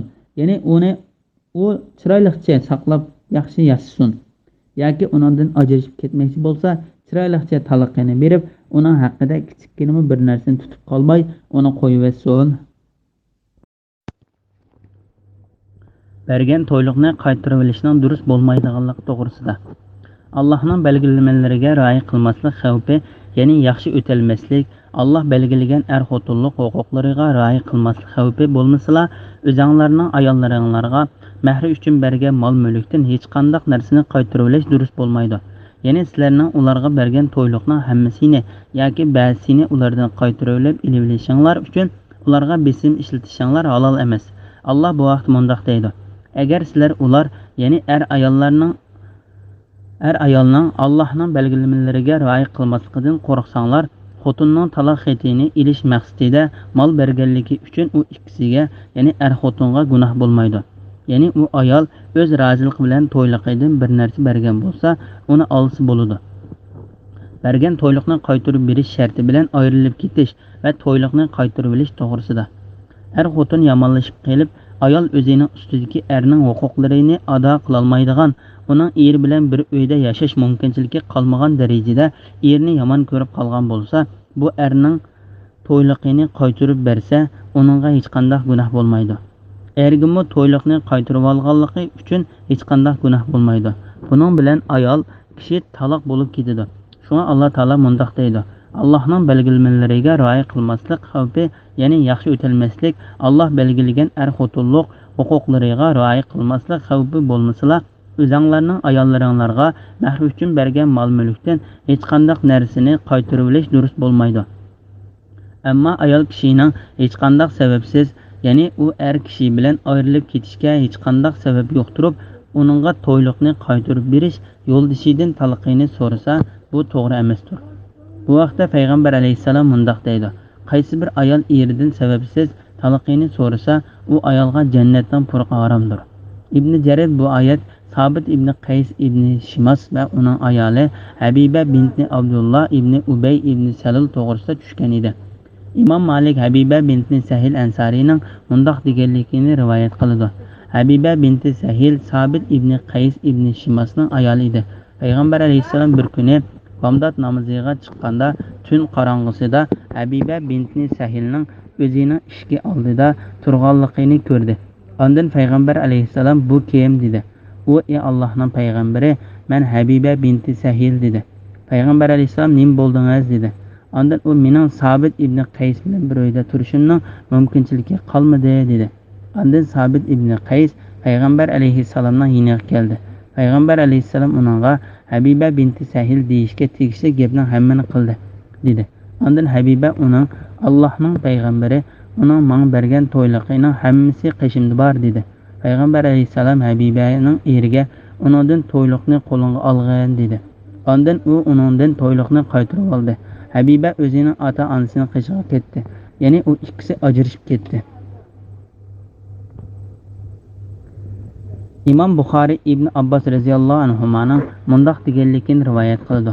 Sabit ibn Qays ibn Shimasning ayoli payg'ambar alayhissalomning yoniga kelib, ey Allohning payg'ambari, men uni diniy yoki axloqiy jihatdan ayblamayman, lekin islomda kufrlikni yomon ko'raman. Ya'ni men yomon ko'rib qolgandan keyin islomda talab qilingan bo'yicha uning xizmatini qila olmayman dedi. Payg'ambar alayhissalom uning to'yliqingiz uchun bergan xurmuluq beg'ini qaytarib beramsiz dedi. U ma'qul dedi.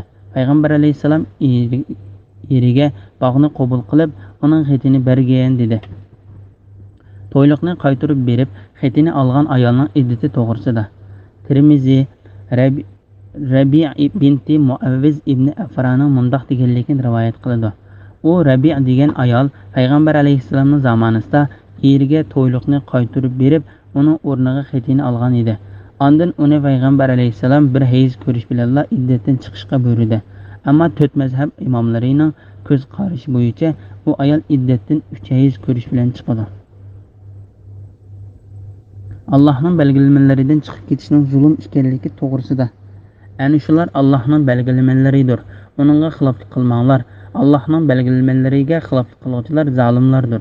Ya'ni sizlarga yo'l qo'yib berilgan bu ishlar Allohning belgilamalaridir. Sizlar bu belgilamalariga xiloflik qilmanglar. Bu vaqtda payg'ambar alayhissalom mundoq degan: Alloh nurg'unlagan belgilamalарni belgilab berdi. Sizlar uningga xiloflik qilmanglar. Alloh nurg'unlagan farzlarni bekitdi. Sizlar uningga sal qaramanglar. U nurg'unlagan ishlarni harom qildi. Sizlar uni qilib qolmanglar. Allohni unutib qolganlikdan emas, balki sizlarga rahmat qilganlikdan nurg'unlagan narsalarning hukmini bayon qilmadi. Ya'ni u narsalarni halol yoki harom demadi. Sizlar u narsalar to'g'risida savol so'ramanglar.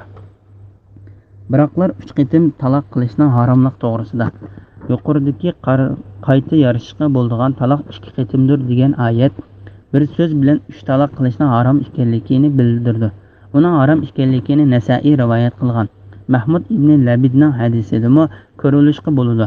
U mundoq deydi: Payg'ambar alayhissalomga bir kishining ayolini 3 taloq qilganlik to'g'risida xabar yetganda ochiqlangan holatda qopib, men ichinglarda tursammi, Allohning kitobi bilan o'ynashamsizlar? Ya'ni men hayot tursammi, sizlar Allohning kitobi Qur'onni o'yinchoqni o'rnida ko'ramsizlar dedi. Bir kishi o'rnidan turib: "Ey Allohning payg'ambari, men uni ayolni 3 taloq qilgan kishini o'ltirib o'taymi?" dedi. 3-chi taloqdan keyin ayol bilan yarashishning durust emasligi to'g'risida. Agar u uni, ya'ni xotinini 3 qitim taloq qilsa, xotin boshqa erga tegmaguncha uningga durust bo'lmaydi. Ya'ni bir kishi ayolni 1-qitim va 2-qitim taloq qilib bo'lgandan keyin 3-qitim taloq qilgan bo'lsa, u ayol haqiqatan uningga harom bo'lib ketadi. Boshqa erga tegmaguncha, ya'ni u boshqa bir erni uni haqiqiy nikohlab elib, uning bilan jinsiy munosabat o'tkazmaguncha burunqi eriga halol bo'lmaydi. Agar uni bir kishi nikohlab olmay qul qilib setib olib, uning bilan jinsiy munosabat o'tkazgan bo'lsa-mu, u yana burunqi eriga halol bo'lmaydi. Bir kishi bir ayolni butunlay setib olgan bo'lsa, u kishi u ayolining xo'jayini hisoblanadi. U ayol bilan nikohsiz jinsiy munosabat o'tkazishi durust bo'ladi. Bu hozirgi zamonda mavjud emas. Ammo bir kishi bir ayolni butunlay setib olmoqchi, uning 1 oylik yoki 2 oyligini va yoki 1 yillikini setib olgan bo'lsa, u uning quli hisoblanmaydi. Ham u kishining u ayol bilan nikohsiz jinsiy munosabat o'tkazishiga bo'lmaydi. Shuningdek, u ayol haqiqiy nikoh bilan bir kishiga tekkan bo'lsa, u kishi uning bilan jinsiy munosabat o'tkazmaganida u ayol u erdan ayrilib ketgan bo'lsa, u ayol yana burunqi eriga halol bo'lmaydi.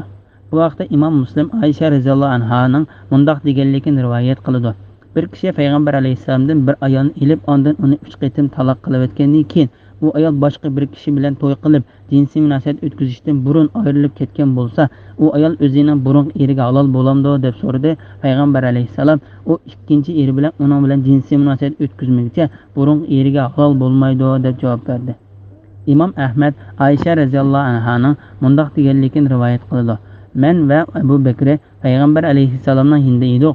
Uning yoniga Quraysh qabilasidan Zufaining ayoli kirib mundoq dedi: "Meni Zufai biroqli 3 taloq qilib o'tgan edi.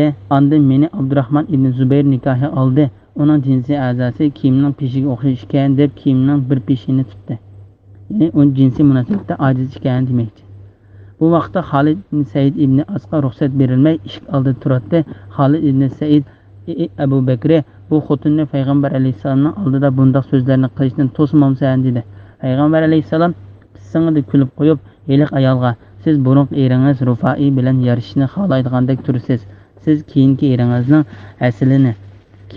eringiz sizning hasilingizni tetamoqcha, ya'ni arliqinglarda jinsiy munosabat o'tilmaguncha sizning burunqi eringiz bilan yarashishingiz durust bo'lmaydi" dedi. Bu hadisni Imom Buxoriy va Imom Muslim qatorliqlarmi yuqoriga o'xshash rivoyat qildi. Boshqa bir kishining ayoliga yo'l chiqarib berish uchun uni vaqt olgan kishiga va ayoliga yo'l tepish uchun ayolini boshqa biriga elib bergan kishiga la'nat bo'lganlik to'g'risida. Aslida bir er kishi bir ayol bilan to'y qilmoqchi bo'lsa, uningga chin qalbidan qiziqishi va uning bilan mangulik birga yashashni niyat qilish lozim. Agar to'y qilganda niyati burunqi eriga yo'l chiqarib berish bo'lsa, mana bu hadislarda ayiblangan va la'nat o'qilgan kishidir. Agar nikoh qilganda o'zining u ayolni burunqi eriga yo'l chiqarib berish uchun oldiganligi ochiq desa, ko'pincha olimlarning ko'z qarashicha u nikoh bo'lmaydi. Imom Ahmad Abdullohning mundoq deganligini rivoyat qiladi. Payg'ambar alayhissalom kishilarning badaniga bir narsa chekkuchiga va badaniga bir narsa chektirguchiga, choch o'lg'uchiga va o'latquchiga kishilarning ayollarini vaqtliq nikohlab yo'l chiqarib berguchiga va ayollarini boshqalarga nikohlab berib yo'l topguchiga, jazoni olguchiga va jazoni berguchiga la'nat etdi. Hokim Nafi'ning mundoq deganligini rivoyat qiladi. Bir kishi ibn Umarning yeniga kelib, uningdan bir odam eri 3 taloq qilib o'tgan ayolni uning bilan haqiqiy uy tutish uchun bo'lmasdan burunqi eriga yo'l chiqarib berish uchun olgan bo'lsa, keyingi olgan kishidan ayrilib bo'lgandan keyin burunqi eriga halol bo'lamdi deb so'radi. Ibn Umar u buningga o'xshash nikoh bilan olsa, u ayol burunqi eriga halol bo'lmaydi. Biz bu ishni payg'ambar alayhisolamning zamonasida zina deb sanaydik dedi. Abu Bakr ibn Abu Shayba Juzjani Harbil Kirmani va Abu Bakr Asram Qubays ibn Jabirning mundoq deganligini rivoyat qiladi. Umar mening yenimga kishining ayoliga yo'l chiqarib berguchi va yo'l chiqarguchi kelib qolsa, u ikkisini chalma-kesak qilaman, ya'ni u ikkisiga zinoning jazosini beraman dedi. 3 taloq qilingan ayolning o'zining burunqi eriga qandoq chog'da halol bo'lganligi to'g'risida. Keyingi uni taloq qilgandan keyin, ya'ni uni haqiqiy nikoh bilan olgan ikkinchi eri uning bilan jinsiy munosabat o'tkazib bo'lgandan keyin taloq qilaversa, iddatini to'shqizib, burunqi bilan qayta yaratsa, ularga hech gunoh bo'lmaydi. Ya'ni ayol bilan burunqi eri agar ular Allohning belgilamalariga rioya qila oladiganligini, ya'ni qayta yaratgandan keyin yaxshi o'tadiganligini tasavvur qilsa, ya'ni u ikkisi yaxshilikcha yashasa deganligini ko'rsatadi. Bu oyatning ma'nosi to'g'risida Mujahid mundoq deydi: agar u ikkisi o'zlarining nikohini haqiqiy nikoh deb o'ylasa deganlik bo'ladi. Bu Allohning belgilamalaridirki, ya'ni Allohning shariatlari va uning hukmlaridir. Alloh uni bildigan, ya'ni ishning oqibatiga ta'min etadigan qavm uchun bayon qiladi, ya'ni ro'shanlashtirib beradi. Bismillahirrohmanirrohim. Sizlar ayollarni taloq qilgan bo'lsanglar, ularning iddati to'shay deb qolgan bo'lsa, ular bilan chiroylicha yarashib, ularni nikohinglarda tutinglar yoki ularni yaxshilik bilan qo'yib o'tinglar. Zulm qilish maqsadida ziyon yetkazib, ularni tutib olmanglar.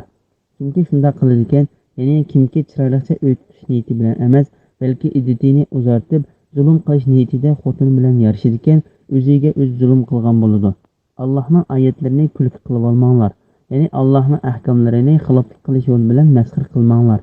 Allohning sizlarga bergan ne'matini va sizlarga vaz-nasihat qilish uchun nazil qilgan kitobini, hikmatini, ya'ni kitobidagi ahkomlarni yod etinglar. Allohga taqvodorlik qilinglar. Bilinglarki, Alloh har narsani bilguchidir. Taloq qilingan ayolga yaxshi muomala qilish to'g'risida.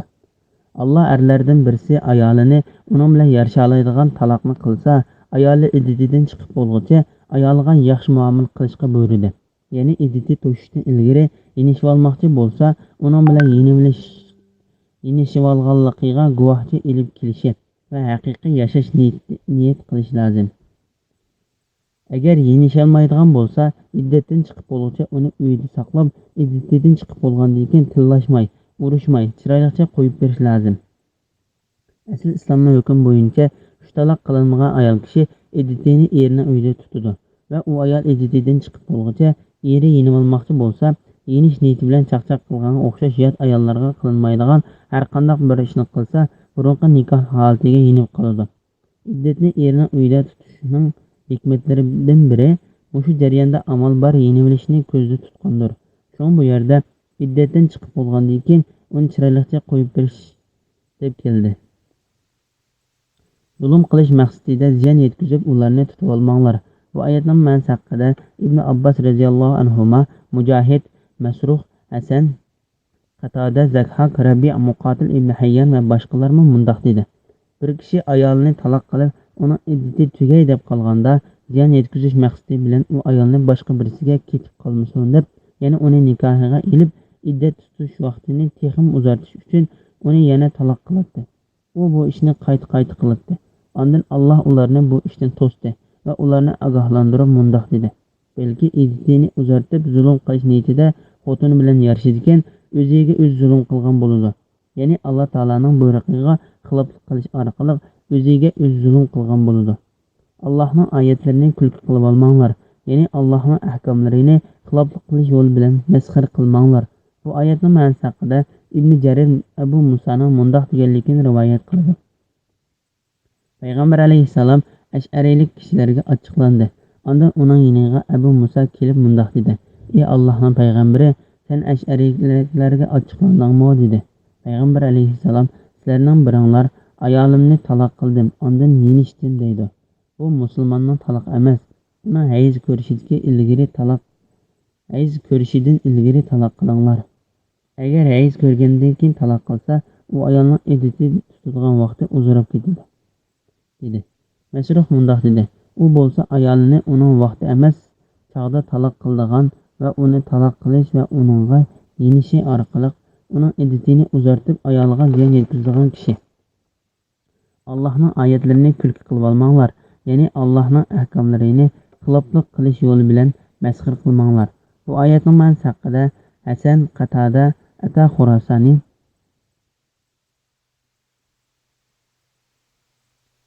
Rabi' va Muqotil ibn Hayyan qatorliqlar mundoq deydi: "U bo'lsa ayolni taloq qilib bo'lib o'ynashgan edim yoki qul ozod qilib o'tib yoki xotin ilib bo'lib o'ynashgan edim" deydigan kishi edi. Alloh taolo bu oyat orqali bu ishlarda u garchi chaqchaq qilgan bo'lsa-mu, amaliyotda uning og'zidan chiqqan so'z bo'yicha hukm qilinadiganligini bayon qildi.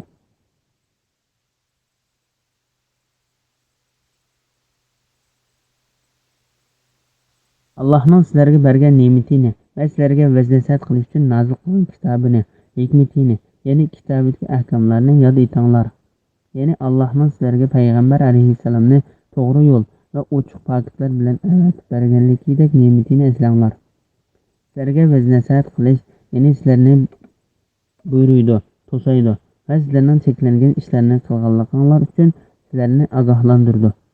Sizlar qilgan va qilmagan narsalarda Allohga taqvodorlik qilinglar. Bilinglarki, Alloh har narsani bilguchidir. Ya'ni sizlarning yoshirin oshkor qilgan ishinglardan kichkina bir narsa uningga yoshirin bo'lmaydi. Bu ishlarga asosan sizlarga jazo yoki mukofot beriladi. Bismillahirrohmanirrohim. Agar sizlar ayollarni taloq qilgan bo'lib, ularning iddati to'shqanda va qoida bo'yicha tegmoqchi bo'lgan er bilan putishgan bo'lsa, ularni nikohlanishdan to'smanglar. Buning bilan ishinglardan Allohga va oxirat kuniga iymon keltirganlarga nasihat qilindi. Bu ya'ni vaz-nasihat elish, Allohning amrlarini tutish sizlar uchun eng foydalidir va eng pokdir. Shariat ahkomlaridan sizlarga nimalar eng foydali ekanligini Alloh biladi. Sizlar bilmaysizlar. Sura Baqara 232-oyat. Bir ayolga egdarchilik qiladigan kishilarning u ayol o'zining burunqi eri bilan qayta yarasha olmoqchi bo'lganda uni to'smaslik to'g'risida. Ali ibn Talha ibn Abbas radhiyallohu anhumaning mundoq deganligini rivoyat qiladi. Bu oyat ayolni bir taloq yoki ikki taloq qilgan, ondan ayolning iddati tugab, uning u ayol bilan yarashqisi kelib qolgan ayolimi shuni xohlab qolgan, ondan u ayolga egdarchilik qiladigan kishilar u ayolni yarashishdan to'sqanligi to'g'risida tushgan. Ondan Alloh ayolga egdarchilik qiladigan kishilarni u ayolning o'z eri bilan yarashishidan to'sishni chekildi. Avfimu ham Ibn Abbas radhiyallohu anhumaning yuqoridagidek deganligini rivoyat qildi. Boshqalarmi shunday rivoyat qildi. Ayolga egdarchilik qiladigan bir kishi bo'lmasa, nikohning durust bo'lmaydiganligi to'g'risida. Bu oyat ayol kishining o'zini erga berolmaydiganligining dalilidir. Uni erga berish uchun cho'qim uningga ega vali bo'ladigan bir kishi bo'lish lozim. Bu vaqtda hadisda mundoq deb keldi: xotin kishini erga bermasin. Xotin kishi o'zini o'zi erga bermasin. Cheksiz o'zini o'zi erga beradigan xotin buzuq xotindir. Ya'ni mundoq deyilgan: ayolga egdarchilik qiladigan aqlli bir kishi va ikki adil guvohchi bo'lmasa, qilgan nikoh hisoblanmaydi. Bu oyatning tushish sababi to'g'risida. Bu oyat Ma'qal ibn Yasar Mazinni va uning hamshirisi to'g'risida nozil bo'lgan deb rivoyat qilindi. Imom Buxoriy bu oyatning ma'nosi haqida mundoq degan: Ma'qal ibn Yasarning hamshirisini eri taloq qilib o'tdi. Ondan uning iddati tugaguncha uning bilan yarashmay, keyin uning bilan yarashmoqchi bo'ldi. Buningga Ma'qal qo'shilmadi. Shuning bilan agar sizlar ayollarni taloq qilgan bo'lib, ularning iddati to'shqan va qoida bo'yicha tegmoqchi bo'lgan eri bilan bitishgan bo'lsa, ularni nikohlanishdan to'smanglar degan bu oyat tushdi. Boshqa hadis olimlarimi bu hadisni rivoyat qildi. Imom Tirmiziy bu hadisni mundoq deb rivoyat qildi. Ma'qal ibn Yasar o'zining hamshirisini payg'ambar alayhissalomning zamonasida bir musulmonga nikohlab berdi. U ayol u kishining qishida ma'lum bir muddat turdi. Ondan u kishi ayolni taloq qilib o'tib, iddati tugaguncha uning bilan yeyishmadi. Keyin ular o'zaro yarashib qolmoqchi bo'ldi. U kishi boshqalar bilan qayta yarishish uchun u ayolning uyiga keldi. U ayolning qarindoshi uningga: "Ey ahmoq, men seni hurmat qilib uni senga nikohlab bersam, sen uni taloq qilib o'tding. Allohning nomi bilan qasamki, u mengu sen bilan yeyishmaydi" dedi. Alloh uning u ayolga bo'lgan hojatini va u ayolning o'ziga eriga bo'lgan hojatini bildi. Shuning bilan agar sizlar ayollarni taloq qilgan bo'lib, ularning iddati to'shqan va qoida bo'yicha tegmoqchi bo'lgan eri bilan tutishgan bo'lsa, ularni nikohlanishdan to'smanglar. Buning bilan ishchinglardan Allohga va oxirat kuniga iymon keltirganlarga nasihat qilindi. Bu ya'ni vaz nasihat ilish, Allohning amrlarini tutish sizlar uchun eng foydalidir, eng pokdir. Shariat ahkomlaridan sizlarga nimalar eng foydali ekanligini Alloh biladi. Sizlar bilmaysizlar degan oyatni nazil qildi. Bu oyatni Ma'qal anglab, men Parvardigorimga bo'ysundim deb heliqi odamni chaqirib, men senga hamshiramni beraman va seni hurmatlayman dedi. Ibn Mardavinning rivoyatida Ma'qal: men ichgan qasamimga kafarat beraman dedi. Buning bilan ishchinglardan Allohga va oxirat kuniga iymon keltirganlarga nasihat qilindi. Bu ya'ni vaz nasihat ilish, Allohning amrlarini tutish, ya'ni ayollarga igdorchilik qilgan kishilar ayollar erlari bilan o'zaro putishib, ular bilan yarashmoqchi bo'lsa, ularning yenishiga, sizlarning qo'shilmasliklaringlardan sizlarni to'sqanligimizga sizlarning ishchinglardagi mo'minlar bo'ysunadi. Buning bilan ishchinglardan Allohga va oxirat kuniga iymon keltirganlarga nasihat qilindi. Bu ya'ni vaz nasihat ilish, Allohning amrlarini tutish, ya'ni Allohning shariatiga ishonadi. Allohning tahdididan va uning oxiratda bo'ladigan azobidan qo'rqadi. Sizlar uchun eng foydali va eng pokdir. Ya'ni jahilliklarni tashlab, ayollarni o'zlarining erlari bilan to'y qilib bersanglar, sizlarga eng foydali va dillaringlarni pokizlash uchun eng yaxshidir. Alloh biladi. Ya'ni Alloh o'zi buyuradigan va to'sqan narsadagi foydalarni bilguchidir. Sizlar bilmaysizlar. Sizlar qilayotgan va qilmagan narsadagi yaxshilikni bilmaysizlar. Bismillahirrohmanirrohim. Analar bolalarni emitish muddatida to'liq emitmoqchi bo'lsa, to'liq 2 yil emitish lozim. Otalar analarni qoida bo'yicha yemak-ichmak va kiyim-kechak bilan ta'minlab turishi kerak. Kishi faqat qo'ldan keladigan ishga taklif qilindi. Onani bola sababli ziyon tortqizmaslik, otanimi bola sababli ziyon tortqizmaslik lozim. Agar ota o'lib ketsa, uning varisi otaga o'xshash mas'uliyatni, ya'ni ona bo'lg'uchiga nafaqa berish va uning haqlariga rioya qilish qatorliqlarni o'z ustiga olish kerak. Agar ota-ona kengashib, bolani 2 yil to'shmasdanla ayirib etmoqchi bo'lsa, ularga hech bir gunoh bo'lmaydi. Agar bolalaringlarni enik onalarga emitmoqchi bo'lsanglar, qoida bo'yicha ularning haqqini bersanglarla, sizlarga hech gunoh bo'lmaydi. Allohdan, ya'ni Allohning amriga muxolifatchilik qilishdan qo'rqinglar. Bilinglarki, Alloh sizlarning qilgan amalinglarni ko'rib turguchidir. Baqara 233-oyat. Bolaning emadigan muddatidan boshqa chog'da emildash bo'lmaydiganlik to'g'risida.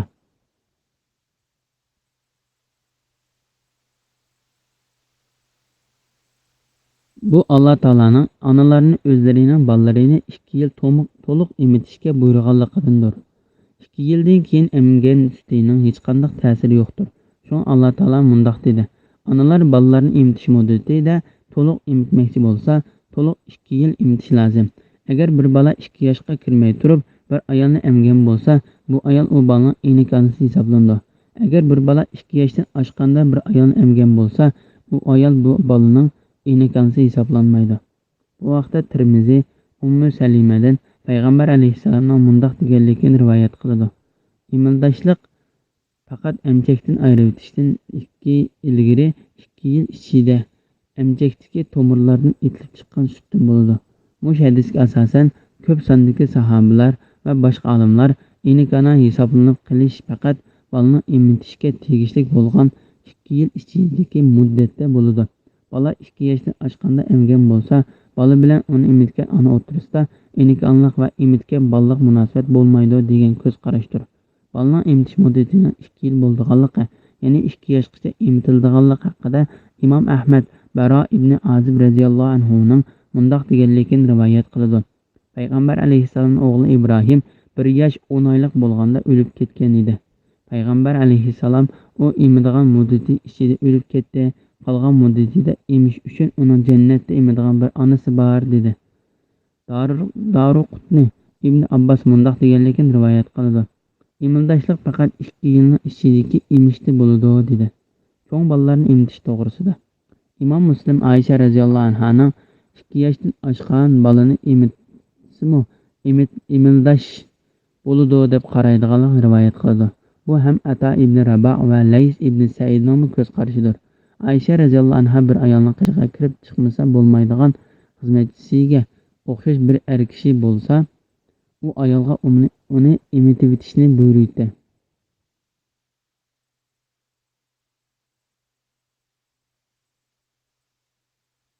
Ularning aralaqida emildashlik tushishi bilan u kishi uning bolasidek bo'ladi. U kishini emitganda uning oldida ko'ksini ichib emitmay, sutni bir narsaga sig'ib bersin.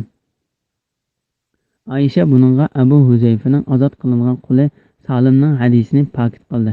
Payg'ambar alayhissalom Huzayfaning ayolini Salimni emitishga buyurgan. Bu chog'da Salim bo'lsa cho'ng odam edi. Shuning bilan Salimni emitib qo'yish bilan u Huzayfaning ayolining qishig'iga kirib chiqa oladigan bo'lgan edi. Salim aslida Abu Huzayfaning beqavolgan bolasi edi. Keyin beqavolgan bolasining yot odamdan hech qanday farqlanmaydiganligi to'g'risida oyat tushganda uning Huzayfaning ayoli bilan, ya'ni beqavolgan onasi bilan bir yerda yolg'iz qolishi yoki biror yerga birga berishi cheklandi. Lekin bu ishlarga u oila ehtiyojli bo'lg'achqa Huzayfaning ayoli bilan Payg'ambar alayhissalomning yiniga bu ish to'g'riliq bor edi. Payg'ambar alayhissalom u ayolni Salimni emizishga buyurdi. Shuning bilan Salim uning emitgan bolasiga aylanib qoldi. Emgan bolaning emitgan ayol va uning bolchaqalari bilan to'y qilishi haromdir. U bu tarafdan o'zining bolasiga o'xshashdir. Ammo Payg'ambar alayhissalomning boshqa ayollari Aishaning bu ko'z qarashiga qo'shilmaydi. Ular Salimning bu ishini shunga xos ish deb qaraydi. Bu ham ko'plagan olimlarning qarshidir. Ya'ni yuqorida degandek emildashlik 2 yoshdan oshgandan keyin tushmaydi. Ammo Salimning ishi u kishiga xos ishdir. Shuningga asosan bir odam ayolning sutini ichib solgan bo'lsa yoki boshqa bir ayolning sutini ichib solgan bo'lsa, uning aralaqida bir-biri bilan ilib tegish harom qilinadigan emildashlik bo'lmaydi.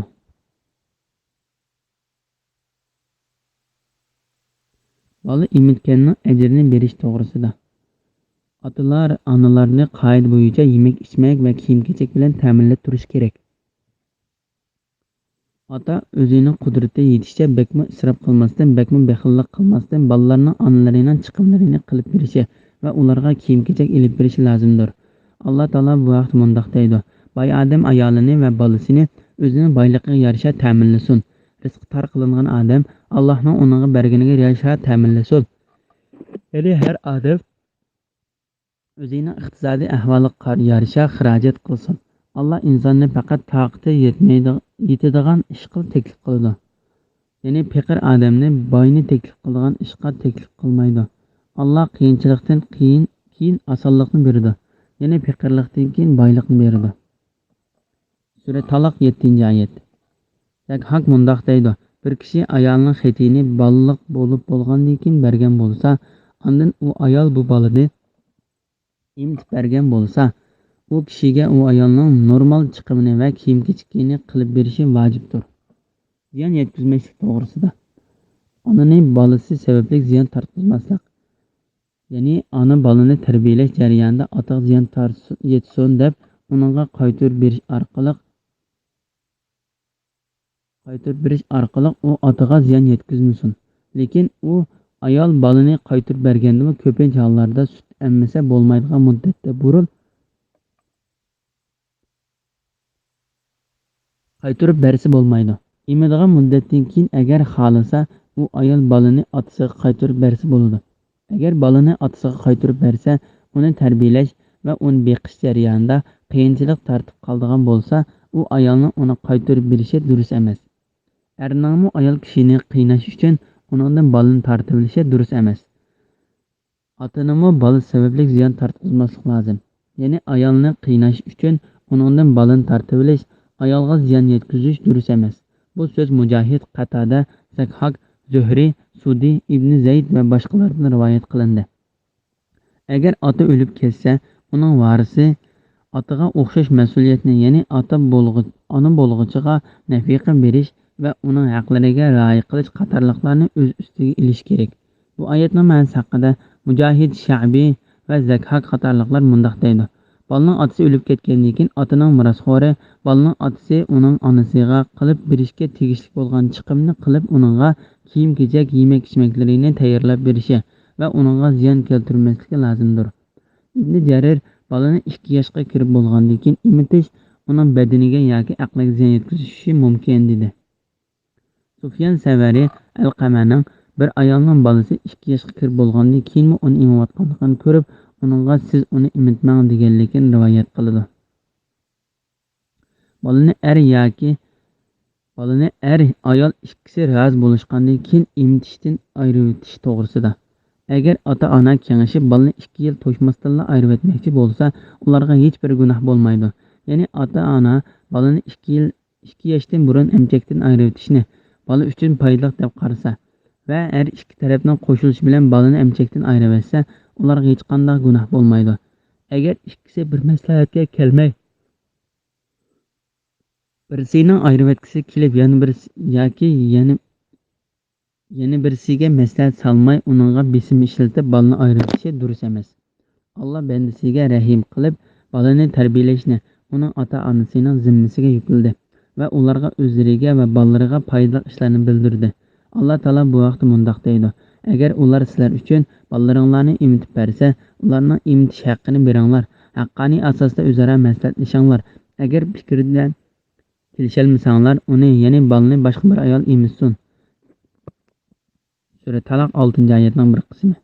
Ya'ni ota-ona ajrashib ketib ajrini berish kelishimi bilan bolani onasi imitib berish uchun elib olgan bo'lsa, keyin bir tarafning o'zrisi bilan onaga uning imitgan ajrini chiroylicha berib, bolani qaytarib olishga har ikkisi qo'shilib, uni qaytarib elib imitgili boshqa bir ayolga bersin. Onaning uni qaytarib berganligi, otaning uni qaytarib olganligi uchun hech qanday gunoh yo'qdir. Allohdan, ya'ni Allohning amriga muxolifatchilik qilishdan qo'rqinglar. Ya'ni sizlarning ahvolinglarning hammasida bilinglarki, Alloh sizlarning amalinglarni ko'rib turguchidir. Ya'ni uningga Alloh taologa sizlarning ahvolinglardan va sizlarning so'zinglardan kichikgina narsami maxfiy emas. Bismillahirrohmanirrohim. Ichinglarda o'z vafot bo'lib, ayollari qilib qolgan kishilar bo'lsa, ayollari 4 oy 10 kun iddat tutishi lozim. Iddati to'shqandan keyin o'zlari to'g'riliq qoida bo'yicha ish qilsa, sizlarga, ya'ni shu ayollarga ig'dorchilik qiluvchilarga hech gunoh bo'lmaydi. Alloh sizlarning qilgan amallaringlardan xabardordir. Sura Baqara 234-oyat. Er o'lib qolgan ayolning iddati to'g'risida.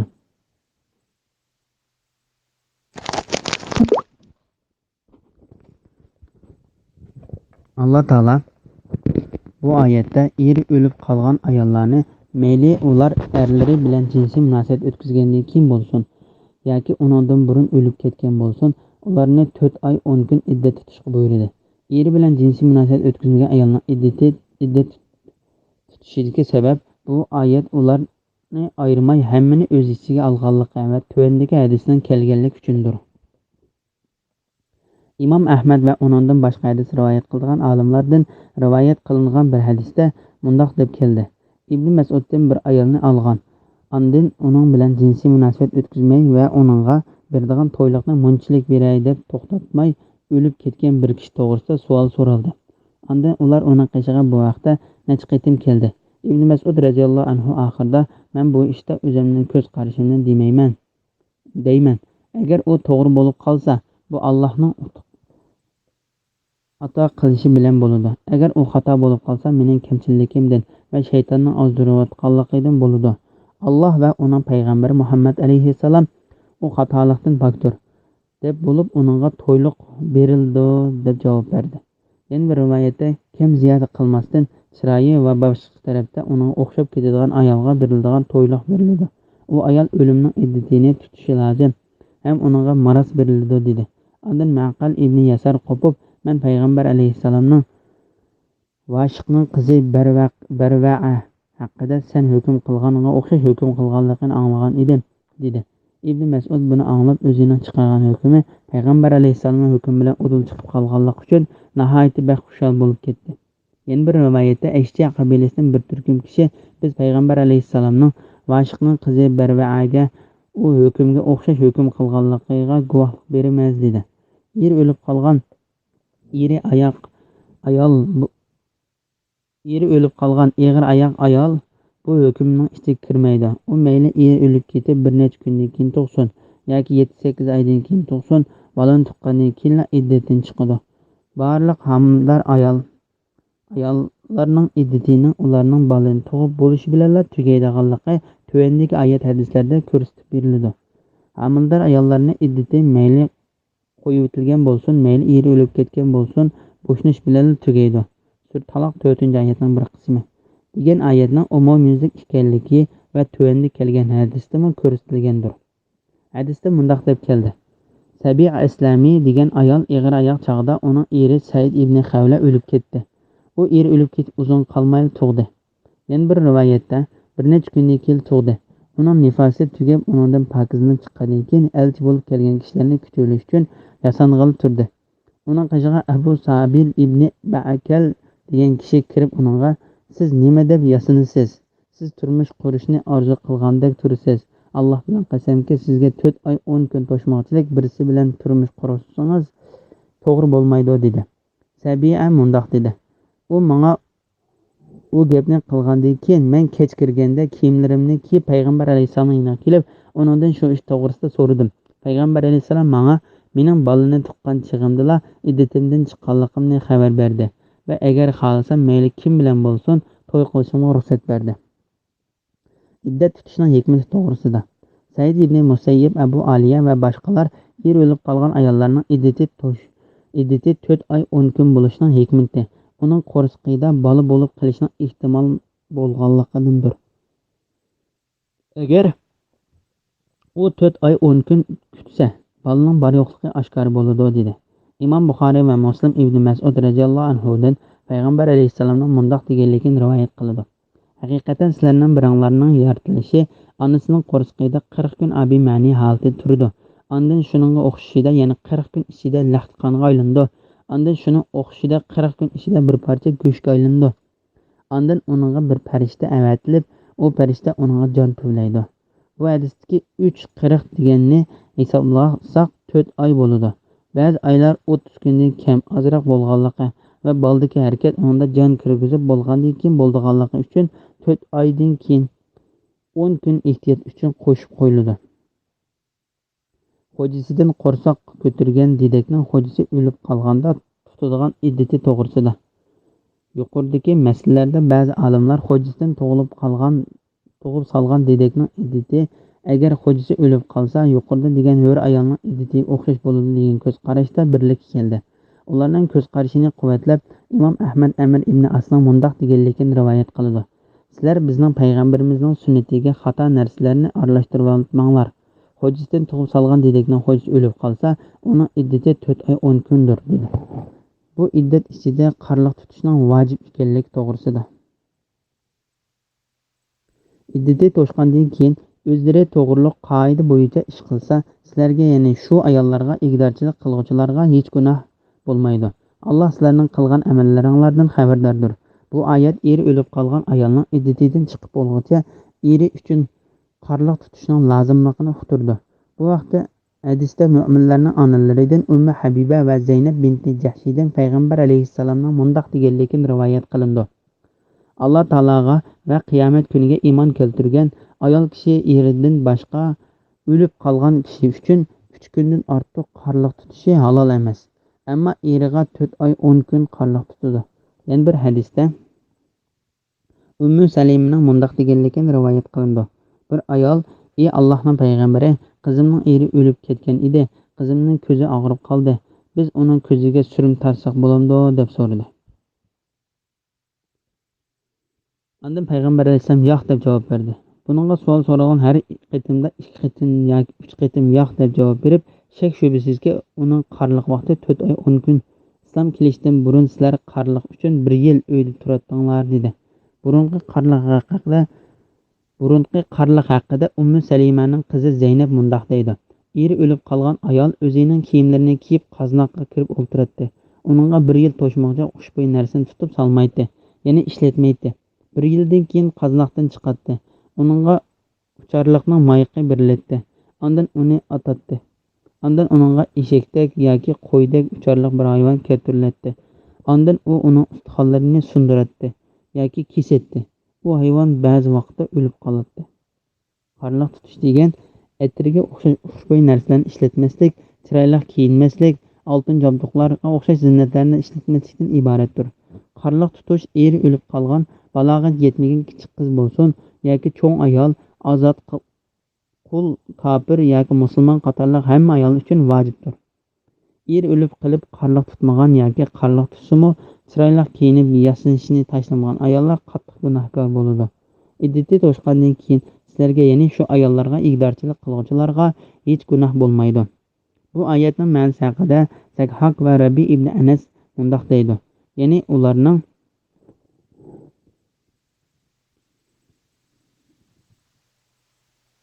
ularning iddati tugab bo'lsa, ayollarga, igdorchilik qiluvchilarga gunoh bo'lmaydi. Iddati to'shqandan keyin o'zlari to'g'riliq qoida bo'yicha ish qilsa, Avfi ibn Abbos radhiyallohu anhumaning mundoq deganligini rivoyat qiladi. Bir ayol taloq qilinsa yoki uning eri o'lib qolsa, u iddatdan chiqib bo'lgandan keyin uning eriga tegishi uchun chiroyli kiyinishi va o'ziga elchi bo'lib kelganlar bilan ko'rishishi gunoh emas. Mana bu qoida. Bu haqda boshqalardan shundoq deb rivoyat qilindi. Iddati to'shqandan keyin o'zlari to'g'riliq qoida bo'yicha ish qilsa, sizlarga, ya'ni shu ayollarga, igdorchilik qiluvchilarga hech gunoh bo'lmaydi. Allah sizlarning qilgan amallaringlardan xabardordir. Bu oyatning ma'nosi haqida Ibn Jarir Mujohidning, ya'ni halol nikoh qilsa deganlikdir deganligini rivoyat qiladi. Hasan, Zuhri va Sudiylarmi shuning o'xshash rivoyat qilindi. Bismillahirrohmanirrohim. Iddati to'shmagan ayollarga ularni aldaganliklarini buritib o'tsanglar yoki buni dilinglarda yo'shirib tutsanglar, sizlarga hech gunoh bo'lmaydi. Ularga eg'iz ochadiganliklar Allohga ma'lumdir, lekin ular bilan yo'shirib va'dalashib qo'ymanglar. Faqat oshkora aytilsa, kishi xijil bo'lmaydigan muvofiq so'zni qilsanglar bo'ladi. Iddati to'shmoqcha ularni nikohinglarga ilishga bel bog'lamanglar. Bilinglarki, Alloh dilinglardagini bilib turadi. Uningdan, ya'ni Allohning amriga xilof qilib jazolanishdan hazar qilinglar. Bilinglarki, Alloh nihoyat mag'firat qilg'uchidir. Allohdan qo'rqib gunohdan cheklanganlarga halimdir. Ya'ni asiylik qilganlarni jazolashga oldirib ketmaydi. Sura Baqara 235-oyat. Iddat tutayotgan ayolga elchi avatish to'g'risida. Iddati to'shmagan ayollarga ularni aldaganliklarini buritib o'tsanglar, sizlarga hech gunoh bo'lmaydi. Ellari o'lib ketib, ular uchun iddat tutib turayotgan ayollarga sizlarning ularni aldaganliklarini ochiq demay turtib qo'ysanglar, sizlarga hech gunoh bo'lmaydi. Iddati to'shmagan ayollarga ularni aldaganliklarini buritib o'tsanglar yoki buni dilinglarda yo'shirib tutsanglar, sizlarga hech gunoh bo'lmaydi. Savri, Shu'ba, Jarir va boshqalar Ibn Abbos radhiyallohu anhumaning mundoq deganligini rivoyat qiladi. Purtib qo'yish degan, men o'ylanishni xohlayman yoki mundoq sifatli ayolni yaxshi ko'raman deb go'zal so'z orqali purtishni bildirdi. Yana bir rivoyatda, men Allohning menga yaxshi ayoldan birini berishini xohlaydim yoki shuning o'xshash so'z qilgan dedi. U ayolga aldaganligini oshkor desa bo'lmaydi. Bu oyatning ma'nosi haqida Imom Buxoriy Ibn Abbos radhiyallohu anhumaning mundoq deganligini rivoyat qiladi. Purtish degan, men o'ylanishni xohlayman, men ayollarga hojatman bo'lib qoldim. Allohning menga yaxshi ayoldan birini berishini xohlayman deyishdir. Mujohid, Tavus, Ikrama, Said ibn Jubayr, Ibrohim Naxai, Sha'bi, Hasan, Qatada, Zuhri, Yazid ibn Qasayd, Muqotil ibn Hayyan va Qasim ibn Muhammad qatorliqlarmi purtish to'g'risida yuqorida Ibn Abbos deganga o'xshash fikrda bo'ldi. Salaf olimlarimo eri o'lib qolgan ayollar erlari uchun iddat tutayotgan chog'larida ularga o'zining oldiganligini ochiq demay purasi bo'ladi dedi. Shuningdek, 3 taloq qilingan ayol uchunmi ular iddatning ichidagi chog'da ularga o'zlarining oldiganligini purtib qo'ysa bo'ladi. Bu vaqtda payg'ambar alayhissalom Qaysning qizi Fatimani uning eri Amir ibn Hafisa 3 taloq qilayotganda uni ibn Ummu Maktumning uyida iddat tutishga buyurib uningga agar siz iddatdan chiqib bo'lsangiz men xabar bering dedi. Ya'ni payg'ambar alayhissalom bu yerda iddatdan chiqib bo'lgandan keyin buningga bir gap qilganligini purtib qo'ydi. İddatdan chiqqandan keyin uningga payg'ambar alayhissalomning ozod qilgan quli Usama ibn Zayd elchi bo'lib keldi. Payg'ambar alayhissalom uni Usama ibn Zaydga ilib berdi.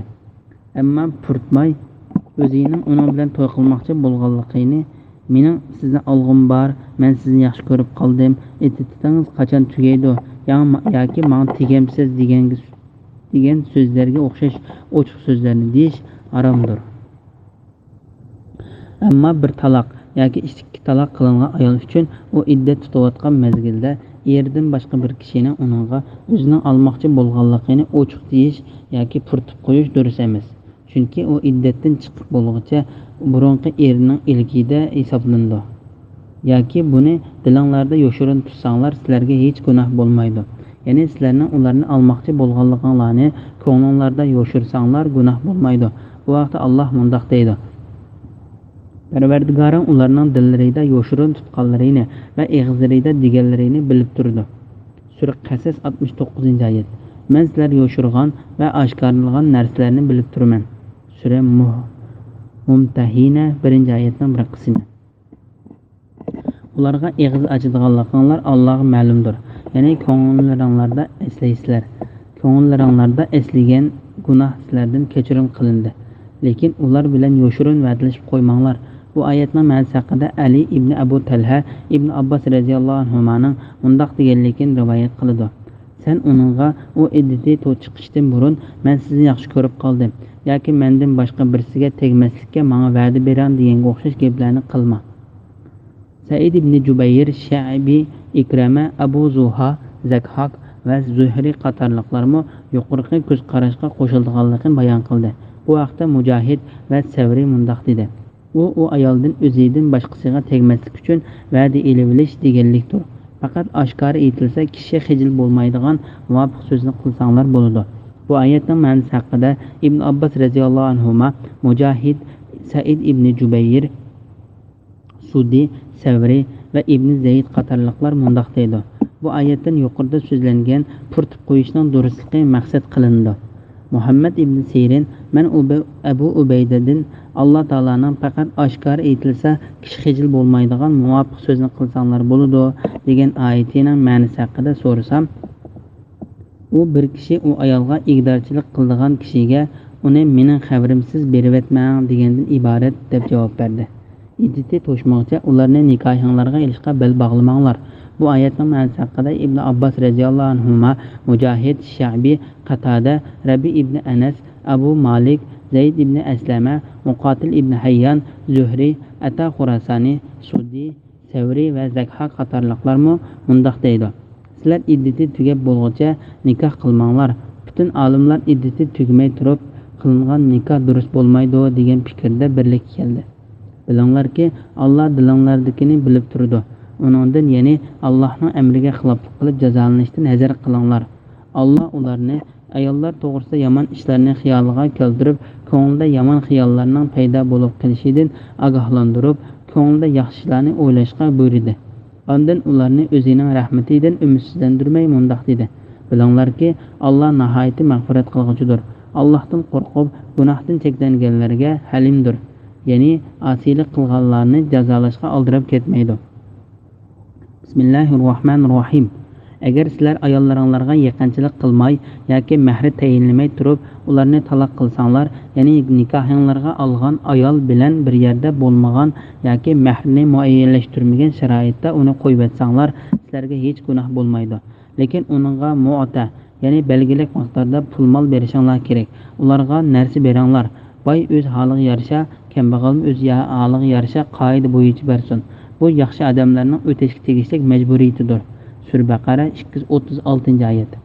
Jinsiy munosabat o'tkazmay turib taloq qilish to'g'risida. Alloh taolo ayolni elib bo'lib, uning bilan jinsiy munosabat o'tkazishdan burun uni taloq qilishga ruxsat qildi. Shundaqla uni taloq qilib, uning diliga arziyat beradigan ish bo'lib qolmasin. Uning bilan jinsiy munosabat o'tkazishdan va eriga tekkan chaqda to'yliqsiz tekkan bo'lsa, uningga munchalik to'yliq beramiz deb bermoqchi bo'lgan to'yliqini muayyanlashtirishdan burun taloq qilsin bo'ladi. Taloq qilib bo'lib bir narsa berish to'g'risida. Şoňa Allah her kişini özünün kudretiga yarşa, bay bolsa baylygyga, namarat bolsa namaratlygyga yarşa jinsiy munosabat ötküzişden ve toýlukny bekitişden burun talak kılınıp ketken ayalının köňlüni yasaş üçin onunğa bir nerse berişke buyurdy. Bu wagtda İmam Buhari, Sahid ibn Said ve Abu Usayd radiyallahu anhu qatarlıqlarının mundaq degenlikin rivayet kıldı. Peygamber aleyhisselam Şurahil'nin kızı Umeyme bilen toy kıldı. Ondan o ayal Peygamber aleyhisselam turvatgan öyge kirgizildi. Peygamber aleyhisselam kolunu o ayal tarafga sundu. O ayal Peygamber aleyhisselamın kolunu sunganlygyny yaman körgende kıldı. Ondan Peygamber aleyhisselam Abu Usaydni onu tayyorlab yolga selip koyuşqa ve onunğa köp köňlekden işkin berişke buyurdu. Bismillahirrahmanirrahim. Eğer sizler ularga yaqinchilik qilishdan ilgari va mahri tayinlib bo'lgandan keyin taloq qilsanglar, tayinlangan mahrning yarmini beringlar. Ammo ayollar o'tinsa, ya'ni mahrdan voz kechib butunlay olmasa yoki nikohning tuguni o'z ilkida bo'lgan erlar o'tinsa, ya'ni tayinlangan mahrning hammasini bersa, shu bo'yicha bir taraf qilish lozim. Sizlar o'tinsanglar, o'tingan odam taqvodorlikqa eng yaqindir. O'zaro ihson qilishni unutmanglar. Allah hakikaten kılgan amellerini körüp turgucudur. Sura Baqara 237 ayet. Jinsiy munosabat o'tkazmay turib, taloq qilingan ayolga to'yliqning yerini berdiganlik to'g'risida.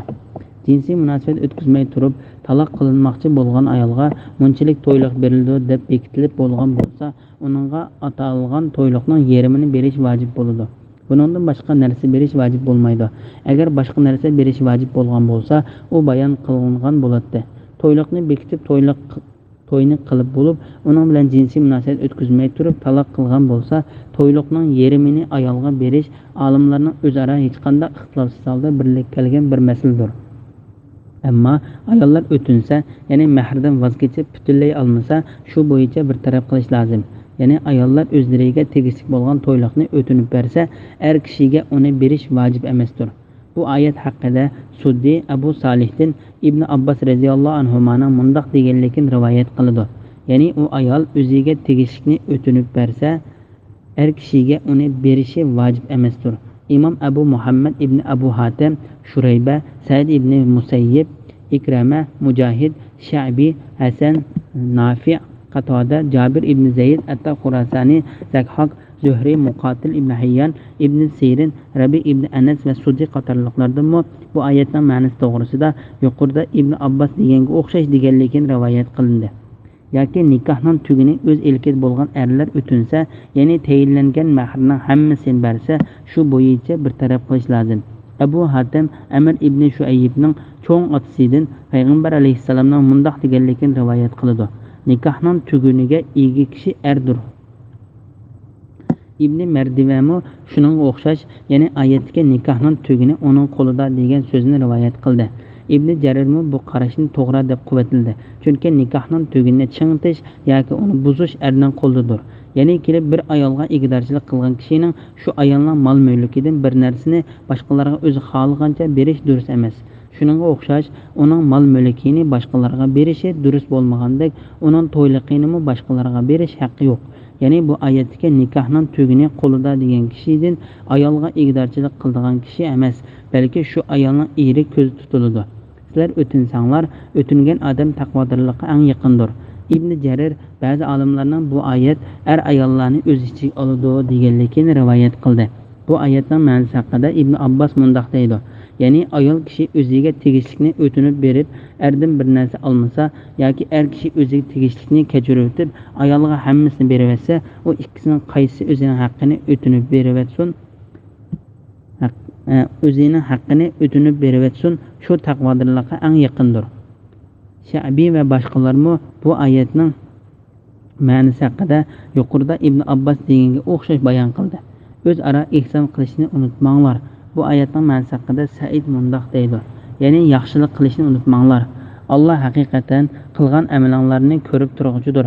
Ya'ni Alloh taologa sizlar ishlaringlar va ahvolinglardan hech qanday narsa yoshirin bo'lmaydi. Har bir kishiga uning qilgan amaliga qarab mukofot yoki jazo beriladi. Bismillahirrohmanirrohim. 5 namozni bo'libmi namoz deganni davomlashtiringlar. Ya'ni butun shartlar bilan vaqtida to'liq ado qilinglar. Allohning huzurida, ya'ni namozda itoatmanlik bilan turinglar. Qo'rqinchda qolganinglarda piyoda yoki uloqliq ketib berib namoz o'qinglar. Amallik topganinglarda Allohning sizlarga o'rgatgani bo'yicha Allohni yod etinglar. Ya'ni qo'rqinch tugaganda Alloh namozni qanday o'tashga amr qilgan bo'lsa, to'liq arkonlari bilan shunday o'tanglar. Sura Baqara 238-239 oyat. Alloh 5 vaqt namozni o'z vaqtida ado qilishga va uning vaqtiga ko'ngil bo'lib, uni mukammal o'rinlashtirishga buyurdi. Imom Buxoriy va Muslim Ibn Mas'ud radhiyallohu anhuning mundoq deganligini rivoyat qiladi.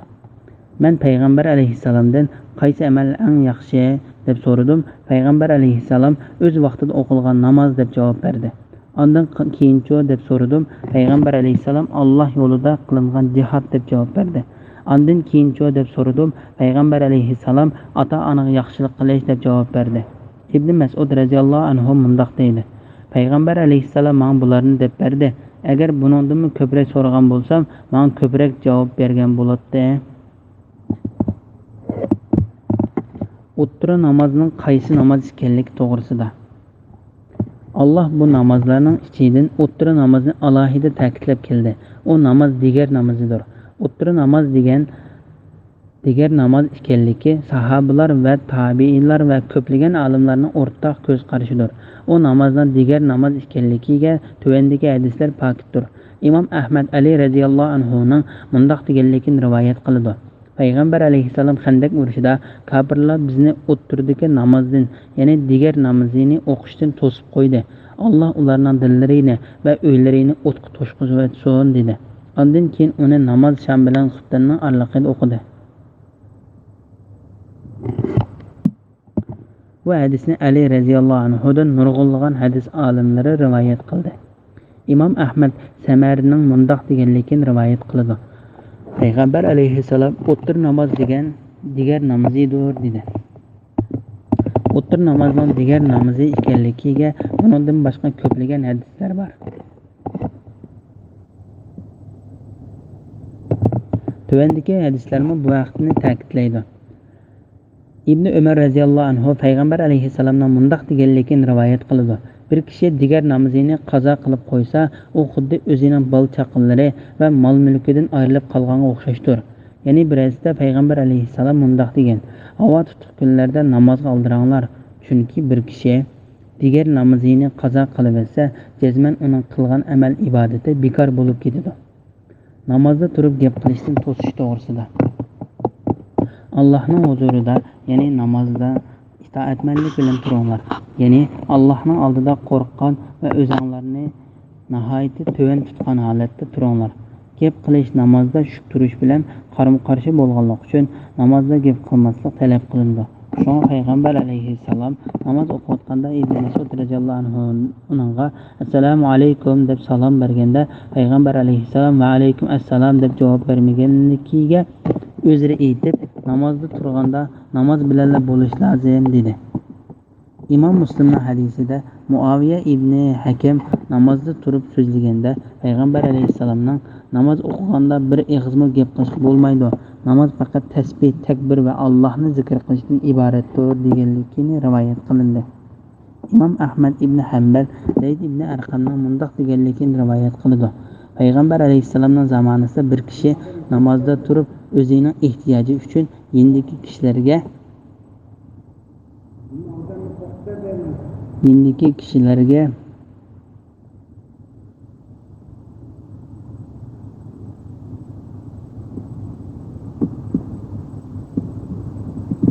gap qiladi. Shuning uchun bu oyat tushdi. Allohning huzurida, ya'ni namozda itoatmanlik bilan turinglar. Andın biz namazda gap qilmay shuk turishga buyurildik. Qo'rqinchli holatda namozni qanday o'qish to'g'risida. Qo'rqinchda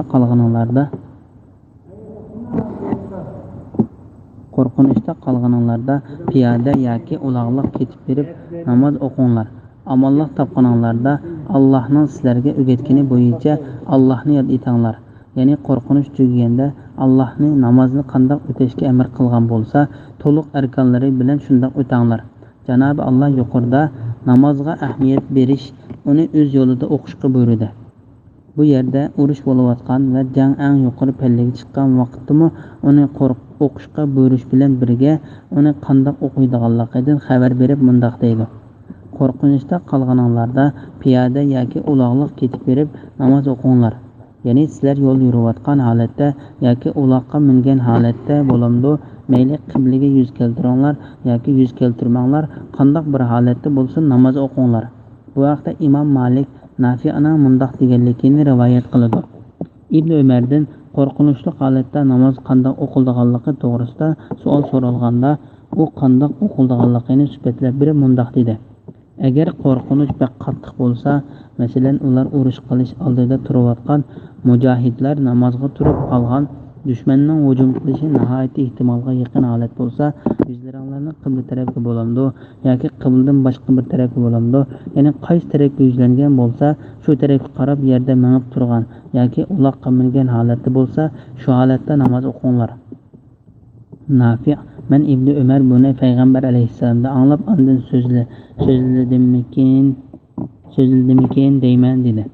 Imom Muslim, Abu Davud, Nasa'iy, Ibn Majah, Ibn Jarir, Ibn Abbas radhiyallohu anhumaning mundaq deganligini rivoyat qiladi. Alloh namozni sizlarning payg'ambarlarning tili orqali safarga chiqmaganda 4 rakat, safarga chiqqanda 2 rakat va qo'rqinchli holatda 1 rakat o'qishni farz qildi. Hasan Basri, Qatada, Zakhak va boshqalarmi bu haqda Ibn Abbosga o'xshash bayon qildi.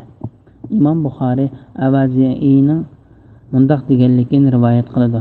Agar urushayotganda shaharni ishg'ol ilishga oz qilib namoz o'qishga fursat bo'lmagan bo'lsa, har bir kishi ishorat qilib o'z oldiga namoz o'qiydi. Agar ishorat qilishga qodir bo'la olmasa, urush oxirlashguncha namozni kechiktirdi yoki ular xotirjamlikka erishgandan keyin 2 rakat o'qiydi. Agar ular 2 rakat o'qishga qodir bo'la olmasa, namozni 1 ruku va 2 sajda bilan 1 rakat qilib o'qiydi. Agar ular buningga qodir bo'la olmasa, namozni o'rniga takbir aytish kifoya qilmaydi. Ular namozni xotirjamlikka erishgunchalik kechiktirdi. Makhulmi bu haqda Avza'iy deganga o'xshash bayon qildi. Anas ibn Malik mundaq deydi. Tang yorg'anda Tostar degan shaharning sepilini fatih qilishga qatnashgan edim. Urush nihoyat qattiq bo'lib ketdi. Biz namoz o'qishga qodir bo'la olmadik. Biz namozni kun o'rlagandan keyin o'qidik. Namoz o'qiganda biz bilan birga Abu Musa bor edi. Undan biz sepilni oldik. Anas radhiyallohu anhu bu namozning o'rniga kelgan butun dunyo va uning ichidagi narsalar meni xush qila olmaydi dedi. Xotirjam holatda namozni to'liq o'qish to'g'risida. Amonlik topganinglarda Allohning sizlarga o'rgatgani bo'yicha Allohni yod etinglar. Ya'ni qo'rqinch tugaganda Alloh namozni qanday o'tashga amr qilgan bo'lsa, to'liq arkonlari bilan shunday o'tanglar. Ya'ni sizlar namozni qanday o'qishga buyurilgan bo'lsanglar, shunday o'qib uning ruku sajdalari, uningdagi qiyamda turish va o'ltirishlarni xushu bilan to'liq ado qilinglar. Allohning sizlarga o'rgatgani bo'yicha sizlarga dunyo va oxiratda foyda qiladigan ishlarni o'rgatganligi va sizlarni uningga boshlaganligi uchun Allohning sizlarga bergan ne'matiga shukr qilinglar va zikr aytinglar. Yuqoridagi oyatning mazmuni Alloh taolaning xotirjam bo'lgan chig'inglarda namozni butun shartlari bilan mukammal ado qilinglar. Shubhisizki namoz mu'minlarga vaqti belgilangan farz qilindi degan oyatning mazmuniga o'xshashdir. Buningga munosabatli hadislar Alloh xolisa oldimizda bayon qilindi. Sura Nisa 103-oyatning bir qismi.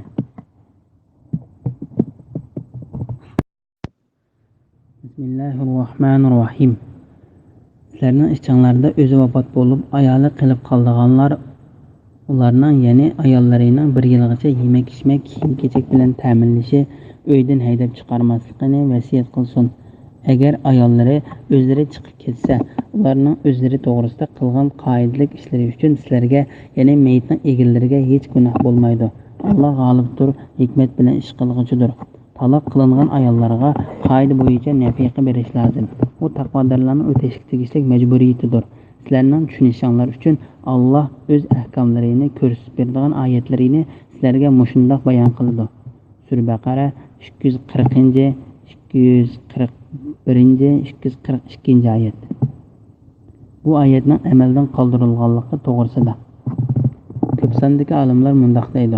Bu oyatning hukmini yuqoridagi Alloh taolaning ishchanlarda o'zi vafot bo'lib, ayollari qilib qolgan kishilar bo'lsa, ayollari 4 oy 10 kun iddat tutishi lozim.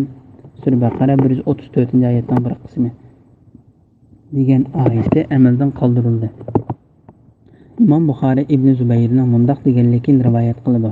Men Osmon ibn Affonga sizlarning ishchanlarda o'zi vafot bo'lib, ayoli qilib qolganlar ularni, ya'ni ayollarining 1 yilgacha yemak-ichmak, kiyim-kechak bilan ta'minlashini, uydan haydab chiqarmasligini vasiyat qilsin degan oyatning hukmini boshqa bir oyat amaldan qoldirgan tursa, uni nemishqa Qur'onga yozsan yoki uni nemishqa Qur'ondan inib etmay, uni Qur'onda qo'yib qo'ysan dedim. Osmon: "Ey do'stimning o'g'li, men Qur'onning ishidan har qanday bir narsani o'z o'rnidan o'zgartirib etmayman" dedi. Bu ish Osmon Qur'onni ko'paytirib boshqa shaharlarga tarqatgan vaqti bo'lgan. İbn Abu Hatim İbn Abbas radhiyallohu anhumani Alloh taolaning sizlarning ishchanlarda o'zi vafot bo'lib, ayoli qilib qolganlar ularning, ya'ni ayollarining 1 yilgacha yemak-ichmak, kiyim-kechak bilan ta'minlashini, uydan haydab chiqarmasligini vasiyat qilsin degan oyatiga mundoq deganligini rivoyat qiladi. İslamning dastlabki davrida eri o'lib qolgan ayol kishi uchun 1 yilgacha keladigan chiqim va uy beriladi. Shuning bilan Alloh taolaning ishchanlarda o'zi vafot bo'lib, ayollari qilib qolgan kishilar bo'lsa, ayollari 4 oy 10 kun iddat tutishi lozim. Sura Baqara 234-oyatning bir qismi degan miros oyati uning hukmini amaldan qoldirib, u ayol uchun erning mol-mulkidan 4ning yoki 8ning birini berishga buyurdi. Ali ibn Abu Talhadan İbn Abbas radhiyallohu anhumaning mundoq deganligini rivoyat qiladi. Bir ayolning eri o'lib qolgan bo'lsa, u ayol 1 yilgacha erning uyida iddat tutadi. Uningga erning mol-mulkida chiqim qilinib beriladi. Ondan Alloh taolo ishchanlarda o'zi vafot bo'lib, ayollari qilib qolgan kishilar bo'lsa, ayollari 4 oy 10 kun iddat tutishi lozim degan oyatni nozil qildi. Sura Baqara 234-oyat. Qo'rsoq ko'tarmagan eri o'lib qolgan ayolning iddati shundoq bo'ladi. Ammo eri o'lib qolgan, qo'rsoq ko'targan ayolning iddati u bolani qachon tug'sa shu chog' tugaydi. Ammo Allohning agar sizlarning bolalaringlar bo'lmasa, bu chog'da ayollaringlarga sizlar qoldirgan mirosning 4dan biri tegadi. Agar sizlarning bolalaringlar bo'lsa, bu chog'da ayollaringlarga sizlar qoldirgan mirosning 8dan biri tegadi. Sura Nisa 12-oyatning bir qismi degan oyatda ayol kishining mirosini bayon qilib berdi. İmam Buxoriy Mujohidning Alloh taolaning sizlarning ishchanlarda o'zi vafot bo'lib, ayoli qilib qolganlar ularning, ya'ni ayollarining 1 yilgacha yemak-ichmak, kiyim-kechak bilan ta'minlashini, uydan haydab chiqarmasligini vasiyat qilsin degan oyatining ma'nosi haqida mundoq deganligini rivoyat qiladi. Oyatda kelgan bu iddat eri o'lib qolgan ayolning erining uydagilarining yonida tutishga vojib bo'lgan iddatidir. Shuning bilan Alloh taolo bu oyatni nozil qildi. Sizlarning ishchanlarda o'zi vafot bo'lib, ayoli qilib qolganlar ularning, ya'ni ayollarining 1 yilgacha yemak-ichmak, kiyim-kechak bilan ta'minlashini, uydan haydab chiqarmasligini vasiyat qilsin. Agar ayollari o'zlari chiqib ketsa, ularning o'zlari to'g'risida qilgan qoidalik ishlari uchun sizlarga, ya'ni mayitning egalariga hech gunoh bo'lmaydi. Ya'ni Alloh u ayolga 1 yildan 4 oy 10 kundan boshqasini vojib qilmay, nafl qilib berdi. U ayol agar xohlasa 1 yil iddat tutadi yoki xohlasa vojib bo'lgan 4 oy 10 kun iddatini tutib bo'lib, qolganini tutmay iddatdan chiqadi. Bu Alloh taolaning agar ayollari o'zlari chiqib ketsa, ularning o'zlari to'g'risida qilgan qoidalik ishlari uchun sizlarga, ya'ni mayitning egalariga hech gunoh bo'lmaydi degan oyatining ma'nosidir. Hatta İbn Abbas radhiyallohu anhumaning mundoq deganligini rivoyat qiladi. Bu oyat uning o'zining uydagilarining yanida iddat tutishini amaldan qoldirdi. Ondan u qayerda xohlasa shu yerda iddat tutsa bo'ladi. Bu Alloh taolaning agar ayollari o'zlari chiqib ketsa, ularning o'zlari to'g'risida qilgan qoidalik ishlari uchun sizlarga, ya'ni mayitning egillariga hech gunoh bo'lmaydi degan oyatining ma'nosidir. Ata Alloh taolaning qilgan qoidalik ishlari uchun sizlarga, ya'ni mayitning egillariga hech gunoh bo'lmaydi degan oyatiga asoslanib, agar u xohlasa o'zining ota-onasining yanida iddatini tutib olib, xohlasa qolgan nafli iddatdan chiqib ketsin bo'ladi. Ata mundoq deydi. Ondan miras oyati tushib, iddat tutgan ayol uchun uy tutib beriladigan hukmni amaldan qoldirdi. U o'zi xohlagan yerda iddatini tutadi, lekin uningga uy tutib berish shart emas. Ata va boshqalar miras oyatining hukmi bu oyatning kelishi bilan amaldan qoldirildi degan oyatdan ular 4 oy 10 kundan ortiq tutadigan iddatni erning uyida tutishi amaldan qoldirildi degan maqsadda qilgan bo'lsa, bu to'g'ri bo'ladi. Agar ular u ayol 4 oy 10 kun iddat tutgandimi, uning o'lib qolgan erining mol-mulkidan uningga uy tayyorlab berishi amaldan qoldirildi deganni maqsad qilgan bo'lsa, bu masalada olimlarning ixtilofi bordir. Ularning u ayol 4 oy 10 kun iddat tutgan chog'dimi, iddat tutadigan uy erning hisobiga bo'lmaydi degan so'ziga qo'shilmay, uningga erning uyida uy tutib berish vojib degan olimlar o'zlarining degan so'zini kuchlantirish uchun Imom Malik Zaynab binti Ka'ba ibn Ujayridan rivoyat qilgan hadisni pokit qildi. Zaynab mundoq dedi: Abu Said Xudri radhiyallohu anhuning singlisi Malik ibn Sananning qizi Fari'a erining qochib ketgan qullarini izlab uydan chiqib, u qullarni Qadum degan yerning bir tarafida tepib olganda, u qullar uning erini o'ldirib o'tganligi. Ondan o'zining payg'ambar alayhisolamning yoniga kelib, undan Xudri qabilasiga ota-onasining qishi qaytib ketishini so'raganligini Zaynabga so'zlab berib, men payg'ambar alayhisolamdan Xudri qabilasiga ota-onamning qishi qaytib ketishini so'radim, chunki erim meni o'zining igdorchiligi bo'lmagan bir uyda hech qanday xarajatsiz qo'yib ketgan edi. Payg'ambar alayhisalom talabimga qo'shildi. Ondan men qaytib chiqib uyimda turatdim. Meni payg'ambar alayhisalom chaqirdi. Men uning qishiga kirdim. Ondan payg'ambar alayhisalom menga "Nima dedingiz?" dedi. Men erim to'g'riliq so'zlab bergan gapni qayta so'zlab berdim. Ondan payg'ambar alayhisalom siz uyingizda, ya'ni eringizning uyida kitob vaqtiga yetguncha, ya'ni siz iddatingizdan chiqqunchalik turing dedi. Men shuning bilan uyda 4 oy 10 kun iddat tutdim. Osman ibn Affonning davrida Osman shu ishni so'rg'ilib menga odam avatibdi. Men uningga payg'ambar alayhisalom meni erimning uyida iddat tutishga buyurganligini deb berdim. Osman shu bo'yicha boshqalarga hukm qildi dedi. Ya'ni bu hadisda payg'ambar alayhisalom eri o'lib ketgan ayollarni iddatni erining uyida tutishga buyurdi. Buningdan uningga erining hisobiga bir uy tayyorlab berishning lozimligi bilindi. Taloq qilingan ayol uchun to'yliqdan sirt bir narsa berishning vojib ekanligi to'g'risida. Taloq qilingan ayollarga qoida bo'yicha nafiqa berish lozim. U taqvodorlarning o'tash tegishli majburiyatidir. Abdurrahman ibn Zayd ibn Aslam Allohning bu yaxshi odamlarning o'tash tegishli majburiyatidir. Sura Baqara 230-oyatning bir qismi. degan oyati tushganda bir kishi agar xohlasam yaxshilik qilaman, xohlasam yaxshilik qilmayman dedi. Undan Alloh taloq qilingan ayollarga qoida bo'yicha nafiq berish lozim. Uni taqvodorlarning o'tashiga tegishli majburiyatidir degan oyatini nozil qildi dedi. Bu oyatni olimlarning ichidan taloq qilingan ayollarning to'yliqi mayli muayyan miqdorda bekitilmagan bo'lsin yoki bekitilgan bo'lsin yoki jinsiy munosabat o'tkazmay turib taloq qilganini yoki jinsiy munosabat o'tkazib bo'lib taloq qilganini bo'lsin, taloq qilingan hamma ayollarga bir narsa berish vojib degan olimlar o'zlarining ko'z qarashlariga dalil qilib keltirdi. Bu so'zga salaf olimlardan Said ibn Jubayr va uningdan boshqalarmi qo'shildi. Ibn Jarir bu so'zni to'g'ri deb qaradi. Ammo yuqorida so'zlanib o'tgan Allohning agar sizlar ayollaringlarga yaqinchilik qilmay yoki mahri tayinlanmay turib ularni taloq qilsanglar, ya'ni nikohinglarga Alğan ayol bilan bir yerda bo'lmagan yoki mahrni muayyanlashtirmagan sharoitda uni qo'yversanglar, sizlarga hech gunoh bo'lmaydi. Lekin uningga mutaa, ya'ni belgilik miqdorda pul mol berishinglar kerak. Ularga narsa beringlar. Boy o'z holiga yarasha, kambag'al o'z holiga yarasha qoida bo'yicha bersin. Bu yaxshi odamlarning o'tashga tegishli majburiyatidir.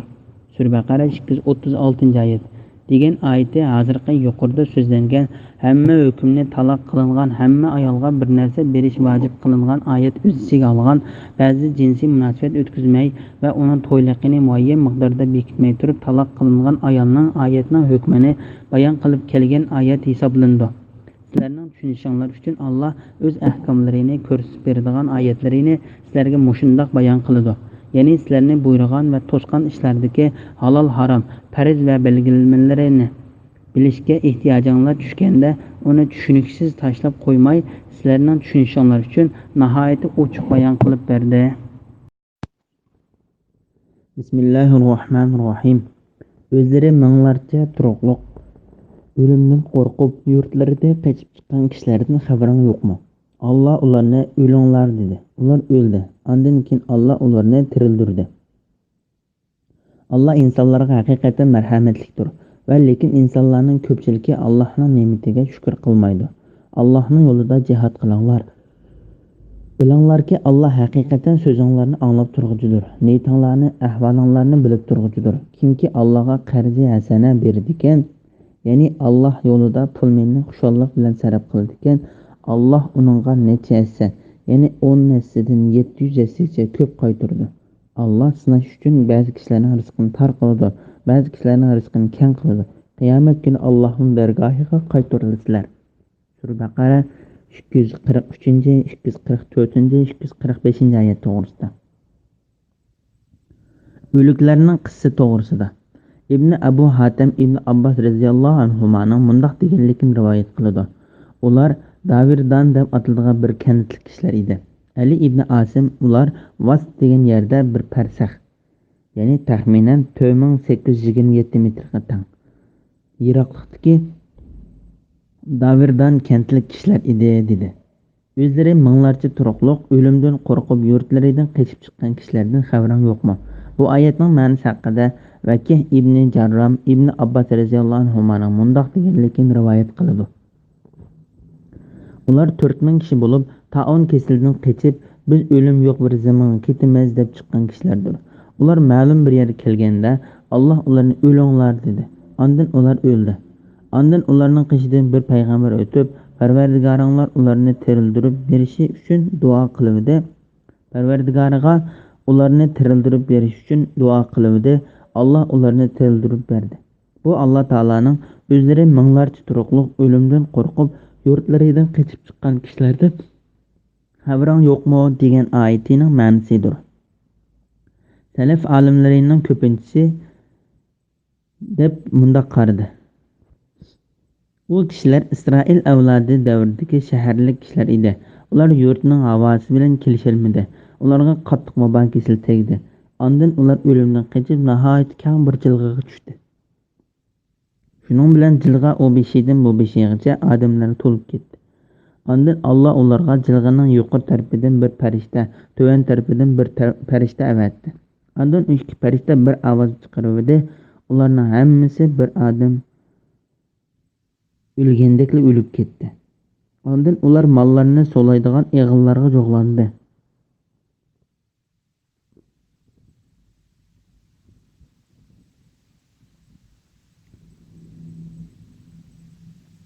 Ularning ustiga tomlar va qabrlar qo'yildi.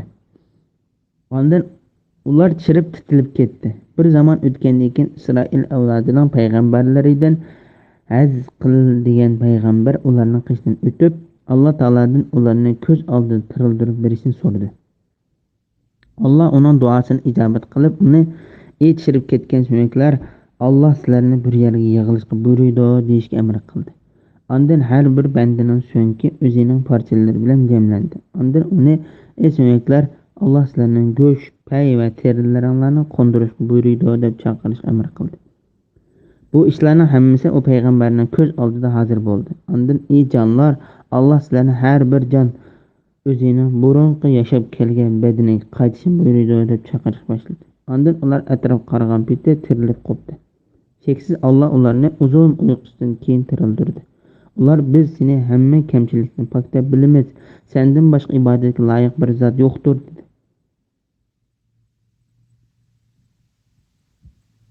Ularning tirilishi qiyomat kuni bandalarning jismi bilan tirildiganligiga ochiq pakitdir.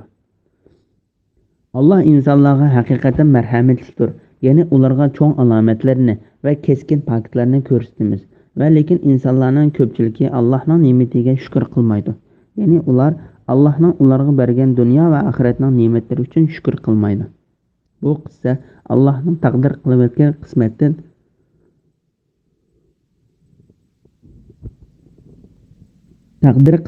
qismatdan qechib qutulg'ili bo'lmaydiganligiga, oxiri Alloh taoloning dargohidan boshqa qaytadigan yerning yo'qligiga ochiq pakitdir. Chunki ular vabodan qechib hayotimizni saqlab qolamiz deb chiqqan kishilar edi. Ularga ular maqsad qilib chiqqan ishning aksicha bo'lib, ularga birla vaqtda o'lim nihoyat tez yetib keldi. Imom Ahmad ibn Abbos radhiyallohu anhudan vaqalikning buningga o'xshaydigan hadisidan birini rivoyat qildi. Ibn Abbos mundoq deydi: Ömer Shamga mangdi. U Saraq degan bir yer kelganda uningga musulmon askarlarning boshliqlaridan Abu Ubayda ibn Jarroh va uning hamrohlari yo'liqib Shamda vabo kasalining tarqalganligi xabarini berdi. Ömer Shamga kirish yoki kirmaslik to'g'risida ularga maslahat soldi. Ular kirsak bo'larmi yoki kirmasak bo'larmi deb bir qarorga kelolmay turdi. Abdurahmon ibn Avf bir ish bilan bir yerga ketgan edi. U Umarning qishiga keldi. U bo'lgan ishdan xabar tepib, bu to'g'riliq bilan payg'ambar alayhisalomning agar vabo bir yerda bo'lsa, sizlar u yerda bo'lsanglar, sizlar undan qochib ketmanglar. Agar bir yerda borligini anglsanglar, u yerga kirmanglar deganligini anglagan edim dedi. Ondan Umar Alloh taologa hamd sano etib orqasiga qaytib ketdi.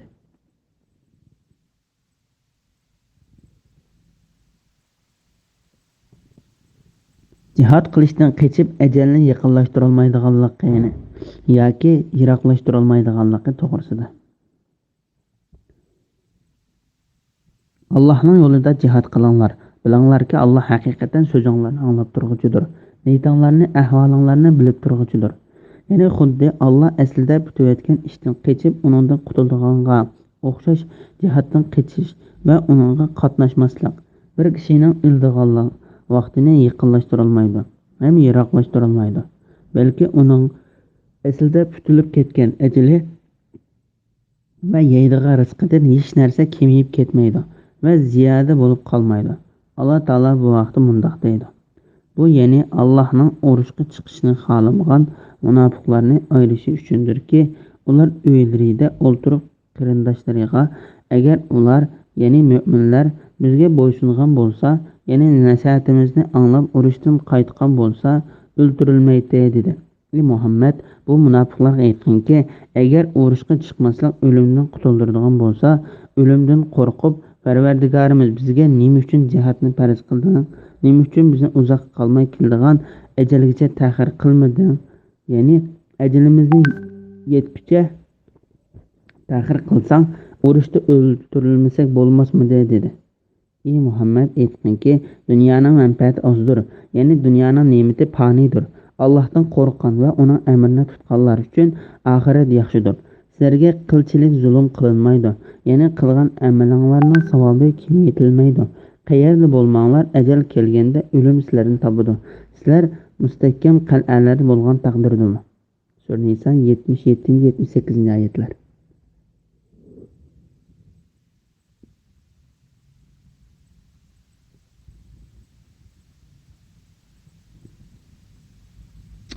Sura Al-Imron 168 oyat.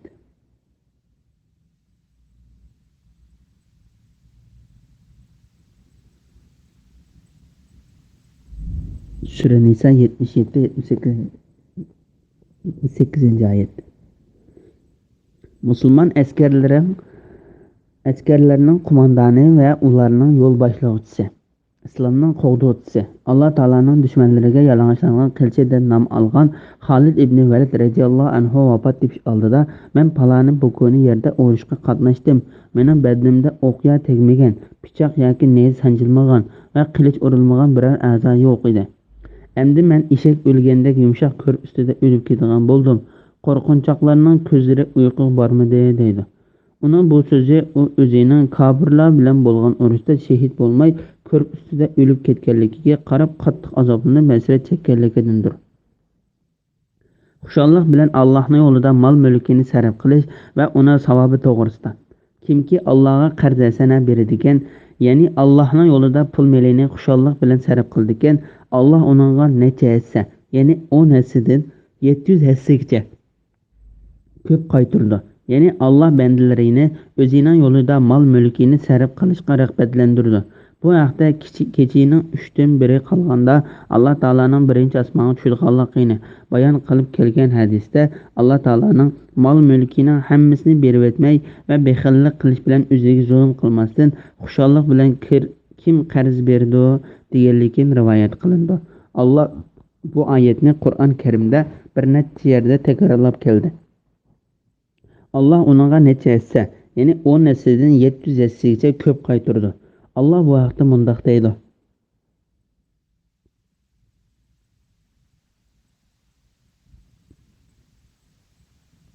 Allah'ın yolunda pul melini sarf qilganlarning sarf qilgan narsasi yerga terilib, 7 bashaq chiqargan, har bashqida 100 dan tutgan bir donga o'xshaydi. Nisa bu Allah uchun sarf qilgan pul molining savobidan hassilab ko'p bo'lganligining misoli. Allah xalqan bandisiga hassilab savob berdi. Allohning marhamati cheklik emas, kengdir. Allah mol sarf qiluvchining niyatini bilguchidir. Sura Baqara 261-oyat.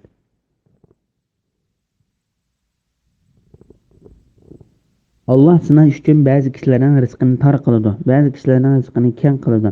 Ya'ni sizlar Allohning yo'lida mol mulkinglarni sarf qilinglar.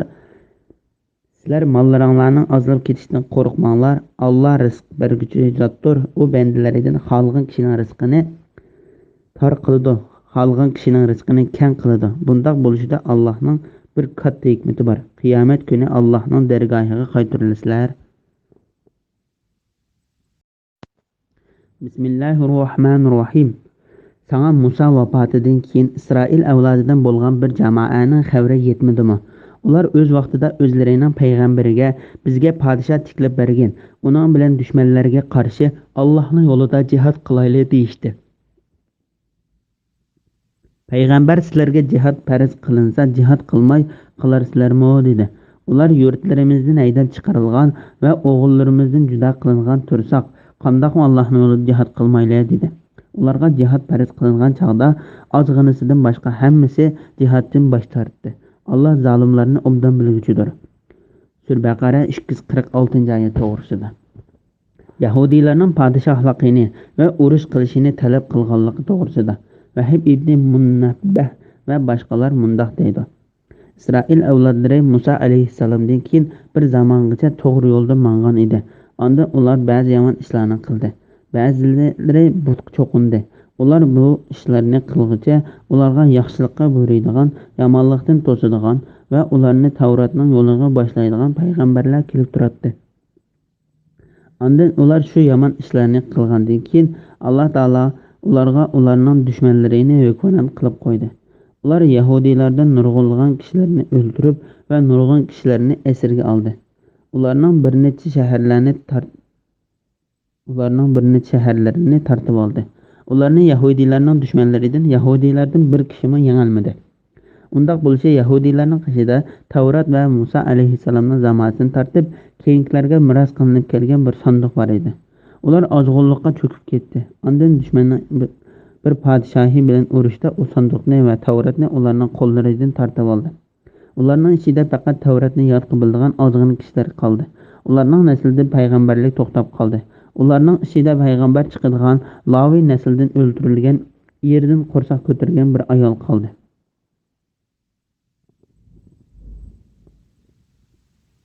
Onda Yahudiylar Allah o ayolga o'zlariga payg'ambar bo'lgan baldan birini berib qolarmiki degan umid bilan u ayolni bir uyda saqladi. U ayol Alloh taolaning o'ziga bir o'g'il berishini tilab duo qildi. Alloh uning duosini ijobat qilib, unga bir o'g'il berdi. Adil u ayol uningga Shamoyil deb ism qo'ydi. Bu ismning ma'nosi Alloh mening duoimni ijobat qildi deganlik bo'ldi. Ba'zilar uni Shamun deb atadi. U o'g'il ularning ichida o'sib yetib cho'ng bo'ldi. Undan u payg'ambar bo'lgan yoshga yetganda Alloh uningga vahiy qilib va uni Alloh taoloni bir deb bilish aqidasiga kishilarni chaqirishga buyurdi. U Isroil avlodini shu aqidaga chaqirdi. Yahudiylar uningdan o'zlarining dushmanlari bilan urush qiladigan bir podshohni turg'izib berishni talab qildi. Ularning ichida ham podshohmi yo'qolgan edi. U payg'ambar Yahudiylarga Alloh sizlarga bir podshohni turg'izib bersa, uning bilan dushmanga qarshi urush qilmay qolarsizlarmiki dedi. Ular mundoq dedi. Ular yurtlarimizdan haydab chiqarilgan va o'g'illarimizdan judo qilingan tursa, qandoqmi Alloh yo'lida jihad qilmaylar dedi. Ya'ni bizning shaharlarimizda tartib oldi va balchaqlarimizni o'ljaga oldi dedi. Ularga jihad farz qilingan chaqda ozg'inisdan boshqa hammasi jihatdan bosh tortdi. Alloh zolimlarni obdan bilguchidir. Ya'ni ular o'zlarining va'dasiga vafo qilmadi. Aksicha ularning ko'pinchisi jihad qilishdan bosh tortdi. Alloh ularni bilib turg'uchidir. Mujohid Yahudiylar o'zlariga bir podshoh tiklab berish va o'zlarining shu podshohning boshchiligida jihad qilish uchun Alloh taologa duo qilishni talab qilgan payg'ambar Shamuil alayhissalomdir. Bismillahirrohmanirrohim. Payg'ambari ularga Alloh haqiqatan sizlarga Talutni podshoh qilib avatdi dedi. Ular payg'ambariga e'tiroz bildirib, u qandoq bizga podshoh bo'ladi? Oramizda podshoh avlodlardan bo'lganlikdan podshohlikqa biz uningdan haqliqmiz. Uning ustiga uning mol mulki ko'p bo'lmagan tursa dedi. Payg'ambar Alloh haqiqatan sizlarga podshoh qilishga uni ixtiyor qildi, uning ilmini ziyoda va badanini qabul qildi. Alloh saltanatni xohlagan odamga beradi. Allohning fazli kengdir. Uningga kimning loyiq bo'lganligini obdan biladi dedi. Sura Baqara 247-oyat to'g'risida. Ya'ni Yahudiylar payg'ambaridan o'zlariga bir podshoh tiklab berishni talab qilganda, u payg'ambar ularga Talutni podshoh qilib tiklab berdi. Talut ularning askarlarining ichidagi bir kishi bo'lib, ularning ichidagi podshoh jamoatidan emas edi. Asli ularning ichida podshoh Yahuza jamoatidan bo'libdi. Shunga ular mundoq dedi. Ular payg'ambarga e'tiroz bildirib, u qandoq bizga podshoh bo'ladi? Aramizda podshoh avlodlari bo'lganlikdan podshohlikqa biz uning haqliqmiz. Uning ustiga uning mol mulki ko'p bo'lmagan tursa dedi. Ya'ni podshohning mol mulki yo'q bir kambag'al tursa, ba'zi olimlar uni kishilarning uylariga suv to'shiydigan suvchi edi dedi. Va ba'zilar u teri ashlaydigan kishi edi dedi. Bu ularning o'zlarining payg'ambarga qarshi chiqqanligi va uning so'ziga kirmaganligidir. Ularning uningga bo'ysunishi lozim edi. Shuning bilan payg'ambar ularga javob berib mundoq dedi. Alloh haqiqatan sizlarga podshoh qilishga uni ixtiyor qildi. Ya'ni Alloh Talutni payg'ambarlar orqali sizlarga tanladi. Alloh uni sizlardan yaxshiroq bilguchidir. Men podshohni o'z xohishim bo'yicha turg'izmadim. Balki sizlar mendan bir podshohni talab qilganliginglar uchun Alloh meni uni podshoh qilishga buyurdi. Uning ilmini ziyoda va badanini qabul qildi.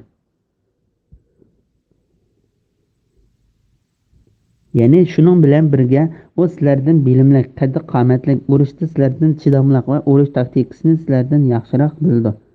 Bu oyatdan podshoh bo'lmoqchi bo'lgan kishining bilimli, qaddi qomatli, irodalik va kuchli bo'lishining zarurligi chiqadi.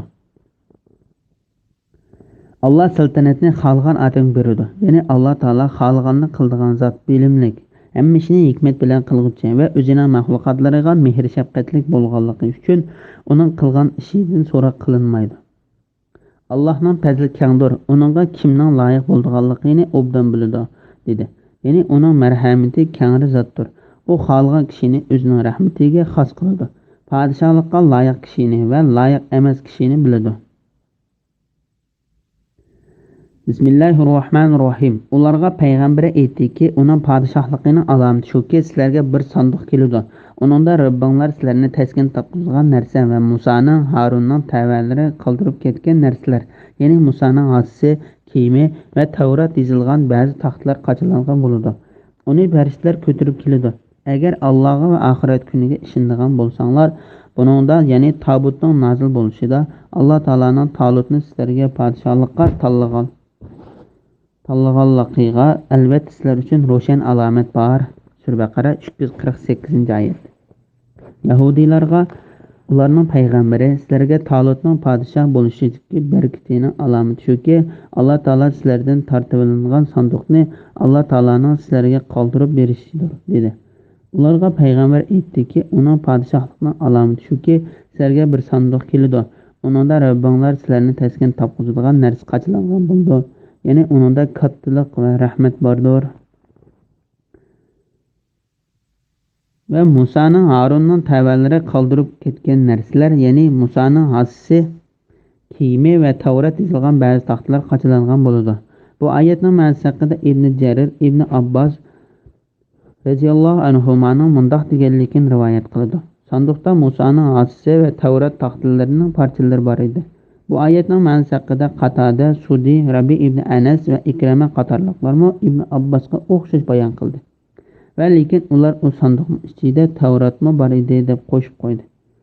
Abdurazzaq men Savriddin Alloh taolaning ve Musa'nın Harun'ning tavallari qoldirib ketgan narsalar, ya'ni Musa'nın hasisi, kiyimi ve Tavrat yozilgan ba'zi taxtlar qachilangan bo'ladi degan oyatining ma'nosi haqida so'radim. Savri olimlardan uning ichida ma'lum miqdorda taranjibin ve Tavrat taxtasining parchalari bor edi deydiganlarmi bor. Ularning ichidan hosi bilan 2 dona kesh bor edi deydiganlarmi bor edi. Uni farishtalar ko'tarib keldi. Bu oyatning ma'nosi haqida Ibn Jarir, Ibn Abbas radhiyallohu anhumaning mundaq deganligini rivoyat qiladi. Farishtalar sanduqni osmon bilan zaminning oralig'ida ko'tarib kishilarning ko'z oldida Talutning oldiga qo'ydi. Ondan Yahudiylar Shamuilning payg'ambarligiga ishondi va Talutga bo'ysundi. Agar Alloh va oxirat kuniga ishongan bo'lsanglar, buningda ya'ni tabutning nozil bo'lishida Allohning Talutni sizlarga podshohlikqa tanlaganligiga albatta sizlar uchun ro'shan alomat bor.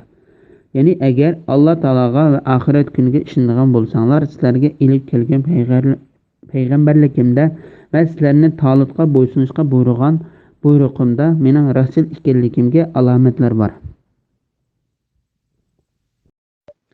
Bismillahirrohmanirrohim. Talut askarlari bilan Baytul Muqaddasdan ayrilgan chaqda Alloh sizlarni bir daryo bilan sinaydi. Kimki uningda ichadigan u menga tava emas. Kimki daryo suyini tetimaydigan u haqiqatan menga tavadir. Uningda suzliqini bir oz besish uchun ichgan odam buyruqqa xilof qilgan bo'lmaydi dedi. Ularning ichidagi ozg'in kishidan boshqa hammasi uningda ichdi. Talut ve ona iman etgan kishilar daryoda o'tgan chaqda dushmanning ko'pligini ko'rib qo'rqinchga tushib, ularning bir firqasi bugun biz Jalut ve uning askarlari bilan urushga taqat keltira olmaymiz dedi. Talutning tavallaridan Allohga muloqot bo'lishga e'tiqod qilganlar Allohning irodasi bilan oz jamoa ko'p jamoa ustidan g'alaba qiladi dedi. Alloh chidamliq ko'rsatkichlar bilan billadir. Sura Baqara 249-oyat to'g'risida. Allah Taala bu ayette İsrail avlodining podshohi Talut o'zlarining askarlari bilan chiqqanligini, askarlarning ichida uningga bo'ysungan kishilardan xabar berdi. Uning askarlari shu kunlarda Sudiyning bergan ma'lumotiga asosan Talut shu kunlardagi askarlarning soni 80 ming kishi edi dedi. Talut ularga mundoq dedi: Alloh sizlarni bir daryo bilan sinaydi. İbn Abbas ve boshqalar mundoq deydi: u daryo Iordaniya bilan Falastinning oraliqidagi daryodir. Kimki uning suyidan ichadigan u menga tava emas. Ya'ni bu yo'lda men bugun hamroh bo'lmasin. Kimki daryo suyini tetimaydigan u haqiqatan menga tavadir. Uningda ussizligini bir oz besish uchun ichgan odam buyruq xilof qilgan bo'lmaydi dedi. Ya'ni uning hech qanday gunoh yo'q. Ularning ichidagi ozg'in kishidan boshqa hammasi uningda ichdi. Bu oyatning ma'nosi haqida Ibn Jurayj, Ibn Abbas radhiyallohu anhumaning mundoq deganligini rivoyat qiladi. Yig'zini namlash uchun daryoning suyini qo'li bilan ozroq olganlar ussizlikqa qandi. Suvga yig'zini cho'kirib ichganlar ussizlikqa qonmadi. Ibn Jarir Bara ibn Azibning mundoq deganligini rivoyat qiladi. Biz mundoq deyishdik: Muhammad alayhissalomning sahobalari Badr urushi bo'lgan kunda 310 necha odam edi. Talut bilan daryoda o'tganlarning sonimi shuning o'xshash ekan. Uning bilan daryodan mu'minlarla o'tib ekan. Talut ve ona iman etgan kishilar daryoda o'tgan chaqda dushmanning ko'pligini ko'rib qo'rqinchga tushib, ularning bir firqasi Bugün biz Jalut ve onun askerleri bilen urushga taqat keltirolmaymiz dedi. Yani Talut bilen daryodan o'tganlar dushmanning sonining ko'pligini ko'rib, ular bilan so'qishishga o'zlarining sonini oz ko'rdi. Ondan Alloh taolaning va'dasining haqligini, yordam Alloh tarafdan kelganligi, hargizmo sonining ko'pligi va urushga ishlatilgan qurollarning xilligi bilan bo'lmaydiganligini bildigan olimlar ularni dushmanga qarshi jangga otlanishga rag'batlantirdi. Shunga ular mundoq deydi: Allohning irodasi bilan az jamoa ko'p jamoa ustidan g'alaba qiladi dedi. Alloh chidamlilik ko'rsatkichlar bilan bilinadi. Bismillahirrohmanirrohim. Ular Jalut va uning askarlari bilan uchrashgan chaqda Parvardigorimiz qalbimizni chidamlilik bilan to'ldirgin, qadamlarimizni urush maydonlarida sabotlik qilgin, kofir qavmga qarshi bizga yordam bergin dedi. Müminler Allah'ın iradesi bilen kafirlerini mağlup kıldı. Davud Jalut'unu öldürdü.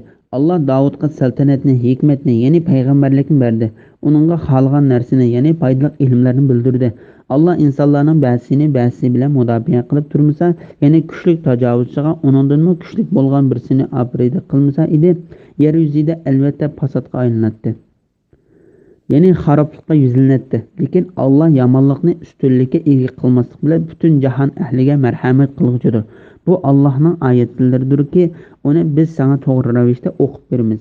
Ey Muhammed, sen elbette Allah'ın davetini yetkiziş için evetligin peygamberlerinin biriysen.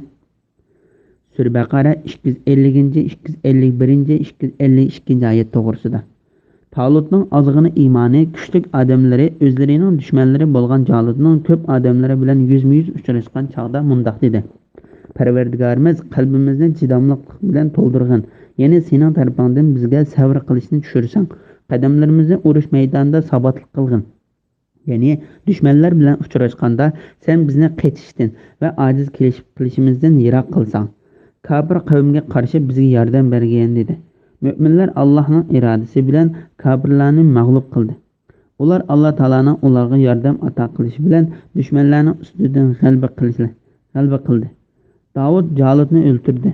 Yani İsrailliklerinin kısıllarıyla Davud Jalut'unu qo'ldagi salga bilen taş itip öldürdü deyishdi. Talut eğer Davud Jalut'unu öldürse, onunla özünün kızını elip berishni, mal mülkinin yerini bölüp berishni ve özünün işleriga sherik qilishni va'da qilgan edi.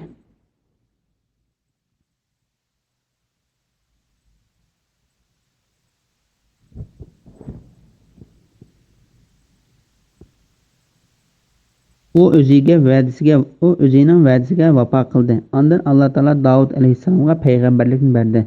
Podshohlik uning yetkildi. Shunga Alloh mundoq deydi: Allah Davudga saltanatni berdi. Ya'ni Talutning podshohligini Davudga berdi. Hikmetni yana payg'ambarlikni berdi. Ya'ni Shamuildan keyin payg'ambarlikni Davudga berdi. Uningga xolgan narsadan yana foydali ilmlarni bildirdi. Ya'ni Alloh o'zining payg'ambariga xolgan bilimni xos qildi. Allah insonlarning ba'sini bilan mudofiya qilib turmasa, ya'ni kuchlik tajovuzchiga uningdan kuchli bo'lgan birisini abriyda qilmasa edi, yer yuzida albatta fasodga aylanatdi. Ya'ni xaroblikqa yuzlanatdi. Ya'ni Allah İsrail avlodini Talutning urushi ve Davud'un batırlıqını köşüşü bilen qoğdumğan bolsa, ularning hammasi haqiqatan halak boladı. Şunun o'xshash Allah bazı kişilerini ba'zilar bilen qo'g'dimaydigan bolsa, dünya xaroblikqa aylanib ketadi. Allah bu vaqt mundoq deydi: Agar Allah insonlarni bir-biriga qarshilik ko'rsatmagan bo'lsa, rahiblarning ibodatxonalari, cherkovlar, yahudiylarning ibodatxonalari va Allohning nomi ko'p yodlanadigan masjidlar albatta vayron qilinadi. Sura Haj 40-oyatning bir qismi. Lekin Allah yomonlikni ustunlikka ega qilmaslik bilan butun jahon ahliga marhamat qilg'uchidir. Ya'ni ularning ba'zisi bilan ba'zisini qo'g'diganligi Allohning ularga qilgan ne'mati va rahmatidir. Bu Allohning oyatlaridirki, uni biz sana to'g'ri ravishda o'qib beramiz. Ey Muhammed, sen elbette Allah'ın davetini yetkizish uchun emetilgan payg'ambarlarning birisin. Ya'ni bu vaqtda İsrail avlodining qo'ldagi kitoblarida yozilgan va ular uni aniq bildigan haqiqatdir. Bismillahirrohmanirrohim. Ana shular payg'ambarlarning ba'zisini ba'zidan ustun qildik. Allah ularning ba'zisini, ya'ni ba'zisi Musa aleyhisselam bilen sözleşti. Ve ba'sining, ya'ni Muhammad alayhissalomning darisini yuqori ko'tardi. Maryam o'g'li Isoga o'liklarni tirildirish, gajillarni, baraz kasalini saqaytishga o'xshash ro'shan mo'jizalarni ato qildik. Uni Ruhul Quddus, ya'ni Jibril alayhissalom bilan kuchlantirdik. Agar Alloh xohlagan bo'lsa edi, ulardan keyin kelgan ummatlar ularga ro'shan dalillarni kelgandan keyin o'zaro urushmas edi. Lekin ular ixtilof qilishdi. Ba'zisi iymon etdi, ba'zisi kofir bo'ldi. Agar Alloh xohlagan bo'lsa edi, ular o'zaro urushmas edi. Lekin Alloh xohlaganini qiladi. Sura Baqara 253-oyat. Ba'zi payg'ambarlarning ba'zisidan ortiq qilinganligi to'g'risida. Allah ba'zi payg'ambarlarni ba'zisidan ortiq qilganligidan xabar berib, bu haqda mundaq deydi. Biz haqiqatan payg'ambarlarning ba'zisini ba'zisidan ustun qildik. Davudga Zaburni ato qildik.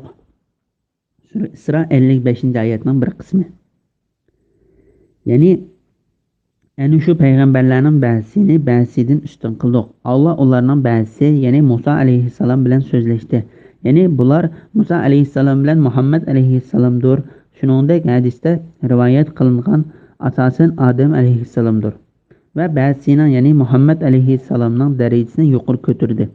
Muhammad alayhissalomni Alloh taolaning dargohida payg'ambar alayhissalomning Makkadan Falastindagi Masjid-i Aqsoga ilib kelganligi to'g'risida vaqalik bayon qilingan hadisda rivoyat qilinib keldi. Imom Buxoriy va Muslim Abu Hurayra radhiyallohu anhu ning mundaq deganligini rivoyat qildi. Musulmonlardan bir kishi bir Yahudi bilan tillashib qoldi. Yahudi qasam ichib, "Yo'q, Musoni olimlarga tanlagan zot bilan qasam qilaman" dedi. Ondan musulmonlar Yahudining yuziga bir qachot silibdi. "Ey nejis, Musa alayhissalomni Muhammad alayhissalomdan ustun ko'ramsan" dedi. Shuning bilan Yahudi musulmonning ustidan shikoyat qilib payg'ambar alayhissalomga yana keldi. Ondan payg'ambar alayhissalom mundaq dedi: "Sizlar meni boshqa payg'ambarlardan ortiq bilmanglar. Kishilar qiyomat kuni hushsizlanib ketadi. Ondan men birinchi bo'lib o'shimga kelgan kishi bo'laman. Men Musoni arishning putini ching tutib olgan holatida ko'raman. U mendan burun hushiga keldimi yoki u turtig'ida hushidan ketganligiga mukofot berilib, bu qitim hushidan ketmadimi bilmadim. Meni boshqa payg'ambarlardan ortiq bilmanglar."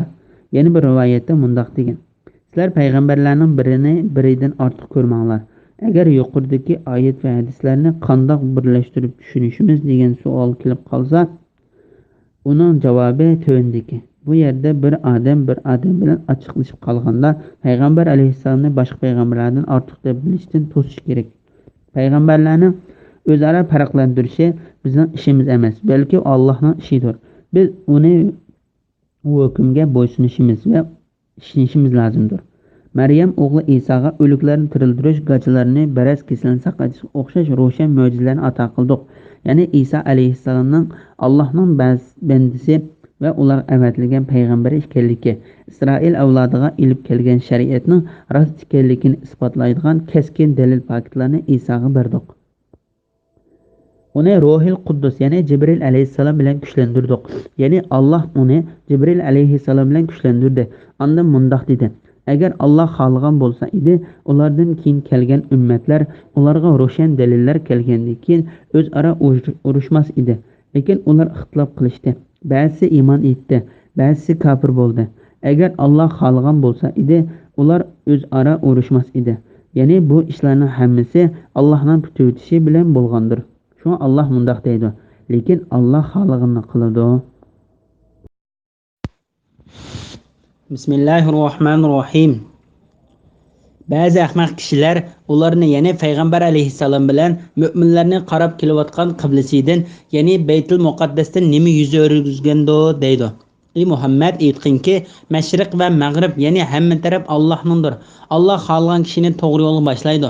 Shuningdek, ya'ni sizlarni islomga hidoyat qilgandek, kishilarga, ya'ni o'tganki ummatlarga shohid bo'lishinglar uchun va payg'ambarning sizlarga shohid bo'lish uchun biz sizlarni yaxshi ummat qildik. Sen yuz keltirib kelayotgan tarafni, ya'ni Baytul Muqaddasni qibla qilganligimiz payg'ambarga agashganlarni osiylik qilganlardan, ya'ni murtad bo'lib ketganlardan ayirib olishimiz uchunla edi. Alloh hidoyat qilganlardan boshqalarga bu, ya'ni qiblaning o'zgartirishi haqiqatan ig'irdir. Alloh sizlarning iymoninglarni ya'ni ilgirki Baytul Muqaddasga qarab o'qigan namozinglarni bekor qilib etmaydi. Allah kishilarga haqiqatan mehribondir, nihoyatda ko'yimchandir. Sura Baqara 142-143 Qiblaning o'zgartirilishi to'g'risida.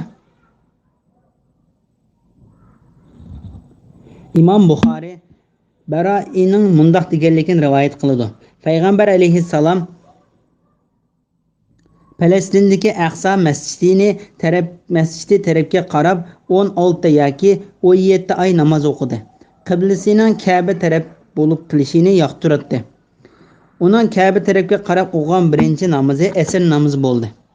Shu namozni Payg'ambar alayhissalom bilan bir turkum kishilarni birga o'qidi.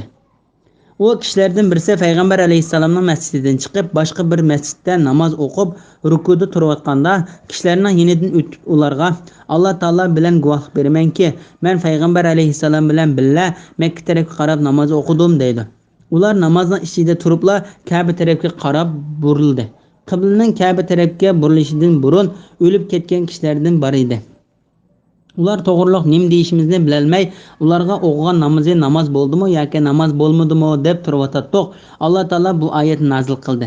Alloh sizlarning iymoninglarni, ya'ni ilgari Baytul Muqaddasga qarab o'qigan namozinglarni bekor qilib etmaydi.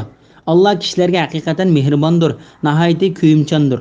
Muhammad ibn Ishoq Baroining mundoq deganligini rivoyat qiladi.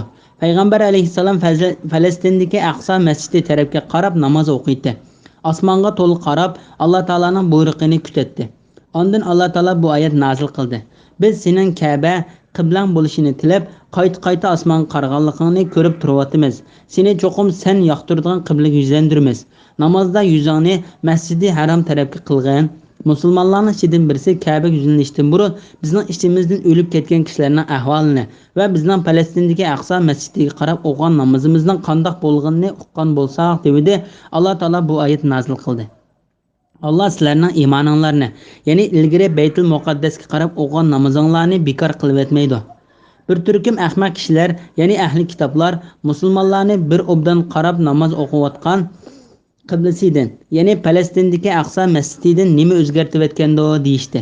Ondan Alloh taolo bu oyat nozil qildi. Ba'zi ahmoq kishilar ularni, ya'ni Payg'ambar alayhissalom bilan mu'minlarni qarab kelayotgan qiblasidan, ya'ni Baytul Muqaddasdan nima yuz o'rgizgandi deydi. Muhammad aytqinki, mashriq va mag'rib, ya'ni hamma taraf Allohningdir. Alloh xohlagan kishini to'g'ri yo'lga boshlaydi. Ali ibn Abu Talha ibn Abbas radhiyallohu anhumaning mundoq deganligini rivoyat qiladi. Payg'ambar alayhissalom Madinaga hijrat qilib borganda Alloh taolo uni Baytul Muqaddasga, ya'ni Falastindagi Aqsa masjidiga qarab namoz o'qishga buyurdi. Buning bilan yahudiylar xush bo'lib ketdi. Payg'ambar alayhissalom uningga bir necha oy, ya'ni 16-17 oy atrofida qarab namoz o'qidi. Payg'ambar alayhissalom Ibrohim alayhissalomning qiblasi Ka'bani yaxshi ko'rdi. Payg'ambar alayhissalom Alloh taolaga duo qilib osmonga qaraydi. Ondan Alloh taolo bu oyat nozil qildi. Namozda yuzingni Masjidi Haram tarafga qilgin. Buningdan yahudiylar shaklanib, musulmonlarni burun qarab namoz o'qiyotgan qiblasidan nima o'zgartgandi dedi. Ondan Alloh taolo bu oyat nozil qildi. Muhammad aytqinki, mashriq va mag'rib, ya'ni hamma taraf Allohningdir. Alloh xohlagan kishini to'g'ri yo'lga boshlaydi. Bu haqda nurg'unlagan hadislar bor. Bularning mazmuni Payg'ambar alayhissalom Baytul Muqaddasga cho'ng bir toshga qarab namoz o'qishga buyurilgan. U Makkadagi chaqda ikki rukuni, ya'ni qora tosh bilan Ruknul Yamaniyning oralig'ida namoz o'qiydi. U Baytul Muqaddasga toshga qarab tursimi, Ka'baning oldiga to'g'ri keladi. Payg'ambar alayhissalom Madinaga hijrat qilib borgandan keyin birla vaqtda Ka'ba qarash bilan Baytul Muqaddasga toshga qarash tez keldi. İkisi boshqa yerda bo'lg'achqa, ikkisiga Makkadagi chaqdagidek biroq qarab namoz o'qish mumkin emas bo'lib qoldi. Ondan Alloh taolo uni Baytul Muqaddas qarab namoz o'qishga buyurdi. Imom Buxoriy Bara ibn Azibning mundoq deganligini rivoyat qildi. Qiblaning o'zgarganligi xabari Baytul Muqaddasga qarab namoz o'qiyotgan bir turkum ansarlarga yetib berdi. Ular namozning ichida turib Ka'ba tarafga yuzlandi. Ya'ni Imom Buxoriy va Muslim ibn Umarning mundoq deganligini rivoyat qildi. Kishilar Quba masjidida bomdod namozini o'qiyotdi. Biri kelib, bugun kecha Payg'ambar alayhissalomga vahiy tushib, namozda Ka'ba yuz keltirishga buyurdi dedi. Ular Sham, ya'ni Baytul Muqaddas taraf qarab namoz o'qiyotdi. Shuning bilan ular Ka'ba tarafga yuzlandi. Bu hadisda bir hukmning amaldan qolganligi to'g'risida bir oyat tushgan bo'lsa, bu kishilarga yetganga qadar bu amalning qabul bo'lganligiga pokit bordir. Chunki ular qibla tarafga o'zgarib bo'lgandan keyin o'qilgan asr, sham va xufta namozlaridan boshqa din o'qishga buyurilmadi. Bu ish ya'ni qiblaning Ka'ba tarafga o'zgarishi bo'luvdi. Ya'ni ba'zi munofiqlar va yahudiylarning kofirlari shaklinib va to'g'ri yo'ldan ezib mundoq deydi. Ularni ya'ni payg'ambar alayhissalom bilan mu'minlarni qarab kelayotgan qiblasidan, ya'ni Baytul Muqaddasdan nim yuz o'rgando. Ya'ni ularga nim bo'ldi, gahi bu yoqqa qaraydi ekan va gahi u yoqqa qaraydi ekan deydi. Ondan Alloh taolo ularga javoban bu oyat nozil qildi. Ey Muhammad, aytqinki mashriq va mag'rib, ya'ni hamma taraf Allohningdir. Ya'ni hukm qilish va buyruqning hammasi Alloh taologa xos. Alloh taolo bu vaqtda mundoq deydi: Mashriqmi, mag'ribmi, ya'ni butun yer yuzi Allohningdir. Qaysi tarafga yuzlansanglarmi, u Allohning tarafi, ya'ni sizlarga ixtiyor qilgan qiblasidir. Sura Baqara 115-oyatning bir qismi. Sizlarning kun chiqqan va kun patgan tarafga yuz keltirishinglarning o'zila yaxshi amalga yetmaydi. Balki Allohga, oxirat kuniga, farishtalarga, kitobga, ya'ni Alloh nozil qilgan kitoblarga, payg'ambarlarga iymon keltirish. Sura Baqara 177-oyatning bir qismi. Bu oyatlardan maqsad Alloh taolaning buyurgan buyruqiga bo'ysunish. Alloh taolo bizni qayerga yuzlantirsa, shu yerga yuzlanamiz deganlikdir. Uningga bo'ysunish, uningga qil degan ishini qilishdan iboratdir. Alloh taolo bizni bir kunda bir necha qayta, bir necha tarafga yuzlantirsa-mu, biz uning bandisi va uning buyruq ostida bo'lganligimiz uchun bo'ysunamiz. Alloh taolo bandisi va payg'ambar bo'lgan Muhammad alayhissalom va uning ummatiga nihoyat cho'ng marhamat qildi. Chunki Alloh taolo ularni o'zining do'sti Ibrohim alayhissalomning qiblasiga yuzlantirdi. Ularning yuzlanishini zimin yuzidagi Alloh taolaning o'ylarining, masjidlarining eng ulug'i bo'lgan Alloh taolaning uyi deyilgan Ka'ba tarafga qildi. U Ka'baning undoq ulug' bo'lib ketishi uni Ibrohim alayhissalom salganligidandir. Ya'ni shunga Alloh taolo mundoq deydi: Ey Muhammad, aytqinki mashriq va mag'rib, ya'ni hamma taraf Allohningdir. Alloh xohlagan kishini to'g'ri yo'lga boshlaydi. İmam Ahmad Aisha radhiyallohu anhadan payg'ambar alayhissalomning mundoq deganligini rivoyat qiladi. Payg'ambar alayhissalom ahli kitoblar to'g'risida mundoq deydi: Ahli kitoblar hech qanday narsaga Alloh taolo ularni boshlamay, faqat bizni boshlab qo'ygan juma kuniga, qiblaga va bizning imomning orqasidan amin deganimizga hasad qilgandek hasad qilmaydi. Payg'ambar alayhissalomning ummatining ortiqchilik to'g'risida. Shuningdek, ya'ni sizlarni islomga hidoyat qilgandek kishilarga, ya'ni o'tgangi ummatlarga shahid bo'lishinglar uchun, payg'ambarning sizlarga shahid bo'lish uchun biz sizlarni yaxshi ummat qildik. Ya'ni biz sizlarni Ibrohim alayhissalomning qiblasiga yuzlantirdik. Sizlar butun ummatlarni eng yaxshisi qilib qiyomat kuni ularga guvohchi bo'lishinglar uchun u qiblani sizlarga tanladik. Chunki butun ummatlar sizlarning ortiqchiliginglarni e'tirof qiladi. Alloh taolo bu ummatni eng yaxshi ummat qilib, uningga eng to'liq bo'lgan shariatni, eng to'g'ri va eng ro'shan yo'lni ato qildi. Alloh taolo bu vaqt mundoq deydi: Alloh diniga yordam berishga ummatlar orasidan sizlarni tanladi. Eng mukammal shariat va ulug' payg'ambarni sizlarga xos qildi. Sizlarga dinda hech qanday mushkullikni qilmadi. Sizlar taqat qila olmaydigan ishlarni qilishga taklif qilmadi. Bu otanglar Ibrohimning dinidir. Bu to'g'ri din bo'lganligi uchun uni mahkam ushlanglar. Alloh sizlarni ilgari, ya'ni Qur'ondan ilgirki kitoblarda musulmon deb atadi. Qur'onda ham shunday atadi. Alloh payg'ambarni sizlarga guvoh bo'lishga va sizlarni kishilarga guvoh bo'lishga tanladi. Namoz o'qinglar, zakot beringlar, Allohga yepishinglar. Alloh sizlarning eganglardir. Alloh nima degan yaxshi ega, nima degan yaxshi madadkor. Sura Haj 78-oyatning bir qismi. İmam Ahmad Abu Saiddan payg'ambar alayhissalomdan mundoq deganligini rivoyat qiladi. Qiyomat kuni Nuh alayhissalom chaqirilib kelib, uningdan sen ummatingga ilib kelgan dinni yetkіздingmi deb so'rildi.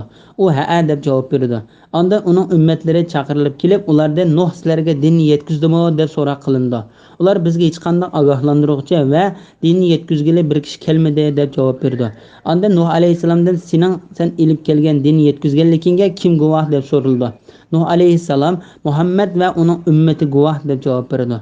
Payg'ambar alayhissalom mundaq deydi: Bu Alloh taolaning bu so'zining mazmunidir. Biz sizlarni yaxshi ummat qildik.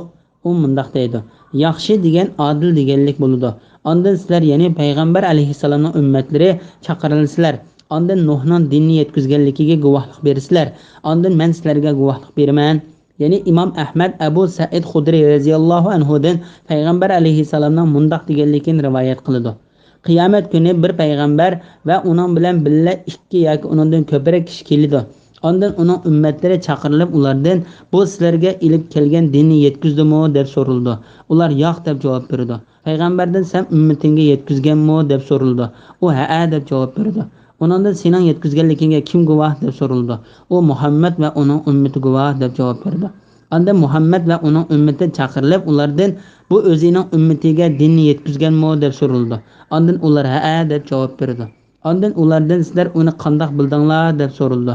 Ondan ular bizning payg'ambarimiz kelib, bizga butun payg'ambarlarning o'zlarining ummatlariga dinni yetkizganligini bayon qildi deb javob berdi. Mana bu Alloh taolaning bu oyatining mazmunidir. Shuningdek, ya'ni sizlar islomga hidoyat qilgandek kishilarga, ya'ni o'tgangi ummatlarga shahid bo'lishinglar uchun va payg'ambarning sizlarga shahid bo'lish uchun biz sizlarni yaxshi ummat qildik. Imom Ahmad Abu Aswadning mundaq deganligini rivoyat qiladi: Men Madinaga kelsam, havosi menga yiqib qoldi. Madinada bir xil kasal tarab kishilar ko'plab o'lib ketishga boshladi. Men Umar ibn Xattobning yonida o'tirgan edim. Uning yonidan bir janoza o'tdi. Kishilar janozaning egasiga, ya'ni janozadagi kishining yotgan kishining yaxshi gapini qilishdi. Ondan Umar vojib bo'ldi deb ondan yana Umar dedi. Ondan Umarning yonida yana bir kishi bir janoza o'tdi. Kishilar mayitning yomon gapini qilishdi. Ondan Umar vojib bo'ldi dedi. Men ey mu'minlarning xalifasi, nima vojib bo'ldi dedim. Umar men payg'ambar alayhissalom degan gapni dedim. Payg'ambar alayhissalom har qanday bir musulmonga 4 kishi yaxshilik bilan guvohlik bersa, uni Alloh taolo jannatga kirgizadi degan edi. Umar mundaq deydi: Ondan payg'ambar alayhissalom 3 kishi guvohlik bersa deb so'radi.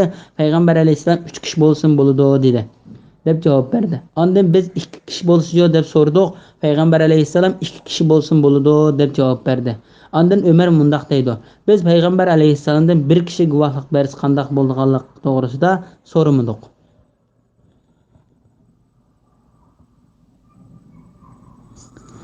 Qiblaning o'zgartirishing hikmati to'g'risida. Sen yüz keltirib kelayotgan tarafni, ya'ni Baytul Muqaddasni qibla qilganligimizni payg'ambarga agashganlarni osiylik qilganlardan, ya'ni murtad bo'lib ketganlardan ayirib o'tishimiz uchun edi. Alloh hidoyat qilganlardan boshqalarga bu, ya'ni qiblaning o'zgartirishi haqiqatan og'irdir. Ya'ni ey Muhammad, biz seni avval Baytul Muqaddasga qarashga buyurdik. Ondan seni Ka'baga yuzlantirishimizda sana agashgan, sana bo'ysungan va sana Ka'baga yuzlanganda sen bilan birga yuzlangan kishilardan o'zining dinida yenib olgan kishilarni farqlantirish uchundir. Baytul Muqaddasdan Ka'ba tarafga qarash kishilarning ko'ngillarida cho'ng ish bo'lsa-mu, lekin Alloh taolo dillarini to'g'ri yo'lga boshlagan payg'ambar alayhissalom ilib kelgan dinni shak yo'q haq din ekanligiga, Alloh taolaning xohlaganini qilganligiga va xohlaganga hukm chiqarganligiga, uning bandalarini xohlagan narsaga buyuradiganligiga va xohlagan narsaning hukmini o'zgartiradiganligiga va shu ishlarning hammasida uning cho'ng bir hikmati borligiga ishongan kishilarga cho'ng ish emas. Dillarida ishonch bo'lmay kasal bor. Ya'ni iymon yo'q kishilar undaq emas. Yangilik bir ish, ya'ni dinda yangi kelgan yoki hukm o'zgarib yangi bir hukm bilan kelgan ish mu'minlarga texmi cho'nqur ishonch paydo qilgandek, dillarida kasal bor kishilarga shak shubha paydo qiladi. Alloh taolo bu vaqt mundaq deydi: Qur'ondan biror sura nazil qilinsa, ular ya'ni munofiqlarning orasida masxir qilish yuzasidan bu ya'ni sura qaysonlarning iymonini kuchaytirdi deydiganlar bor. Mu'minlarga keladigan bo'lsak, har surada yangi dalil isbotlar bo'lganligi uchun bu ya'ni sura ularning iymonini kuchaytirdi. Ular surning nazil bo'lishidan xushal bo'ladi. Dillarida kasal barlar, ya'ni munofiqlarga keladigan bo'lsak, bu sura ularning kufriga kufri qo'shdi. Ya'ni ular munofiqlikda texmi ezvaylidi, texmi gumrohlashdi. Ular kafir piti o'ldi. Sura Tavba 124-125-oyat. Biz müminlərə, yəni onların dillərinə şifa və rəhmət boladigan Qur'an ayətlərini nazil qılımız. Qur'an kafirlərə ziyandan başqa ziyadə qılılmaydı. Yəni onlar Qur'anı təsdiq qılmağanlıqdan onların küfrə texim aşıdı. Sura İsra 82-oyat. Şoň qibla yüz keltirishdə Peyğəmbər əleyhissalam bolğan işençisi və onun əgişdə çiң turğan Allah Taala'nın Kəbə yüzlənişkə buyurğanda şəklənməy yüzlənən kişilər sahabelər boldu. Bəzi ikki qibləyə qarab namoz o'qiganlar muhacirlar və ansarlarning ichida birinchi bo'lib islomga kirganlar dedi. İmam Buxoriy bu oyatning ma'nosi haqida Ibn Umarning mundaq deganligini rivoyat qiladi. Quba masjidida kishilar bomdod namoz o'qiyotdi. Bir kishi kelib Alloh taolaning payg'ambar alayhissalomga qibla haqida oyatni nazil qilib Ka'baga yuz keltirishga buyurdi. Sizlar uningga yuzlaninglar dedi. Ondan ular Ka'baga yuzlandi. Tirmizi rivoyat qilgan hadisda ular rukuda edi. Rukuda turib Ka'ba tarafga burildi dedi. Bu sahabelar va boshqa musulmonlarning Alloh taolo va uning payg'ambariga to'liq bo'ysunganligini va Alloh taolaning buyruqlariga shaksiz bosh egadiganligini ko'rsatib berdi. Allah sizlarning iymoninglarni, yana ilgari Baytul Muqaddas qarab o'qigan namozinglarni bekor qilib etmaydi. Ya'ni qibla Ka'ba tarafga o'zgarishdan burun Baytul Muqaddas tarafga qarab o'qigan namozinglarning savobini Alloh taolo bekor qilib etmaydi. Abu Ishaq Sa'abi Baraning mundaq deganligini rivoyat qiladi. Baytul Muqaddas qarab namoz o'qigan kishilarning ba'zilari o'lib ketdi. Ondan boshqalar ularning savobi qandoq bo'ldigando deyishdi. Ondan Alloh taolo bu oyat nazil qildi. Allah sizlarning iymoninglarni, ya'ni ilgari Baytul Muqaddas qarab o'qigan namozinglarni bekor qilib etmaydi. Allah kishilarga haqiqatan mehribondir, nihoyat kuyimchandir. Hadisda mundaq deb keldi. Payg'ambar alayhissalom asriga tushgan va o'zidan ayrilib yutib ketgan bolaliq bir ayolni ko'rdi. U ayol bolasini izlab yurib asriga tushgan kichik bolalar orasidan oxir o'z bolasini topdi-da, uni bag'riga ching besib emitmoqchi bo'lganda Payg'ambar alayhissalom mundaq dedi. U ayol o'z ixtiyori bilan bu bolasini o'tib tashlarmi? Sahobalar yo'q, ey Allohning payg'ambari deb javob berdi. Payg'ambar alayhissalom mundaq dedi. Allohning nomi bilan qasam qilmanki, Alloh taolo bandalariga bu ayol balasiga mehribon bo'lgandan bekrak mehribondir dedi. Bismillahirrohmanirrohim. Biz sening Ka'ba qiblang bo'lishini tilab, qayta osmon qarg'anligini ko'rib turibmiz. Seni cho'qim sen yoqtiradigan qiblaga yuzlantiramiz. Namozda yuzingni Masjidi Haram tarafga qilgin. Ey mu'minlar, qayerda bo'lmanglar, namozda yuzinglarni Masjidi Haram tarafga qilinglar. Haqiqatan kitob berilganlar, ya'ni Yahudilar va Nasoralar buning, ya'ni qiblaning Ka'baga o'zgartirishining Parvardigor tarafidan kelgan haqiqat ekanligini cho'qim biladi. Alloh ularning qilmishidan g'ofil emas. Sura Baqara 144-oyat. Qur'onda tunji bo'lib o'zgargan hukm qiblaning o'zgartirishi haqidagi hukmdir. Ali ibn Abu Talha ibn Abbas radhiyallohu anhumaning mundaq deganligini rivoyat qiladi. Qur'onda tunji bo'lib o'zgargan hukm qiblaning o'zgarish hukmidir. Shundaq bo'lishiga sabab Payg'ambar alayhisalom Madinaga hijrat qilib bordi. Madinadagi kishilarning ko'pinchisi Yahudilar edi. Shon Alloh taolo uni Baytul Muqaddasga yuz keltirishga buyurdi. Ko'pinchisi buning bilan Yahudilar xush bo'lib ketdi. Ondan Payg'ambar alayhisalom buningga 10 necha oylar yuz keltirdi. Lekin u Ibrohim alayhisalomning qiblasi bo'lgan Ka'bani yaxshi ko'rdi. Alloh taologa duo qilib osmonga qaraydi. Ondan Alloh taolo bu oyat nazil qildi. Biz sening Ka'ba qiblang bo'lishini tilab, qayta osmonga qarg'anligini ko'rib turibmiz. Seni cho'qim sen yoqtiradigan qiblaga yuzlantiramiz. Namozda yuzingni Masjidi Haram tarafga qilgin. Ey mu'minlar, qayerda bo'lmanglar, namozda yuzinglarni Masjidi Haram tarafga qilinglar. U Allohning tarafi, ya'ni sizlarga ixtiyor qilgan qiblasidir. Buningdan Yahudilar shaklandi. Alloh taolo Yahudilarning tilidan hikoya qilib mundaq deydi. Sen yuz keltirib kelayotgan tarafni, ya'ni Baytul Muqaddasni qibla qilganligimiz payg'ambarga agashganlarni osiylik qilganlardan, ya'ni murtad bo'lib ketganlardan ayirishimiz uchun edi. Qibla Kabe'ning o'zimi yoki uning bir tarafimi? Ey müminler, qayerda bo'lmanglar, namozda yuzinglarni Masjidi Haram tarafga qilinglar. Bu oyatning ma'nosi haqida Hakim Ali ibn Abu Talibning mundaq deganligini rivoyat qiladi. Ya'ni bu yuzinglarni uning tarafiga qilinglar. Namozda yuzingni Masjidi Haram tarafga qilgin. Ya'ni Alloh taolo Kabe tarafga zaminning sharq, g'arb, shimol va janub bo'lib hamma taraflaridan yuz keltirishga buyurdi. Buningda safar ustida, uloq va qatnash qurollarining ustida, nafl namoz o'qiganda, urush bo'layotganda, namoz o'qiganda va qiblani bilmagan kishi obdan o'ylab bir tarafni qibla deb faraz qilib, u bu qarshida xato ketgan bo'lsa-mu, u shu tarafga qarab namoz o'qisa durust bo'ladi. Ya'ni bu holatda namoz o'qigan kishilar qaysi tarafga qarab namoz o'qisa bo'ladi. Chunki Alloh taolo bir insonni uning qudrati yetmagan ishga buyurmaydi. Qiblaning o'zgartirilganligini yahudiylarning bildiganligi to'g'risida Parvardigor tarafidan kelgan haqiqat ekanligini cho'qim biladi. Ya'ni sizlarning Baytul Muqaddasdan burilib Ka'baga yuz keltirishinglarni inkor qilganlar yahudiylar va Alloh taolaning seni Ka'baga yuzlantirganligini biladi. Chunki ular o'zlarining payg'ambarlari ularga ilib kelgan kitoblarida Muhammad alayhisalom va uning ummatining sifatlarini va Alloh taolo payg'ambar alayhissalomga xos qilgan va iltifot qilgan hamma tarafdan to'liq bo'lgan shariatni o'qiydi. Lekin ahli kitob, yahudiylar yoki xristianlar bu haqiqatni hasad, kufrlik va jahillik qilib yo'shirdi. Shuning uchun Alloh taolo ularni bu so'z bilan ogohlantirdi. Alloh sizlarning qilmishinglardan g'ofil emasdir. Bismillahirrohmanirrohim. Kitob berilganlarga barcha dalilni keltirsangmi, ular sening qiblangga bo'ysunmaydi. Senmi ularning qiblasiga bo'ysunmaysan. Ular yahudiylar va nasoralar ham o'zaro bir-birining qiblasiga bo'ysunmaydi. San ilm, ya'ni vahiy kelgandan keyin ubada ularning nafs xohishlariga bo'ysunsang, u chaqda sen cho'qim zulm qilganlardan bo'lasan.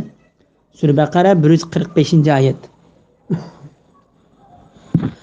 Yahudiylarning jahillik qilishi va tinivlish to'g'risida Alloh taolo bu oyatda yahudiylarning payg'ambar alayhissalom to'g'risida kelgan haqiqatni bilib turib, uningga kufrlik va jahillik qilganligini, qarshilashganligini va uni ilib kelgan dinning to'g'riligiga barliq pokit isbotlarni ko'rsatsimi, payg'ambar alayhissalomga ergashmay o'zining xohishi bo'yicha mang'ilganligini xabar berdi. Alloh taolo bu vaqtda mundaq deydi: Shubhisizki Parvardigorning la'natiga tegishli bo'lganlar iymon etmaydi. Ularga bütün mo'jizalarni ko'rsatilgan taqdirdimi qattiq azobni ko'rmaycha iymon etmaydi. Sura Yunus 96-97-oyat. Kitob berilganlarga barcha dalilni keltirsangmi, ular sening qiblangga bo'ysunmaydi. Senmi ularning qiblasiga bo'ysunmaysan. Ya'ni Alloh taolo bu oyatda payg'ambar Muhammad alayhissalomning Alloh taolo uni buyurgan ishqa chin dil bilan ergashganligidan xabar berdi. Yahudiylar o'zlarining xohishida va ko'z qarashida ching turg'idek, payg'ambar alayhissalomni Alloh taolaning roziligiga ergashishda ching turdi va ularning xohishiga hargiz ergashmaydi. Uning Baytul Muqaddas qarab namoz o'qishi u yahudiylarning qiblasi bo'lganligi uchun emas, balki Alloh taolo uning shuni buyurganligi uchundir. Ondan Alloh taolo olimlarni haqiqat bilan turib uningga qarshilik qilib o'zining xohishiga ergashishni ogohlantirdi. Chunki olim haqiqatga qarshilik qilsa, uning qarshi pokit isbot keltirish osondir. Shu Alloh taolo payg'ambar alayhissalomga mundaq dedi: Sana ilm, ya'ni vahiy kelgandiki mubada ularning nafs xohishlariga bo'ysunsang, u chaqda sen cho'qim zulm qilganlardan. Bu oyatda payg'ambar alayhissalom ummatlari ko'z tutiladi. Bismillahirrohmanirrohim. Biz kitob berganlar, ya'ni yahudiylar bilan nasoralar uni, ya'ni payg'ambarni o'z o'g'illarini tanigandek taniydi. Ularning bir firqasi shubhisizki haqiqatni bilib turib yo'shirdi. Haqiqat Alloh tarafidan kelgandir. Hargiz shak keltiruvchilardan bo'lmagan. Sura Baqara 146-147-oyat. Yahudiylarning payg'ambar alayhissalomni bildiganligi va haqiqatni yo'shirganligi to'g'risida Alloh taolo bu oyatda ahli kitobning olimlari payg'ambar alayhissalom ilib kelgan dinning to'g'ri ekanligini bildiganligi va ularning uni xuddi o'z bolasini tanigandek taniydiganligidan xabar berdi. Bir kishining bir narsani bildiganligini ifodalamoqchi bo'lsa, o'zining bolasini bilgandek biladi deyish arablar ishlatadigan misol edi. Bu yerda bu misolni keltirib payg'ambar alayhissalom kichik bir bola bilan turgan bir kishiga mundoq dedi: "Bu sening bolangmi?" U "Ha, ey Allohning payg'ambari, men uningga guvohlik beraman" deb javob berdi. Payg'ambar alayhissalom uningga mundoq dedi: "Haqiqatan bola senga yomonlik qilmaydi, sen uningga yomonlik qilmaysan." İmam Qurtubi Ömer radhiyallohu anhuning Abdullah ibn Salam iman etgan Yahudiylarga mundoq deganligini rivoyat qiladi. Sen Muhammed alayhissalomni o'zingning balangni tunigandek tunimsan deb so'radi. U "Ha" va uningdan yaxshiroq tuniyman.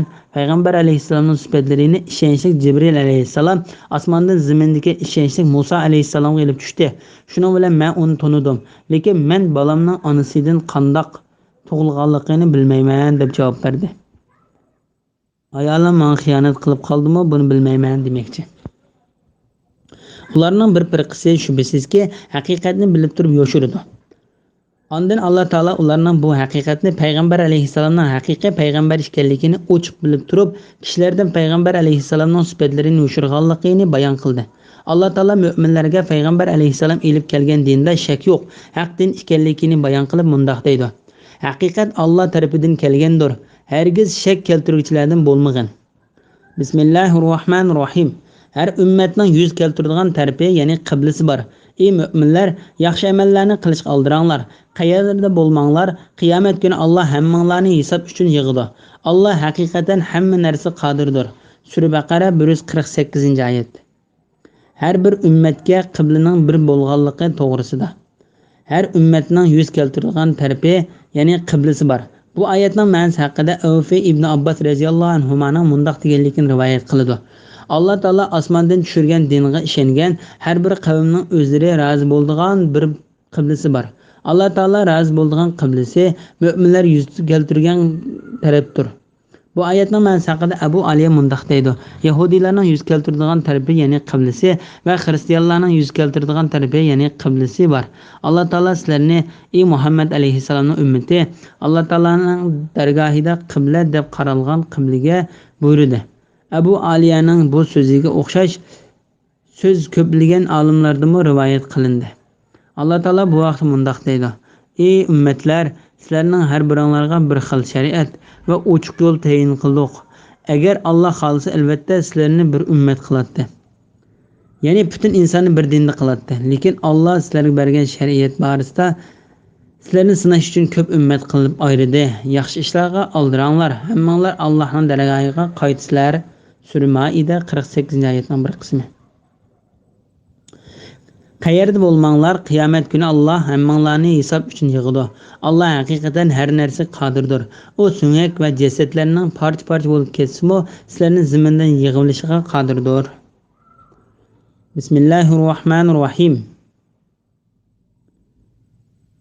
Qayerda safarga chiqmagan, namozingda yuzingni Masjid Haram tarafga qilgan. Bu haqiqatan Parvardigorning tarafidan kelgan haqiqatdir.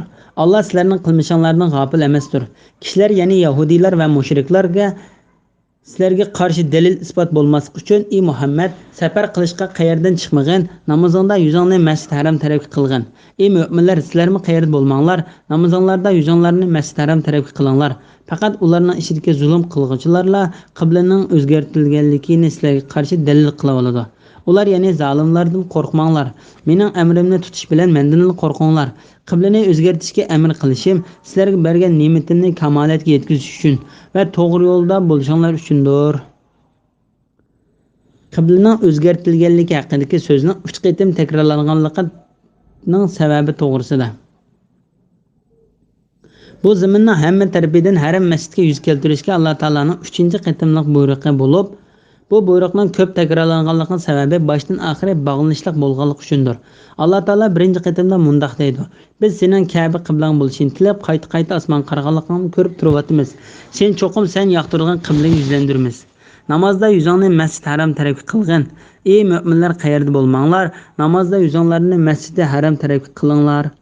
Haqiqatan kitob berilganlar, ya'ni Yahudiylar va Nasoralar buning, ya'ni qiblaning Ka'baga o'zgartirilishining Parvardigor tarafidan kelgan haqiqat ekanligini cho'qim biladi. Alloh ularning qilmishidan g'ofil emas. Sura Baqara 144-oyat.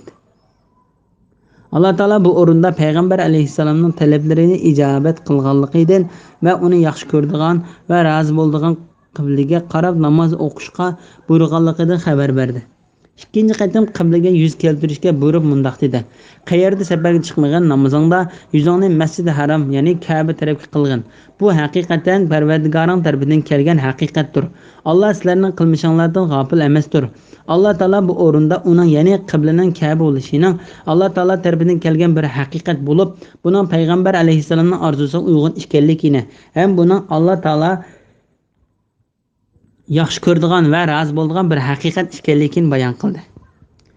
3-buyruqda Allah Taala payg'ambar alayhissalomning yahudiylarning qiblalariga yuz keltirishi bilan bizning dinimizga ishonmaydi, qiblamizga yuz keltirdi deb paket keltirib qarshilashgan kishilarning keltirgan paketini barbod qilish uchun yahudiylar o'zlarining kitobida Ibrohim alayhissalomning qiblasi bo'lgan Ka'baga arada payg'ambar alayhissalomning yuz keltirganligini biladi.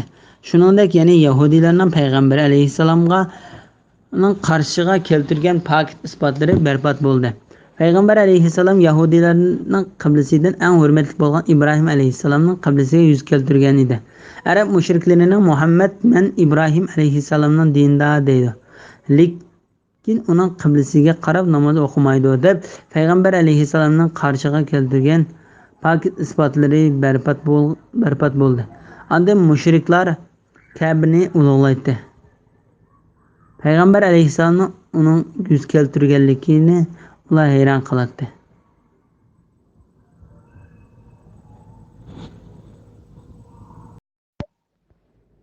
Qiblaning o'zgarishining hikmati to'g'risida.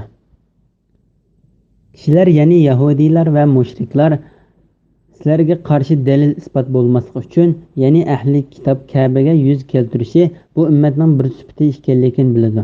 Payg'ambar alayhissalomning ummati o'zining bu sifatini yo'qotib etgan bo'lsa, ahli kitob musulmonlarning qarshisiga paket keltirishi mumkin. Ahli kitobning Baytul Muqaddasga yuz keltirishida musulmonlarning ularga qo'shilib qolganligiga, musulmonlarga qarshi paket keltirmaslik uchun Alloh taolo Baytul Muqaddasdan Ka'baga yuz keltirishga buyurdi.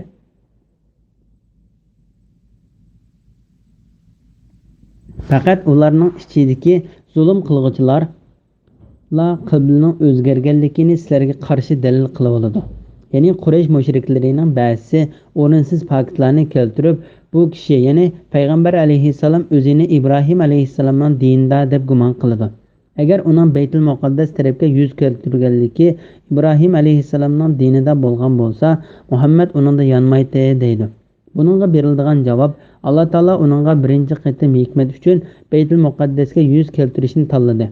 Muhammad alayhissalom bu ishda Parvardigoriga bo'ysundi. Unda uni Ibrohim alayhissalomning qiblasi bo'lgan Ka'baga yuz keltirishga buyurdi. U, ya'ni Alloh taolaning buyrug'iga bo'ysundi. U har qanday ahvolda Alloh taologa bo'ysunguchidir. U Alloh taolaning buyrug'idan qilchimi bosh tortgani yo'q. Uning ummatimi ham shundoq. Ular, ya'ni zolimlardan qo'rqmanglar. Mening amrimni tutish bilan mendan qo'rqinglar. Ya'ni sizlar zolimlarning, ya'ni mushriklarning keltirgan gumonlaridan qo'rqib qolmanglar. Sizlar mendan qo'rqinglar. Chunki Alloh taolo ularning qo'rqishiga loyiq zotdir. Qiblani o'zgartirishga amr qilishim sizlarga bergan ne'matimni kamolatga yetkazishim uchun. Ya'ni qiblani Ka'baga o'zgartirishim sizlarga belgilangan shariat hamma tarafdan to'liqlansin. Ka'baga yuz keltirishning yo'liga qo'yilishi bilan sizlarga bergan ne'matning to'liqlanishi uchundir va to'g'ri yo'lda bo'lishinglar uchundir. Ya'ni boshqa ummatlarni boshlamagan narsaga Ka'baga sizlarni boshlab, sizlarni uningga xos qildim. Shuning uchun bu ummat hamma ummatlarga ummatlarning eng yaxshisidir. Bismillahirrohmanirrohim.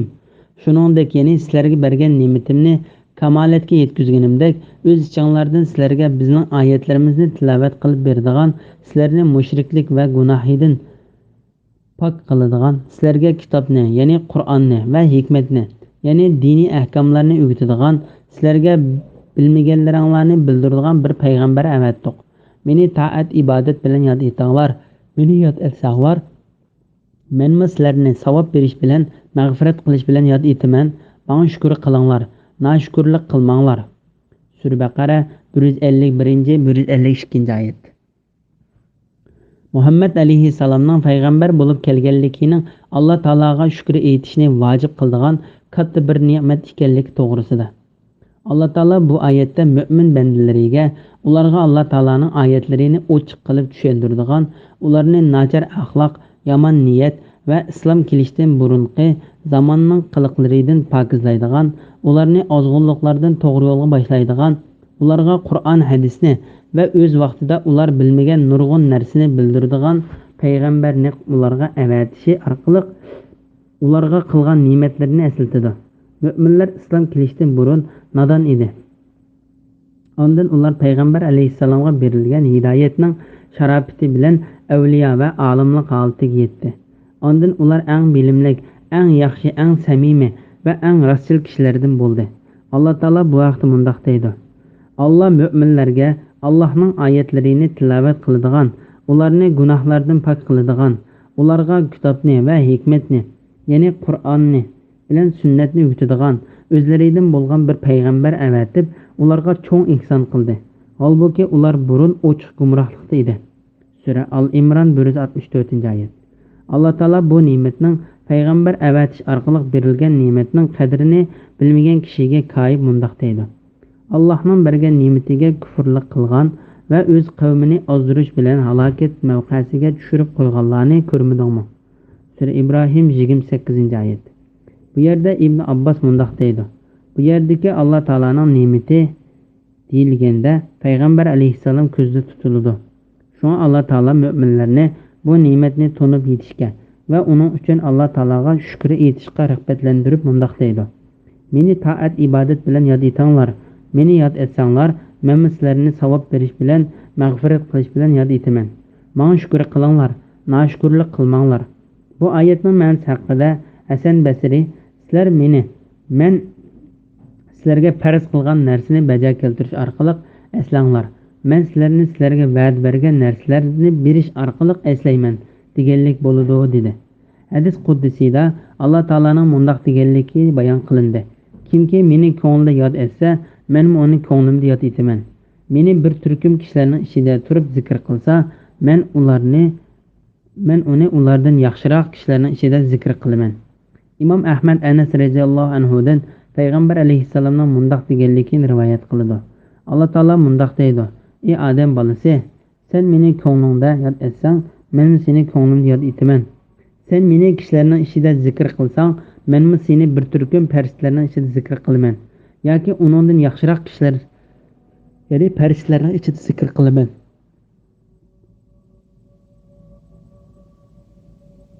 Sen menga bir g'ir yaqinlasang, men sana bir gaz yaqinlashaman. Sen menga bir gaz yaqinlasang, men sana bir g'o'lat yaqinlashaman. Sen mening yinimga mangan holatda kelsang, men sening yiningga yugurgan holatda boraman.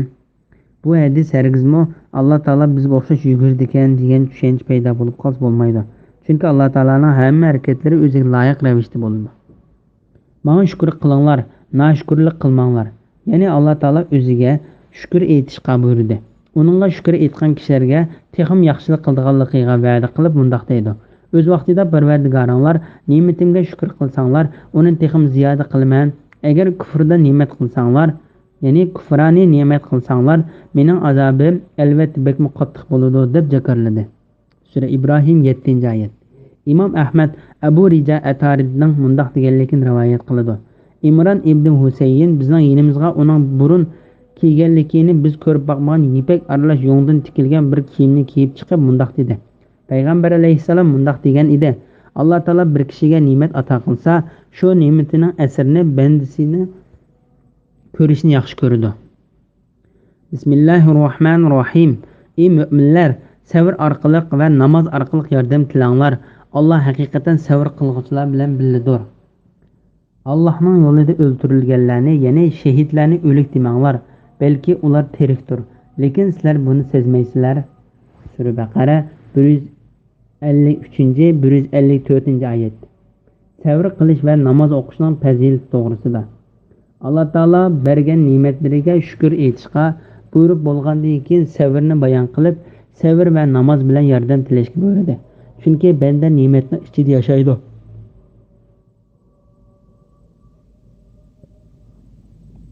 Onunğa şükür qılıdı. Yoki jafo mushaqqatning ichida yashaydi. Onunğa sabr qılıdı. Bu vaqtda payg'ambar alayhissalom mundaq deydi: Mo'minning ishi kishini to'limi ajablantiradi. Alloh taolo uningga qandoq bir ish bilan hukm qilsa, u mo'min uchun yaxshilik hisoblanadi. Uningga xushallik kelsa, shukr aytadi. Bu uning uchun yaxshidir. Uningga bir yomonlik yetib qolsa, sabr qiladi. Sabr qilganligi uning uchun yaxshidir. Alloh taolo kelgan musibatlarni ko'tarishga eng yaxshi yordamchi bo'ladigan narsa sabr bilan namoz ekanligini, o'zining sabr qilish, namoz o'qish orqali Allohdan yordam tilanglar. Namoz Allohdan qo'rquvchilar, ya'ni kamtarlik bilan Alloh bo'ysunuvchilardan boshqalarga haqiqatan mushaqqatli ishdir degan oyatida bayon qildi. Sabr bir necha xil bo'ladi. Birinchisi, harom va gunoh ishlarni qilmaslik yo'lida kelgan jafo mushaqqatlarga sabr qilish.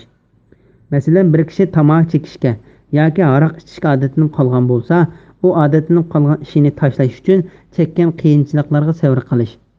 Ikkinchi, amal ibodat qilishning yo'lida chekkan jafo mushaqqatlarga sabr qilishdir. Bu sabrning savobi yuqori bo'ladi. Uchinchi, kelgan balo qazolarga sabr qilishdir. Bu xuddi kamchiliklardan mag'firat tilaganga o'xshash vojibdir. Bu vaqtda Abdurrahmon ibn Aslam mundaq deydi: Sabr ikki turlik bo'ladi. Birinchisi, Alloh taolo yaxshi ko'rgan narsaning yo'lida, amal ibodatning yo'lida u ig'ir kelsa-mu sabr qilish. Ikkinchisi, Alloh taolo yomon ko'rgan narsaning yo'lida, yomon ishlarni tashlash uchun chekkan jafo mushaqqatlarda u yomon ishlarni qilishga ko'ngli tortsa-mu, uningga sabr qilish. Agar bir kishi mushunda qila olsa, Alloh taolo xolasa, u sabr qilguvchilarning qatoridan bo'la oladi. Shehidlarning hayot ekanligi to'g'risida. Allohning yo'lida o'ldirilganlarni, ya'ni shehidlarni o'lik demanglar, balki ular tirikdir. Ya'ni Alloh taolo shehidlar o'lgandan keyin qiyomatgacha bo'lgan orliqda Alloh taolo tarafidan rizq berilib, tirik yashaydi deb xabar berdi. Bu vaqtda Imom Muslim rivoyat qilgan hadisda payg'ambar alayhissalom mundaq deydi: Jazman shehidlarning jonlari jannatlarning ichida xohlagan yerga uchib yuradigan yeshil qushning po'kollarida bo'ladi. U qush arishning ostidagi isib qo'yilgan panus chiroqlarga kelib qo'nadi. Ularga sening Parvardigoring nazar tashlab, sizlar qandoq narsalar talab qilsizlar deb so'raydi. Ular: "Ey Parvardigorimiz, sen sening mahluqotlaring ichida hech kimga bermagan narsani bizga bergan tursang, ya'ni nima talab qilarmiz?" deb javob berdi. Alloh taolo bu savolni ularga qaytib qo'ydi. Ular Alloh taoladan bir narsa so'ramasa, Alloh taolaning ularni qo'yib etmaydiganligiga ko'z yetib, ular shehidlikning savobining yuqorligini ko'rganligi uchun Alloh taoladan bizni dunyoga qaytarsang, biz sening yo'lingda kofirlar bilan urush qilsak, ya'ni qayta o'ldirilsak deb so'raydi. Ondan Alloh taolo ularga: "Men ularning, ya'ni shehidlarning dunyoga qaytmasligini kutib etgan edim" deb javob berdi.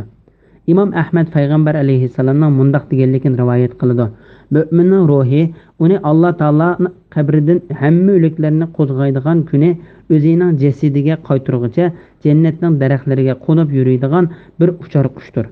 Bu hadis butun mo'minlarning ruhining shundoq bo'lganligini ko'rsatib beradi. Bismillahirrohmanirrohim. Biz sizlarni bir oz qo'rqinch bilan, bir oz qahatchilik bilan va mollaringlarga, jonlaringlarga, bolalaringlarga, ziroatlaringlarga yetadigan ziyon bilan cho'qim sinaymiz.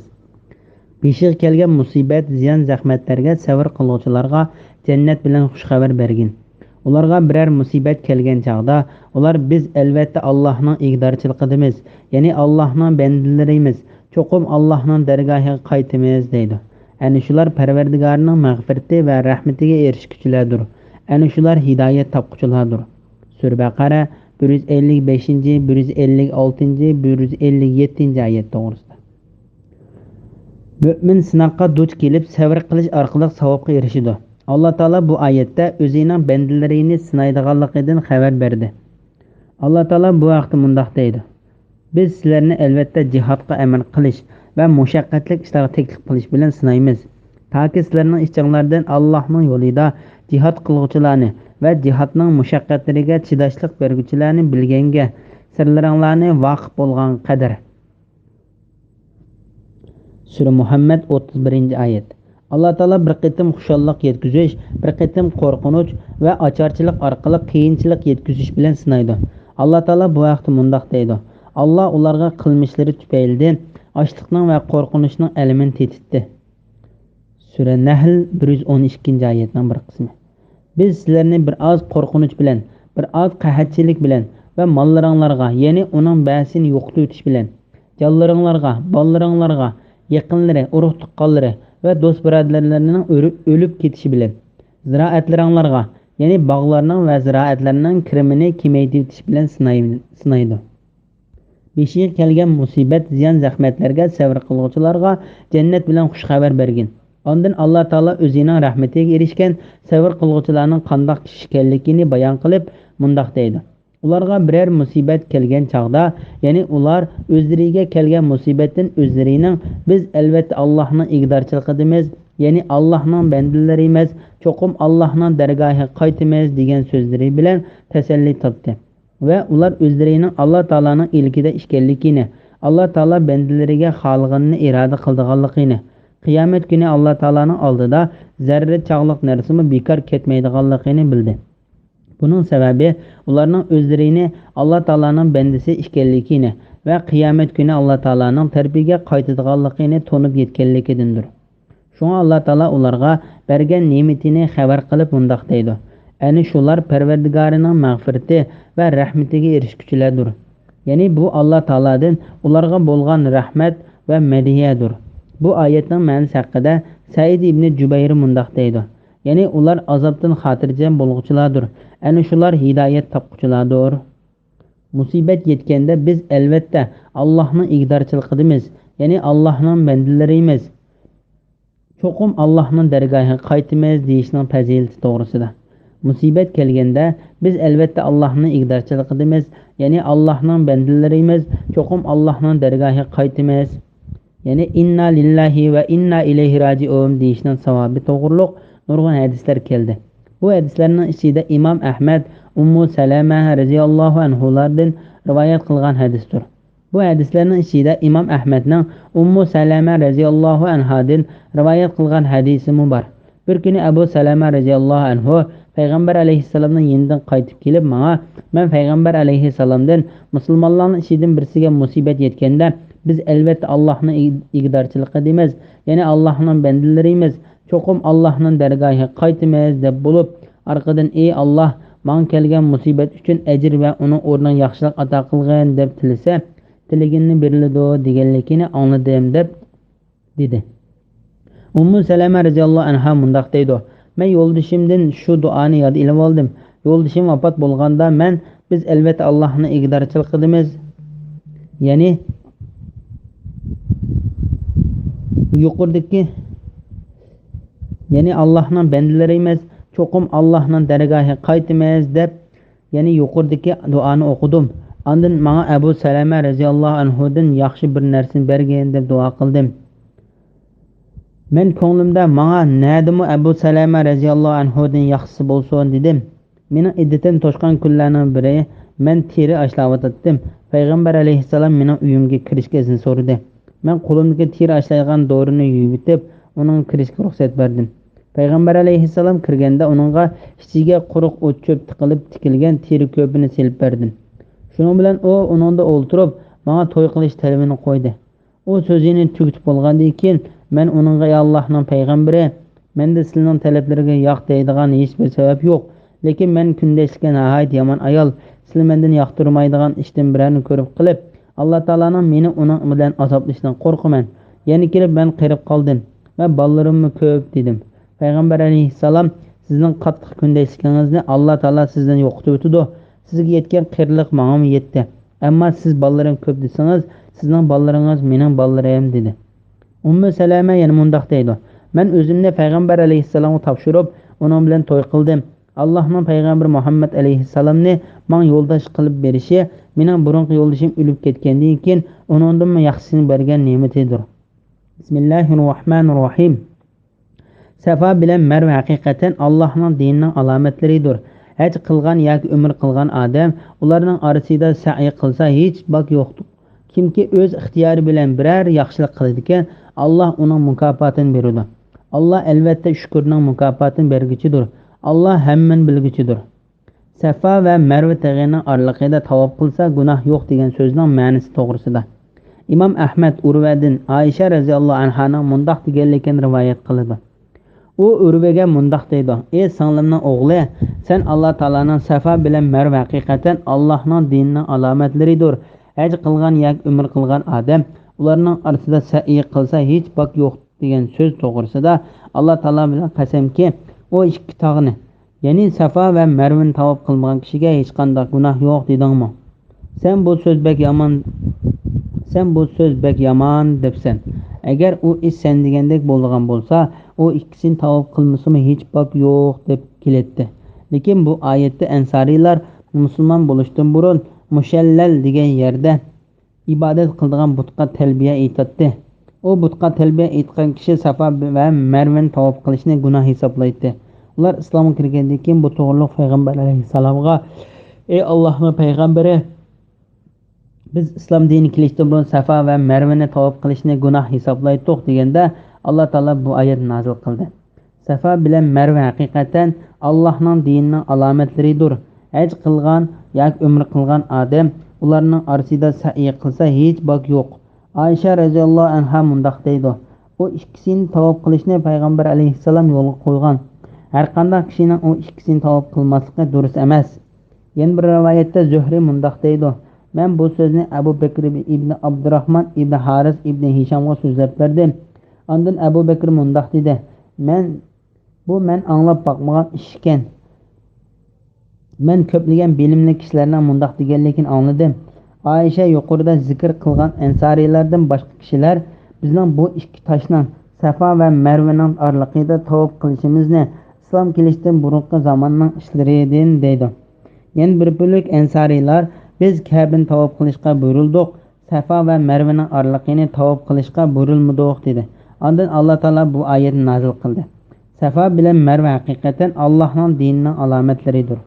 Abu Bakr ibn Abdurrahman mundoq deydi: bu oyat yuqorida Safa va Marvaning oralig'ini tavob qilish islom kelishdan burungi zamonning ishlari degan kishilar haqida tushgan bo'lishi mumkin. Shabi mundoq deydi: Isof degan but Safa tig'ida va Naila degan but Marva tig'ida edi. Islom kirishdan burun haj qilish uchun Makka kelgan kishilar o ikki butni siylaydi.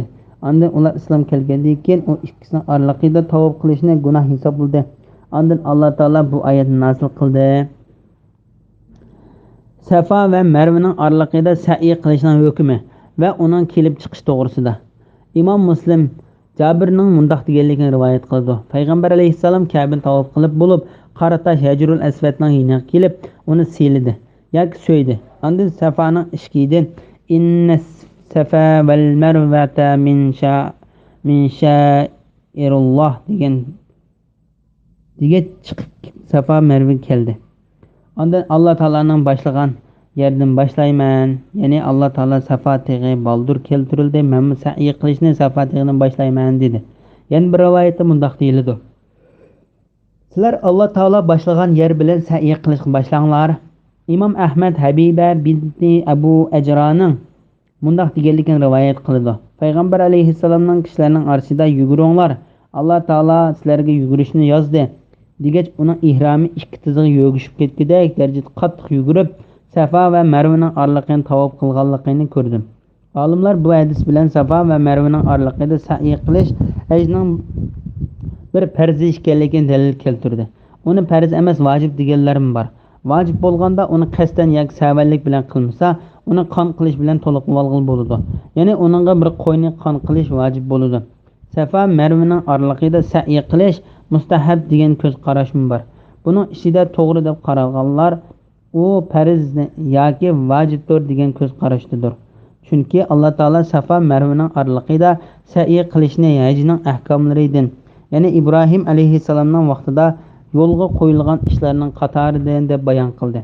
Buning asli kelib chiqishi Ibn Abbos radhiyallohu anhumaning hadisida so'zlanib o'tdi. Hadisda kelgandek buning kelib chiqishi Ibrohim alayhissalom Hajar va uning o'g'li Ismoilni bir inson yo'q yerda Makkada qoldirib qo'yib ketgan chog'da u ikkisining suyi va oziqligi tugab ketganligi uchun u bolasiga suv izlab Safa va Marvaning oralig'ida yugurganligi sababidan kelib chiqqan. U ikkisining oziqligi tugagan edi.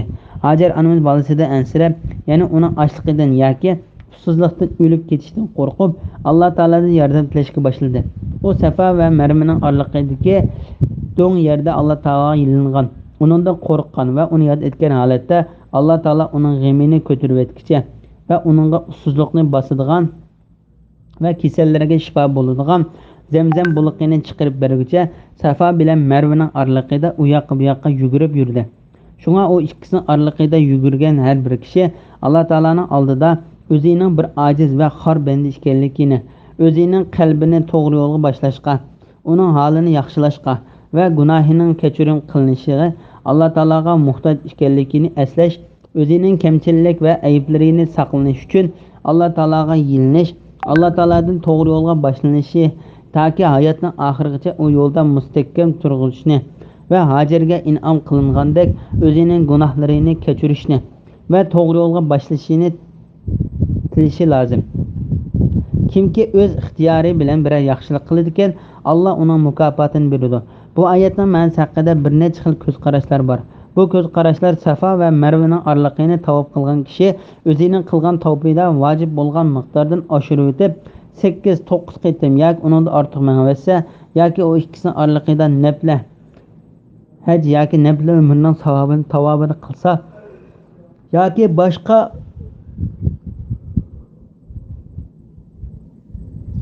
boshqa nafl ibodatlarni qilsa deganlarga o'xshashdir. Bularning hammasini Imom Razi bayon qildi. 3-xil boshqa nafl ibodatlarni qilsa degan ko'z qarash Hasan Basriydan bayon qilindi. Allah albatta shukrning mukofotini berguchidir. Allah hammin bilguchidir.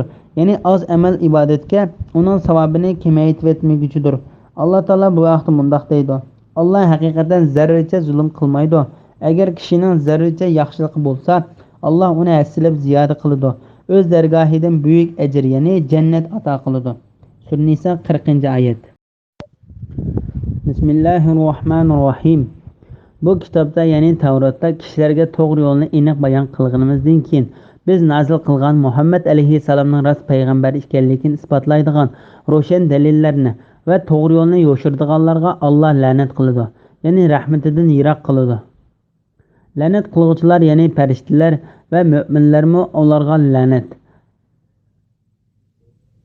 Faqat tavba qilganlarla amalni tuzatganlar Yahudilarning Tavrat ahkomlaridan yo'shirganlarini bayon qilganlarla bundan mustasno. Ana shular tavbasini qabul qilman. Men tavbani bekma qabul qilguvchidirman, nihoyat mehribondirman. Shubhisizki kafir bo'lib, kafir biti o'lganlar bor. Ana shular cho'qim Allohning, faristalarining va insonlarning hammasining la'natiga uchraydi. Ular do'zaxda mangu qoladi. Ulardan azob yengiltilmaydi. Ularga beriladigan azob kechiktirilmaydi. Dinga munosabatli hukmlarni yo'shirganlarga doim la'nat o'qiladiganlik to'g'risida. Alloh taolo bu oyatda payg'ambarlariga kitob tushirish orqali bandalariga bayon qilgandan keyin payg'ambar alayhisalom ilib kelgan to'g'ri haqiqatlarni o'ttirg'i ochiq faktlarni va dillarga shifoliq bo'lgan to'g'ri yo'llarni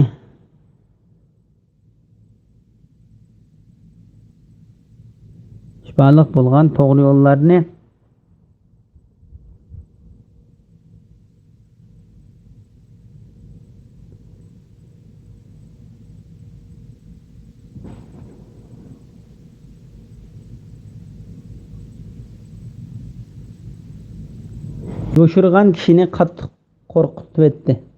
Bu oyatning ma'nosi haqida Abu Aliya mundoq deydi. Bu oyat payg'ambar alayhisalomning sifatlarini yo'shirgan ahli kitob to'g'risida tushgan. Ondan hamma narsa, hatto suvdagi baliq va havodagi uchar qushlar olim kishining gunohining kechirilishini so'ragandek, ahli kitoblarga payg'ambar alayhisalomning sifatlarini yo'shirganlik uchun hamma narsa ularga la'nat o'qiydi deb xabar berdi. U ahli kitoblar olimlarga o'xshamaydi. Hamma narsa olimlarning gunohining kechirilishini so'rasa, ahli kitoblarga Alloh taolo va boshqa hamma narsalar, ya'ni farishtalar, mu'minlar va boshqa kishilar la'nat o'qiydi. Hadisda Abu Hurayra radhiyallohu anhu va boshqalardan payg'ambar alayhisalomning mundoq deganligini rivoyat qildi. Bir kishi shu kishi bildigan biror narsa so'ralgan bo'lsa, u kishi u narsani bilib turib yo'shirgan bo'lsa, qiyomat kuni uning ig'ziga o'tdan uygan silindi.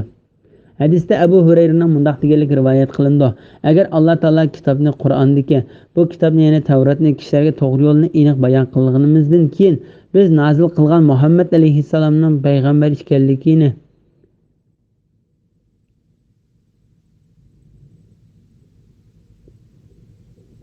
ekanligini isbotlaydigan ro'shan dalillarni va to'g'ri yo'lni yo'shirdiganlarga Alloh la'nat qiladi, ya'ni rahmatidan yiroq qiladi degan oyati bo'lmagan bo'lsa, men bir kishiga bir narsa so'zlab bermagan bo'lardim. Mujohid mundoq deydi: Zaminda qo'rqinchlik yuz bersa, qurg'oqchilik yuz bersa, hayvonlar bu odam bolalarining gunohlarining sababidan bo'ldi. Alloh taolo odam bolalarining gunohlariga la'nat qilsin deydi. La'nat qiluvchilar ya'ni farishtalar va mu'minlar va ularga la'nat o'qiydi.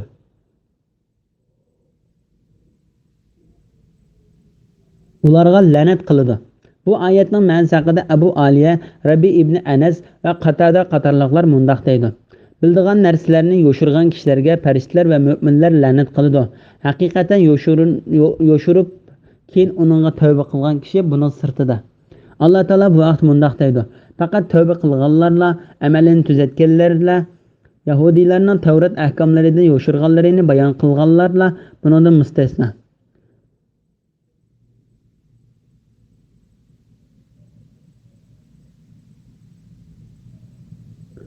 Ya'ni burunqi qilgan ishlaridan yenib, o'zlarining amallarini va ahvolini yaxshilasa va burun yo'shirgan narsasini keyin kishilarga bayon qilsa, ana shularning tavbasini qabul qilaman.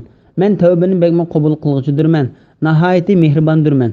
Bu oyat kufrlikqa yoki bidatga chaqirgan kishi Alloh taologa tavba qilsa, Alloh taolaning uning tavbasini qabul qilganligiga pokdir. Alloh taolo kafir bo'lib kufrligida toki o'lguncha chang turgan kishilarga qiyomat kunigacha Alloh taolaning farishtalar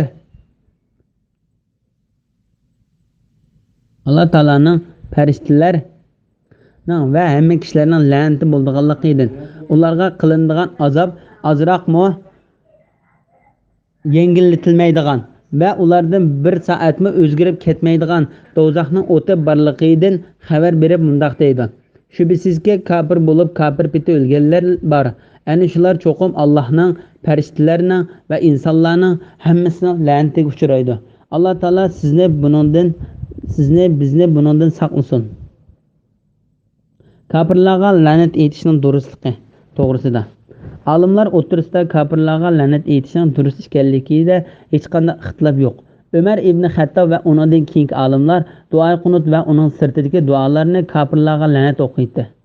Ba'zi bir qism olimlarning muayyan bir kafirlarga, masalan, falon kafirga la'nat bo'lsin deb la'nat aytishi durust bo'lmaydi degan ko'z qarashi bor. Ularning o'zlarining ko'z qarashiga bu pokitini keltirdi. Chunki biz Alloh taolaning shu kafirlarning keyingi oqibatini qanday qilganligini bilmaymiz. Ya'ni u hozir kafir bo'lganligi bilan keyin musulmon bo'lib qolishi mumkin. Bir qism olimlar muayyan bir kafirlarga la'nat aytsa bo'ladi deydi. Chunki aroq ichib mast bo'lib qolgan kishi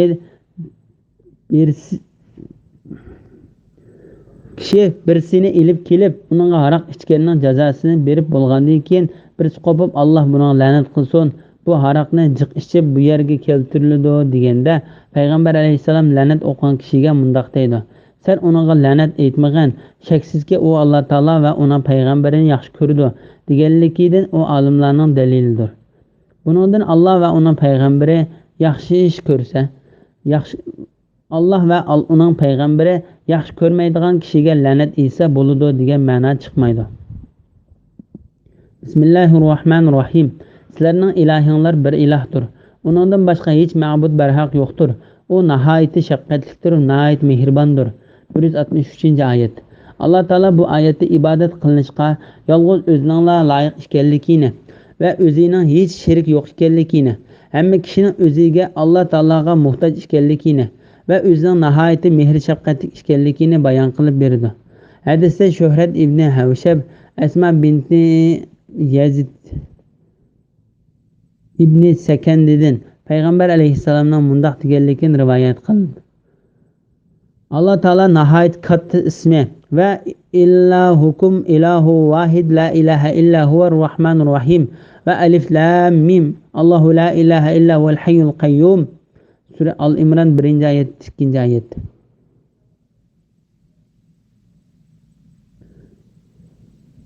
degan ikki oyat kelgan Alloh taolaning ismlaridir. Ondan Alloh taolo o'zingizla ibodatga loyiq ekanligiga osmon va zaminni va uning birligini uqtiradigan mahluqotlarni yaratganligi bilan pok keltirib mundoq deydi. Osmonlarning va zaminning Bismillahirrohmanirrohim. Osmonlarning va zaminning yaratilishida, kecha bilan kunduzning navbatlashida, kishilarga foydali narsalarni ilib dengizda uzib yurgan kiyimlarda, Alloh bulutdan yog'dirib bergan o'lgan zaminni terildirgan yomg'irda, ya'ni yer yuziga taqib etgan hayvonotlarga, shamol yo'linishlarining o'zgarib turishida, albatta osmon zamin orasida bo'ysundirilgan bulutlarda tushunadigan kishilar uchun albatta Allohning birligini ko'rsatadigan dalillar bordir.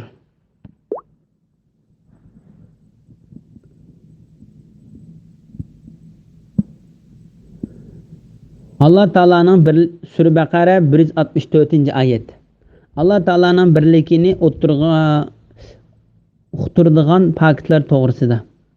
Osmonlarning va zaminning yaratilishida, ya'ni osmon o'zining egizligi, chiroyliligi, bo'shligi, kengligi, uning ichidagi harakat qilib turadigan yulduzlarning va turg'un yulduzlarning bo'lishi, ularning o'z o'qi atrofida aylanishida bu zamindagi qattiq yerlar, o'ymonliqlar, tog'lar, cho'llar, jilg'alar, yayloqlar, dengizlar va uning ichidagi kishilar manfaatlagan narsalarning bo'lishida tushunadigan kishilar uchun albatta Allohning birligini ko'rsatadigan dalillar bordir.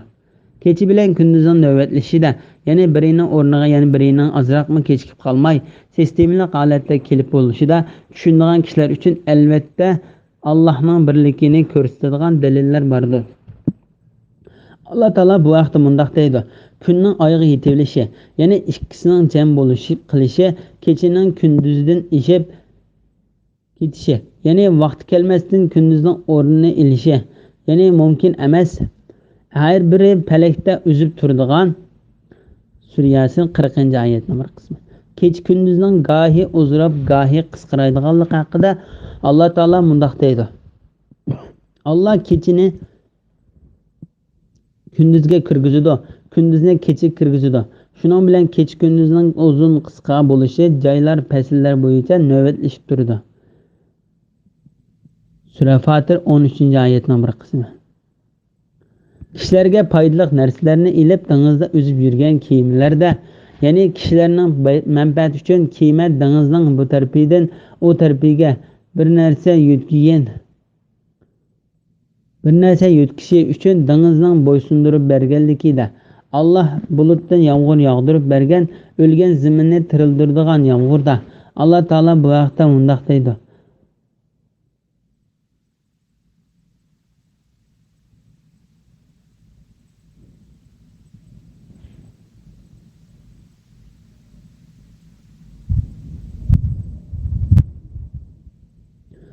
Alloh taolo bu vaqtda mundoq deydi: o'lik, ya'ni qurg'oq zaminni yomg'ir bilan tirildirib, undan ular yeydigan ochliqni o'stirganligimiz ularga Allohning qudratini, kamilasini ko'rsatadigan alomatdir. Biz zaminda nurg'unlagan xurmo bog'larini, uzum bog'larini barpo qildik. Shu zaminda buloqlarni eqitdik. Ular uning, ya'ni bog'larning mevasini yesin. Bu mevalarni ularning qo'llarida yaratgan emas. Ular Allohning ne'matlariga shukr qilmamdi. Allah bütün ayb nuqsonlardan pokdir. O bütün şeylarni jup yaratdi. Zaminda önib chiqadigan narsalarning, ularning o'zlarining va ular bilmaydigan narsalar, ya'ni ajoyib mahluqotlarning hammasining jupti bordir. Yer yuziga tarqatib etgan hayvonotlarda, ya'ni ularning shakllarida, ranglari, insonlarga keladigan manfaatlari, cho'ngligi va kichikligi birining ya'ni biriga o'xshamaydiganligida Alloh taolaning bularning hammasini bilib turuvchidir va ularga rizq berib turg'uchi ekanligida, Alloh taolo ularning ishidan hech bir narsa yo'shirib bo'lolmaydiganligida tushunadigan kishilar uchun albatta Allohning birligini ko'rsatadigan dalillar bordir. Alloh taolo bu vaqt mundoq deydi: yer yuzidagi hayvonlarning hammasiga rizq qilib berishni Allohdan marhamat yuzidan ustiga olgan. Alloh ularning turar joyini va o'lgandan keyin ko'miladigan joyini biladi. Ularning hammasi ro'shan kitobda. Yani o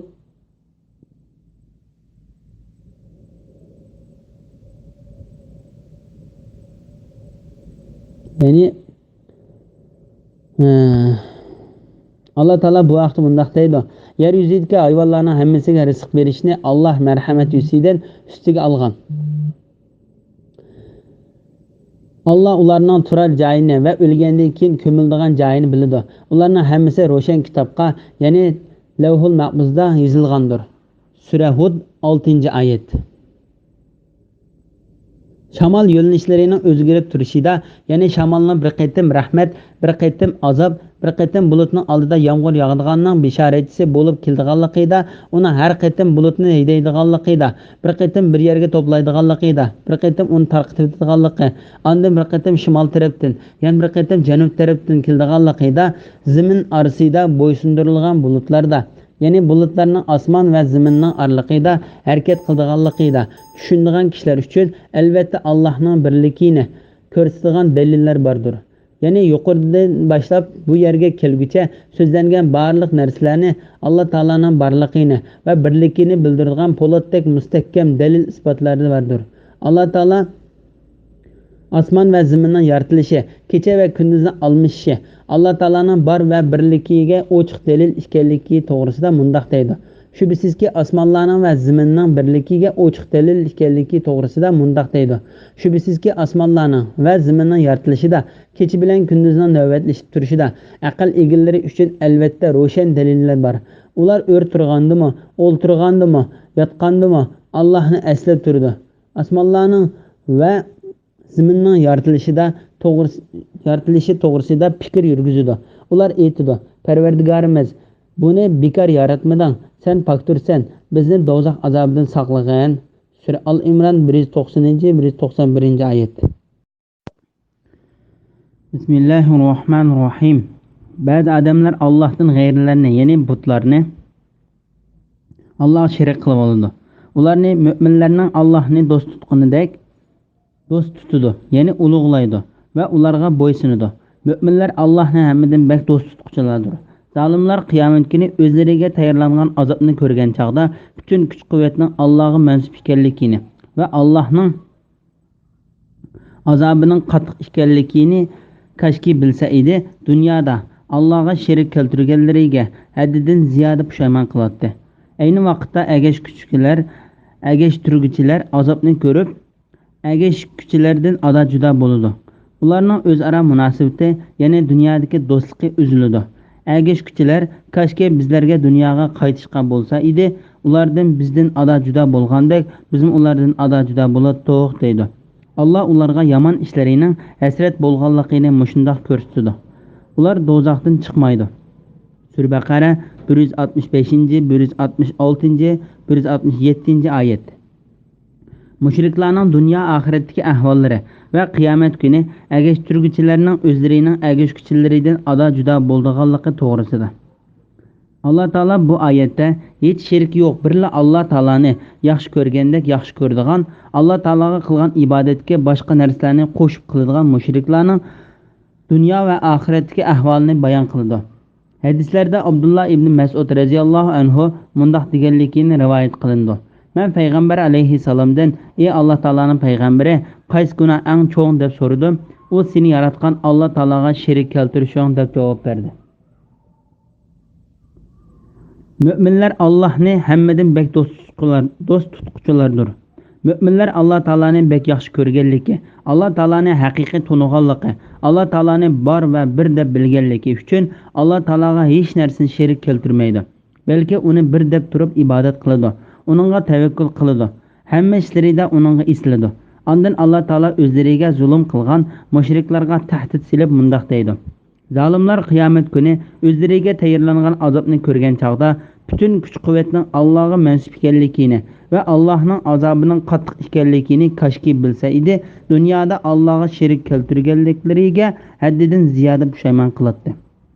Ya'ni ular tetiydigan narsani o'zlarining shirik keltirganligi va kufrlik qilganligi uchun qiyomat kunida o'zlariga bo'ladigan qo'rqinchli qattiq azobni bilgan bo'lsa edi, ular o'zlarining ozg'unligidan cho'qim yonatdi. Allah Taala ularning o'zlari cho'qingan butlaridan tanganligidan va keyiniga kishilarni agashtirib manganlar o'zlarining keyiniga agashkuchilaridan ada juda bo'lganligidan xabar berib mundoq deydi. Ayni vaqtda agashtirguchilar azobni ko'rib agashkuchilardan ada juda bo'ladi. Ya'ni ular dunyoda ibodat qildik deb gumon qilgan farishtalar ulardan ada juda bo'lib ketdi. Farishtalar mundoq deydi: Parvardigorimiz, ulardan yiroqlashib san yaqinlashdik. Ular bizga ibodat qilmaydi, faqat nafs xohishlariga ibodat qiladi deyshidi. Sura Qasas 63-oyat.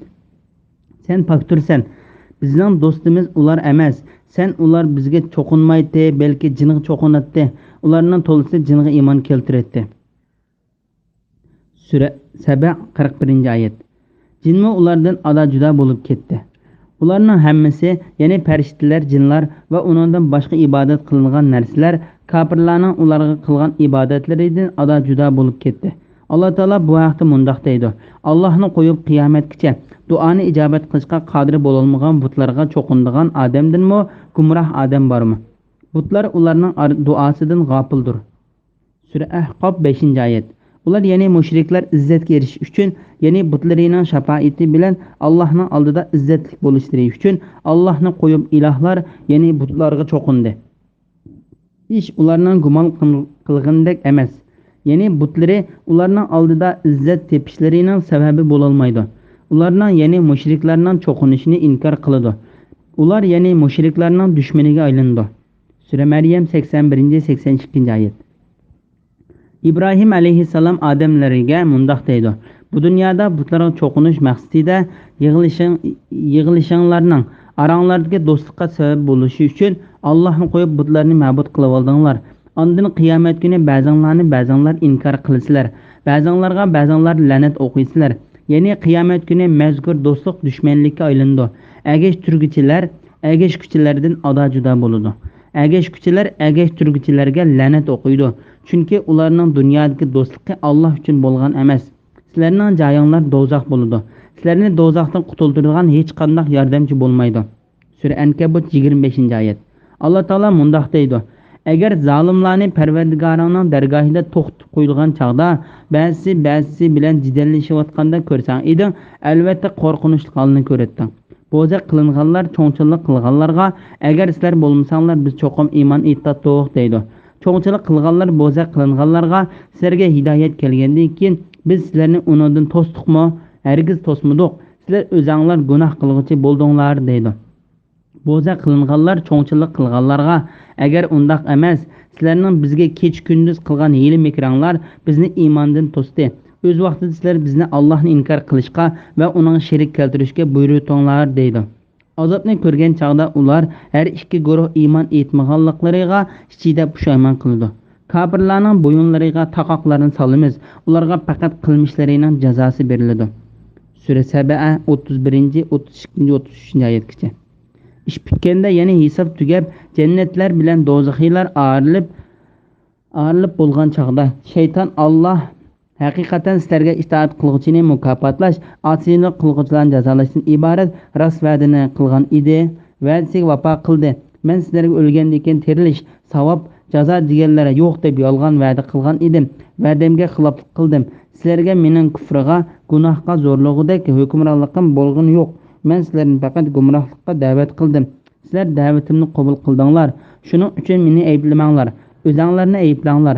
Men sizlarga yordam berib sizlarni qutqiza olmayman. Sizlarmi menga yordam berib meni qutqiza olmaysizlar. Men sizlarning burun meni Allohga ibodatda sherik qilganliklarini e'tirof qilmayman. Shubhasizki zolimlar cho'qim qattiq azobga duchor bo'ladi deydi.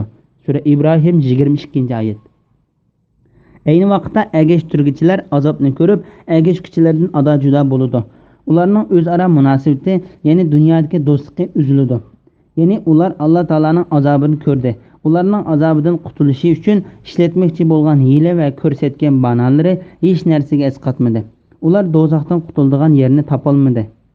Bu oyatning ma'nosi haqida Ato ibn Abbos radhiyallohu anhumaning mundoq deganligini rivoyat qiladi. Do'stlik uzilib ketdi. Agashkuchilar kashki bizlarga dunyoga qaytishga bo'lsa edi, ular bizdan ada juda bo'lgandek biz ulardan ada juda bo'ladiq deydi.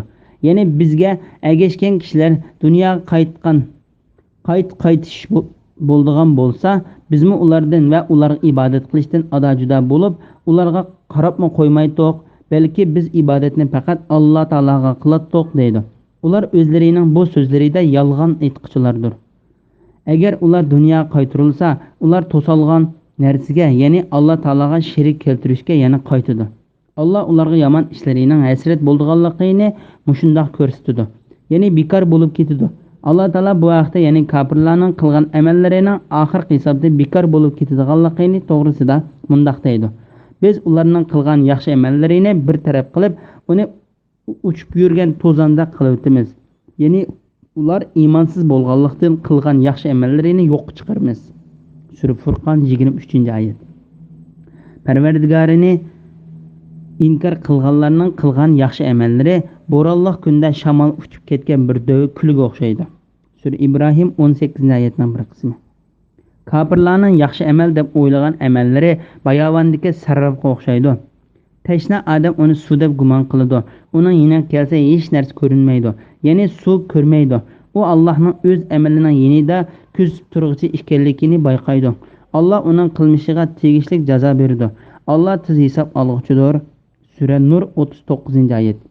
Ularning qilgan amallari bekor bo'lib ketganligi uchun Alloh taolo mundoq deydi. Ular do'zaxdan chiqmaydi. Bismillahirrohmanirrohim. Ey insonlar, yer yuzidagi halol pokiz narsalardan yanglar, shaytonning yo'llariga ergashmanglar, chunki shayton sizlarga ochiq dushmandir. Shayton sizlarni haqiqatan yomonliklarga, qabih gunohlarga va Alloh nomidan yolg'ondan Alloh sizlarga halol qilgan narsalarni harom deb, harom qilgan narsalarni halol deb, sizlar bilmaydigan narsalarni aytishga buyurdi. Sura Baqara 168-169-oyat. Halol narsani yeyishga buyurish va shaytonning yo'llariga ergashishdan to'sish to'g'risida. Alloh taolo yuqorida o'zidan boshqaga ibodatga loyiq bir zotning yo'qligini, u o'zining butun osmon, zamin va boshqa mahluqotlarni yaratganligini bayon qilib, bu yerda u butun mahluqotlarga rizq beruvchi ekanligini bayon qilishga boshladi. Alloh taolo zamindagi narsalardan o'z tarafidan halol qilingan, badan va aqlga ziyon qilmaydigan, ko'ngilda shak keltirmaydigan pok narsalardan yeyishni buyurganligini bayon qiladi. Islom kelishdan burungi zamonda o'ziga ergashgan kishilarga xatoni chiroyli ko'rsatib, bir necha xil hayvonlardan foydalanishni harom qilish orqali ularni ozdirib o'tgan, shaytonning yo'llariga ergashishdan to'sidi. Shaytonning kishilarga halol narsani harom qilganlik to'g'risida payg'ambar alayhissalom mundoq deydi. Alloh taolo men bandalarimga bergan hamma mol-mulk ularga haloldir. Men bandalarimni to'g'ri dinda qilib yaratdim. Ondan ularning yeniga shayton kelib, ularni o'zlarining dinidan ozdirib o'tdi. Ularga men halol qilib bergan narsani harom qildi deydi. Chunki shayton sizlarga ochiq dushmandir. Bu uningdan, ya'ni shaytondan ogohlantirishdir. Alloh taolo shaytondan ogohlantirishni mundoq deydi. Shaytondan ogohlantirib mundoq deydi. Shayton haqiqatan sizlarga dushmandir. Uni dushman tutinglar. Shayton o'zining tavallarini ahli do'zaxdan bo'lishga chaqiradi. Sura Fatir 6-oyat. Meni qo'yib iblisni va uning avlodini do'st qilib olamsizlar, holbuki ular sizlarga dushmandir. Iblis zolimlar uchun nima degan yomon bedel. Ya'ni Allohga ibodat qilishning o'rniga shaytonga cho'qinish nima degan yomon. Sura Kaf 50-oyatning bir qismi. Shaytonning yo'llariga ergashmanglar, chunki shayton sizlarga ochiq dushmandir. Bu oyatning ma'nosi haqida Qato va Sudi mundoq deydi. Alloh taolaning dargohiga har qanday gunoh ish shaytonning yo'llari hisoblandi. Ibn Hamid Ibn Abbos radhiyallohu anhuning mundoq deganligini rivoyat qiladi. Ochiqida qasam ichsa yoki nazr qilsa, ya'ni falon ish mundoq bo'lsa, men mundoq qilaman desa, bu shaytonning yo'llaridan hisoblandi. Buning kafarati qasamning kafaratiga o'xshash bo'ladi. Shayton sizlarni haqiqatan yomonliklarga, qabih gunohlarga va Alloh nomidan yolg'ondan Alloh sizlarga halol qilgan narsalarni harom deb, harom qilgan narsalarni halol deb, sizlar bilmaydigan narsalarni aytishga buyuradi. Ya'ni sizlarning dushmaninglar bo'lgan shayton yomon ishlarni qilishga buyuradi. Bu ishlarning yomonroqi zinoga o'xshash gunoh ishlardir. Buningdan eng yomoni bilmay turib Alloh taolaning nomida halolni harom, haromni halol deyishdir. Bu oyatning hukmiga har qanday kofir va islomda bo'lmagan ishlarni paydo qiladigan bidatxo'rlar kirdi. Bismillahirrohmanirrohim. har qachon ularga ya'ni mushriklarga Alloh nozil qilgan narsaga ya'ni Alloh payg'ambariga nozil qilgan vahiyga Qur'onga ergishinglar deyilsa ular yo'q ota bovularimizdan qolgan dinga ergishimiz deyishidi. Ota bovullardan hech narsani tushunmagan va to'g'ri yo'lda bo'lmagan tursa ya'ni ularga ergishamdi. Kafirlarni hidoyatga da'vat qiluvchi xuddi ma'nisini tushunmay tavushini va nidonini anglaydigan chahar paylarni chaqirgan odamga o'xshaydi. Kafirlar haqni anglashdan g'astur, haqni so'zlashdan g'achidir, haqni ko'rishdan ko'rdir. Ular vaz nasihatni tushunmaydi. Sura Baqara 170-171 oyat. Ota bovisining yo'llariga ergashuvchi mushriklar to'g'risida. Bu oyatda Alloh taolo tarafidan mushriklardan bo'lgan kafirlarga sizlar Alloh taolo payg'ambariga nozil qilgan narsaga ergishinglar, ozg'unlik va jahillikni tashlanglar deyilsa, ular javoban azaldan tartib ota bovullarimiz ibodat qilib kelgan butqa ibodat qilishdan iborat ota bovularimizning yo'llariga ergishimiz deydi. Alloh taolo ularning bergan javobiga radiya berib mundoq deydi. Ota bovulari, ya'ni ularning ergashgan ota bovulari hech narsani tushunmagan va to'g'ri yo'lda bo'lmagan tursa, ya'ni ularga ergishamdi. Ya'ni ular bir narsani tushunmagan va to'g'ri yo'l topmagan tursa, ya'ni ularga ergishamdi. Ibn Ishaq ibn Abbas radhiyallohu anhumaning mundoq deganligini rivoyat qiladi. Bu oyat payg'ambar alayhissalom islomga kirishga chaqirgan. Ondan ular biz ota bovlarimiz qilib kelgan yo'lga ergishimiz deb javob bergan yahudiylar haqida tushgan. Mushriklarning hayvonga o'xshash ekanligi to'g'risida. Kafirlarni hidoyatga da'vat qiluvchi xuddi ma'nisini tushunmay tavushini va nidonni anglaydigan chahar paylarni chaqirgan odamga o'xshaydi. Ya'ni ular to'g'ri yo'ldan chetnab ketishda, ozg'unlikda va nodonlikda yayloqda o'tlayotgan egizayda mangmoqchi bo'lib tovlasa, faqat uning ovozini anglashdan boshqa hech narsani tushunolmaydigan hayvonlarga o'xshashdir. Bu so'z nurg'unlagan olimlardan rivoyat qilindi. Alloh taolo bu vaqtda mundoq deydi: Oxiratga ishonmaydiganlar o'g'ilni yaxshi ko'rib, qizni yomon ko'rish, xotin o'g'il tug'sa xushol bo'lib, qiz tug'sa achchiq kelish, ar-nomusdan va kambag'allikdan qo'rqib, qizlarni terik ko'mishga o'xshash yomon sifatlarga ega. Sura Nahl 60-oyatning bir qismi.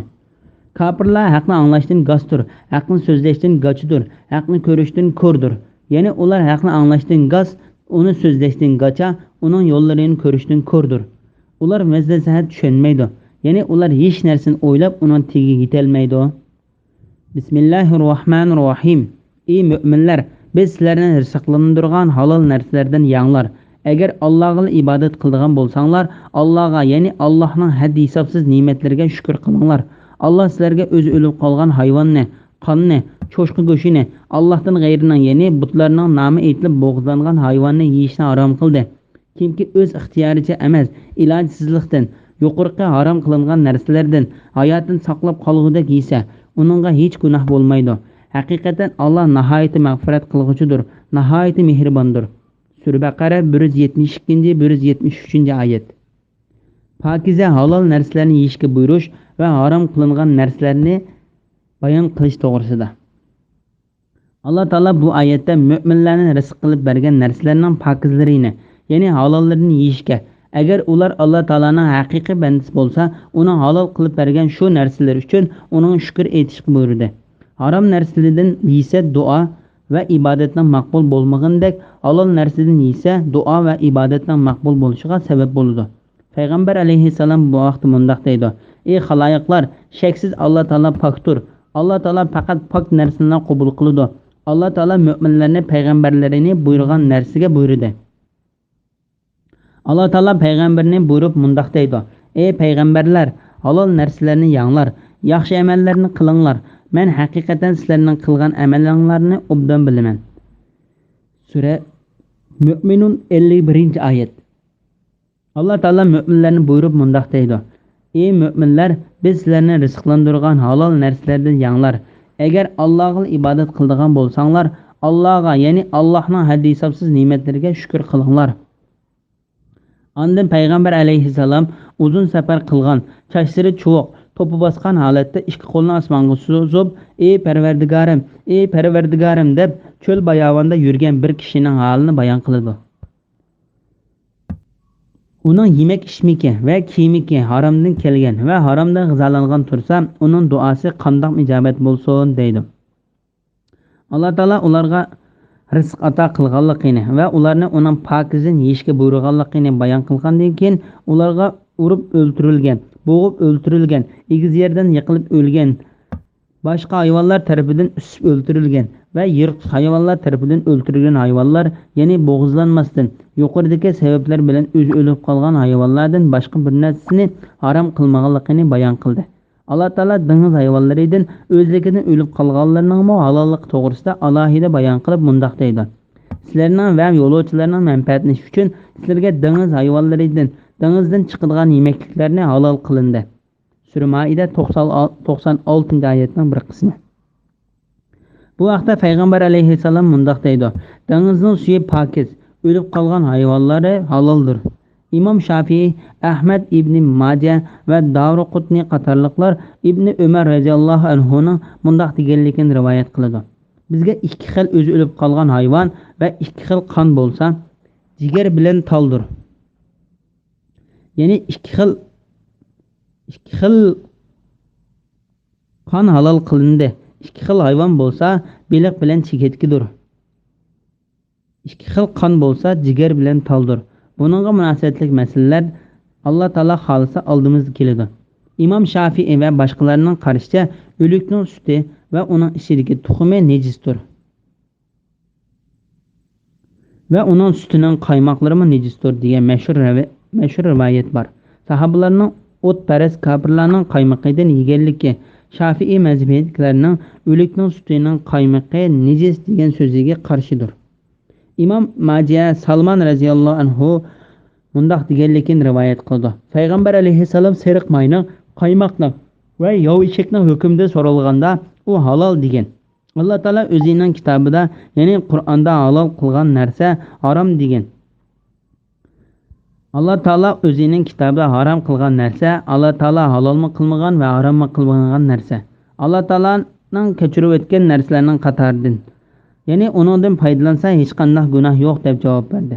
Ya'ni hukm so'ralgan narsalarni Alloh taolo Qur'onda halolning qatoridan yoki haromning qatoridan keltirmadi.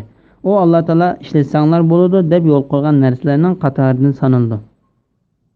Shuningdek Alloh taolo musulmonlarga cho'shqining go'shini va yeg'ini mayli o'g'in bo'g'izlansin yoki o'zi o'lib qolgan bo'lsin harom qildi.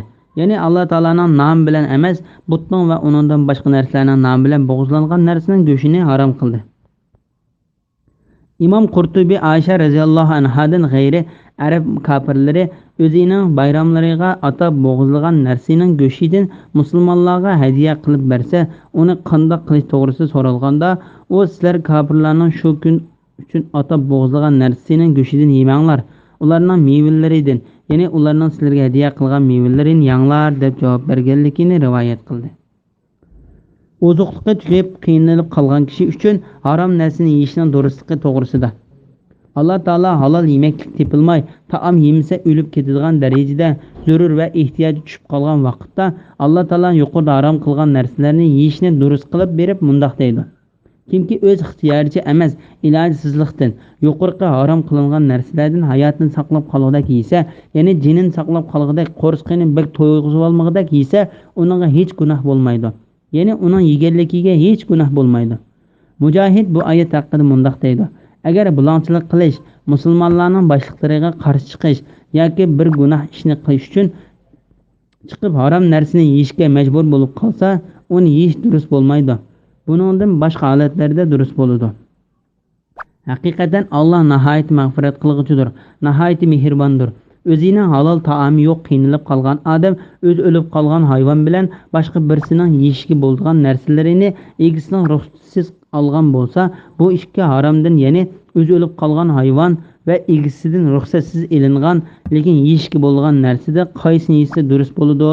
Bundaq ahvolda o'z o'lib qolgan hayvonni yeyish durust emas, balki u hech ikkilanmasdan boshqalarning yeyishga bo'lgan narsalarini yesa durust bo'ladi. Bu vaqtda Ibn Majah Ubad ibn Shurahbilning mundoq deganligini rivoyat qildi: bir yili bizga ocharchilik yetdi. Men Madinaga kelib bir boqqa kirdim. Ondan bir boshoqni ilib uni uvab yedim va xaltamga oldim. Keyin bog'ban kelib meni urib kiyimimni ilib oldi. Men payg'ambar alayhisalomning yana kelib bo'lgan ishni unga so'zlab berdim. Payg'ambar alayhissalom shu kishiga u och tursa uningga taom bermading va bilimsiz tursa bilim o'gitib qo'ymading dedi. Onda mening kiyimimni qaytarib berishga va taomdan berishga buyurdi. Bu vaqtdagi hadislarning ichida Amr ibn Shuaybning muno hadisim bor. Payg'ambar alayhissalomdan daraxtdagi mevani yeyis qandoq bo'lganligi to'g'risida so'raldi. Payg'ambar alayhissalom hojatmand kishidan birisi mevadan qochiga qochilmasdan, ya'ni uningdan bir narsaga qochilib elib chiqib ketmasdan o'ltirib yesa uningga hech gunoh yo'q deb javob berdi. Haqiqatan Allah nihoyat mag'firat qilg'uchidir, nihoyat mehribondir. Bu oyatning ma'nosi haqida Said ibn Jubayr mundoq deydi: Haromdan yegan narsani kechirib etguchi, hojat bo'lib qolgan chaqda haromni halol qilib berish bilan rahim qilg'uchi deganlik bo'ladi. Masruhning mundoq deganligi rivoyat qilindi. Bir kishi halol bir narsa yo'q ahvolda haromni yeb ichishga majbur bo'lib qilib, uni yemay va ichmay ochlikda o'lgan bo'lsa, do'zaxga kiradi. Uning do'zaxga kirishi Alloh taolo uni muhtoj bo'lib qolganda harom bo'lsin yeb jonni qutuldirishga buyurganlik uchundir. U Alloh taoloning shu buyrug'iga bo'ysunmaganlik uchun do'zaxga kirishga loyiq bo'ladi. Bismillahirrohmanirrohim. Allah kitobda, ya'ni Tavratda nazil qilgan narsalarni yo'shirdigan va uni ozg'in pul sotadiganlarning qarniga yegini faqat o'tdir. Chunki ularning yegan shu harom mili ularni do'zaxga olib boradi. Qiyomat kuni Alloh ularni xushal qiladigan so'z qilmaydi. Ularni gunohlaridan poklamaydi. Ular qattiq azobga duchor bo'ladi. Ana shular hidoyatni gumrohlikqa, mag'firatni azobga, ya'ni jannatni do'zaxga tegishdi. Ular do'zax azobiga nima degan chidamliq. Bu qattiq azob shuning uchunki Alloh haqiqatan haq kitobni, ya'ni Tavratni nazil qildi. Ular Tavratdagi narsalarni yo'shirdi va o'zgartirib etdi. Kitob to'g'risida ixtilof qiluvchilar cho'nqur nizodidir. Sura Baqara 174, 175, 176 oyat. Yahudiylarning Alloh taolo tushirgan narsani yo'shirganlik uchun ayblanganlik to'g'risida. Allah kitobda, ya'ni Tavratda nazil qilgan narsalarni yo'shirdigan va uni ozg'in pulga sotadiganlarning qarniga yegini faqat o'tdir. Chunki ularning yegan shu harom mili ularni do'zaxga ilib bordi. Ya'ni Yahudiylar o'zlarining kitoblaridagi payg'ambar alayhissalomning haqiqiy payg'ambar ekanligiga guvoh bo'ladigan sifatlarini yo'shirdi. Chunki agar Yahudiylar payg'ambar alayhissalomning sifatlarini oshkorlab qo'ysa, kishilarning o'zlarini tashlab uning agishib ketishidan, o'zlarining boshqa ustidagi hukmronligining ojizlik qilishi, shundaqla arablarning ularni cho'ng bilib, ularga beriladigan sovg'atlardan mahrum qilishidan qo'rqishdi. Shunga har narsani yo'shirishga urinadi. Ular buning bilan kichikkin foydaga o'zlarini sotdi. Ular shu kichikkin foydaga to'g'ri yo'lni, haqiqatga agishishni, payg'ambar alayhissalom va u Alloh taolo tarafidan elib kelgan narsaga ishonishni tegishdi. Shuning bilan ular dunyo va oxiratda ziyon tortdi. Ularning dunyoda ziyon tortishi shundan iboratki, ishlar ularning o'ylaganlaridek bo'lmay, Alloh taolo nihoyat ochiq va keskin pokit isbotlarni keltirish orqali bandalariga payg'ambar alayhissalomning haqiqiy payg'ambarligini isbotlab berdi. Yahudiylarning uning agishib ketishidan qo'rqqan kishilar uningga ishonib, payg'ambar bilan birga Yahudiylarning qarashiga urushadigan yordamchilarga aylandi. Ammo oxiratda ziyon tortish Yahudiylar Alloh taolaning g'azabiga hassilab uchirdi. Alloh taolo ularni o'zining kitobida bir necha yerda aybladi. Tuvandagi oyatlar bularning qatoridan. Alloh kitobda, ya'ni Tavratda nazil qilgan narsalarni yo'shirdigan va uni ozg'in pul sotadiganlarning qarniga yegini faqat o'tdir. Chunki ularning yegan shu harom mili ularni do'zaxga olib bordi. Ya'ni ular haqiqatni yo'shirganning jazosi uchun qo'rsoqlariga qiyomat kuni lovuldab turgan o'tni yeydi. Alloh taolo doim kishilarning qiyomat kuni o't yeydiganlik haqida mundoq deydi: Zulm qilib yetimlarning mol-mulki nahaq yavoldiganlar shubhisizki qo'rsqiga qiyomat kuni yenib turgan o'tni yavolgan bo'ladi. Ular yenib turgan o'tqa, ya'ni do'zaxga kirdi. Sura Nisa 10-oyat. Bu vaqtda payg'ambar alayhissalom mundoq deydi: Oltin va kumush qachi tamoq yegan yoki bir narsa ichgan kishining qo'rsqida jahannamning o'ti gurkirab kuyidi. Qiyomat kuni Alloh ularni xushal qilgan so'z qilmaydi. Ularni gunohlaridan poklamaydi. Ular qattiq azobga duchor bo'ladi. Undaq bo'lishi Yahudiylar bilib turib haqiqatni yo'shirib, Alloh taolaning g'azabiga haqliq bo'lganligi uchun Alloh taolaning ularga g'azab qilganligidandir. Alloh taolo ularga yaxshi nazar bilan qaramaydi, balki ularni xo'rlovchi azoblar bilan azoblaydi. Ondan Alloh taolo ular to'g'riliq mundoq deydi: Әні шулар hidoyatni gumrohlikqa tegishdi. Ya'ni ular o'zlarining kitoblarida kelgan payg'ambar alayhissalomning sifatlarini, uning payg'ambar bo'lib kelishini va uning burunqi payg'ambarlarning kitoblaridan qolgan bishoratlarini, uning agishish va uning ishonishdan iborat to'g'ri yo'lni, uni yolg'onchiga chiqarish, uningga iymon etmaslik va o'zlarining kitoblaridagi uning sifatlarini yo'shirishga o'xshash iborat ozg'unliklarga tegishdi. Mag'firatni azobga, ya'ni jannatni do'zaxga tegishdi. Ya'ni ular yuqoridagi ishlarni qilish orqali Alloh taolaning mag'firatini azobga tegishdi. Ular do'zax azobiga nima degan chidamliq? Alloh taolo bu oyatda ularning nihoyatda chidag'siz qiyin qistoq va azoblarning ichida turganligini ko'rgan kishi ular uningga qandoq chidag'ando deb hayron qolgandek darajada ularga qo'rqinchli qattiq azob bo'lganligini bayon qildi. Alloh taolo bizni bundoq azobdan saqlasin. Amin. Bundoq qattiq azob shuning uchunki Alloh haqiqatan haq kitobni, Tavratni nozil qildi. Ular Tavratdagi narsalarni yo'shirdi va o'zgartirib etdi. Ya'ni ular shu qattiq azobga haqli bo'ldi. Chunki Alloh taolo payg'ambar alayhissalom va uningdan ilgari o'tgan payg'ambarlariga kitoblarini haqiqatni barpo qilish va nohaqni yo'qotish uchun nozil qildi. U yahudiylar Alloh taolaning oyatlarini kamsitdi. Ularning kitobi ularni bu to'g'risidagi ilmni yo'shirmay, uni keng yeyishga buyursimi, uningga ya'ni kitobga xiloflik qilib, uningga ishonmadi. Payg'ambarlarning eng oxirgisi bo'lgan bu payg'ambar, ya'ni Muhammad alayhissalom ularni Alloh taolo tarafiga chaqirdi. Ularni yaxshilikqa buyurib, yomonlikdan to'sdi. Vaholanki ular uningga ishonmay, qarshilashib uningdan tondi va uning sifatlarini yo'shirdi.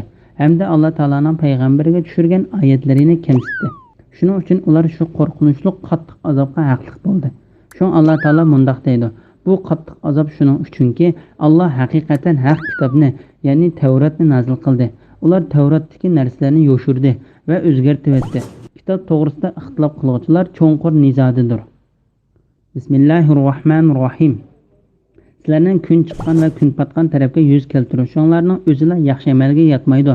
Balki Allohga, oxirat kuniga, farishtalarga, kitobga, ya'ni Alloh nozil qilgan kitoblarga, payg'ambarlarga iymon keltirish, Allohni so'yish yuzidan xish-aqrabolarga, yetimlarga, miskinlarga, ibn sabillarga, ya'ni pul meldan aloqasi uzilib qolgan musofirlarga, soillarga va qullarning ozodligiga erishishga pul mol yordam berish, namoz o'qish, zakot berish, ahdiga vafo qilish, yo'qsullikqa, kasallikka va Allohning yo'lida qilingan urushga bardoshlik berish yaxshi amalga kirdi. Ani shular, ya'ni yuqorqi sifatlarga ega kishilar iymonda rostchil odamlardir. Ani shular taqvodor odamlardir. Barliq yaxshiliklar to'g'risida. Bu oyat nurg'un fasohatlik so'zni, umumyuzlik qoidalarni va to'g'ri aqidani o'z ichiga oldi. Bu oyatning ma'nosi Alloh taolo mu'minlarni birinchi qitim Baytul Muqaddasga yuz keltirishni buyurgan bo'lsa, keyin ularning Baytul Muqaddasdan Ka'baga yuz keltirishiga buyurgan chaqda bir turkum ahli kitob va ba'zi musulmonlarga ig'ir tuyuldi.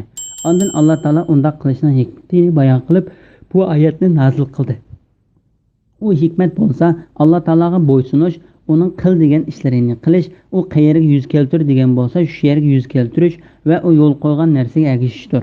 Mushunda qilish yaxshilik, taqvodorlik va komil iymon hisoblandi. Kun chiqish yoki kun petish tarafga yuz keltirish Alloh taolaning buyrug'i va uning yo'l qo'yish berishi bilan bo'lmasa, u yaxshilik va Alloh taolaga bo'ysunganlik hisoblanmaydi. Shuning Alloh taolo mundaq deydi: Allohga va ularning go'shtlari va qonlari yetib bormaydi. Alloh yetadigan faqat sizlarning taqvodorliginglardir. Sura Haj 30-oyatning bir qismi. Abu Aliya mundaq deydi: Yahudiylar kun petish tarafga, xristianlar kun chiqish tarafga yuz keltirdi. Ondan Alloh taolo bu oyat nozil qildi. Sizlarning kun chiqqan va kun patgan tarafga yuz keltirishinglarning o'zila yaxshi amalga yetmaydi. Ya'ni iymon so'zining haqiqati bo'lsa amal qilishdir. Balki Allohga, oxirat kuniga, farishtalarga, kitobga, ya'ni Alloh nozil qilgan kitoblarga, payg'ambarlarga iymon keltirish. Bu oyatning ma'nosi haqida Imom Sarviy mundaq deydi: bu oyat butun yaxshiliklarning turlarini o'z ichiga oladi. U nihoyatda to'g'ri aytgan. Chunki bu oyatga ishlar bilan sifatlangan kishi hamma tarafdan islomning ichiga kirgan va butun yaxshilikning jo'g'lanmasini qo'lga keltirgan bo'ladi. U bo'lsa-mu uningdan boshqa ibodatga loyiq zot bo'lmagan bir Alloh taologa farishtalarning borligiga ishonishi, kitobga, ya'ni Alloh nozil qilgan kitoblarga, bu burunqi payg'ambarlarga tushgan kitoblardan boshlab eng oxirgisigacha, ya'ni butun yaxshilik cho'g'langan dunyo va oxiratning baxt saodatini o'z ichiga olgan, uning tushishi bilan uningdan boshqa kitoblarning hukmini bekor qiladigan va o'zidan burunqi hamma kitoblarni tasdiq qiladigan kitoblarning eng ulug'i bo'lgan Qur'on Karimga bo'lgan kitoblarni o'z ichiga Qur'on Karimgacha bo'lgan kitoblarni o'z ichiga oladi.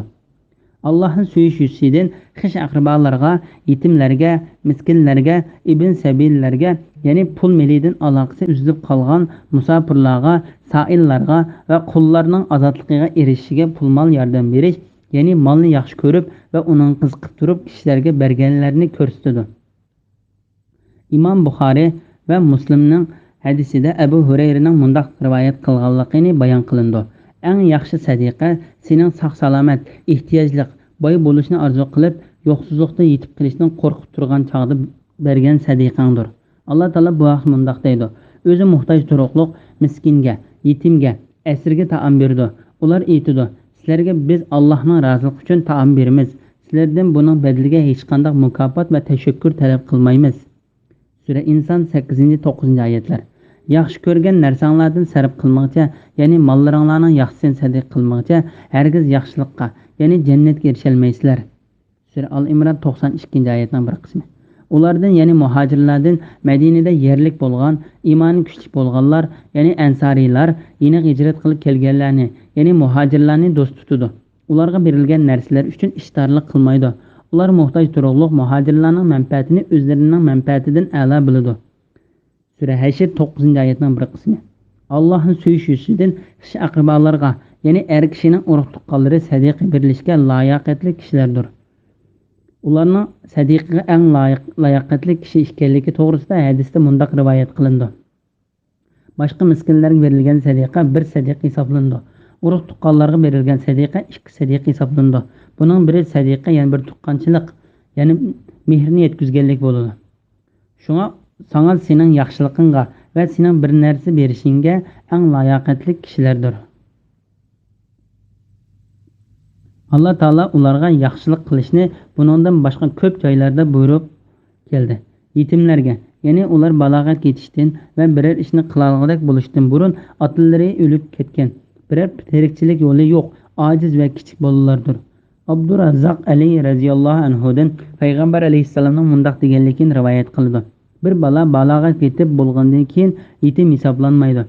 Miskinlarga, ya'ni ular o'zlariga yetarlik taom va kiyim-kechak va yotqili yer, ya'ni uy topolmaydigan kishilardir.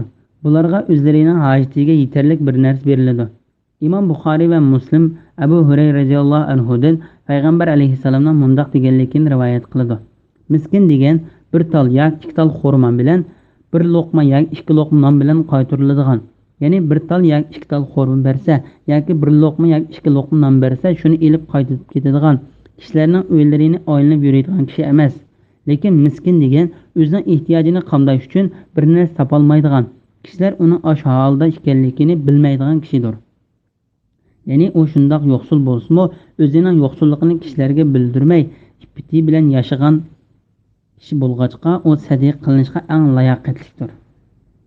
Ibn sabillarga, ya'ni pul mildan aloqasi uzilib qolgan musofirlarga, ya'ni bu mol mulk tugab qolgan musofir kishidir. Buningga o'zining yurtiga ketib olgandek bir narsa beriladi. Shuningdek yaxshi, masalan, ilm ilish yoki jihodga berishga o'xshash ishlarni deb safar qilmoqchi bo'lgan kishiga berib kelishga yetarli iqtisod berildi. Ularning ichiga mehmon bo'lib kelgan kishi kirdi. Bu vaqtda Ali ibn Abu Talha ibn Abbas radhiyallohu anhumaning mundaq deganligini rivoyat qildi: mol mulki uzilib qolgan musofir degan musulmonlarning uylariga mehmon bo'lib tushgan kishidir. Mehmonning bularning qatoriga kirdiganligi to'g'risida ko'z qarashlar nurg'ulg'an olimlardan rivoyat qilindi. Saillarga, ya'ni bir narsa so'rg'uchilarga zakat va sadiqa beriladi va qullarning ozodligiga erishishga pul mol yordam berish, ya'ni xo'jayiniga ma'lum miqdorda pul to'lab o'zini ozod qilish uchun puchgan kishini ko'rsatadi. Namoz o'qish, ya'ni namoz uning ruku, sajda va undan boshqa farz vojiblarini islom dinida ko'rsatilgan bo'yicha qilib o'z vaqtida ado qilish. Zakat berish, molning zakatini berish deganlik bo'ladi. ahdiga vafo qilish. Bu vaqtda Alloh taolo mundoq deydi: ular Allohning ahdiga, ya'ni Alloh topshirgan ishlarga vafo qiladi, bergan va'dasini buzmaydi. Sura Ra'd 20-oyat. Bu mu'minlarning sifatlari, ammo munofiqlarning sifatlari buning aksidir.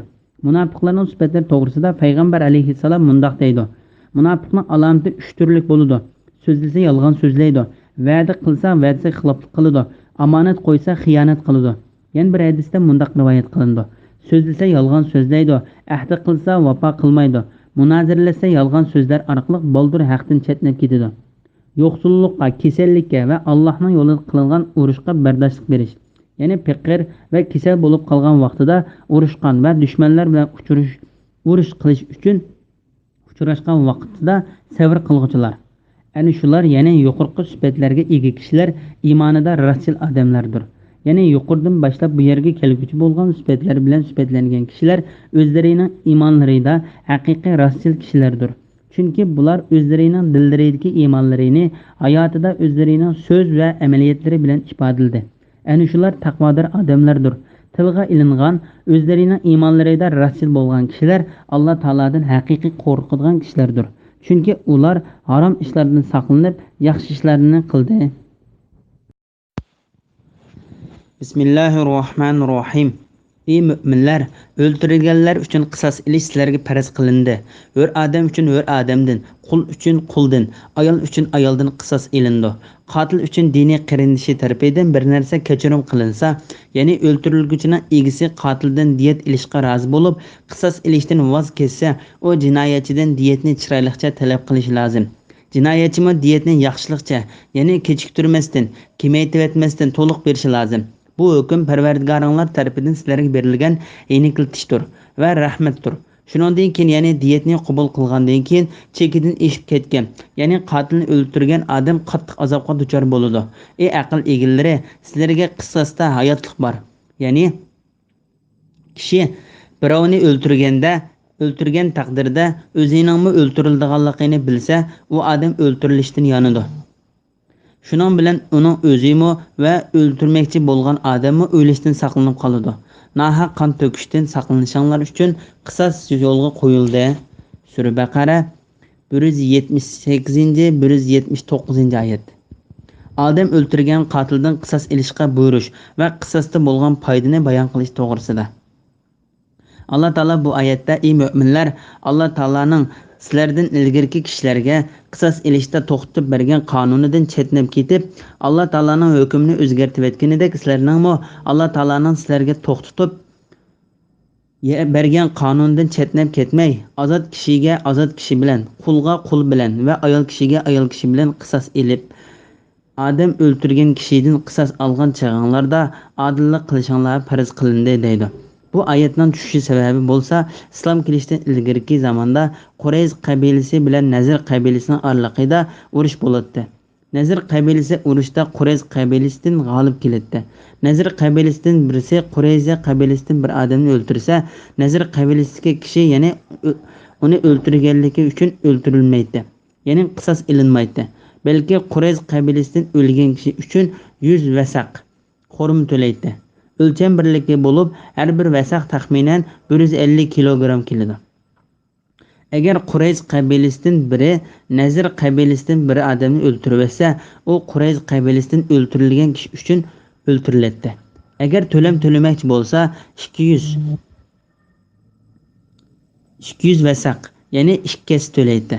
Ondan Alloh taolo qisas olganda adillik qilishga, kufrlik va zo'ravonlik yuzasidan Alloh taolaning o'zlariga tushirgan hukmlariga xiloflik qilib, yer yuzida buzg'unchilik ilib boradigan kishilarni yo'liga ergashmaslikka buyurib mundoq deydi: ey mu'minlar, o'ldirilganlar uchun qisas ilish sizlarga farz qilindi. Hur odam uchun hur odamdan, qul uchun quldan, ayol uchun ayoldan qisas ilindi. Bu oyatdagi Alloh taolaning hur odam uchun hur odamdan, qul uchun quldan, ayol uchun ayoldan qisas ilindi degan oyatining hukmini jonga jon degan oyat amaldan qoldirgandir. Er kishidan ayol, qul yoki hur kishi uchun qisas ilindi. Ko'pchilik olimlar musulmon kishi kafir uchun o'ldirilmaydi degan ko'z qarashda birlikka keldi. Bularning pokiti sifatida Imom Buxoriy Ali roziyallohu anhudan payg'ambar alayhisalomning mundoq deganligini rivoyat qiladi: musulmon kofirni o'ltirganligi uchun o'ltirilmaydi. Ammo Abu Hanifa Alloh taolaning ular, ya'ni Isroil avlodiga Tavratda shundoq belgiladiki, jonga jon, ya'ni nahaq odam o'ltiriladi. Sura Maida 45-oyat degan oyatda hammani o'z ichiga oladi deb musulmon kofir uchun o'ltiriladi degan qarashga keldi. 4 mazhab imomi va ko'pchilik olimlar bir necha odamlar birlashib bir kishini o'ltirgan bo'lsa, ularning hammasi shu bir kishi uchun o'ltiriladi dedi.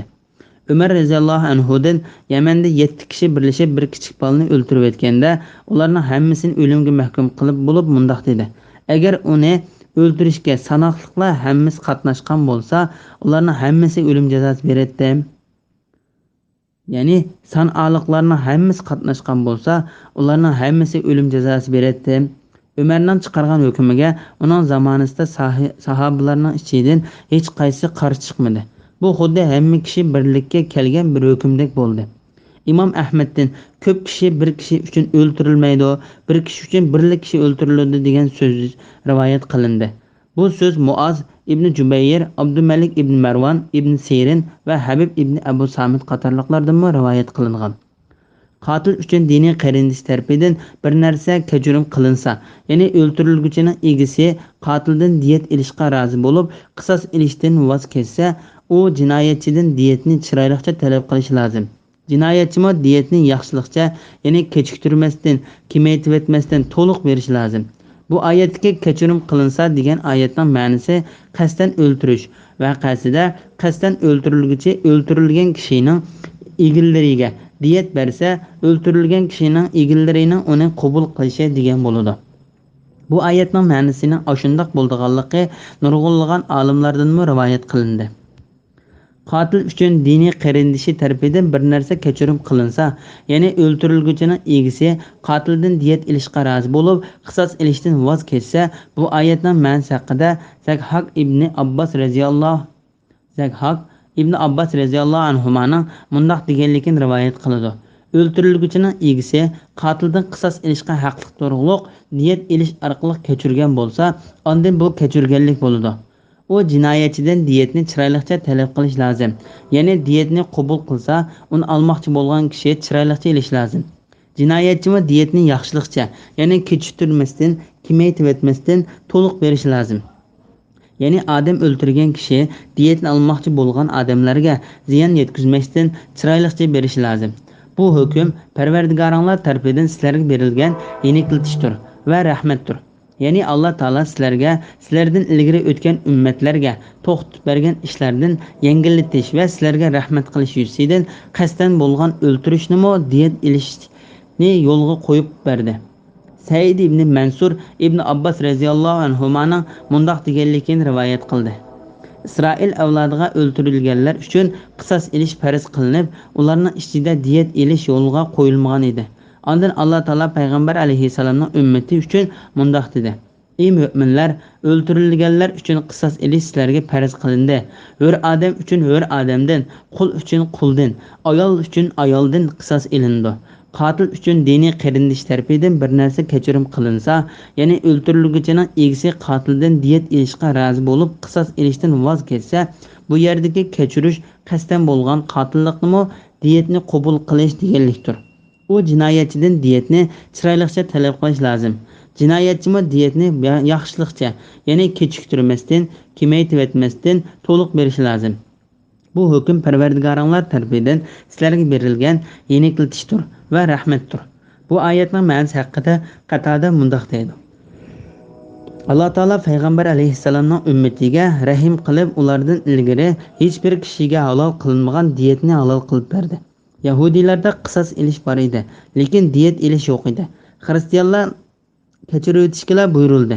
Payg'ambar alayhissalomning ummatiga o'ltirilgan bo'lsa, qisos ilish yoki diyetni qabul qilish, bir a'zoni zaxmlantirgan bo'lsa, to'lam to'lish yo'liga qo'yildi. Bu so'z boshqalardan o'xshash rivoyat qilindi. Shuningdek keyin yana diyetni qabul qilgandan keyin chekidan eshib ketgan, ya'ni qatilni o'ltirgan odam qattiq azobga duchor bo'ladi. Ya'ni o'ltirilguchining egisi diyetni ilib bo'lgandan keyin qatilni o'ltirib etsa, uning uchun qattiq azob bo'ladi. Bu söz nurg'unlagan olimlardan rivoyat qilindi. Qisasning foydasi va uning hikmati to'g'risida. Sizlarga qisasda hayotlik bor. Ya'ni kishi birovni o'ltirgan taqdirda o'ziningmi o'ltirilganligini bilsa, u odam o'ltirilishdan yonidi. Shuning bilan uning o'zimi bu o'ltirmoqchi bo'lgan odamni o'lishdan saqlanib qoladi. Ya'ni qisasning yo'lga qo'yilishida boshqa jonlarni saqlab qolishdan iborat cho'ng hikmat bor. Chunki odam o'ltirmoqchi bo'lgan kishi o'zining o'ltirilganligini bilsa, u odam o'ltirishdan yonidi. Şunlaşqa qisasda başqalarının hayatı saqlanıb qoladi. Bu oyatning ma'nosi haqida Abu Aliya mundaq deydi. Alloh taolo qisasni başqalarının hayat qilishining bir yo'li qildi. Bundaq bo'lishi kishilar birarsini o'ltirishdan o'ylaganda keyin o'zining o'ltirdiganligini bilib yomon niyatidan yonidi. Başqalarının mushunga o'xshash so'zlar rivoyat qilindi. Ya'ni başqalardan mushunga o'xshash so'zlar rivoyat qilindi. Aql egilleri nahaq qon to'kishdan saqlanishinglar uchun qisas yo'l qo'yildi. Ya'ni aql egilleri sizlarga qisasning yo'l qo'yilishi sizlarning odam o'ldirishdan iborat Alloh taolo harom qilgan ishlarga tushib qilishinglardan saqlanishinglar uchundir. Bismillahirrohmanirrohim. Agar sizlardan biraylan o'lish oldida ko'p mol qoldirsa, uning ota-onasiga va xish aqrabolariga odillik bilan vasiyat qilish taqvodorlarning o'tashga tegishli burchi sifatida farz qilindi. Vasiyatni anglagandan keyin kimki uni o'zgartirdi ekan, uning gunohi o'zgartirilganlarga yuklandi. Allah haqiqatan hammani anglab turg'uchidir, hammani bilib turg'uchidir. Kimki vasiyat qilg'uchining savallik yoki qasdan noto'g'ri qilinganligini bilsa, ya'ni noto'g'ri qilganligini bilib, ularning ya'ni vasiyat qilg'uchilar bilan vasiyat qilg'uchilarning orasini tuzab qo'ysa, uningga hech gunoh bo'lmaydi. Allah haqiqatan mag'firat qilg'uchidir, nihoyat mehribondir. Sura Baqara 180-ci, 181-ci, 182-ci oyat to'g'risida. Ota-onaga va urug' tuqqanlarga vasiyat qilishga buyurganligi, ondan uni mirosxo'rlarning haqidagi oyat bilan amaldan qoldirganligi to'g'risida.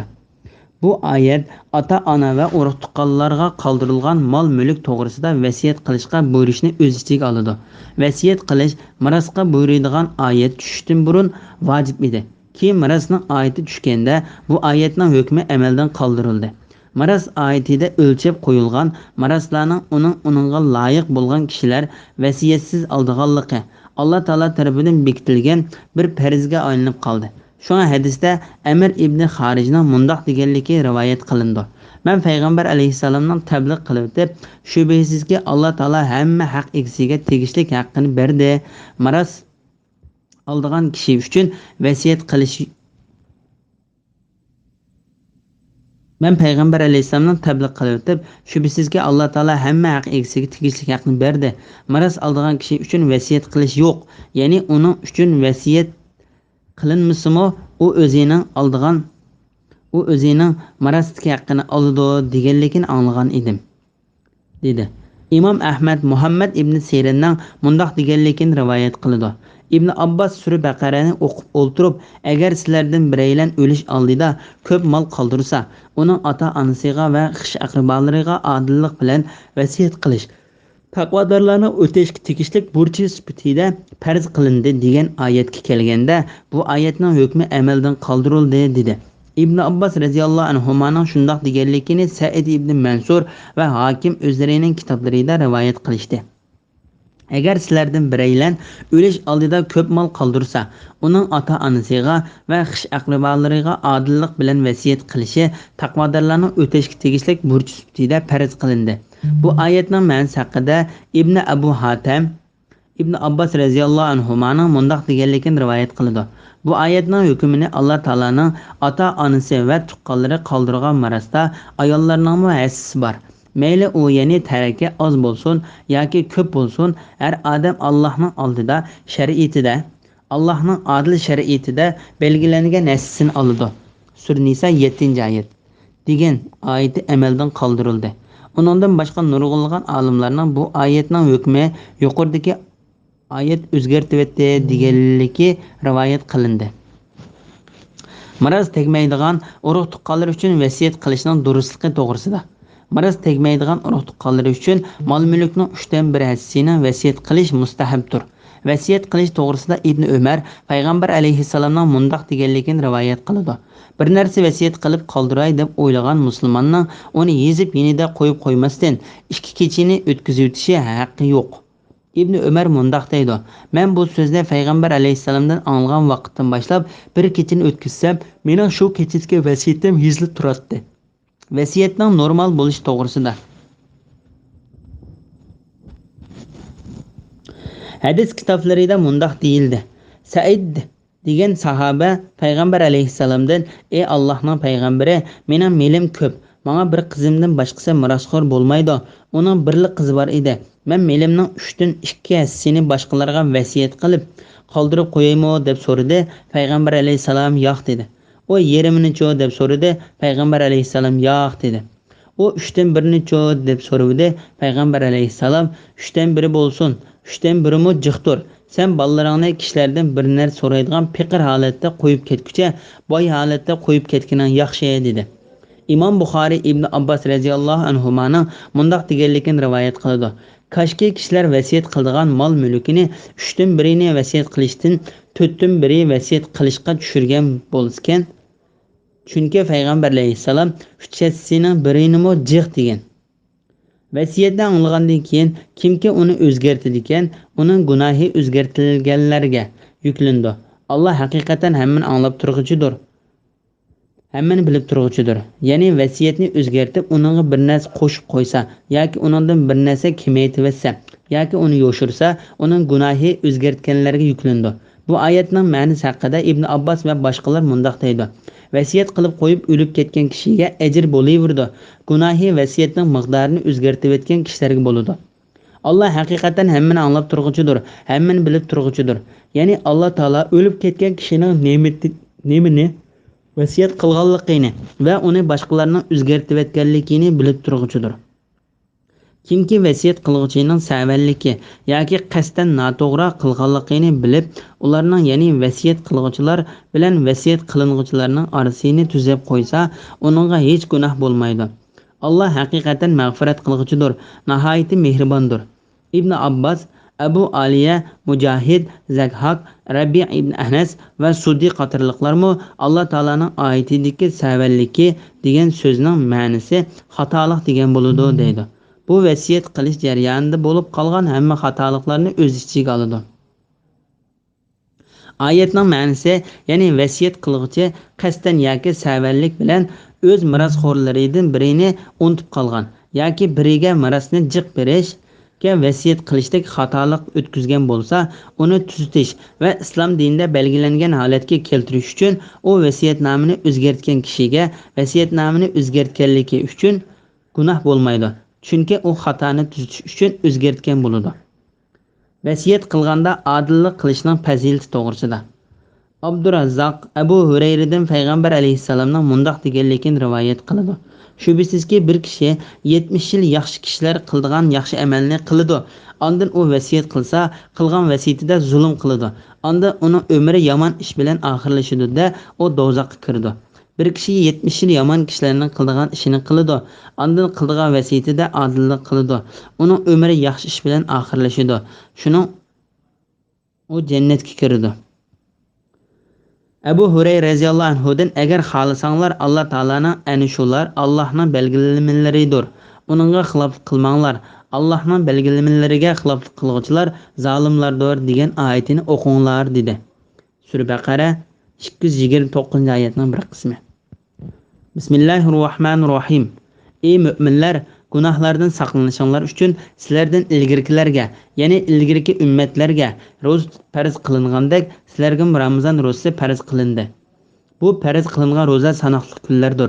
Sizlardan kimki kasal yoki safar ustida bo'lib ro'za tutmagan bo'lsa, tutmagan kunlarni yana qazosini boshqa kunlarda tutsin. Ro'zani qiyirliq yoki ojizlik tufayli mushaqqat bilan aron tutadigan kishilar tutmasa, kunlik uchun bir miskin to'yg'idek tamoq fidya berish lozim. Kimki fidyani belgilangan miqdordan ortiq bersa, bu o'z uchun yaxshidir. Agar bilsanglar, ro'za tutish sizlar uchun eg'iz ochiq yurishdan va fidya berishdan yaxshidir. Sura Baqara 183-184-oyat.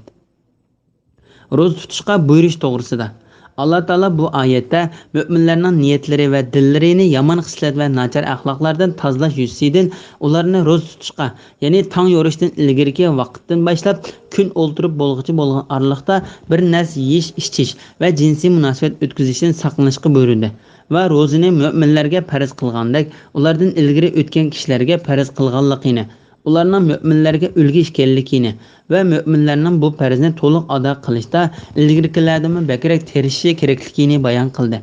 Alloh taolo bu ummatning farzlarini ado qilganda ilgarigilardan yaxshiroq ado qilish uchun bundoq deydi: Ey ummatlar, sizlarning har biringlarga bir xil shariat va ochiq yo'l tayin qildik. Agar Alloh xolisa, albatta sizlarni bir ummat qiladi, ya'ni butun insonni bir dinda qiladi. Lekin Alloh sizlarga bergan shariat borasida sizlarni sinash uchun ko'p ummat qilib ayirdi. Yaxshi ishlarga aldiranglar. Sura Maida 48-oyatning bir qismi. Ey mu'minlar, gunohlardan saqlanishinglar uchun sizlardan ilgarilarga farz, ya'ni ilgirki ummatlarga ro'za farz qilingandek sizlarga Ramazon ro'zasi farz qilindi. Chunki ro'za niyat va dillarni poklab, shaytonning odamga bo'lgan vasvasasini azaytadi. Ro'za shaytonning vasvasasini azaytadiganlik uchun payg'ambar alayhissalom mundoq deydi: Ey yoshlar jamoasi, sizlarning ichinglardan to'y qilishga qodir bo'la oladiganlar to'y qilsin, to'y qilishga qodir bo'la olmaydiganlar ro'za tutsin. Ro'za uning shahvatini kechkichidir. Ondan Alloh taolo ro'zaning miqdorini va kishilarga eg'ir kelib uni ado qila olmay qolmasin deb uni sanoqli kunlarla farz qilganligini bayon qildi. Imom Buxoriy va Muslim Aisha radhiyallohu anhaning mundoq deganligini rivoyat qiladi: Muharram oyining 10-kuni ro'za tutadigan kun edi. Keyin Ramazon oyining ro'zasi farz qilindi. Muharram oyining 10-kunida xohlagan kishi ro'za tutadigan, xohlagan kishi tutmaydigan bo'ldi. Ro'zani qiyirliq yoki ojizlik tufaylidan mushaqqat bilan aron tutadigan kishilar tutmasa, kunlik uchun bir miskin to'yg'idek tamoq fidya berish lozim. Bu oyatning ma'nosi haqida Muoz radhiyallohu anhu ro'za tutishga buyurilgan vaqtning boshlarida xohlagan kishi ro'za tutadi. Xohlagan kishi ro'za tutmay har bir ro'za tutmagan kun uchun bir miskinga taom bersa bo'ladi. Shuningdek Imom Buxoriy Salima ibn Akvaning mundoq deganligini rivoyat qiladi: Alloh taolaning ro'zini qiyirliq yoki ojizlik tufaylidan mushaqqat bilan aron tutadigan kishilar tutmasa, kunlik uchun bir miskin to'yg'idek tamoq fidya berish lozim degan oyati nozil bo'lganda, undan keyingi oyat nozil bo'lib, buning hukmini amaldan qoldirguncha xohlagan kishi ro'za tutmay, bir kunlik uchun bir miskinga taom bersa bo'ladi. Ubaydullah Nafi'dan ibn Umarning mundoq deganligini rivoyat qiladi: Bu oyatning hukmi amaldan qoldirilgandir. Kimki fidyani belgilangan miqdordan ortiq bersa, bu o'z uchun yaxshidir. Agar bilsanglar, ro'za tutish sizlar uchun eg'iz ochiq yurishdan va fidya berishdan yaxshidir. Ya'ni olimlar bu oyatning hukmini undan keyingi sizlardan kimki Ramazon oyida hozir bo'lsa, Ramazon ro'za tutsin degan oyat tushib, uning hukmini amaldan qoldirib etkicha, xohlagan kishi ro'za tutadi va xohlagan kishi ro'za tutmay har bir kunlik uchun bir miskinga yemeklik beradi dedi. Ojiz va yashangan kishilar ro'za tutmay uni o'rniga fidya bersa bo'ldiganlik to'g'risida. Ro'zani qiyirliq yoki ojizlik tufaylidan mushaqqat bilan aron tutadigan kishilar tutmasa, kunlik uchun bir miskin to'yg'idek tamoq fidya berish lozim. Bu oyat haqida Imom Buxoriy Atadin ibn Abbas radhiyallohu anhumaning mundoq deganligini rivoyat qiladi: Bu oyatning hukmi amaldan qoldirilgandir. Bu oyatning hukmi ro'za tutay desa tuta oladigan va lekin qiynalib qoladigan qari ayol har bir kunning o'rniga bir miskinga taom beradi. Shuningdek boshqalarimiz Said ibn Jubayr ibn Abbas radhiyallohu anhumaning yuqoridagi deganlaridek rivoyat qiladi. Ibn Abbas va boshqa salaf olimlarining ko'z qarashicha Alloh taolaning sizlardan kimki Ramazon oyida hozir bo'lsa, Ramazonni ro'zasini tutsin degan oyati hamma kishiga ro'za tutishni farz qilish bilan yuqoridagi oyatning hukmi tan salomatligi yaxshi, musofir emas kishi uchun amaldan qoldirildi. Ya'ni tan salomatligi yaxshi, musofir emas kishi cho'qim ro'za tutadi. Ammo ro'za tutishga qodir bo'la olmaydigan qari kishilar ro'za tutmasin bo'ladi. Qazosini qilishga mumkin bo'lmasa, qazosini qilmaydi. Balki u har bir kun uchun bir miskinga taom beradi. Ya'ni bu oyatning hukmi qari kishilar uchun kuchga ega. İmam Buxariymi bu so'zni tanlab mundoq dedi: Qirib qolgan kishi ro'za tutishga qodir bo'lmasa, ro'za tutmay miskinga taom berdi. Chunki Anas radhiyallohu anhu qirgandan keyin 1 yil yoki 2 yil Ramazon oyining har bir kuni uchun bir miskinga non va go'sht berib ro'za tutmagan edi. Qiri kishilarga o'xshash qo'rsoq ko'targan va bola imtiyotgan ayollarmi agar ro'za tutsa o'zlariga yoki bolalarga biror ziyon yetib kelishidan qo'rqsa, ro'za tutmay qazosini qiladi. Her bir kun uchun bir miskinga taom bersa bo'ladi degan ko'z qarashlarmi va har bir kunga bir miskinga taom berish bilan birga qazosini qiladi degan ko'z qarashlarmi bor. Bismillahirrohmanirrohim. Ramazon oyida Qur'on nozil bo'lishga boshladi. Qur'on insonlarga yetakchidir, hidoyat qilg'uchidir va haq bilan nohaqni ayirg'uvchi ro'shan oyatlardir. Sizlardan kimki Ramazon oyida hozir bo'lsa, Ramazon ro'zasini tutsin. Kimki kasal yoki safar ustida, ya'ni musofir bo'lib tutmagan bo'lsa, tutmagan kunlar uchun boshqa kunlarda tutsin. Alloh sizlarga osonlikni xohlaydi, taslikni xohlamaydi. Og'zinglar ochiq yurgan kunlarning qazosini qilish bilan Ramazon ro'zasining sonini to'ldirishinglarni, sizlarni hidoyat qilganligiga Allohni ulug'lashinglarni, uning in'omlariga shukr qilishinglarni xohlaydi. Sura Baqara 185-oyat. Ramazon oyining fazilati va u oyda Qur'onning tushganlik to'g'risida. Alloh taolo oylarning ichida eng muborak bo'lgan Qur'onni nozil qilish uchun tanlagan Ramazon oyini maqtaydi. Ramazon oyining payg'ambarlarga Alloh taoloning kitoblari tushgan oy ekanligi to'g'risida hadis bor. Imom Ahmad ibn Asqaidin payg'ambar alayhissalomning mundoq deganligini rivoyat qiladi. İbrahim aleyhisselamның sahifalari Ramazonning 1-kechasi nazil qilindi. Tavrat Ramazonning 6-kuni nazil qilindi. Injil Ramazonning 13-kuni nazil qilindi. Qur'on Karim Ramazon oyining 24-kuni nazil qilindi.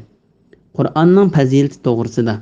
Qur'on insonlarga yetakchidir, hidoyat qilg'uchi va haq bilan nohaqni ayirg'uchi ro'shan oyatlardir.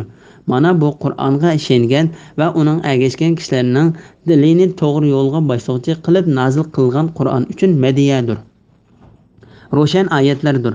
Ya'ni Qur'ondagi dalil paketlarni tushuna oladigan va o'ylay oladigan kishi uchun shu Qur'on elib kelgan yo'lning haq ekanligini isbotlagan va haq bilan nohaqning, halol bilan haromning oraliqini ayirgan holda tushirilgandir. Ramazon oyining ro'zasini tutishning fazilati to'g'risida. Sizlardan kimki Ramazon oyida hozir bo'lsa, Ramazon ro'zasini tutsin. Ya'ni bu oyat Ramazon oyi kirganda safar qilmagan tan salomatligi yaxshi kishilarga ro'za tutishni farz qildi. Yuqorida bayon qilib o'tgandek, bu oyat musofir emas, teni sog'lom kishining ro'za tutmay, uning o'rniga har bir kuni uchun bir miskinga taom bersa bo'ladi degan oyatning hukmini amaldan qoldirib o'tdi. Ramazon oyining ro'zasini tutish farz bo'lgandan keyinla Alloh taolo kasal kishilar va musofirlar uchun Ramazon oyining ro'zasining qazosini qilish sharti bilan tutmasa bo'lganligini ruxsat qilib mundoq deydi: Kimki kasal yoki safar ustida, ya'ni musofir bo'lib tutmagan bo'lsa, tutmagan kunlar uchun boshqa kunlarda tutsin. Ya'ni bir kishi kasallik sababi bilan ro'za tutsa, uningga og'ir keladigan yoki uningga kesilib texim og'irlashib ketadigan ahvol bo'lsa yoki safar ustida bo'lsa, bu kishi ro'za tutmasin. Bu durust bo'ladi. Agar u ro'za tutmasa, ro'za tutmagan kunlarning o'rniga boshqa kunlari qazosini tutadi. Alloh sizlarga osonlikni xohlaydi, taslikni xohlamaydi. Ya'ni kasallik va safardagi vaqtinglarda ro'za tutmaslikning sizlarga ruxsat qilinishi sizlarga osonlashtirish va rahmat qilish yuzidandir. Safar ustidagi ro'za munosabatlik masalalar to'g'risida. Hadisda payg'ambar alayhissalomning Makkani fath qilish uchun Ramazon oyida chiqqanligi, Kadid degan buloqning yeniga kelganda o'zining ro'za tutmaganligi va boshqalarning ro'za tutmaslikka buyurganligi bayon qilingan. Bu yerdagi buyruq ro'za tutmaslikka keskin berilgan buyruq emas. Ro'za tutish yoki tutmaslik ixtiyorligiga berilgan buyruqdir. Uning ro'za tutmasligiga keskin emasligi sahobalar Ramazon oylarida jihad qilish yoki boshqa ishlar uchun payg'ambar alayhissalom bilan birga safarga chiqadi. Ularning ichida ro'za tutadiganlarmi va ro'za tutmaydiganlarmi bo'ladi. Ro'za tutganlar tutmaganlarni, ro'za tutmaganlar tutganlarni ayblamaydi. Agar ro'za tutmaslikka berilgan buyruq keskin bo'lib, ro'za tutmaslik farz bo'lgan bo'lsa, bu yerda ro'za tutish ayibli hisoblangan bo'ladi. Ba'zida payg'ambar alayhissalom safar ustida ro'za tutgan edi. Payg'ambar alayhissalomning safar ustida ro'za tutganlik to'g'risida Imom Buxoriy va Muslim Abu Darda radhiyallohu anhu mundaq deganligini rivoyat qiladi. Biz Ramazon oyining qattiq issiq, havoning issiqligidan qo'limizni beshimizning ustiga soyabon qilib olatdik. Shundaq kunlarida payg'ambar alayhissalom bilan birga safarga chiqdik. Bizning ichimizda payg'ambar alayhissalom va Abdullah ibn Ravaha degan sahobadan boshqa ro'za tutgan kishi yo'q edi. Ba'zilar Alloh taolaning safarda ro'za tutmaslikqa bergan ruxsatiga bu vaqtda kelgan hadisga asoslanib safarda ro'za tutmaslikni yaxshi dedi. Bu to'g'risida hadisda payg'ambar alayhissalomdan safarda ro'za tutishning hukmining qanday ekanligi to'g'risida so'raldi. Payg'ambar alayhissalom ro'za tutmagan kishi yaxshi qildi, ro'za tutgan kishiga hech gunoh yo'q deb javob berdi. Yana bir hadisda payg'ambar alayhissalom mundaq deydi: Alloh taolo sizlarga safarda ro'za tutmaslikni ruxsat qilib berdi. Sizlar Alloh taolaning ruxsatini qabul qilinglar. Bir turkum olimlar uning har ikkilisi o'xshash degan ko'z qarashga keldi. Bularning pakiti Aisha radhiyallohu anhaning rivoyat qilgan Hamza ibn Amr Aslamning payg'ambar alayhissalomdan: "Ey Allohning payg'ambari, men ro'zani bakjiq tutadigan odam, safardan ro'za tutamdim" deb so'raganda, payg'ambar alayhissalom uningga "Xohlasang ro'za tutqin, xohlasang tutmagin" deb javob berdi degan hadisidir. Ba'zilar ro'za tutsa qiynalib qolsa, ro'za tutmaslik yaxshi dedi. Bularning pakiti Jabirning hadisidir. O payg'ambar alayhissalomning o'ziga soyabon qilib olgan bir kishini ko'rib, "Bu qanday kishi?" deb so'raganida, sahobalar "Ro'za tutgan kishi" deb javob berdi. Ondan payg'ambar alayhissalomning safarda ro'za tutish yaxshi emas deganligini rivoyat qildi. Agar bir kishi ro'za tutmaslikni ruxsat qilib kelgan sunnatdan, ya'ni hadisdan yuz o'rib, ro'za tutmaslik makruh deb qarasa, u chaqda uningga ro'za tutish harom bo'ladi. Chunki u ro'za tutmaslikqa buyurilgan hadisdan yuz o'ridi. Ramazonning qazosini tutganda orqa-orqadan tutish vojib emas. Xohlasa bir kun tutib, bir kun tutmasimi, xohlasa orqa-orqadan ulab tutsin bo'ladi. Bularning pakiti Ramazon oyida orqa-orqadan ulab tutishning vojib bo'lishi ro'zani shu oyning ichida ado qilishning zarurligi uchundir. Ammo qazosini tutmoqchi bo'lgan odam faqat tutolmay qolgan kunlarning qazosini tutsa bo'ladi. Şoň Allah Taala mundaq deydi: Kimki kesel yoki safar ustida, ya'ni musafir bo'lib tutmagan bo'lsa, tutmagan kunlar uchun boshqa kunlarda tutsin. Sura Baqara 184-oyatning bir qismi. Yuqoridagi ko'z qarash Imom Shafiyning mazhabdagilariga oiddir. Ammo Imom Abu Hanifaning mazhabida Ramazonning qazosini tutgandimi, orqa-orqadan tutish lozim. Uning pakiti shuki, Ramazonning ro'zasini tutish orqa-orqadan bo'lgan ekan, uning qazosini tutishmi orqa-orqadan bo'lishi lozimdir. Ya'ni buningdan boshqa pakit isbotlarim bor. Taslashtirmay osonlashtirish to'g'risida. Allah sizlarga osonlikni xohlaydi, taslikni xohlamaydi. Imom Ahmad Anas radhiyallohu anhu Ibn Malikdan payg'ambar alayhissalomning mundaq deganligini rivoyat qiladi: Osonlashtiringlar, taslashtirmanglar, xotirjam qilinglar, qochirmanglar. Ya'ni payg'ambar alayhissalom Muoz bilan Abu Musani Yamanga avatgan chaqda u ikkisiga mundaq dedi: Sizlar xush bishorat beringlar, qochirmanglar, osonlashtiringlar, taslashtirmanglar, bir-biringlarga bo'ysuninglar, ixtiloflashmanglar. Allah sizlarga osonlikni xohlaydi, taslikni xohlamaydi. Og'zinglar ochiq yurgan kunlarning qazosini qilish bilan Ramazon ro'zasining sonini to'ldirishinglarni, sizlarni hidoyat qilganligiga Allohni ulug'lashinglarni, uning in'omlariga shukr qilishinglarni xohlaydi. Ya'ni sizlarga osonlashtirishni ko'zlab, kesal, musofirlar va boshqa uzrli kishilar uchun ro'za tutmaslikka ruxsat qildi va Ramazon oyida kam qolgan ro'zani to'liqlash uchun ro'zaning qazosini tutishga buyurdi. Ibodatning oxirida Alloh taolani zikr qilish to'g'risida. Sizlarni hidoyat qilganligiga Allohni ulug'lashinglarni, uning in'omlariga shukr qilishinglarni xohlaydi. Ya'ni sizlar ibodatinglarni qilib bo'lganda Alloh taolani zikr qilinglar. Alloh taolo bu vaqtda mundaq deydi: Sizlar hajga oid ibodatlarni ado qilgandan keyin Allohni bo'lsa, ota-bobonglarni faxrlanib yod etgandek, yoki uningdan ziyoda yod etinglar. Sura Baqara 200-oyatning bir qismi. Namoz o'qilib bo'lganda, ya'ni namozdan farih bo'lganlardan keyin zaminga tarilib, ya'ni o'z mashg'ulotinglar bo'lib, Allohning fazlidan talab qilinglar. Maqsadinglarga erishish uchun Allohni ko'p yod etinglar. Sura Jumu'a 10-oyat. Ey Muhammad, kafirlarning so'zlariga sabr qilgin. Kun chiqishdan ilgari va kun petishdan ilgari Parvardigoringga tasbih aytqin. Hamda aytqin. Kechida va sajdadan keyin, ya'ni farz namozlarning orqasida tasbih aytqin. Sura Qof 39-40-oyatlar. Shuning uchun farz namozlarning orqasidan subhanalloh, alhamdulillah, Allohu akbar deyishni yaxshi ish ekanligi haqida hadislar bor.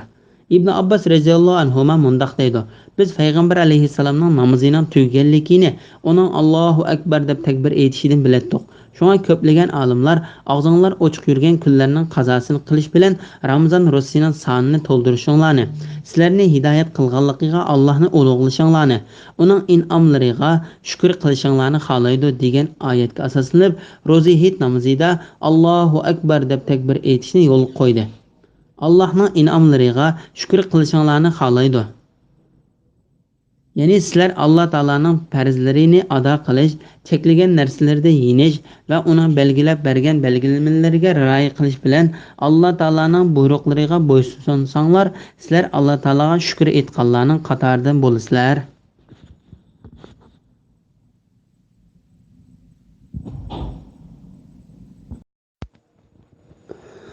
Bismillahirrahmanirrahim. Mening bandalarim senden men to'g'riliq so'rasa, ularga aytqinki, men haqiqatan ularga yaqinman. Ya'ni ularning ahvolini, so'zlarini bilib turman. Menga duo qilsa, men duo qiluvchining duosini ijobat qilaman. Ular to'g'ri yo'l tepish uchun mening da'vatimni qabul qilsin. Menga va menga iymon etsin. Ya'ni hamisha iymon bilan bo'lsin. Sura Baqara 186-oyat. Allah Taala'nın bandasining duosini anglaydiganlik to'g'risida İmam Ahmad Abu Musa Ash'ariyning mundaq deganligini rivoyat qiladi. Biz payg'ambar alayhissalom bilan birga bir jangda edik. Biz egizga o'rlisak yoki jilg'i saylarga tushsak, Allohu akbar deb ovozimizni ko'tarishga boshladik. Ondan payg'ambar alayhissalom bizga yaqin kelib mundaq dedi: "Ey xaloyiq, ozroq kuchanglar. Sizlar g'os va yo'q bir zotni chaqiryotmaysizlar. Sizler anglag'uchi va ko'rib turg'uchi zotni chaqiryapsizlar. Sizlar chaqirdigan zot sizlarning biringlarga uning minib turgan ulug'ining gadindan yaqin. Ey Abdullah ibn Qays, men sana jannatning boyliqlaridan bo'lgan bir so'zni o'tib qo'yaymi? U bo'lsimi la havla va la quvvata illa billah dur." İmam Ahmad Anas radhiyallohu anhudan payg'ambar alayhissalomning mundaq deganligini rivoyat qiladi. Allah Taala mundaq deydi: "Men bandamning menga bo'lgan gumoni qarta bo'laman. U menga duo qilsa, men uning bilan birga durman. Qilgan duoning qabul bo'ldiganligi va uning bekor bo'lib ketmaydiganligi to'g'risida." İmam Ahmad Abu Said radhiyallohu anhudan payg'ambar alayhissalomning mundaq deganligini rivoyat qiladi: "Bir musulmon gunoh bo'lmaydigan va yoki urug' tuqqanning orliqini o'zi uchun bo'lmagan bir duoni qilsa, Alloh taolo uningga u duoning sababi bilan 3 ishning birini berdi. Yoki uningga uning tiligini berdi, tiz berdi, yoki uni uning uchun oxiratga saqlab qo'ydi, yoki uning duo tiliginiga barobar keladigan boshqa bir yomonlikni qaytardi. Sahobalar undoq bo'lsa, biz duoni ko'p qilaylik dedi. Payg'ambar alayhissalom Alloh taolo duo qanchalik ko'p bo'lsa-mu, uni ijobat qiladi dedi. İmam Malik Abu Hurayra radhiyallohu anhudan payg'ambar alayhissalomning mundaq deganligini rivoyat qiladi: "Sizlardan birisi qilgan duosida men duo qildim, ammo ijobat qilinmadi deb aldiraqsanlik qilmaslar, uning duosi ijobat qilindi." İmam Muslim Abu Hurayra radhiyallohu anhudan payg'ambar alayhissalomning mundaq deganligini rivoyat qiladi: "Benda gunoh bo'lgan ish uchun yoki urug' tuqqanning orliqini buzish uchun duo qilmaganli bo'lsa va aldirab ketmasa, uning qilgan duosi ijobat qilinib turdi." Ey Allohning payg'ambari, aldirganlik qandoq bo'ladi deb so'ralganda, payg'ambar alayhissalom aldirganlik degan duo qildim, duoyimning ijobat qilinganligini ko'rmadim deb yerib qilib, duo qilishni tashlayotishdir dedi.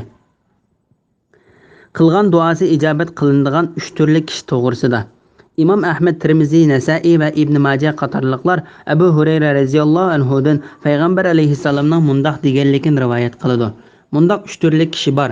Ularning duolari quruq qaytarilmaydi. Adil podshohning qilgan duosi, ro'za tutgan kishining iftor qilgan vaqtida qilgan duosi, zulmga uchragan kishining qilgan duosi." Alloh taolo zulmga uchragan kishining duosini qiyomat kuni bulutning ustiga ko'tarib va uningga osmonlarning eshiklari ochilib mundaq deydi: "Mening izzatim bilan qasam qilaman, shaksiz men sana bir muddatdan keyin bo'lsin yordam qilaman." Bismillahirrohmanirrohim. Ro'za kechalarida ayollaringizga yaqinchilik qilish sizlarga halol qilindi. Ular sizlar uchun kiyimdir. Ya'ni ular sizlarga aralashib yashaydi va kiyim badanga yopishgandek yopishidi. Sizlarmi ular uchun kiyimsizlar. Ya'ni sizlarmi ularga aralashib yashaysizlar va kiyim badanga yopishgandek yopishsizlar. Alloh o'zinglarni aldig'anliqinglarni, ya'ni ro'za kechasida yaqinchilik qilganinglarni bildi. Allah tavbanglarni qabul qildi. Sizlarni afu qildi. Endi ularga, ya'ni ayollaringlarga yaqinchilik qilinglar. Allah sizlarga taqdir qilgan narsani, ya'ni farzandni talab qilinglar, toki tongning oq ipi qora ipidan ayrilganga, ya'ni tong yo'rg'an qadar yanglar, ichinglar. Ondan kech kirgacha ro'za tutinglar. Sizlar masjidda itkabda o'ltirgan chig'inglarda kunduz bo'lsin, kechi bo'lsin, ularga yaqinchilik qilmanglar. Ani shular Allohning belgilagan chegaralaridir. Ya'ni man'iy qilgan ishlardir. Uningga yaqinlashmanglar. Kishilarning harom qilgan ishlardan saqlanishlari uchun Alloh oyatlarini ularga mushundoq bayon qiladi. Sura Baqara 187-oyat. Ramazon oyining kechalarida yeb ichish va jinsiy munosabat o'tkazishga bo'ldiganlik to'g'risida. Mana bu Alloh taolaning musulmonlar bo'lgan ruxsati va islom dinining dastlabki davrlaridagi qiyinchilikni ko'tarib o'tishidir. İslamның dastlabki mezgillarida ularning biri iftor qilsa, uningga yeyish, ichish va jinsiy munosabat o'tkazish namoz xutdangacha yoki uningdan burun uxlab qolgan chaqgacha halol qilinadi. Qachon uxlasa yoki xutdan namozini o'qib bo'lsa, uningga bir narsa yeyish, ichish va jinsiy munosabat o'tkazish ertasi iftorgacha harom qilingan edi. Ondan ular uningda nihoyatda cho'ng qiyinchilik his qilishdi. Alloh taolo ularning qiyinchiligini ko'tarish uchun Ramazon kechalarida jinsiy munosabat o'tkazishga ruxsat qildi. Abu Ishaq Bara ibn Azib radhiyallohu anhuning mundaq deganligini rivoyat qildi. Payg'ambar alayhissalomning sahobalari ro'za tutgan bo'lsa, ondan u iftor qilishdan burun uxlab qolsa, u shuning o'xshash vaqtgacha, ya'ni ertasi iftor vaqti kelib bo'lguncha taom yemaydi. Qays ibn Sarma degan ansari ro'za tutgan edi. U shu ro'za tutgan kunda tirilg'i yerida emgak qilyotdi. İftar vaqti kelganda ayolning qishig'iga kelib, uningda sening qishingda adam taom bormi deb so'radi. U yo'q, lekin men uyga berib kelib beray dedi. Ondan uning uyqusi kelib uxlab qoldi. Ayol kelib uning uxlab qolganligini ko'rib, "Voy Isat, uxlab qolsang-o" dedi. Ertasi kun tush vaqti bo'lganda u ochliqdan hushsizlanib ketdi. Ondan bu vaqtdagi xabar payg'ambar alayhisalom yetdi. Shuning bilan bu oyat nozil bo'ldi. Ro'z kechalarida ayollaringlarga yaqinchilik qilish sizlarga halol qilindi. Ular sizlar uchun kiyimdir. Ya'ni ular sizlarga aralashib yashaydi va kiyim badanga yopishgandek yopishidi. Sizlarmi ular uchun kiyimsizlar. Ya'ni sizlarmi ularga aralashib yashaysizlar va kiyim badanga yopishgandek yopishsizlar. Alloh o'zinglarni aldig'anliqinglarni, ya'ni ro'za kechasida yaqinchilik qilganliqinglarni bildi. Alloh tavbanglarni qabul qildi. Sizlarni afu qildi. Endi ularga, ya'ni ayollaringlarga yaqinchilik qilinglar. Alloh sizlarga taqdir qilgan narsani, ya'ni farzandni talab qilinglar, toki tongning oq ipi qora ipidan ayrilganga qadar, ya'ni tong yo'rg'anga qadar yanglar, ichinglar. Ondan ular nihoyat xushal bo'lishdi. Imom Buxoriy ibn Isaqning mundaq deganligini rivoyat qildi.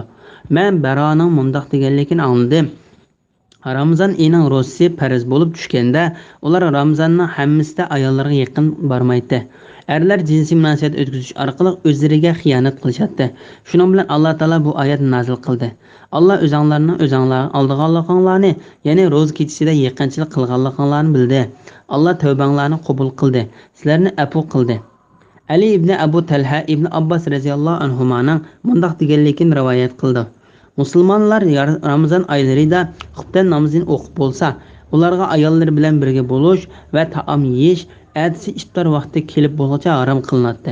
Ondan bir bo'lik musulmonlar Ramazon oyida xuftandan keyin ayollarga yaqinchilik qilib qoldi va taomlardan yeb qoldi. Ularning ichida Umar ibn Xattob bor edi. Ular payg'ambar alayhisalomning yiniga o'zlarining bu ishlarini shikoyat qilib keldi. Shuning bilan Alloh taolo bu oyat nozil qildi. Alloh o'zinglarni aldig'anliqinglarni, ya'ni ro'za kechasida yaqinchilik qilganliqinglarni bildi. Alloh tavbanglarni qabul qildi. Sizlarni afu qildi. Endi ularga, ya'ni ayollaringlarga yaqinchilik qilinglar. Avfimo ibn Abbas radhiyallohu anhudan shuning o'xshash rivoyat qildi. Alloh sizlarga taqdir qilgan narsani, ya'ni farzandni talab qilinglar. Bu oyatning ma'nosi haqida sahobalar va nurg'unlagan olimlar mundaq deydi. Allah Taala sizlarga taqdir qilgan balini, ya'ni talab qilinglar. Bu oyatning ma'nosi haqida Qatada mundaq deydi. Sizlar Allah Taala sizlarga buzib o'tayotgan ruxsatni talab qilinglar. Said Qatadaning mundaq deganligini rivoyat qiladi. Sizlar Allah Taala sizlarga halol qilib bergan narsani talab qilinglar. Sohurluqning oxirgi vaqti to'g'risida toki tongning oq ipi qora ipidan ayrilganga, ya'ni tong yorgan qadar yanglar, ichinglar. Ondan kech kirgacha ro'za tutinglar. Ya'ni Allah Taala bu oyatda ro'za tutgan kishining agar xohlasa Ramazon kechalari kechining qorong'ulig'i tugab, tong suzilgacha bo'lgan oraliqda yeb ichish va buningdan ilgariki oyatda jinsiy munosabat o'tkazishga bo'lganligini bayon qildi. Qur'on buni oq ip, qora ipdan ayrilgan qadar deb bayon qildi. Ondan buning tushuniksiz bo'lgan yerini uni toki tongning degan so'z bilan qo'shib tushundirdi. İmam Buxoriy Sail ibn Saidning mundaq deganligini rivoyat qiladi. Oq ip qora ipdan ayrilgan qadar yanglar, ichinglar degan oyat tushib, toki tongning degan oyat tushguncha kishilar ro'za tutmoqchi bo'lsa, o'zlarining ikki putiga oq ip bilan qora ipni bog'lab qo'yib, u ikkisini farq etgudak yo'riq bo'lguncha taom yeydi. Ondan Allah Taala toki tongning degan oyatni tushirdi. Ondan ular oq ip bilan qora ip degan so'zdan kechi bilan kunduzning ko'z tutilganligini bildi. İmam Buxoriy Sha'bidin Adining mundaq deganligini rivoyat qiladi. Adi ya'ni o'zini demakchi, oq ip bilan qora ipni ilib yenida qo'yib qo'ydi. U bir kuni u ikki ipga qardi. U ikki ipni birisidan farqlantirib bo'lmadi. U ikki ip ayrilguncha yey desa kun chiqib qoladi. Shuning uchun atigandilar payg'ambar alayhisolamning yiniga berib, "Ey Allohning payg'ambari, men yostiqimning yiniga yeb qo'yib qo'ygandim. Men ipning rangini farqlantira olmadim. Qanday qilaman?" deb so'radi.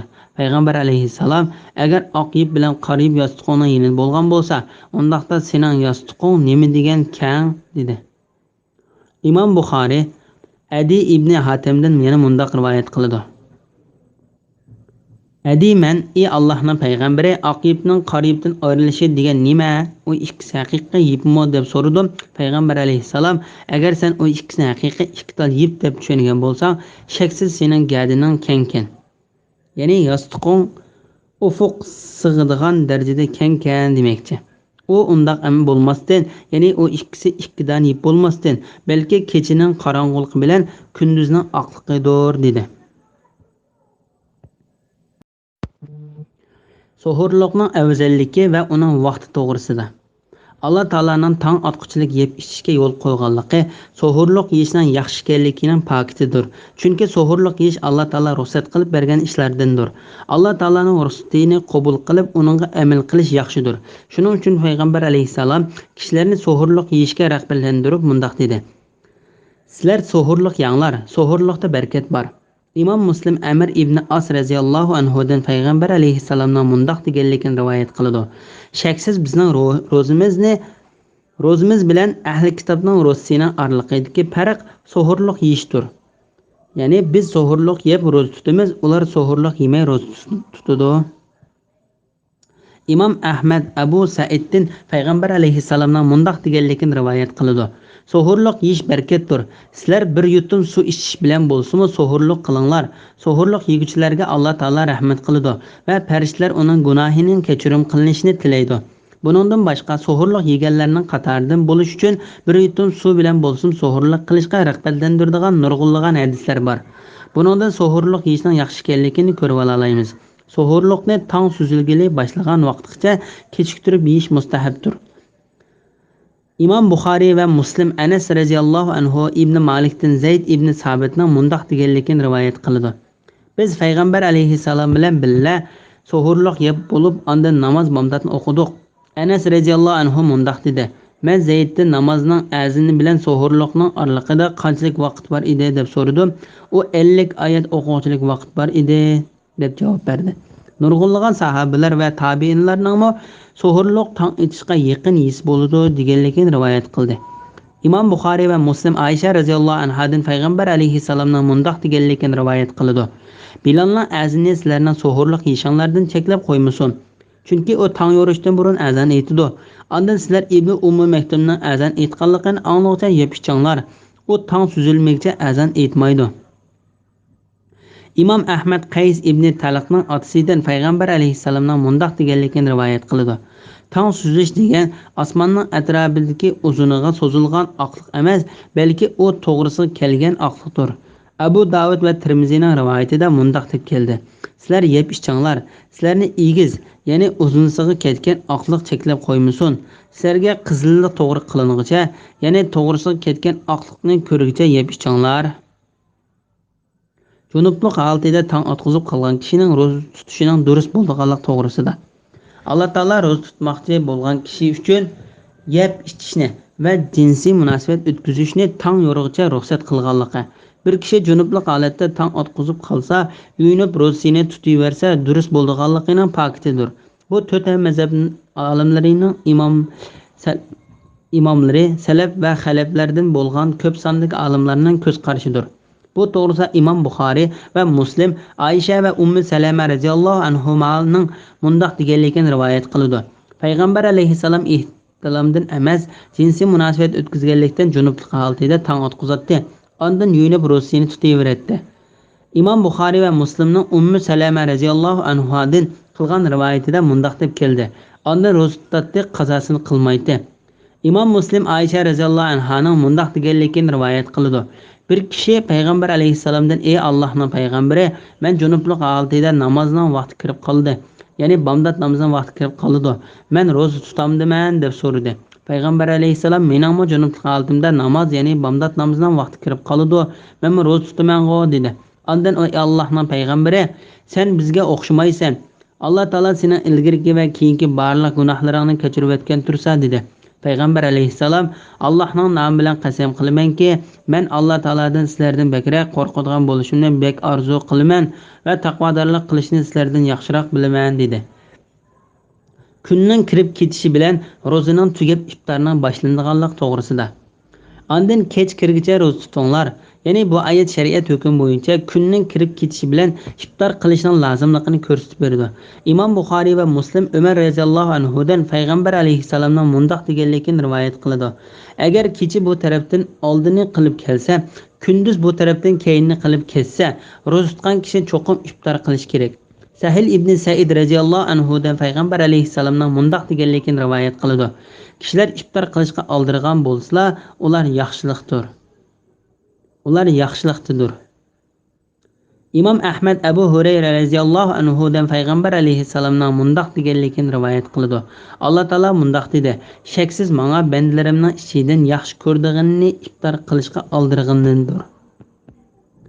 Ya'ni buningdan iftorga oldirsak yaxshi ekan deb kun kirib ketishdan burun iftor qilsa bo'lg'udak degan tushuncha paydo bo'lib qolsa bo'lmaydi.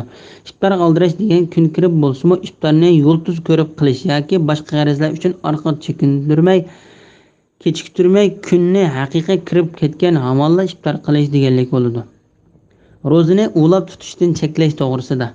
Suhurlik va iftor qilish yaxshi bo'lganligi uchun oraliqda iftor va suhurlik qilmay 2 kunni ulablar ro'za tutishdan cheklaganlikka nurg'ulg'a hadislarda bor. Imom Ahmad Abu Hurayra radhiyallohu anhudan payg'ambar alayhissalomning mundoq deganligini rivoyat qiladi: sizlar ro'zani ulab tutmanglar. Sahobalar: ey Allohning payg'ambari, sen ulab tutadigansan-go dedi. Payg'ambar alayhissalom: men bu jihatda sizlarga o'xshamayman. Men kechasi yotsam, menga mening Parvardigorim taom berdi va suv berdi dedi. Abu Hurayra radhiyallohu anhudan mundoq deydi: sahobalar shuningdek keyin ro'zani ulab tutishdan yonmadi. Ondan payg'ambar alayhissalom ular bilan billa 2 kech kunduz ro'zani ulab tutdi. Ondan ular yangi oyni ko'rib qoldi. Ondan payg'ambar alayhissalom agar oyning chiqishi kechikkan bo'lsa, ulab ro'za tutishni avtatdim dedi. Ya'ni oy chiqib qolmagan bo'lsa, ya'ni 2 kun qo'shib ularning ro'zasini ulab tutishga qodir emasligini ko'rsatib qo'ymoqchi edi. Payg'ambar alayhissalom sahobalarni ro'zani ulab tutishdan to'sib, ularni ulab tutganligi ro'zani ulab tutish o'ziga xos ishlardan ekanligini va uningga qodir ekanligini isbotlab berdi. Ro'zani ulab tutganda payg'ambar alayhissalomga berilgan yemak-ichmak ma'naviy jihatdagi yemak-ichmakdir. Agar u yemak-ichmak haqiqiy bo'lgan bo'lsa, ro'zani ulab tutqichi hisoblanmaydi. Agar bir kishi ro'zani ulashni yaxshi ko'rsa, kun kirib ketgandan keyin iftor qilmay, suhur vaqtigacha yana bir narsa yeymiz bo'ladi. Ro'zani ulamoqchi bo'lgan kishi bugunning suhuridan boshlab, ertaning suhurigacha ulasin. Bu vaqtda Abu Said Xudri radhiyallohu anhu payg'ambar alayhissalomning mundoq deganligini rivoyat qiladi. Sizlar ro'zini ulab tutmanglar.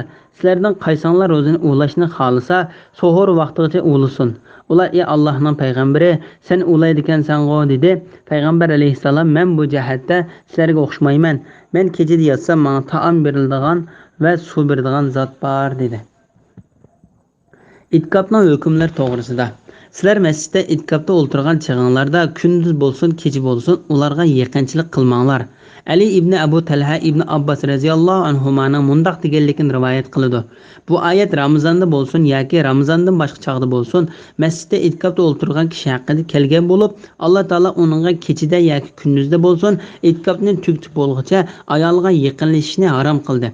Zakhak mundoq deydi: İlgari itkap qilgan kishi xohlagan masjiddan chiqib ayoliga yaqin keldi. Ondan Alloh taolo bu oyat nozil qildi. Sizlar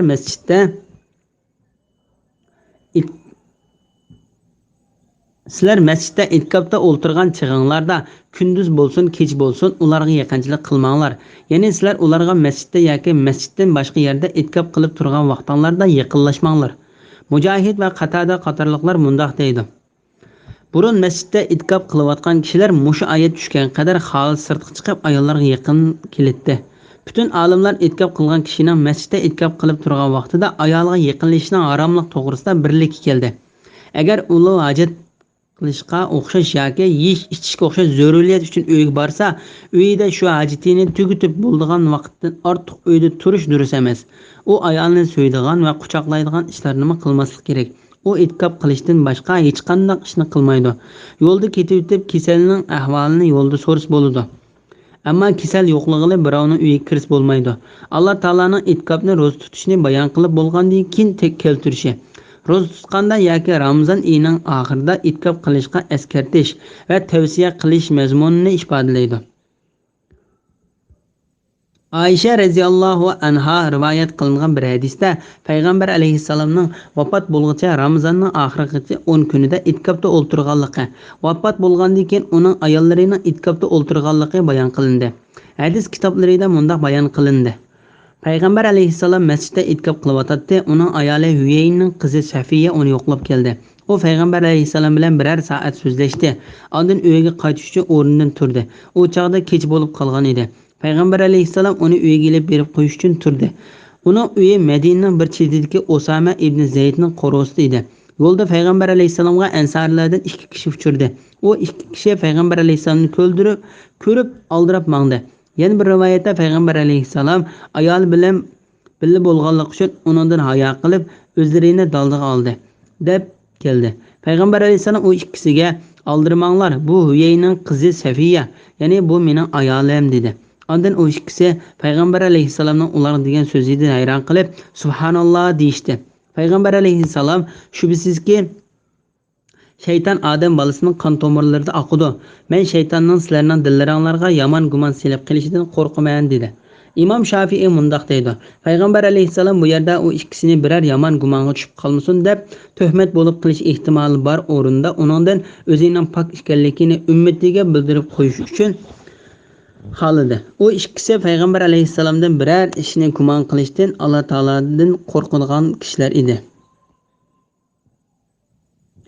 İtkap qilayotganda ayol kishini so'yish va quchoqlash yoki jinsiy munosabat o'tkazishlarning hammasi durust emas. Ammo biror narsani sunib berish yoki ilish durust bo'ladi. Bu vaqtda Ayshaning bundoq deganligini rivoyat qilindi. Payg'ambar alayhissalom beshini menga yaqin qilib berdi. Men hayzlik holatida turib chechin tarab qo'yatdim. U uyga o'zining hojati uchun kiritdi. Aysha mundoq deydi: Bu Ayshaning itkap qilayotgan vaqti bo'lishi mumkin. Kasal uyda bo'lsa, men ketib o'tib undan ahvol so'raydim. Ana shular Alloh belgilagan chegaralardir. Ya'ni biz bayon qilgan va farz qilgan va roza va uning hukmlari, uningda qilishga yo'l qo'ygan va cheklagan narsa, roza tutganda qachon taom yeb, qachon to'xtash va uning ichidagi ruxsatlar Alloh taolaning yo'l qo'yib bergan va o'zi bayon qilgan hukmlaridandir. Sizlar uningdan halqib ketmanglar. Kishilarning harom qilingan ishlardan saqlanishlari uchun Alloh oyatlarini ularga mushundoq bayon qiladi. Ya'ni insonlarning qandoq yo'l tepishi va qandoq bo'ysunishini bilish uchun xuddi roza va uning hukmlarini bayon qilgandek boshqa ibodatlarning yoki farzlarning hukmlarini bizning payg'ambarimiz Muhammad alayhissalomning tili orqali bayon qiladi.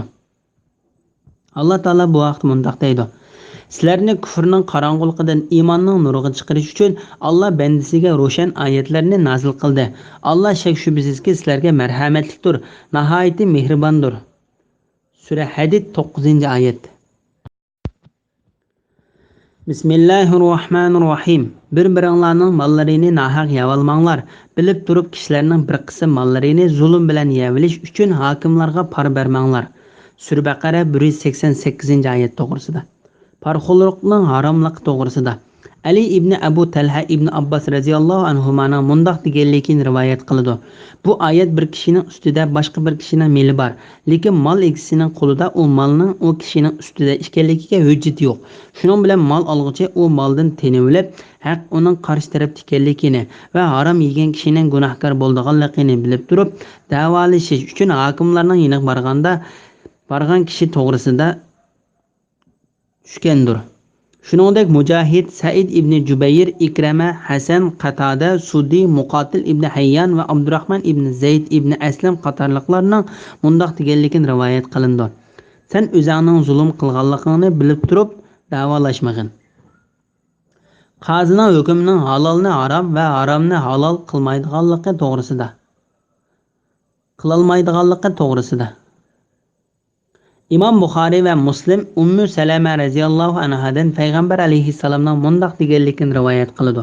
Bilib qo'yinglar, men sizlarga o'xshash odam, mening qishimga da'vogar keladi. Sizlar ba'zanlardan hujjat keltirishga ustroq bo'lishinglar mumkin.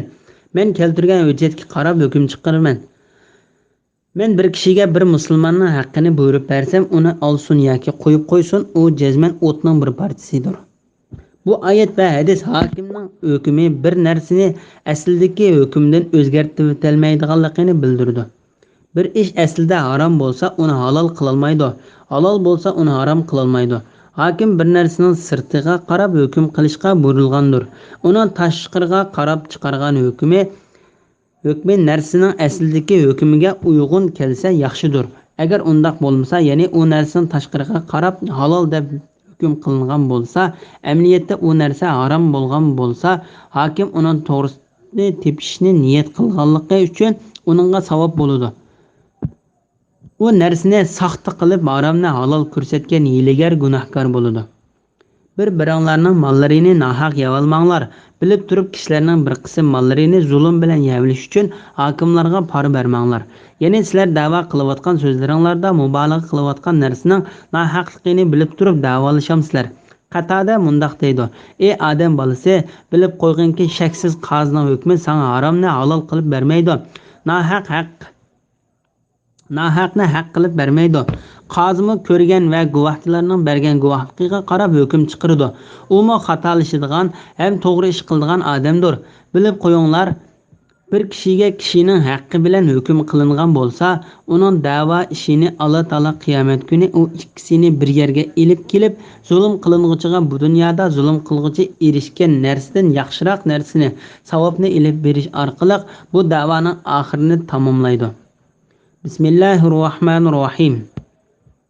Ey Muhammad, sendan yangi chiqqan oy, ya'ni oyning kichik chiqib cho'ngiydiganligi, ondan kichiklaydiganligi to'g'riliq so'rashidi.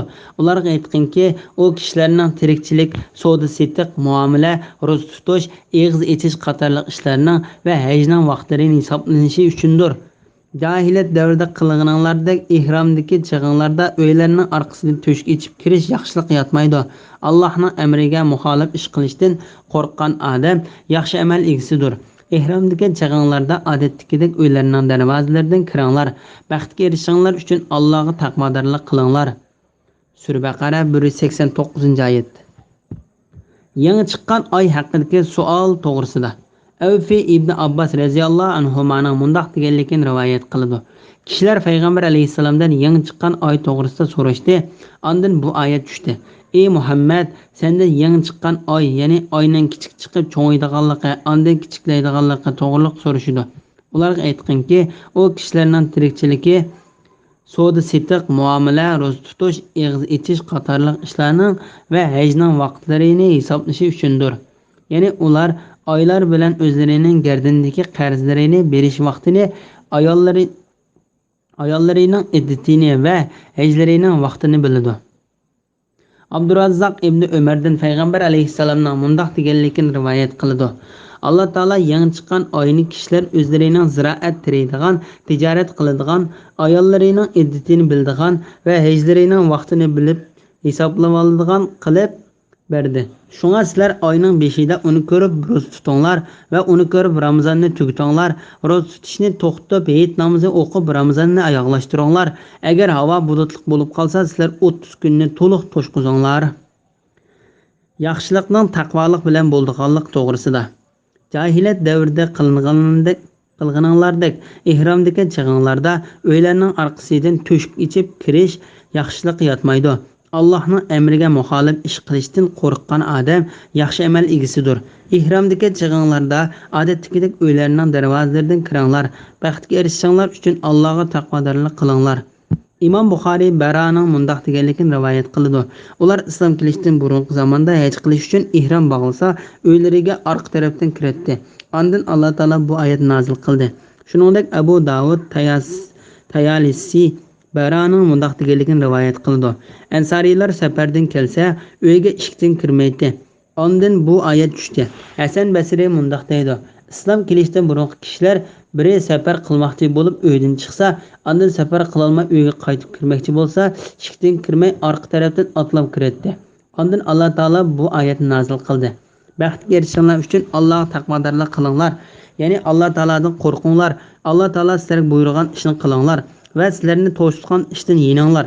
Shunda qilsanglar, yaqin kelgusida qiyomat kunida Alloh taolaning oldida turgan vaqtinglarda u sizlarni to'liq mukofotlaydi.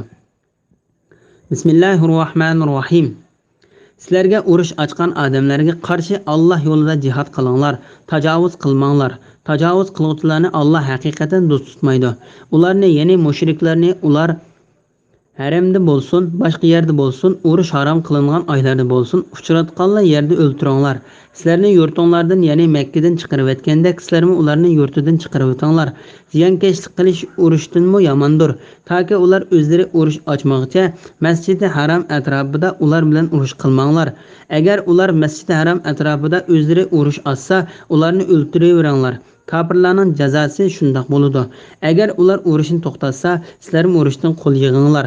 Alloh tavba qilguvchilarga haqiqatan mag'firat qilguvchidir, nihoyatda mehribondir.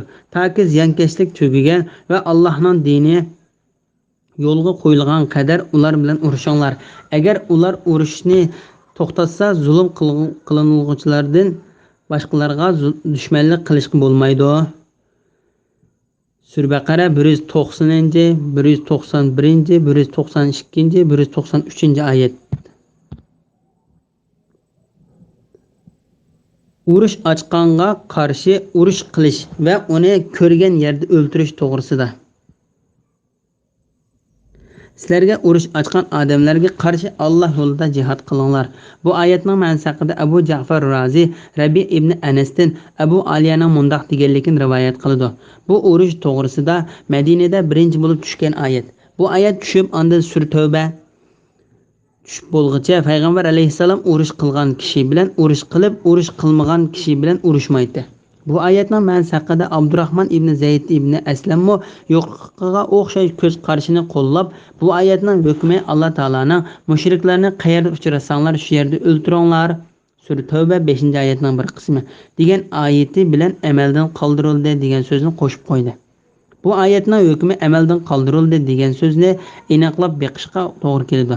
Chunki Alloh taolaning sizlarga urush ochgan odamlarga qarshi degan oyati musulmonlarni o'ltirmoqchi bo'lgan dushmanlarni, ya'ni kofirlarni o'ltirishga rag'batlantirishdir. Ya'ni ular xuddi sizlarni o'ltirgandek, sizlarmi ularni o'ltiringlar deganlikdir.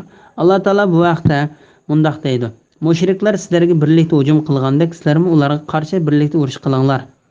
Sura Tavba 36-oyatning bir qismi. Ularni, ya'ni mushriklarni, ular haramda bo'lsin, boshqa yerda bo'lsin, urush harom qilingan oylarda bo'lsin, uchratgan yerda o'ltiringlar. Sizlarni yurtinglardan, ya'ni Makkadan chiqarib o'tgandek, sizlarmi ularni yurtidan chiqarib o'tinglar.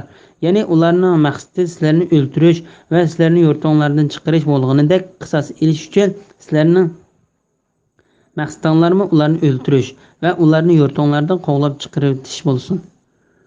Urushda kishilarning jasadlarini, a'zolarini kesish va g'animatlarga xiyonat qilishdek ishlarni to'sish to'g'risida. Tajovuz qilmanglar. Tajovuz qilguvchilarni Alloh haqiqatan do'st tutmaydi. Ya'ni Alloh taolaning yo'lida urushinglar, uningga jihad belgilamalaridan halqib ketmanglar. Hasan Basri degandek halqib ketish degan kishilarning jasadlarini, uyar bu yerlarini kesib o'tish, urushda olgan ovchilarga xiyonat qilish, jang qilishga fikr qo'shmagan va jangga qatnashmagan ayollarni, kichik bolalarni va qari kishilarni o'ltirish, rahiblarni va ibodatxonadan chiqmay ibodat qilgan kishilarni o'ltirish, daraxtlarni kesish va ko'ydirish, hayvonlarni o'rinsiz o'ltirish qatorli qilmishlardir.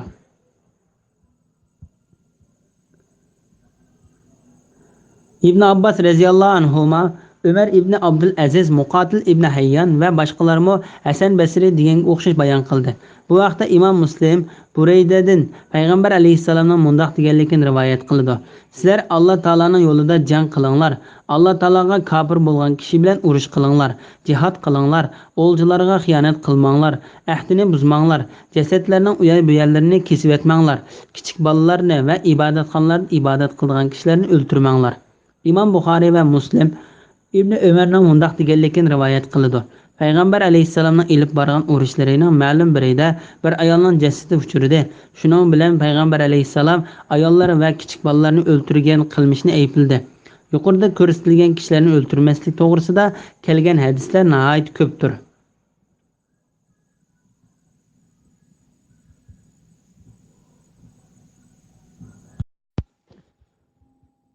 Allohga sherik keltirish urush qo'zg'agandan yomon ekanlik to'g'risida. Urush qilish kishilarni va jonliqlarni o'ltirishdan iborat bo'lsa, kofirlarning Alloh taolaning din tinishi va uningga sherik keltirishi va uning dinini kishilarga tarqatishdan to'sishi urush qilgandan yomondir. Shunga Alloh taolo mundoq deydi: ziyonkashlik qilish urushdan yomondir. Bu oyatning ma'nosi haqida Abu Malik mundoq deydi: ey kofirlar, sizlardagi bu dinsizlik urush qilgandimi yomondir. Bu oyatning ma'nosi haqida Abu Aliya, Mujahid, Said ibn Jubayr, Ikrama, Hasan, Qatada, Zakhak va Rabi ibn Anas qatorliqlar mundoq deydi: Alloh taolaga sherik keltirish urush qilgandan yomondir. Haramda urush qilishning haromligi va tajovuzchidan qo'g'dinishning durustligi to'g'risida. Taki ular o'zlari urush ochmoqchi Masjidi Haram atrofida ular bilan urush qilmanglar. Bu to'g'risida payg'ambar alayhissalom mundoq dedi: shaksizki Alloh taolo osmon va zaminni yaratgan kuni bu shahar, ya'ni Makkaning hurmatini qilmaslikni harom qilib o'tgan. Bir narsa o'ltirish, urush qilish, daraxtlarni kesib tashlash harom qilingandir. Alloh taolo hukm bo'yicha Makkaning hurmatini qilmaslik ta qiyomatgacha harom qilindi. Manga kunduzda 1 soat halol, ya'ni Alloh taolo menga Makkada urush qilishni 1 soat halol qilib berdi. Shak shubsizki, bu soatdan boshlab Alloh taolaning harom qilishi bilan qiyomat kunigacha haromdir. Uning daraxt kesilmaydi. Uning yeshil o't-cho'plari yo'linmaydi. Agar bir kishi payg'ambar alayhissalomga so'qishish ruxsat qilindimi desa, uningga shaksiz Alloh taolo payg'ambarga ruxsat qilgan, lekin sizlarga ruxsat qilmadi danglar. Ya'ni payg'ambar alayhissalom fatih qilgan kuni uning Makkadagi kofirlar bilan urushganligini demoqchi. Chunki Makkani qurol kuchi bilan fatih qilganda kofirlardan bir necha kishilar Xadima degan yerda o'ldirildi. Payg'ambar alayhissalom o'zining ishkini etib olganlar, ya'ni uyga kirib olganlar salomat qoldi, haramga kirib olganlar salomat qoldi yoki Abu Sufyonning qo'rg'osiga kirib olganlar salomat qoldi degan so'z bilan ularga xotirjamlik berdi. Taki ular o'zlari urush ochmoqchi Masjidi Haram atrofida ular bilan urush qilmanglar. Agar ular Masjidi Haram atrofida o'zlari urush ochsa, ularni o'ltiraveringlar. Kofirlarning jazosi shundoq bo'ladi. Ya'ni Haram masjidida kofirlar sizlarga urush ochmoqchi, sizlar ular bilan urushmanglar. Agar ular avval urush ochsa, ular bilan urushish va sizlarga yomonlik qilmoqchi bo'lgan kishini to'sish uchun ularni o'ltirish haqqinglar bor. Buning pakiti Qurayshning kofirlari va ularning Saqib kantidlaridan va Habashlardan bo'lgan do'stlari Hudaybiya yili payg'ambar alayhissalomga qarshi urushish uchun yig'ilganda sahobalarning Hudaybiya kuni payg'ambar alayhissalomga daraxt ostida kofirlar bilan urush qilishga ahdi berganligidandir. Ondan Alloh taolo ularning orasida bo'lmoqchi bo'lgan urushni to'sib qilib mundoq deydi. Alloh ularni sizlarga qo'l silishdan to'sdi. Hamda ular ustida g'alaba qilganinglardan keyin Makkaning ichida, ya'ni Hudaybiyada sizlarni ularga qo'l silishinglardan to'sdi.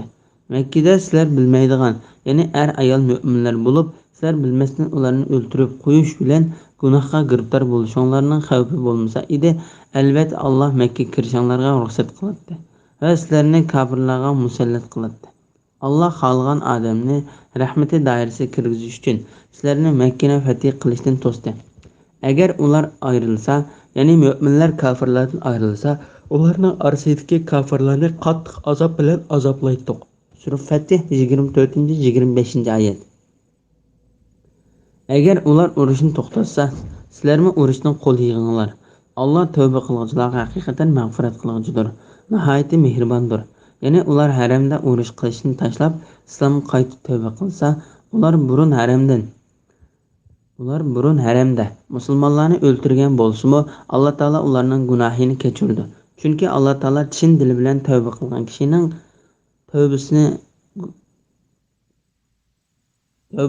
kishining gunohini kechirib. Alloh taologa shirik keltiruvchining dunyoni qoplab ketmaslik uchun urush qilishga buyurganlik to'g'risida. Alloh taolo kofirlar bilan urush qilishga buyurib mundoq deydi: "Toki ziyonkashlik tugaganga qadar ular bilan urushinglar."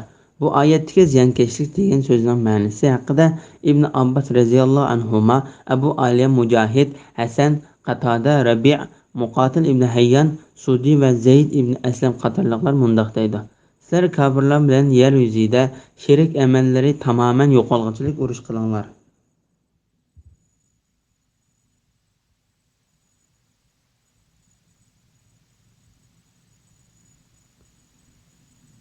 Va Allohning dinini yo'lga qo'yilgan qadar ular bilan urushinglar.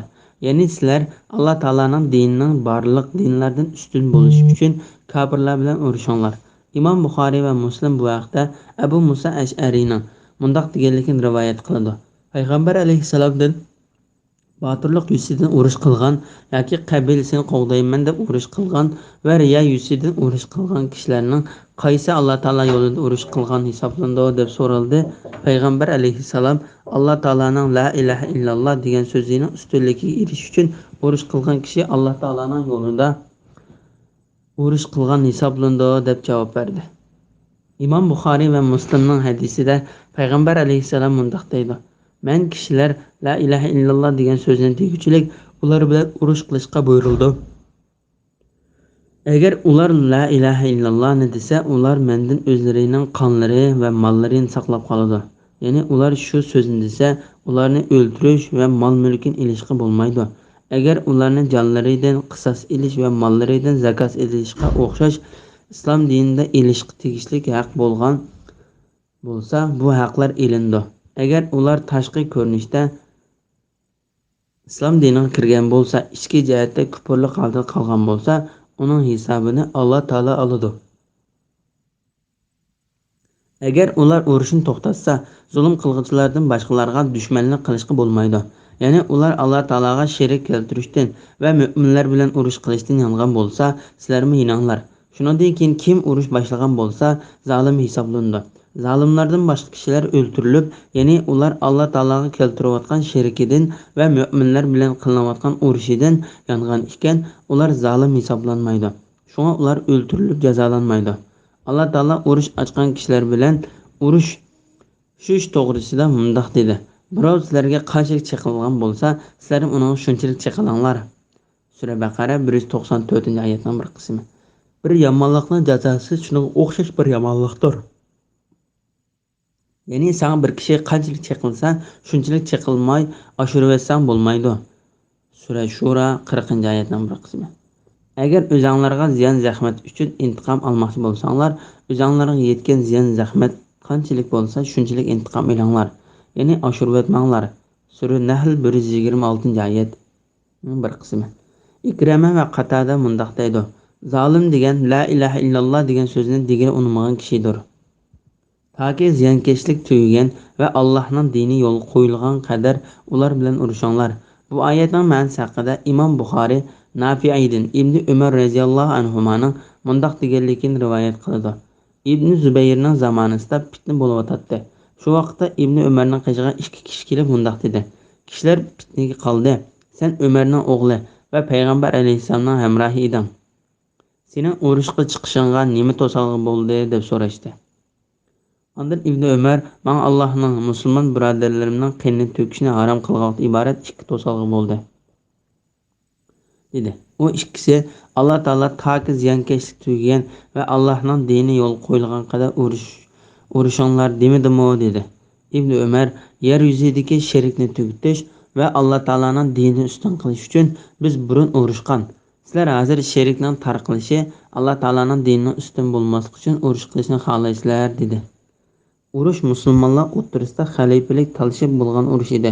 Shunga Ibn Umar ularga yuqorqi javobni berdi. Osman ibn Salih mundoq deb rivoyat qildi.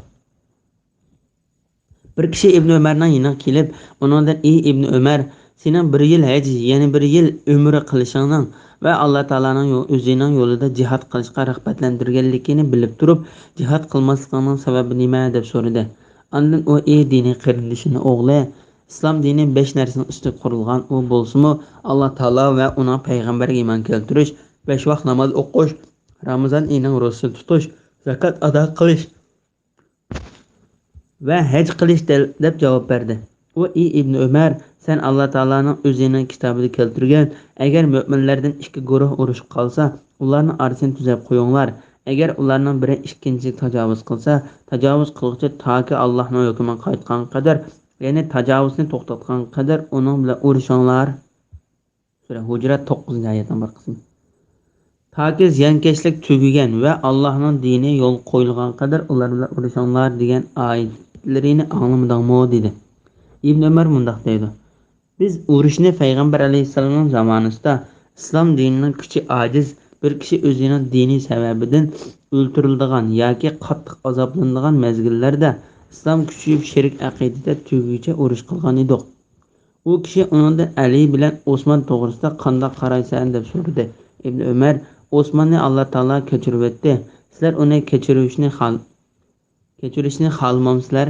Ammo Ali bo'lsa payg'ambar alayhissalomning tog'isining o'g'li va kuyovli deb ishorat qilib turib, "Av uy uni uyi" deb javob berdi.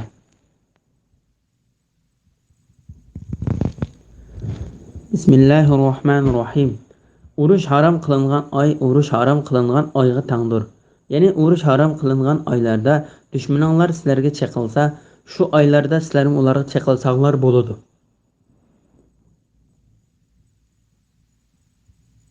Hurmatini saqlanishga tegishlik narsalarni tang barobar, ya'ni hurmati saqlanishga tegishlik narsalarni boshqalar dafsanda qilsa, intiqom olish yuzidan sizlar ularni dafsanda qilsanglar hech yomoni yo'q. Birov sizlarga qancha chaqilgan bo'lsa, sizlarmi shuningga shunchalik chaqilinglar. Allohga taqvodorlik qilinglar. Bilinglarki, Alloh taqvodorlar bilan birgadir. Sura Baqara 194-oyat. Urush qilish cheklangan oylarda dushman urushni boshlamasa, urush qilishning haromlik to'g'risida. Ibn Abbas, Zakhak, Sudi, Qattada, Muqsim, Rabi ibn Anas, Ata va boshqalar mundoq deydi. Payg'ambar alayhissalom Hijrining 6-yili umriga ihrom bog'lab haramga mangan edi. Kafirlar uni va uning bilan birga mangan musulmonlarni urush harom qilingan Zulqa'da oyida haramga kirishdan to'sdi. Payg'ambar alayhissalom ular bilan keldigan yili haramga kirish uchun kelishim tuzdi. Shuning bilan u musulmonlar bilan birga keldigan yili haramga kirdi. Alloh taolo uningga kafirlardan qisos ilib berganligini bayon qilib, bu oyatni tushirdi. Urush harom qilingan oy urush qilingan oyga tangdir. Ya'ni urush harom qilingan oylarda dushmaninglar sizlarga chaqilsa, shu oylarda sizlarmi ularga chaqilsanglar bo'ladi. Hurmati saqlanishga tegishli narsalarni tang barobar, ya'ni hurmati saqlanishga tegishli narsalarni boshqalar dafsanda qilsa, intiqom olish yuzidan sizlarmi ularni dafsanda qilsanglar hech yomoni yo'q. Imom Ahmad Jabir ibn Abdullohning mundoq deganligini rivoyat qiladi. Payg'ambar alayhissalom urush cheklangan oyda kofirlar tarafidan hujumga uchramasa, urush qilish uchun hujum boshlamaydi. Urush qilayotgan bo'lsa, urush cheklangan oy kirsa, u oy chiqib ketguncha urush qilmaydi.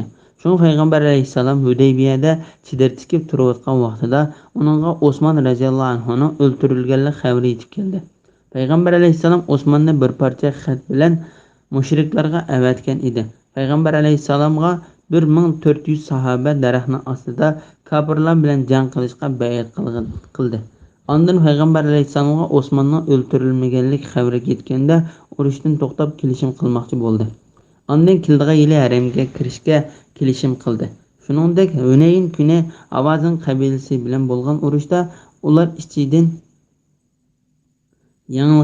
yangiganliklari Taifga sepil ichiga kirib olgan edi. Payg'ambar alayhissalom Taifga otlanib, u sepilni qo'rshovga oldi. Payg'ambar alayhissalom uni manchanoq bilan qo'rshovga ilib turganda Zulqa'da kirib qoldi. Payg'ambar alayhissalom qo'rshovni 40 kungacha davomlashtirdi. Bu haqda Imom Buxoriy va Muslim Anas radhiyallohu anhu ning mundaq deganligini rivoyat qildi. Payg'ambar alayhissalom sahobalarining ichidan o'ldirilib ketganlar ko'p bo'lg'achqa, u Taifni ishg'ol qilishga yondi. Ondan Jayrana degan yerdan umrga ihrom bog'lab Makka qaytib ketib, Hunaynda olgan o'ljilarni urushga qatnashgan sahobalarga bo'lib berdi. Payg'ambar alayhissalomning bu qitimqi umrisi Hijrining 8-yili bo'lgan edi. Birov sizlarga qanchalik chiqilgan bo'lsa, sizlar uningga shunchalik chiqilinglar. Ya'ni Alloh taolo mushriklarga adillik qilishga buyurdi. Alloh taolaning bu to'g'risida mundaq deydi: Agar o'zinglarga yetgan ziyon zahmat uchun intiqom olmoqchi bo'lsanglar, o'zinglarga yetgan ziyon zahmat qanchalik bo'lsa, shunchalik intiqom olinglar. Ya'ni oshirib etmanglar. Sura Nahl 126-oyatning bir qismi.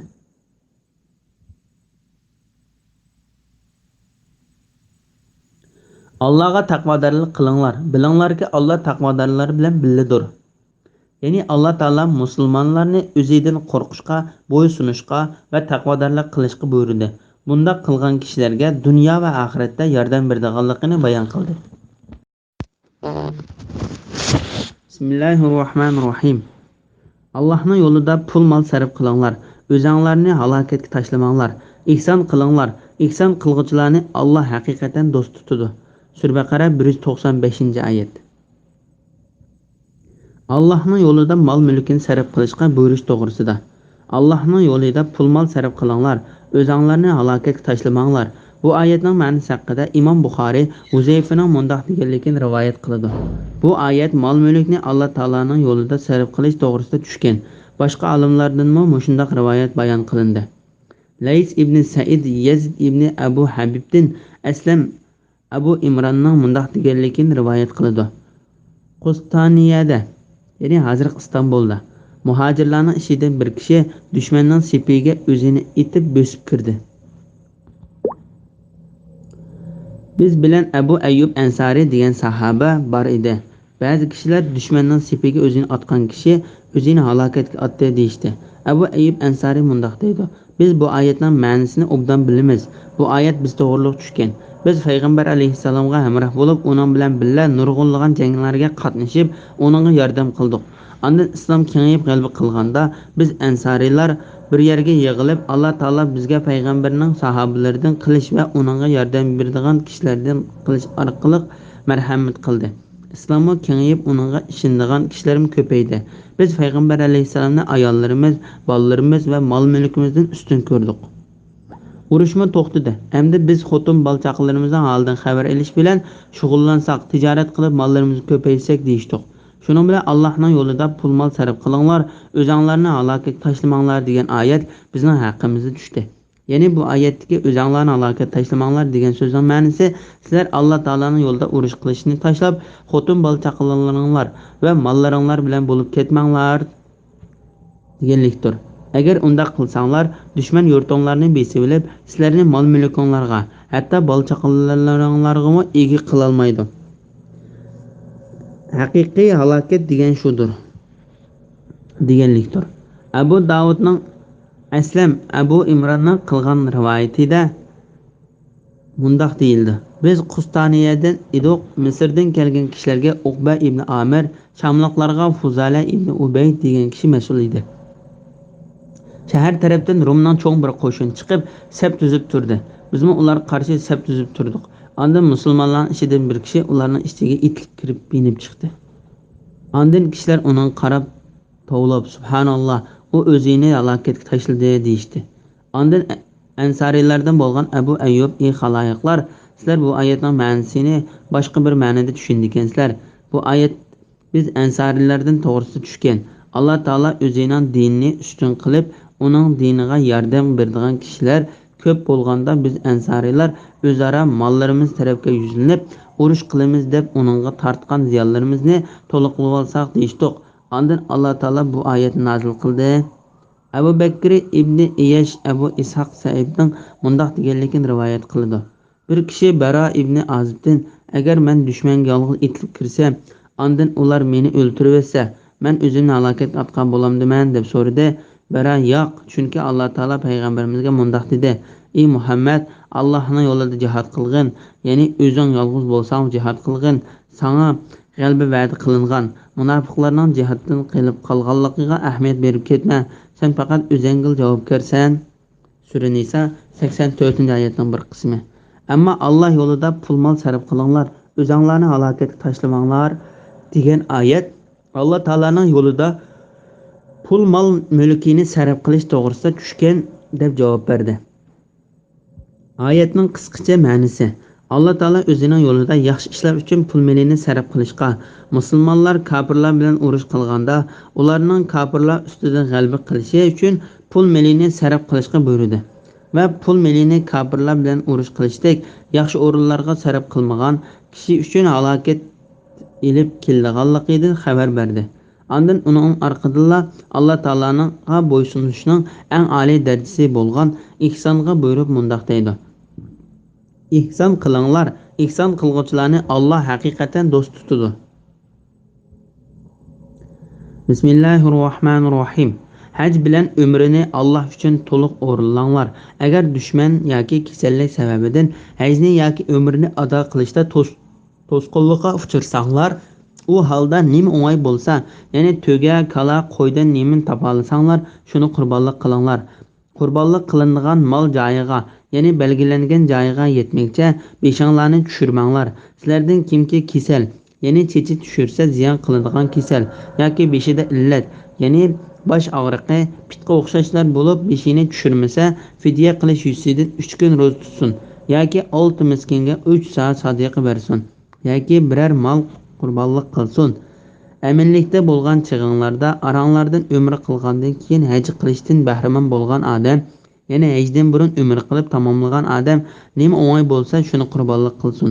Puli yo'qdan yoki qurbonlik mol yo'qdan qurbonlik mol topolmagan odam haj jarayonida 3 kun ro'za tutsin. Hajdan qaytgandan keyin 7 kun ro'za tutsin. Uni hammasi 10 kun bo'ladi. Mana bu, ya'ni umr qilgan odamga qurbonlik qilish lozimligi yoki ro'za tutish haqidagi Masjidi Haram doirasida, ya'ni haramda o'ltirishlik bo'lmagan kishilar uchun Alloh taqvodorlik qilinglar. Bilinglarki, Allohning azobi qattiqdir. Sura Baqara 196-oyat. Haj bilan umrning faoliyatlarini to'liq ado qilish to'g'risida. Alloh taolo yuqorida ro'za tutishni, uning keyindan Alloh taolaning yo'lida kofirlar bilan urush qilishning hukmlarini bayon qilgandan keyin hajning faoliyatlarini bayon qilishga boshlab, haj bilan umrning faoliyatlarini to'liq ado qilishga buyurdi. Bu oyatning bosh oyog'i haj bilan umrini boshlab bo'lgandan keyin uning faoliyatlarini to'liq ado qilishni o'z ichiga oladi. Shunga Alloh taolo u ikkisini to'liq ado qilishga buyurib bo'lgandan keyin mundaq dedi: Agar dushman yoki kasallik sababidan hajni yoki umrini ado qilishda to'sqinlikqa uchrarsanglar, ya'ni Baytullohga yetib berishdan va haj bilan umrning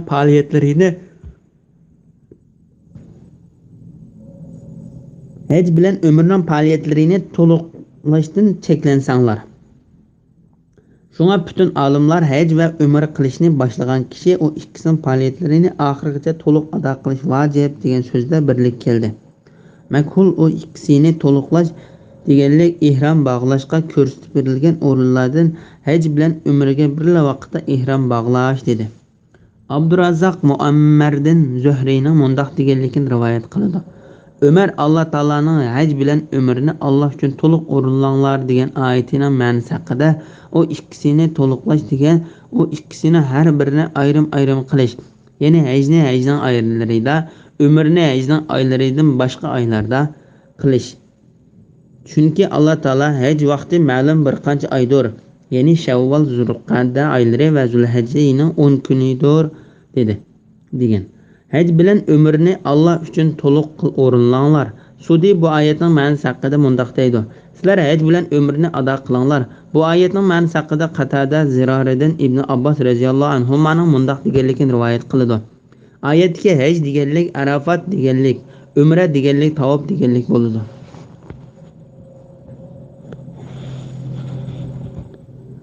Amash İbrahim'den Alqamaning bu oyatning ma'nosi haqida bu oyatni Abdullahning haj bilan umrni Ka'baga o'rinlanglar deb o'qigan qiroatiga asosan umr qilganda Baytullohdan boshqa yerga o'tib ketmaslik, ya'ni umra degan Baytullohning ichida bo'ladi. Uningdan boshqa Mina va Arafatlarga chiqib ketmaslik deganlikni rivoyat qiladi. Bu oyatning ma'nosi haqida boshqalardan buningga o'xshash rivoyatlar bayon qilindi. Hajga yoki umraga ihrom bog'lagan kishi yo'lda to'silib qolganda qanday qildiganlik to'g'risida. Agar dushman yoki kasallik sababidan hajni yoki umrni ado qilishda to'sqinlik uchrasanglar, u holda nima o'ng'ay bo'lsa, ya'ni to'ga, kala, qo'ydan nima topa olsanglar, shuni qurbonlik qilinglar.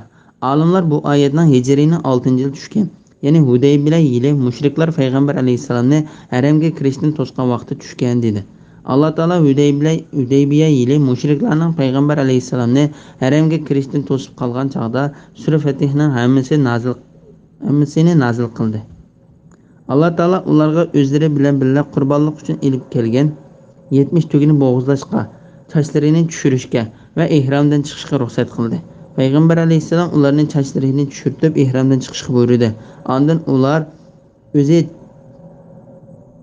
chiqib Payg'ambar alayhisalom o'zi chiqib chechini tushirib o'tmaguncha bu hukmning o'zgarishini kutib buyurgan ishlarni, ya'ni chechini tushirib ihromdan chiqishni qilmadi.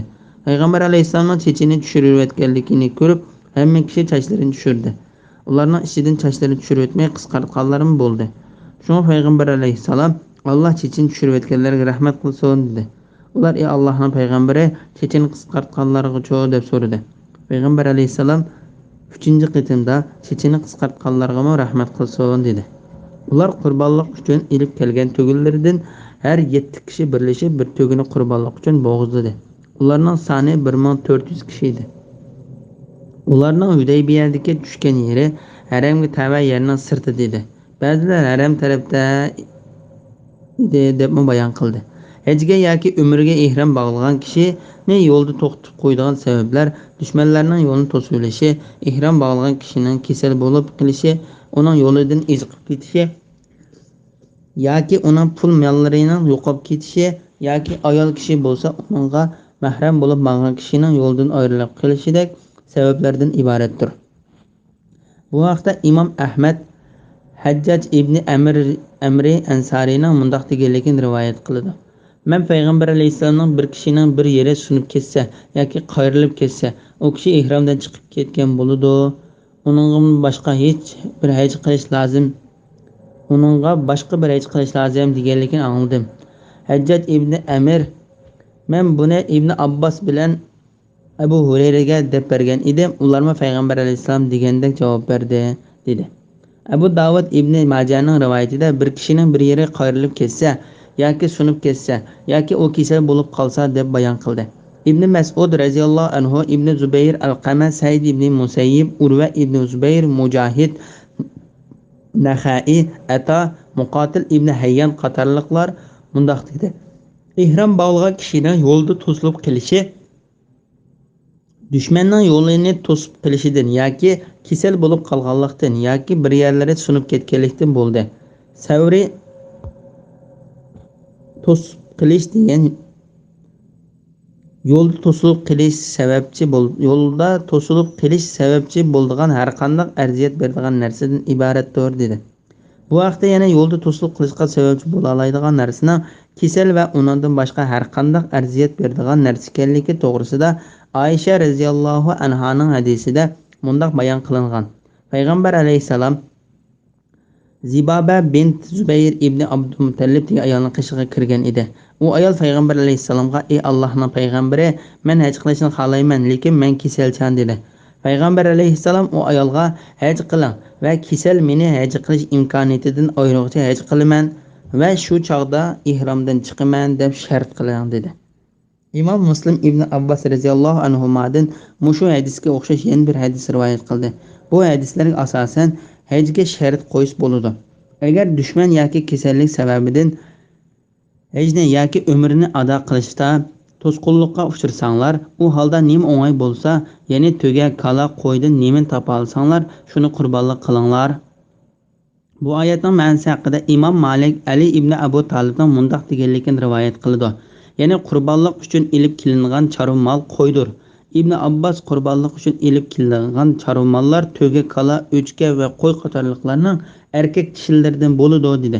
Bu oyatning ma'nosi haqida Abdurrazzaq ibn Abbos radhiyallohu anhumaning mundaq deganligini rivoyat qildi. Har kim qudratining yetishicha qurbonlik qiladi. Avfi ibn Abbos radhiyallohu anhumaning mundaq deganligini rivoyat qildi. Agar u boy bo'lsa to'gini, turmush ahvoli undan tovanrak bo'lsa kalini va undan tovanrak bo'lsa qo'yni bo'g'izlaydi. Bu oyatning ma'nosi haqida Hisham ibn Urva dadasining mundaq deganligini rivoyat qildi. Qurbonlik qilinadigan chorva mol arzon bilan qimmatning oraliqida bo'ladi. Yo'lda safarda to'silib qolganda qo'y o'ltirsin bo'ladi. Deganlikning ma'nosi shuki, to'silib qolgan nimani qurbonlik qilish qulay bo'lsa, shuni qurbonlik qilinglar deb buyurganligi uchun qurbonlik qilinadigan chorva mollar Ibn Abbos degandek to'ga, kala, qo'y va o'chkidan iborat bo'ladi.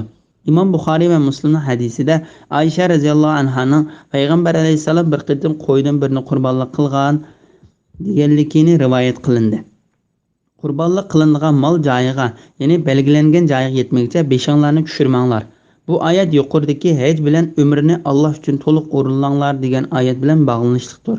Buning ma'nosi, agar haramga xotirjam yetib borg'ili bo'lgan holatda chechin tushirish, haramga berib qurbonlik qilib bo'lmoqcha durust emas. Qurbonlik qilinadigan mol joyiga, ya'ni belgilangan joyiga yetmaguncha beshinglarni tushirmanglar.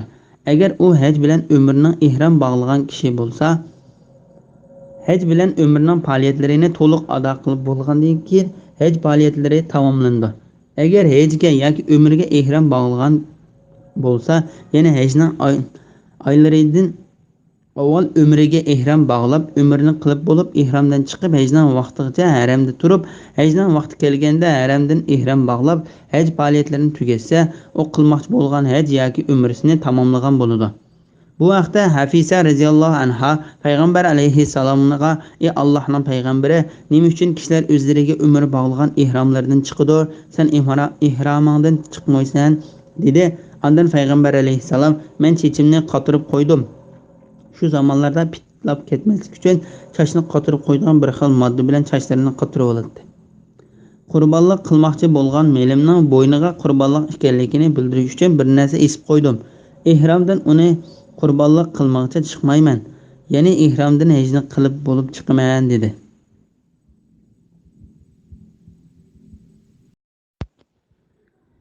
Ihromning ichida turib chechini tushirayotgan kishiga fidyaning vojib bo'lganligi to'g'risida.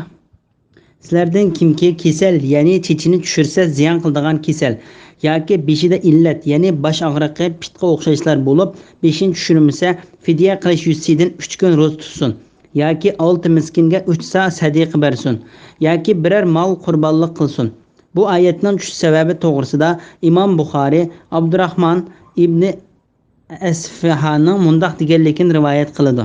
Men Abdullah ibn Ma'qalning mundaq deganligini angladim. Men Kufining masjidida Ka'b ibn Ajarning qishida o'ltirib, uningdan fidya uchun qancha ro'za tutilganligini so'rdim. Ka'b ibn Hajar: "Men payg'ambar alayhissalomning yiniga pitlar mening yuzimga tushgan holatda ilib berildi. Payg'ambar alayhissalom: "Qiyincha san bu darajaga yetganligini o'ylamagan edim. Fidya uchun bir qo'y topa olamsan?" dedi. Men "Yo'q payg'ambar" dedim. Payg'ambar alayhissalom agar fidya bergili bir qo'y topolmasang 3 kun ro'za tutgan yoki 6 miskinga har bir miskin uchun yarim sa, ya'ni bir sa taxminan 8 kilogramga teng. Yarim sa'din taom berib chechangni tushirtgan dedi. Ka'b ibn Hajar bu oyat men to'g'risida tushdi, lekin u sizlarga o'rtoqdir dedi.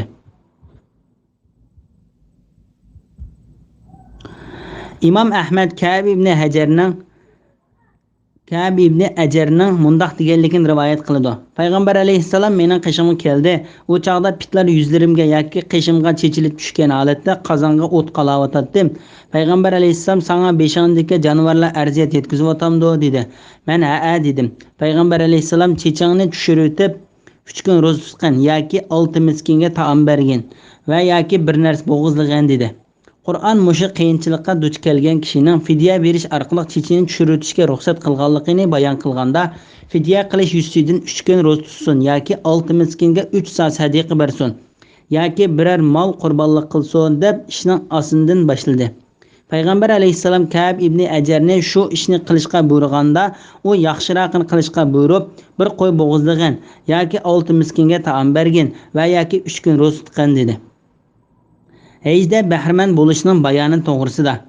Aminlikda bo'lgan chig'inglarda aranglardan umr qilgandan keyin haj qilishdan bahramand bo'lgan odam, ya'ni hajdan burun umr qilib tamomlagan odam nima o'ng'ay bo'lsa shuni qurbonlik qilsin. Ya'ni sizlar haj qilishga qodir bo'lsanglar, sizlar umrni qilib bo'lib, haj vaqtigacha bahramand bo'lmoqchi bo'lsanglar, ya'ni hajning oylarida avval umriga ihrom bog'lab, umrni qilib bo'lib, haj vaqtigacha ihrom yoki cheklangan jinsiy munosabat, soqol burtlarni tekshirishdan iborat ishlardan bahramand bo'lib, haj kelganda hajga Makkaning ichida ihrom bog'lab, haj qilsanglar, qurbonlik uchun bo'g'izlashga arziydigan chorva mollarning ichidan qudratinglarning yetkinini birini bo'g'izlanglar. U chorva mollarining eng oddiysi qo'ydir. Koli bo'g'izlasin bo'ladi. Chunki Payg'ambar alayhissalom ayollarining nomidan koli bo'g'izlagan edi. Avzai Abu Hurayraning mundaq deganligini rivoyat qiladi. Payg'ambar alayhissalom o'zining ayollarining nomidan koli bo'g'izladi. Payg'ambar alayhissalomning ayollari haj oylarida umriga ihrom bog'lab, umr qilib bo'lib, hajgacha ihrom vaqtida cheklangan narsalardan bahramand bo'lgan edi. Bu oyat va hadislarda haj oylarida umriga ihrom bog'lab, uni ado qilib bo'lgandan keyin haj vaqtigacha ihromda cheklangan narsalardan bahramand bo'lishning durust ekanligiga pakat bordir. Bahramand bo'lgan kishi qurbonlik qilish uchun chorva mol topolmasa 10 kun ro'za tutilganlik to'g'risida. Puli yo'qlikdan yoki qurbonlik mol yo'qligidan qurbonlik mol topolmagan odam haj jarayonida 3 kun ro'za tutsin. Hajdan qaytgandan keyin 7 kun ro'za tutsin. Uning hammasi 10 kun bo'ladi. Ya'ni qurbonlik qilish uchun mol yoki pulning yo'qligi sababidan qurbonlik qila olmagan kishi haj jarayonida 3 kun ro'za tutsin. Avfi ibn Abbas radhiyallohu anhumaning mundaq deganligini rivoyat qiladi. Qurbonlik qilolmagan kishi Arafat kuni 3 kunlik ro'zasi to'liqlanib bo'lgan hisobda Arafat kunlaridan burun ro'za tutishni boshlasin. Hajdan keyin vataniga qaytganda 7 kun ro'za tutsin. Shuningdek Abu Ishoq va Bardin ibn Umarning mundaq deganligini rivoyat qiladi. 7, 8 va Arafat kuni ro'za tutadi. Ja'far ibn Muhammad at-Sidin Alining shu kunlarda ro'za tutadi deganligini rivoyat qildi. Hayit kuni kelishdan ilgari 3 kun ro'zining hammasi yoki uning bir qismini tutmasa, uni hayit kunlarida tutsin bo'ladi. Imom Buxoriy rivoyat qilgan Aisha va Ibn Umar radhiyallohu anhumaning hayit kunlari ro'za tutish qurbonlik qilish uchun mol topolmagan kishilarga ruxsat qilindi degan so'zlari dalildir. Ya'ni Sufyan Ja'far ibn Muhammadning otasidan Ali radhiyallohu anhuning mundaq deganligini rivoyat qiladi. Haj jarayonida tutilmagan ro'zini hayit kunlari tutsa bo'ladi. Ulamolarning mundaq deyishi Alloh taolaning haj jarayonida 3 kun ro'za tutsin degan oyatining hayitdan keyingi kunlarni o'z ichiga olganligi uchundir.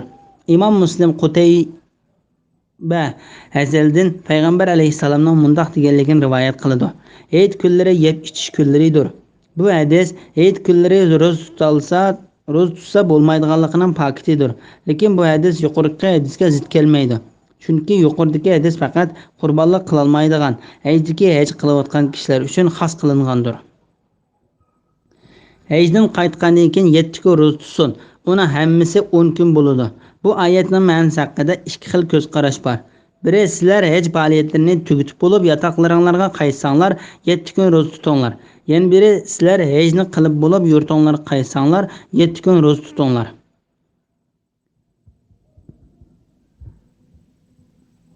Abdurazzaq Salimning mundaq deganligini rivoyat qildi. Alloh taolaning hajdan qaytgandan keyin 7 kun ro'za tutsin degan oyatining ma'nosi haqida Ibn Umarning o'zining balchaqalarining yurtiga qaytganda 7 kun ro'za tutdi deganligini angladim deydi. Boshqa olimlardan mo shuning o'xshash rivoyat bayon qilindi. Imom Buxoriy Salim ibn Abdullohdan Ibn Umar radhiyallohu anhumaning mundaq deganligini rivoyat qildi. Payg'ambar alayhissalom umrining oxiridagi vidolashish hajida umrga ihrom bog'lab, umrni qilib bo'lgandan keyin hajgacha bo'lgan arliqda ihrom bog'lagan vaqtda cheklangan narsalar bilan bahramand bo'ldi. O'zi bilan billa Zulhulayfa degan yerdan qurbonlik uchun elib kelgan molni bo'g'izildi. Payg'ambar alayhissalomning bu qitimqi hajda umri bilan hajning arliqida bahramand bo'lishning jarayoni mundaq. Payg'ambar alayhissalom haj qilishni boshlab umriga ihrom bog'ildi. Umrni qilib bo'lgandan keyin hajgacha bo'lgan arliqda ihromdan chiqib, ihrom bog'laganda cheklangan jinsiy munosabat o'tkazish, chas soqollarini yasash va tirnoqlarni ilishdek ishlardan bahramand bo'ldi. Ondan hajning vaqti kelganda hajga qayta ihrom bog'ildi. Boshqalarmi Payg'ambar alayhissalom bilan birga umri bilan haj arliqida ihrom bog'laganda cheklangan ishlardan bahramand bo'ldi. Ularning ichida o'zlari bilan birga qurbonlik qilish uchun qurbonlik molini haydab kelgan kishilarmi va haydab kelmaganlarmi bor edi. Payg'ambar alayhissalom Makka kelganda kishilarga mundaq dedi: "Sizlarning ichingizda qurbonlik molini birga elib kelganlar bo'lsa, umrini qilib bo'lib, hajni qilib bo'lguncha ihromdan chiqmasin. Qurbonlik molini birga elib kelmaganlar bo'lsa, Ka'ba va Safa Marvani tavob qilib, chechini qirqib bu chog'da chechini tushirish yaxshi emas, ihromdan chiqsin. Hajning vaqti kelsa, hajga ihrom bog'lasin. Umrini qilib bo'lib, andan hajga ihrom bog'lagan kishi qurbonlik qilish kerak. U Makkada qurbonlik topa olgan bo'lsa, qurbonlik qiladi. Qurbonlik qildigan yoki molning pulining yo'qligi sababi bilan qurbonlik molini topa olmagan kishi haj jarayonida 3 kun uyga qaytgan vaqtida 7 kun ro'za tutsin. Uning hammasi 10 kun bo'ladi. Bu oyatning ma'nosi yuqorida bayon qilib o'tgan ma'noni kuchlantirdi deyildi. Arablarning til adabiyotida ilgari o'tib ketgan ma'noni kuchlantirish ifodasi bor. Masalan, mundaq deydi: "Men ko'zim bilan ko'rdim, quloqim bilan angladim, qo'lim bilan xat yozdim." Ya'ni ko'rish, anglash, yozishlar ko'z, quloq va qo'l bilan bo'lsa-mu, ma'noni texnik kuchlantirish uchun ko'rishga ko'zini, anglashga quloqini, yozishga qo'lini qo'shib qo'ydi. Shuningdek, oyatda 3 kun bilan 7 kun qo'shilganda 10 kun bo'lsa-mu, oyatning oxirida uni hammasi 10 kun bo'ladi deb ta'kidlab keldi. Qur'onda bundan boshqa-mu yana o'zidan ilgari so'zini kuchlantirgan oyatlar bor. Tövendagi oyatlar bu oyatning qatoridandir. Mayli ikki qanoti bilan uchadigan uchar qush bo'lsin. Sura An'am 38-oyat. Xat yozishni bilmaydi. Musa Sura Ankabut 48-oyatning bir qismi. Musaga bizga munojat qilishga 30 kechini va'da qildik. Uningga yana 10 kechini qo'shdik. Shuning bilan Parvardigoringning va'da qilgan vaqti 40 kecha bo'ldi. Sura Arab 142-oyat. Ya'ni yuqoridagi oyatlarda kuchlantirish uchun uchar qushqa ikki qanotini qo'shib bayon qildi. Ikkinchi oyatda xat degan qo'l deyilsa-mu, uni kuchlantirish uchun qo'lni qo'shib qo'ydi. Oxirgi oyatda 30 kunga 10 kunni qo'shsa 40 kun bo'lganligini aniq bo'lsa-mu, oxirida Parvardigoringlarning va'da qilgan vaqti 40 kecha bo'ldi deb qo'shib qo'ydi. Bu oyatda uni hammasi 10 kun bo'ladi. Ro'zani 10 kun to'liq tutishga buyruqdan kelgan degan ko'z qarashlarmi bor. Mekkeli kishilarning umri bilan hajning aralig'ida bahramand bo'lolmaydiganligi to'g'risida.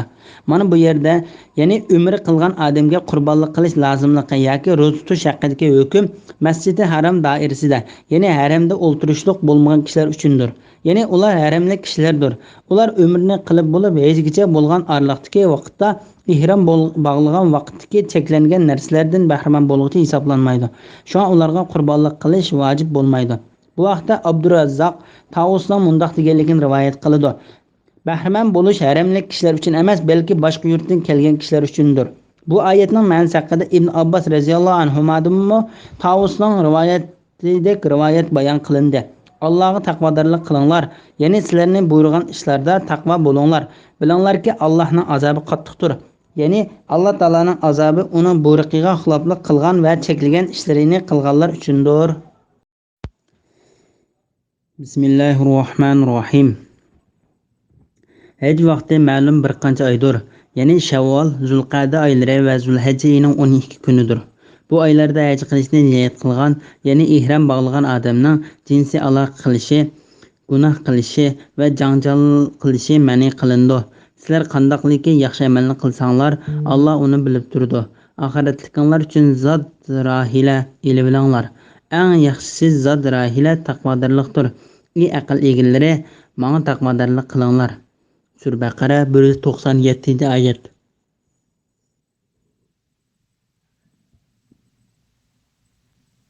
Hajga ihrom bog'lashning vaqti to'g'risida.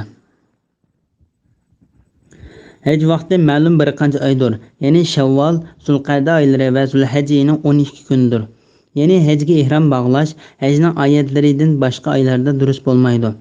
Ya'ni hajning oylaridan boshqa oylarda durust bo'lmaydi. Bu so'z Ibn Abbos radhiyallohu anhuma, Jabir, Ato, Tavus va Mujohid qatorliqlardan rivoyat qilingandir. Vaqtni belgilab berganligi xuddi namozni vaqtidan burun o'qisa durust bo'lmagandek, shu oylardan burun haj qilsa durust bo'lmaydiganligini bildirdi.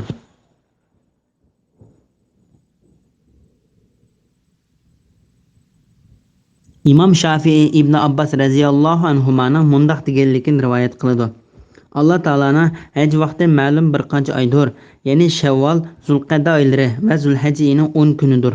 degan oyatga asosan bir kishining hajga haj oylaridan boshqa oyda ihrom bog'lashi durust emas. Ibn Xuzaymamo Ibn Abbas radhiyallohu anhumaning shundoq deganligini rivoyat qiladi.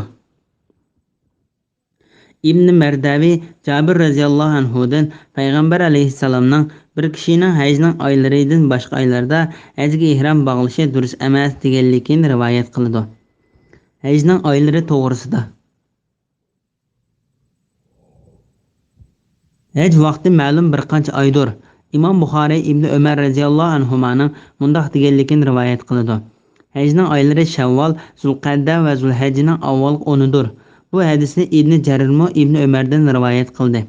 Hajning oylarining Shavvol, Zulqa'da va Zulhajjaning avval 10 ekanligi Umar Ali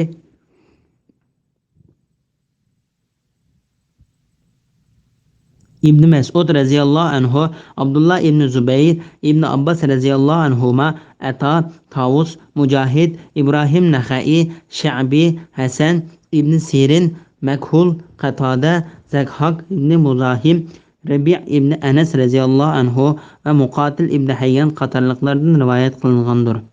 Bu oylarda haj qilishni niyat qilgan, ya'ni ihrom bog'lagan odam.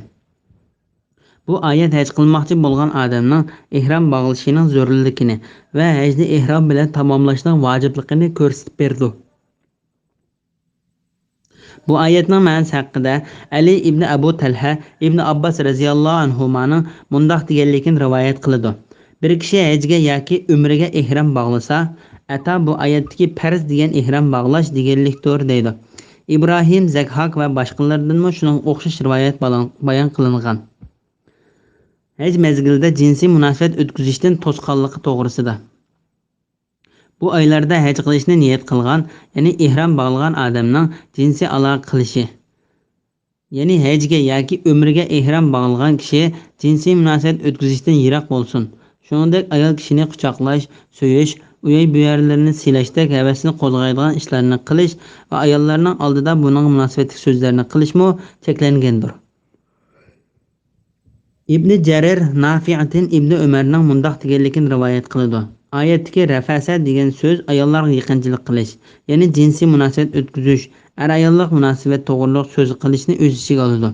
Paus mundoq deydi: yuqoridagi so'zning ma'nosi bir kishi ayolga sen ihromdan chiqsang, sen bilan bir yerda bo'lsam degandek so'zlarni qilish deganlikdir. Nurg'unlagan olimlardan u so'zning ma'nosi jinsiy munosabat o'tkazish yoki ayollarga aloqador so'zlarni qilish deganga o'xshash rivoyatlar qilindi. Undaqda oyatning ma'nosi hajga ihrom bog'lagan kishining jinsiy munosabat o'tkazishi yoki ayol bilan shuning munosabatlik biror eg'iz so'z qilishga bo'lmaydi deganlikdir. Hajda Alloh taologa osiylik qilishdan to'sqanlik to'g'risida gunoh qilish va janjal qilishni ma'ni qilindi. Bu oyatga fusuq degan so'zning ma'nosi haqida Muhsin va boshqalar Ibn Abbos radhiyallohu anhumaning mundoq deganligini rivoyat qiladi. Yuqoridagi vala fusuqa degan so'zning ma'nosi Alloh taolo cheklagan ishlar degan bo'ladi. Ata, Mujohid, Tavus, Ikrama, Said ibn Jubayr, Muhammad ibn Ka'b, Hasan, Qatada, Ibrahim, Naxai, Zuhri, Makhul, Ibn Abbas, Ibn Rabi, Ibn Anas, Ata ibn Yasar, Ata Khurasani, Muqatil ibn Hayyan qatorliqlarmi bu so'zning ma'nosini Ibn Abbosga o'xshash bayon qildi. Ibn Vahib Yunusdan Nafi'ning mundoq deganligini rivoyat qiladi. Ibn Umar oyatdagi vala fusuqa degan so'zning ma'nosi haramda Alloh taolaning cheklagan ishlarini qilish deganlik bo'ladi dedi. Ba'zi olimlar bu so'zni boshqa ma'nolarda tushuntirdi, lekin to'g'risi Alloh taolaning cheklagan ishlari degan ma'nodir. Undaqda oyatning ma'nosi hajga yoki umrga ihrom bog'lagan kishining Alloh taolo cheklagan ishlarini qilib, uningga osiylik qilishga bo'lmaydi deganlikdir. Bu vaqtda payg'ambar alayhissalom mundoq deydi: bir kishi hajga ihrom bog'lab, jinsiy munosabat yoki uning munosabat ishlarini qilmay, Alloh taologa osiylik qilmay haj qilsa, u kishi gunohidan onasidan tug'ilgan kuniga o'xshash poklandi.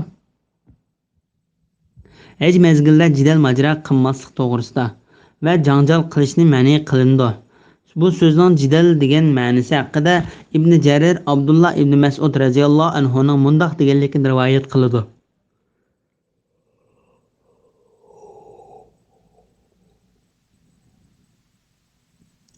Sen hamrohing bilan u ochiqlab qolg'uchilik takallashma. Muhsin va Zahkak ibn Abbos radhiyallohu anhumaning shuning o'xshash deganligini rivoyat qiladi. Uningdan boshqa nurg'unlagan olimlardan bu so'zning ma'nosi yuqorida so'zlangandek ma'noda rivoyat qilindi. Hajda yaxshi ishlarni qilishga rag'batlantirish va haj sabrida ozuqlik elivilish to'g'risida. Sizlar qandoqligi yaxshi amalni qilsanglar, Alloh uni bilib turadi. Ya'ni Alloh taolo yuqorida bandalarni yomon so'z va yomon harakatlardan cheklagan bo'lsa, bu yerda yaxshi ishlarni qilishga rag'batlantirdi va uning o ishlarni bilib turuvchi ekanligini va qiyomat kuni shu ish uchun ularga to'liq mukofot beradiganligini bayon qiladi. Oxiratdagilar uchun zot rahila ilinglar. Eng yaxshi zot rahila taqvodorlikdir. İmam Buxoriy va Abu Davud ibn Abbos radhiyallohu anhumaning mundoq deganligini rivoyat qiladi. Yamanliklar biz Alloh taologa tavakkul qiluvchilar deb ozuqlik olmay hajga keldi. Ondan Alloh taolo bu oyat nozil qildi. Oxiratdagilar uchun zot rahila ilinglar. Eng yaxshi zot rahila taqvodorlikdir. Ibn Jarir ibn Mardavi va ibn Umarning mundoq deganligini rivoyat qiladi. Kishilar hajga yoki umrga ihrom bog'laganda o'z yinidagi ozuqlikni tashlab o'tib, boshqadan ozuqlik oladi. Ondan Alloh taolo bu oyat nozil qildi. Oxiratliklar uchun zot rahila ilinglar. Eng yaxshi zot rahila taqvodorlikdir. Ya'ni ular ozuqliklarni tashlab o'tishdan cheklanib, un, talqon va non ilingishga buyurildi. Bu ozuqlarni ilingishga buyurilganligidagi bu narsalarni hozirmi ilingishning lozimligidan chiqmaydi. Chunki ozuqlik o'z vaqtidagi oliy yemekliklardan edi. Hozir faqat pul ilib olsa bo'ladi. Oxirat safarining ozuqligi to'g'risida. Oxiratliklar uchun zot rahila ilinglar. Eng yaxshi zot rahila taqvodorlikdir. Ya'ni Alloh taolo ularni dunyoning safari uchun ozuqlik ilishga buyurish bilan oxirat uchun ozuqlik ilishga undadi. Oxiratning ozuqligi bo'lsa, Taqvodorlik qilishdir. Alloh taolo bu vaqt mundaq deydi. Taqvodorlik libosi eng yaxshidir. Sura A'rof 26-oyatning bir qismi. Ya'ni Alloh taolaning uchtisiga kiydigan kiyimni zikr qilish bilan birga yana Alloh taoladan qo'rqish va uningga bo'ysunishdan iborat ruhiy kiyimning afzalligini bayon qilib, uning hamma narsalardan yaxshi va foydali ekanligini zikr qildi. Ey aql egalari, menga taqvodorlik qilinglar. Ya'ni ey aql egalari, buyrug'imga bo'ysunmay xiloflik qilgan kishilarga bo'ladigan jazo va azobimdan qo'rqinglar. Bismillahirrohmanirrohim. Parvardigoringlardan haj mavsumida tijorat va boshqa ovqat orqali rizq talab qilsanglar, sizlarga hech gunoh bo'lmaydi. Arafatdan qaytgan chig'inglarda, Mash'ari haramda, ya'ni Muzdalifada Allohni yod etinglar. Alloh sizlarni hidoyat qilganligi uchun uni yod etinglar. Ilgari sizlar haqiqatan gumroh edinglar. Ya'ni Alloh sizlarni hidoyat qilishdan ilgari gumrohlar qatorida edinglar. Sura Baqara 198-oyat. Hajda tijorat qilish to'g'risida Imom Buxoriy Ibn Abbos radhiyallohu anhumaning mundoq deganligini rivoyat qildi. Islom kelishdan avvalgi zamonda haramda Ukaz, Majnah va Zulmajaz degan yerlarda bozor bor edi. Lekin musulmonlar haj vaqtlarida tijorat qilishni gunoh deb qaraydi. Ondan bu oyat tushdi. Parvardigoringlardan haj mavsumida tijorat va boshqa ovqat orqali rizq talab qilsanglar, sizlarga hech gunoh bo'lmaydi. Abu Davud va boshqalar Ibn Abbos radhiyallohu anhumaning mundoq deganligini rivoyat qiladi. Kishilar haj vaqtlarida bu Alloh taolani zikr qiladigan kunlar deb savdo setiq qilmaydi. Ondan Alloh taolo bu oyat nozil qildi. Parvardigoringlardan haj mavsumida tijorat va boshqa ovqat orqali rizq talab qilsanglar, sizlarga hech gunoh bo'lmaydi. Ibn Jarir Abu Umayyaning mundoq deganligini rivoyat qiladi. Ibn Umardan tijorat qilgach, haj qilgan bir kishining hukmi to'g'risida so'raganda uning Parvardigoringlardan haj mavsumida tijorat va boshqa ovqat orqali rizq talab qilsanglar, sizlarga hech gunoh bo'lmaydi degan oyatini o'qiganligini angladim. Imom Ahmad Abu Umama Taymiyning mundoq deganligini rivoyat qildi. Men Ibn Umardan biz kirakashlarning kira qilgan hajimiz haj bo'lamdi deb so'radim. U bizdan sizlar Ka'bani tavob qilmamsizlar, Arafatga kelmamsizlar, shayton tosh otmamsizlar, chechanlarni tushirmamsizlar deb so'radi. Biz shunday qilamiz deb javob berdik. Ondan Ibn Umar mundoq dedi. Payg'ambar alayhissalomning yoniga bir kishi kelib, "Sen hozir mendan so'ragan savolni Payg'ambar alayhissalomdan so'ragan edi." Jibril alayhissalom Payg'ambar alayhissalomga Parvardigoringlardan haj mavsumida tijorat va boshqa ovqatlar orqali rizq talab qilsanglar, sizlarga hech gunoh bo'lmaydi degan oyatni elib tushgizcha, Payg'ambar alayhissalom uning javob bermadi. Bu oyat tushgandan keyin Payg'ambar alayhissalom u kishini chaqirib, "Sizlar haj qiluvchi hisoblansizlar" deb javob berdi. Ibn Jarir Abu Salihning mundoq deganligini rivoyat qildi. Men ey mu'minlarning xalifasi, sizlar haj vaqtida tijorat qilamtinglar deb so'radim. Umar ularning kirimi faqat haj mavsumida emasmidi deb javob berdi. Ya'ni ular haj vaqtida tijorat qilish orqali turmushlarini yaxshilayapti. Arafatda turish to'g'risida Arafatdan qaytgan chig'inglarda Mash'ari haramda, ya'ni Muzdalifada Allohni yod etinglar. Arafat degan hajda turadigan o'rindir. Arafatda turish haj faoliyatlarining asosidandir. Shuning uchun Imom Ahmad, Abu Davud, Tirmiziy, Nasa'iy va Ibn Majah qatorliqlar Abdurrahmon ibn Ya'mar Daylimining mundoq deganligini rivoyat qildi. Men Payg'ambar alayhissalomning 3 qitim haj degan Arafatda turish, bir kishi Arafatda hech kunning tengi etishdan burungi vaqtda Arafatda tursa, u kishi haj qilgan bo'ladi. Minoda turgan vaqt 3 kun bo'lib, bir kishi 2 kun turib oldirab kirib ketsimi, uningga hech qanday gunoh yo'q. Bir kishi qaytib ketishni kechiktirib 3 kun to'liq turib qaytib ketsa, uningga hech gunoh yo'q deganligini angladim. Arafatda turadigan vaqt Arafat kuni, ya'ni Zulhajjaning 9-kunining quyosh tushdan qayrilgandan boshlab ertasi tong yorug'icha bo'ladi. Bu vaqtda Payg'ambar alayhissalom mundoq deydi: bir kishi Arafatda turish 10 kunning tengi yorishdan burun Arafatda tura olgan bo'lsa, ya'ni bir kishi 10-chi kuni Arafatda 10-chi kunning tengi yorishdan burun Arafatda turalgan bo'lsa, u kishi haj qilgan bo'ladi. Agar u kishi turgan bo'lsa, masalan, 9-chi kunning namoz shamdan keyin turgan bo'lsa, uningga muayyan bir vaqt turish vojib bo'lmaydi. Ammo 9-chi kunidan quyosh egilgandan keyin kunduz vaqtida turgan bo'lsa, uningga kun kirib ketkichilik turish vojib bo'ladi.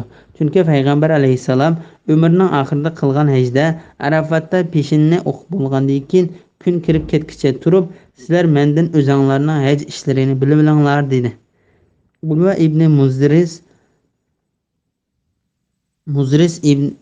ibn Haris ibn Lamiltayning mundaq deganligini rivoyat qildi.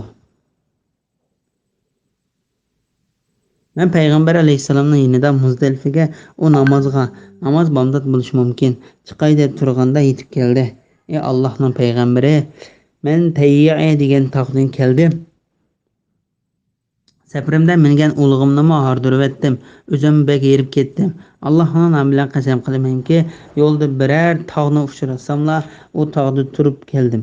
Meni qilgan hajjim haj bo'lamdi deb so'radim. Payg'ambar alayhisalom bizning bu namozimizga bomdod bo'lishi mumkin qatnashgan va biz bu yerda qo'zg'alib bo'lguncha biz bilan birga turgan. Buningda yana Muzdalifaga kelishdan burun Arafat kechasi bo'lsin yo kunduz bo'lsin turgan kishining qilgan haji to'liq bo'ldi. U kirini tozalasin, ya'ni ihromdan chiqqandan keyin sochlarini va tirnoqlarini olsin deb javob berdi. Arafat deb atalganlik to'g'risiki Abdurazzoq ibn Jurayj va ibn Musayyibdan Ali ibn Abu Talibning mundaq deganligini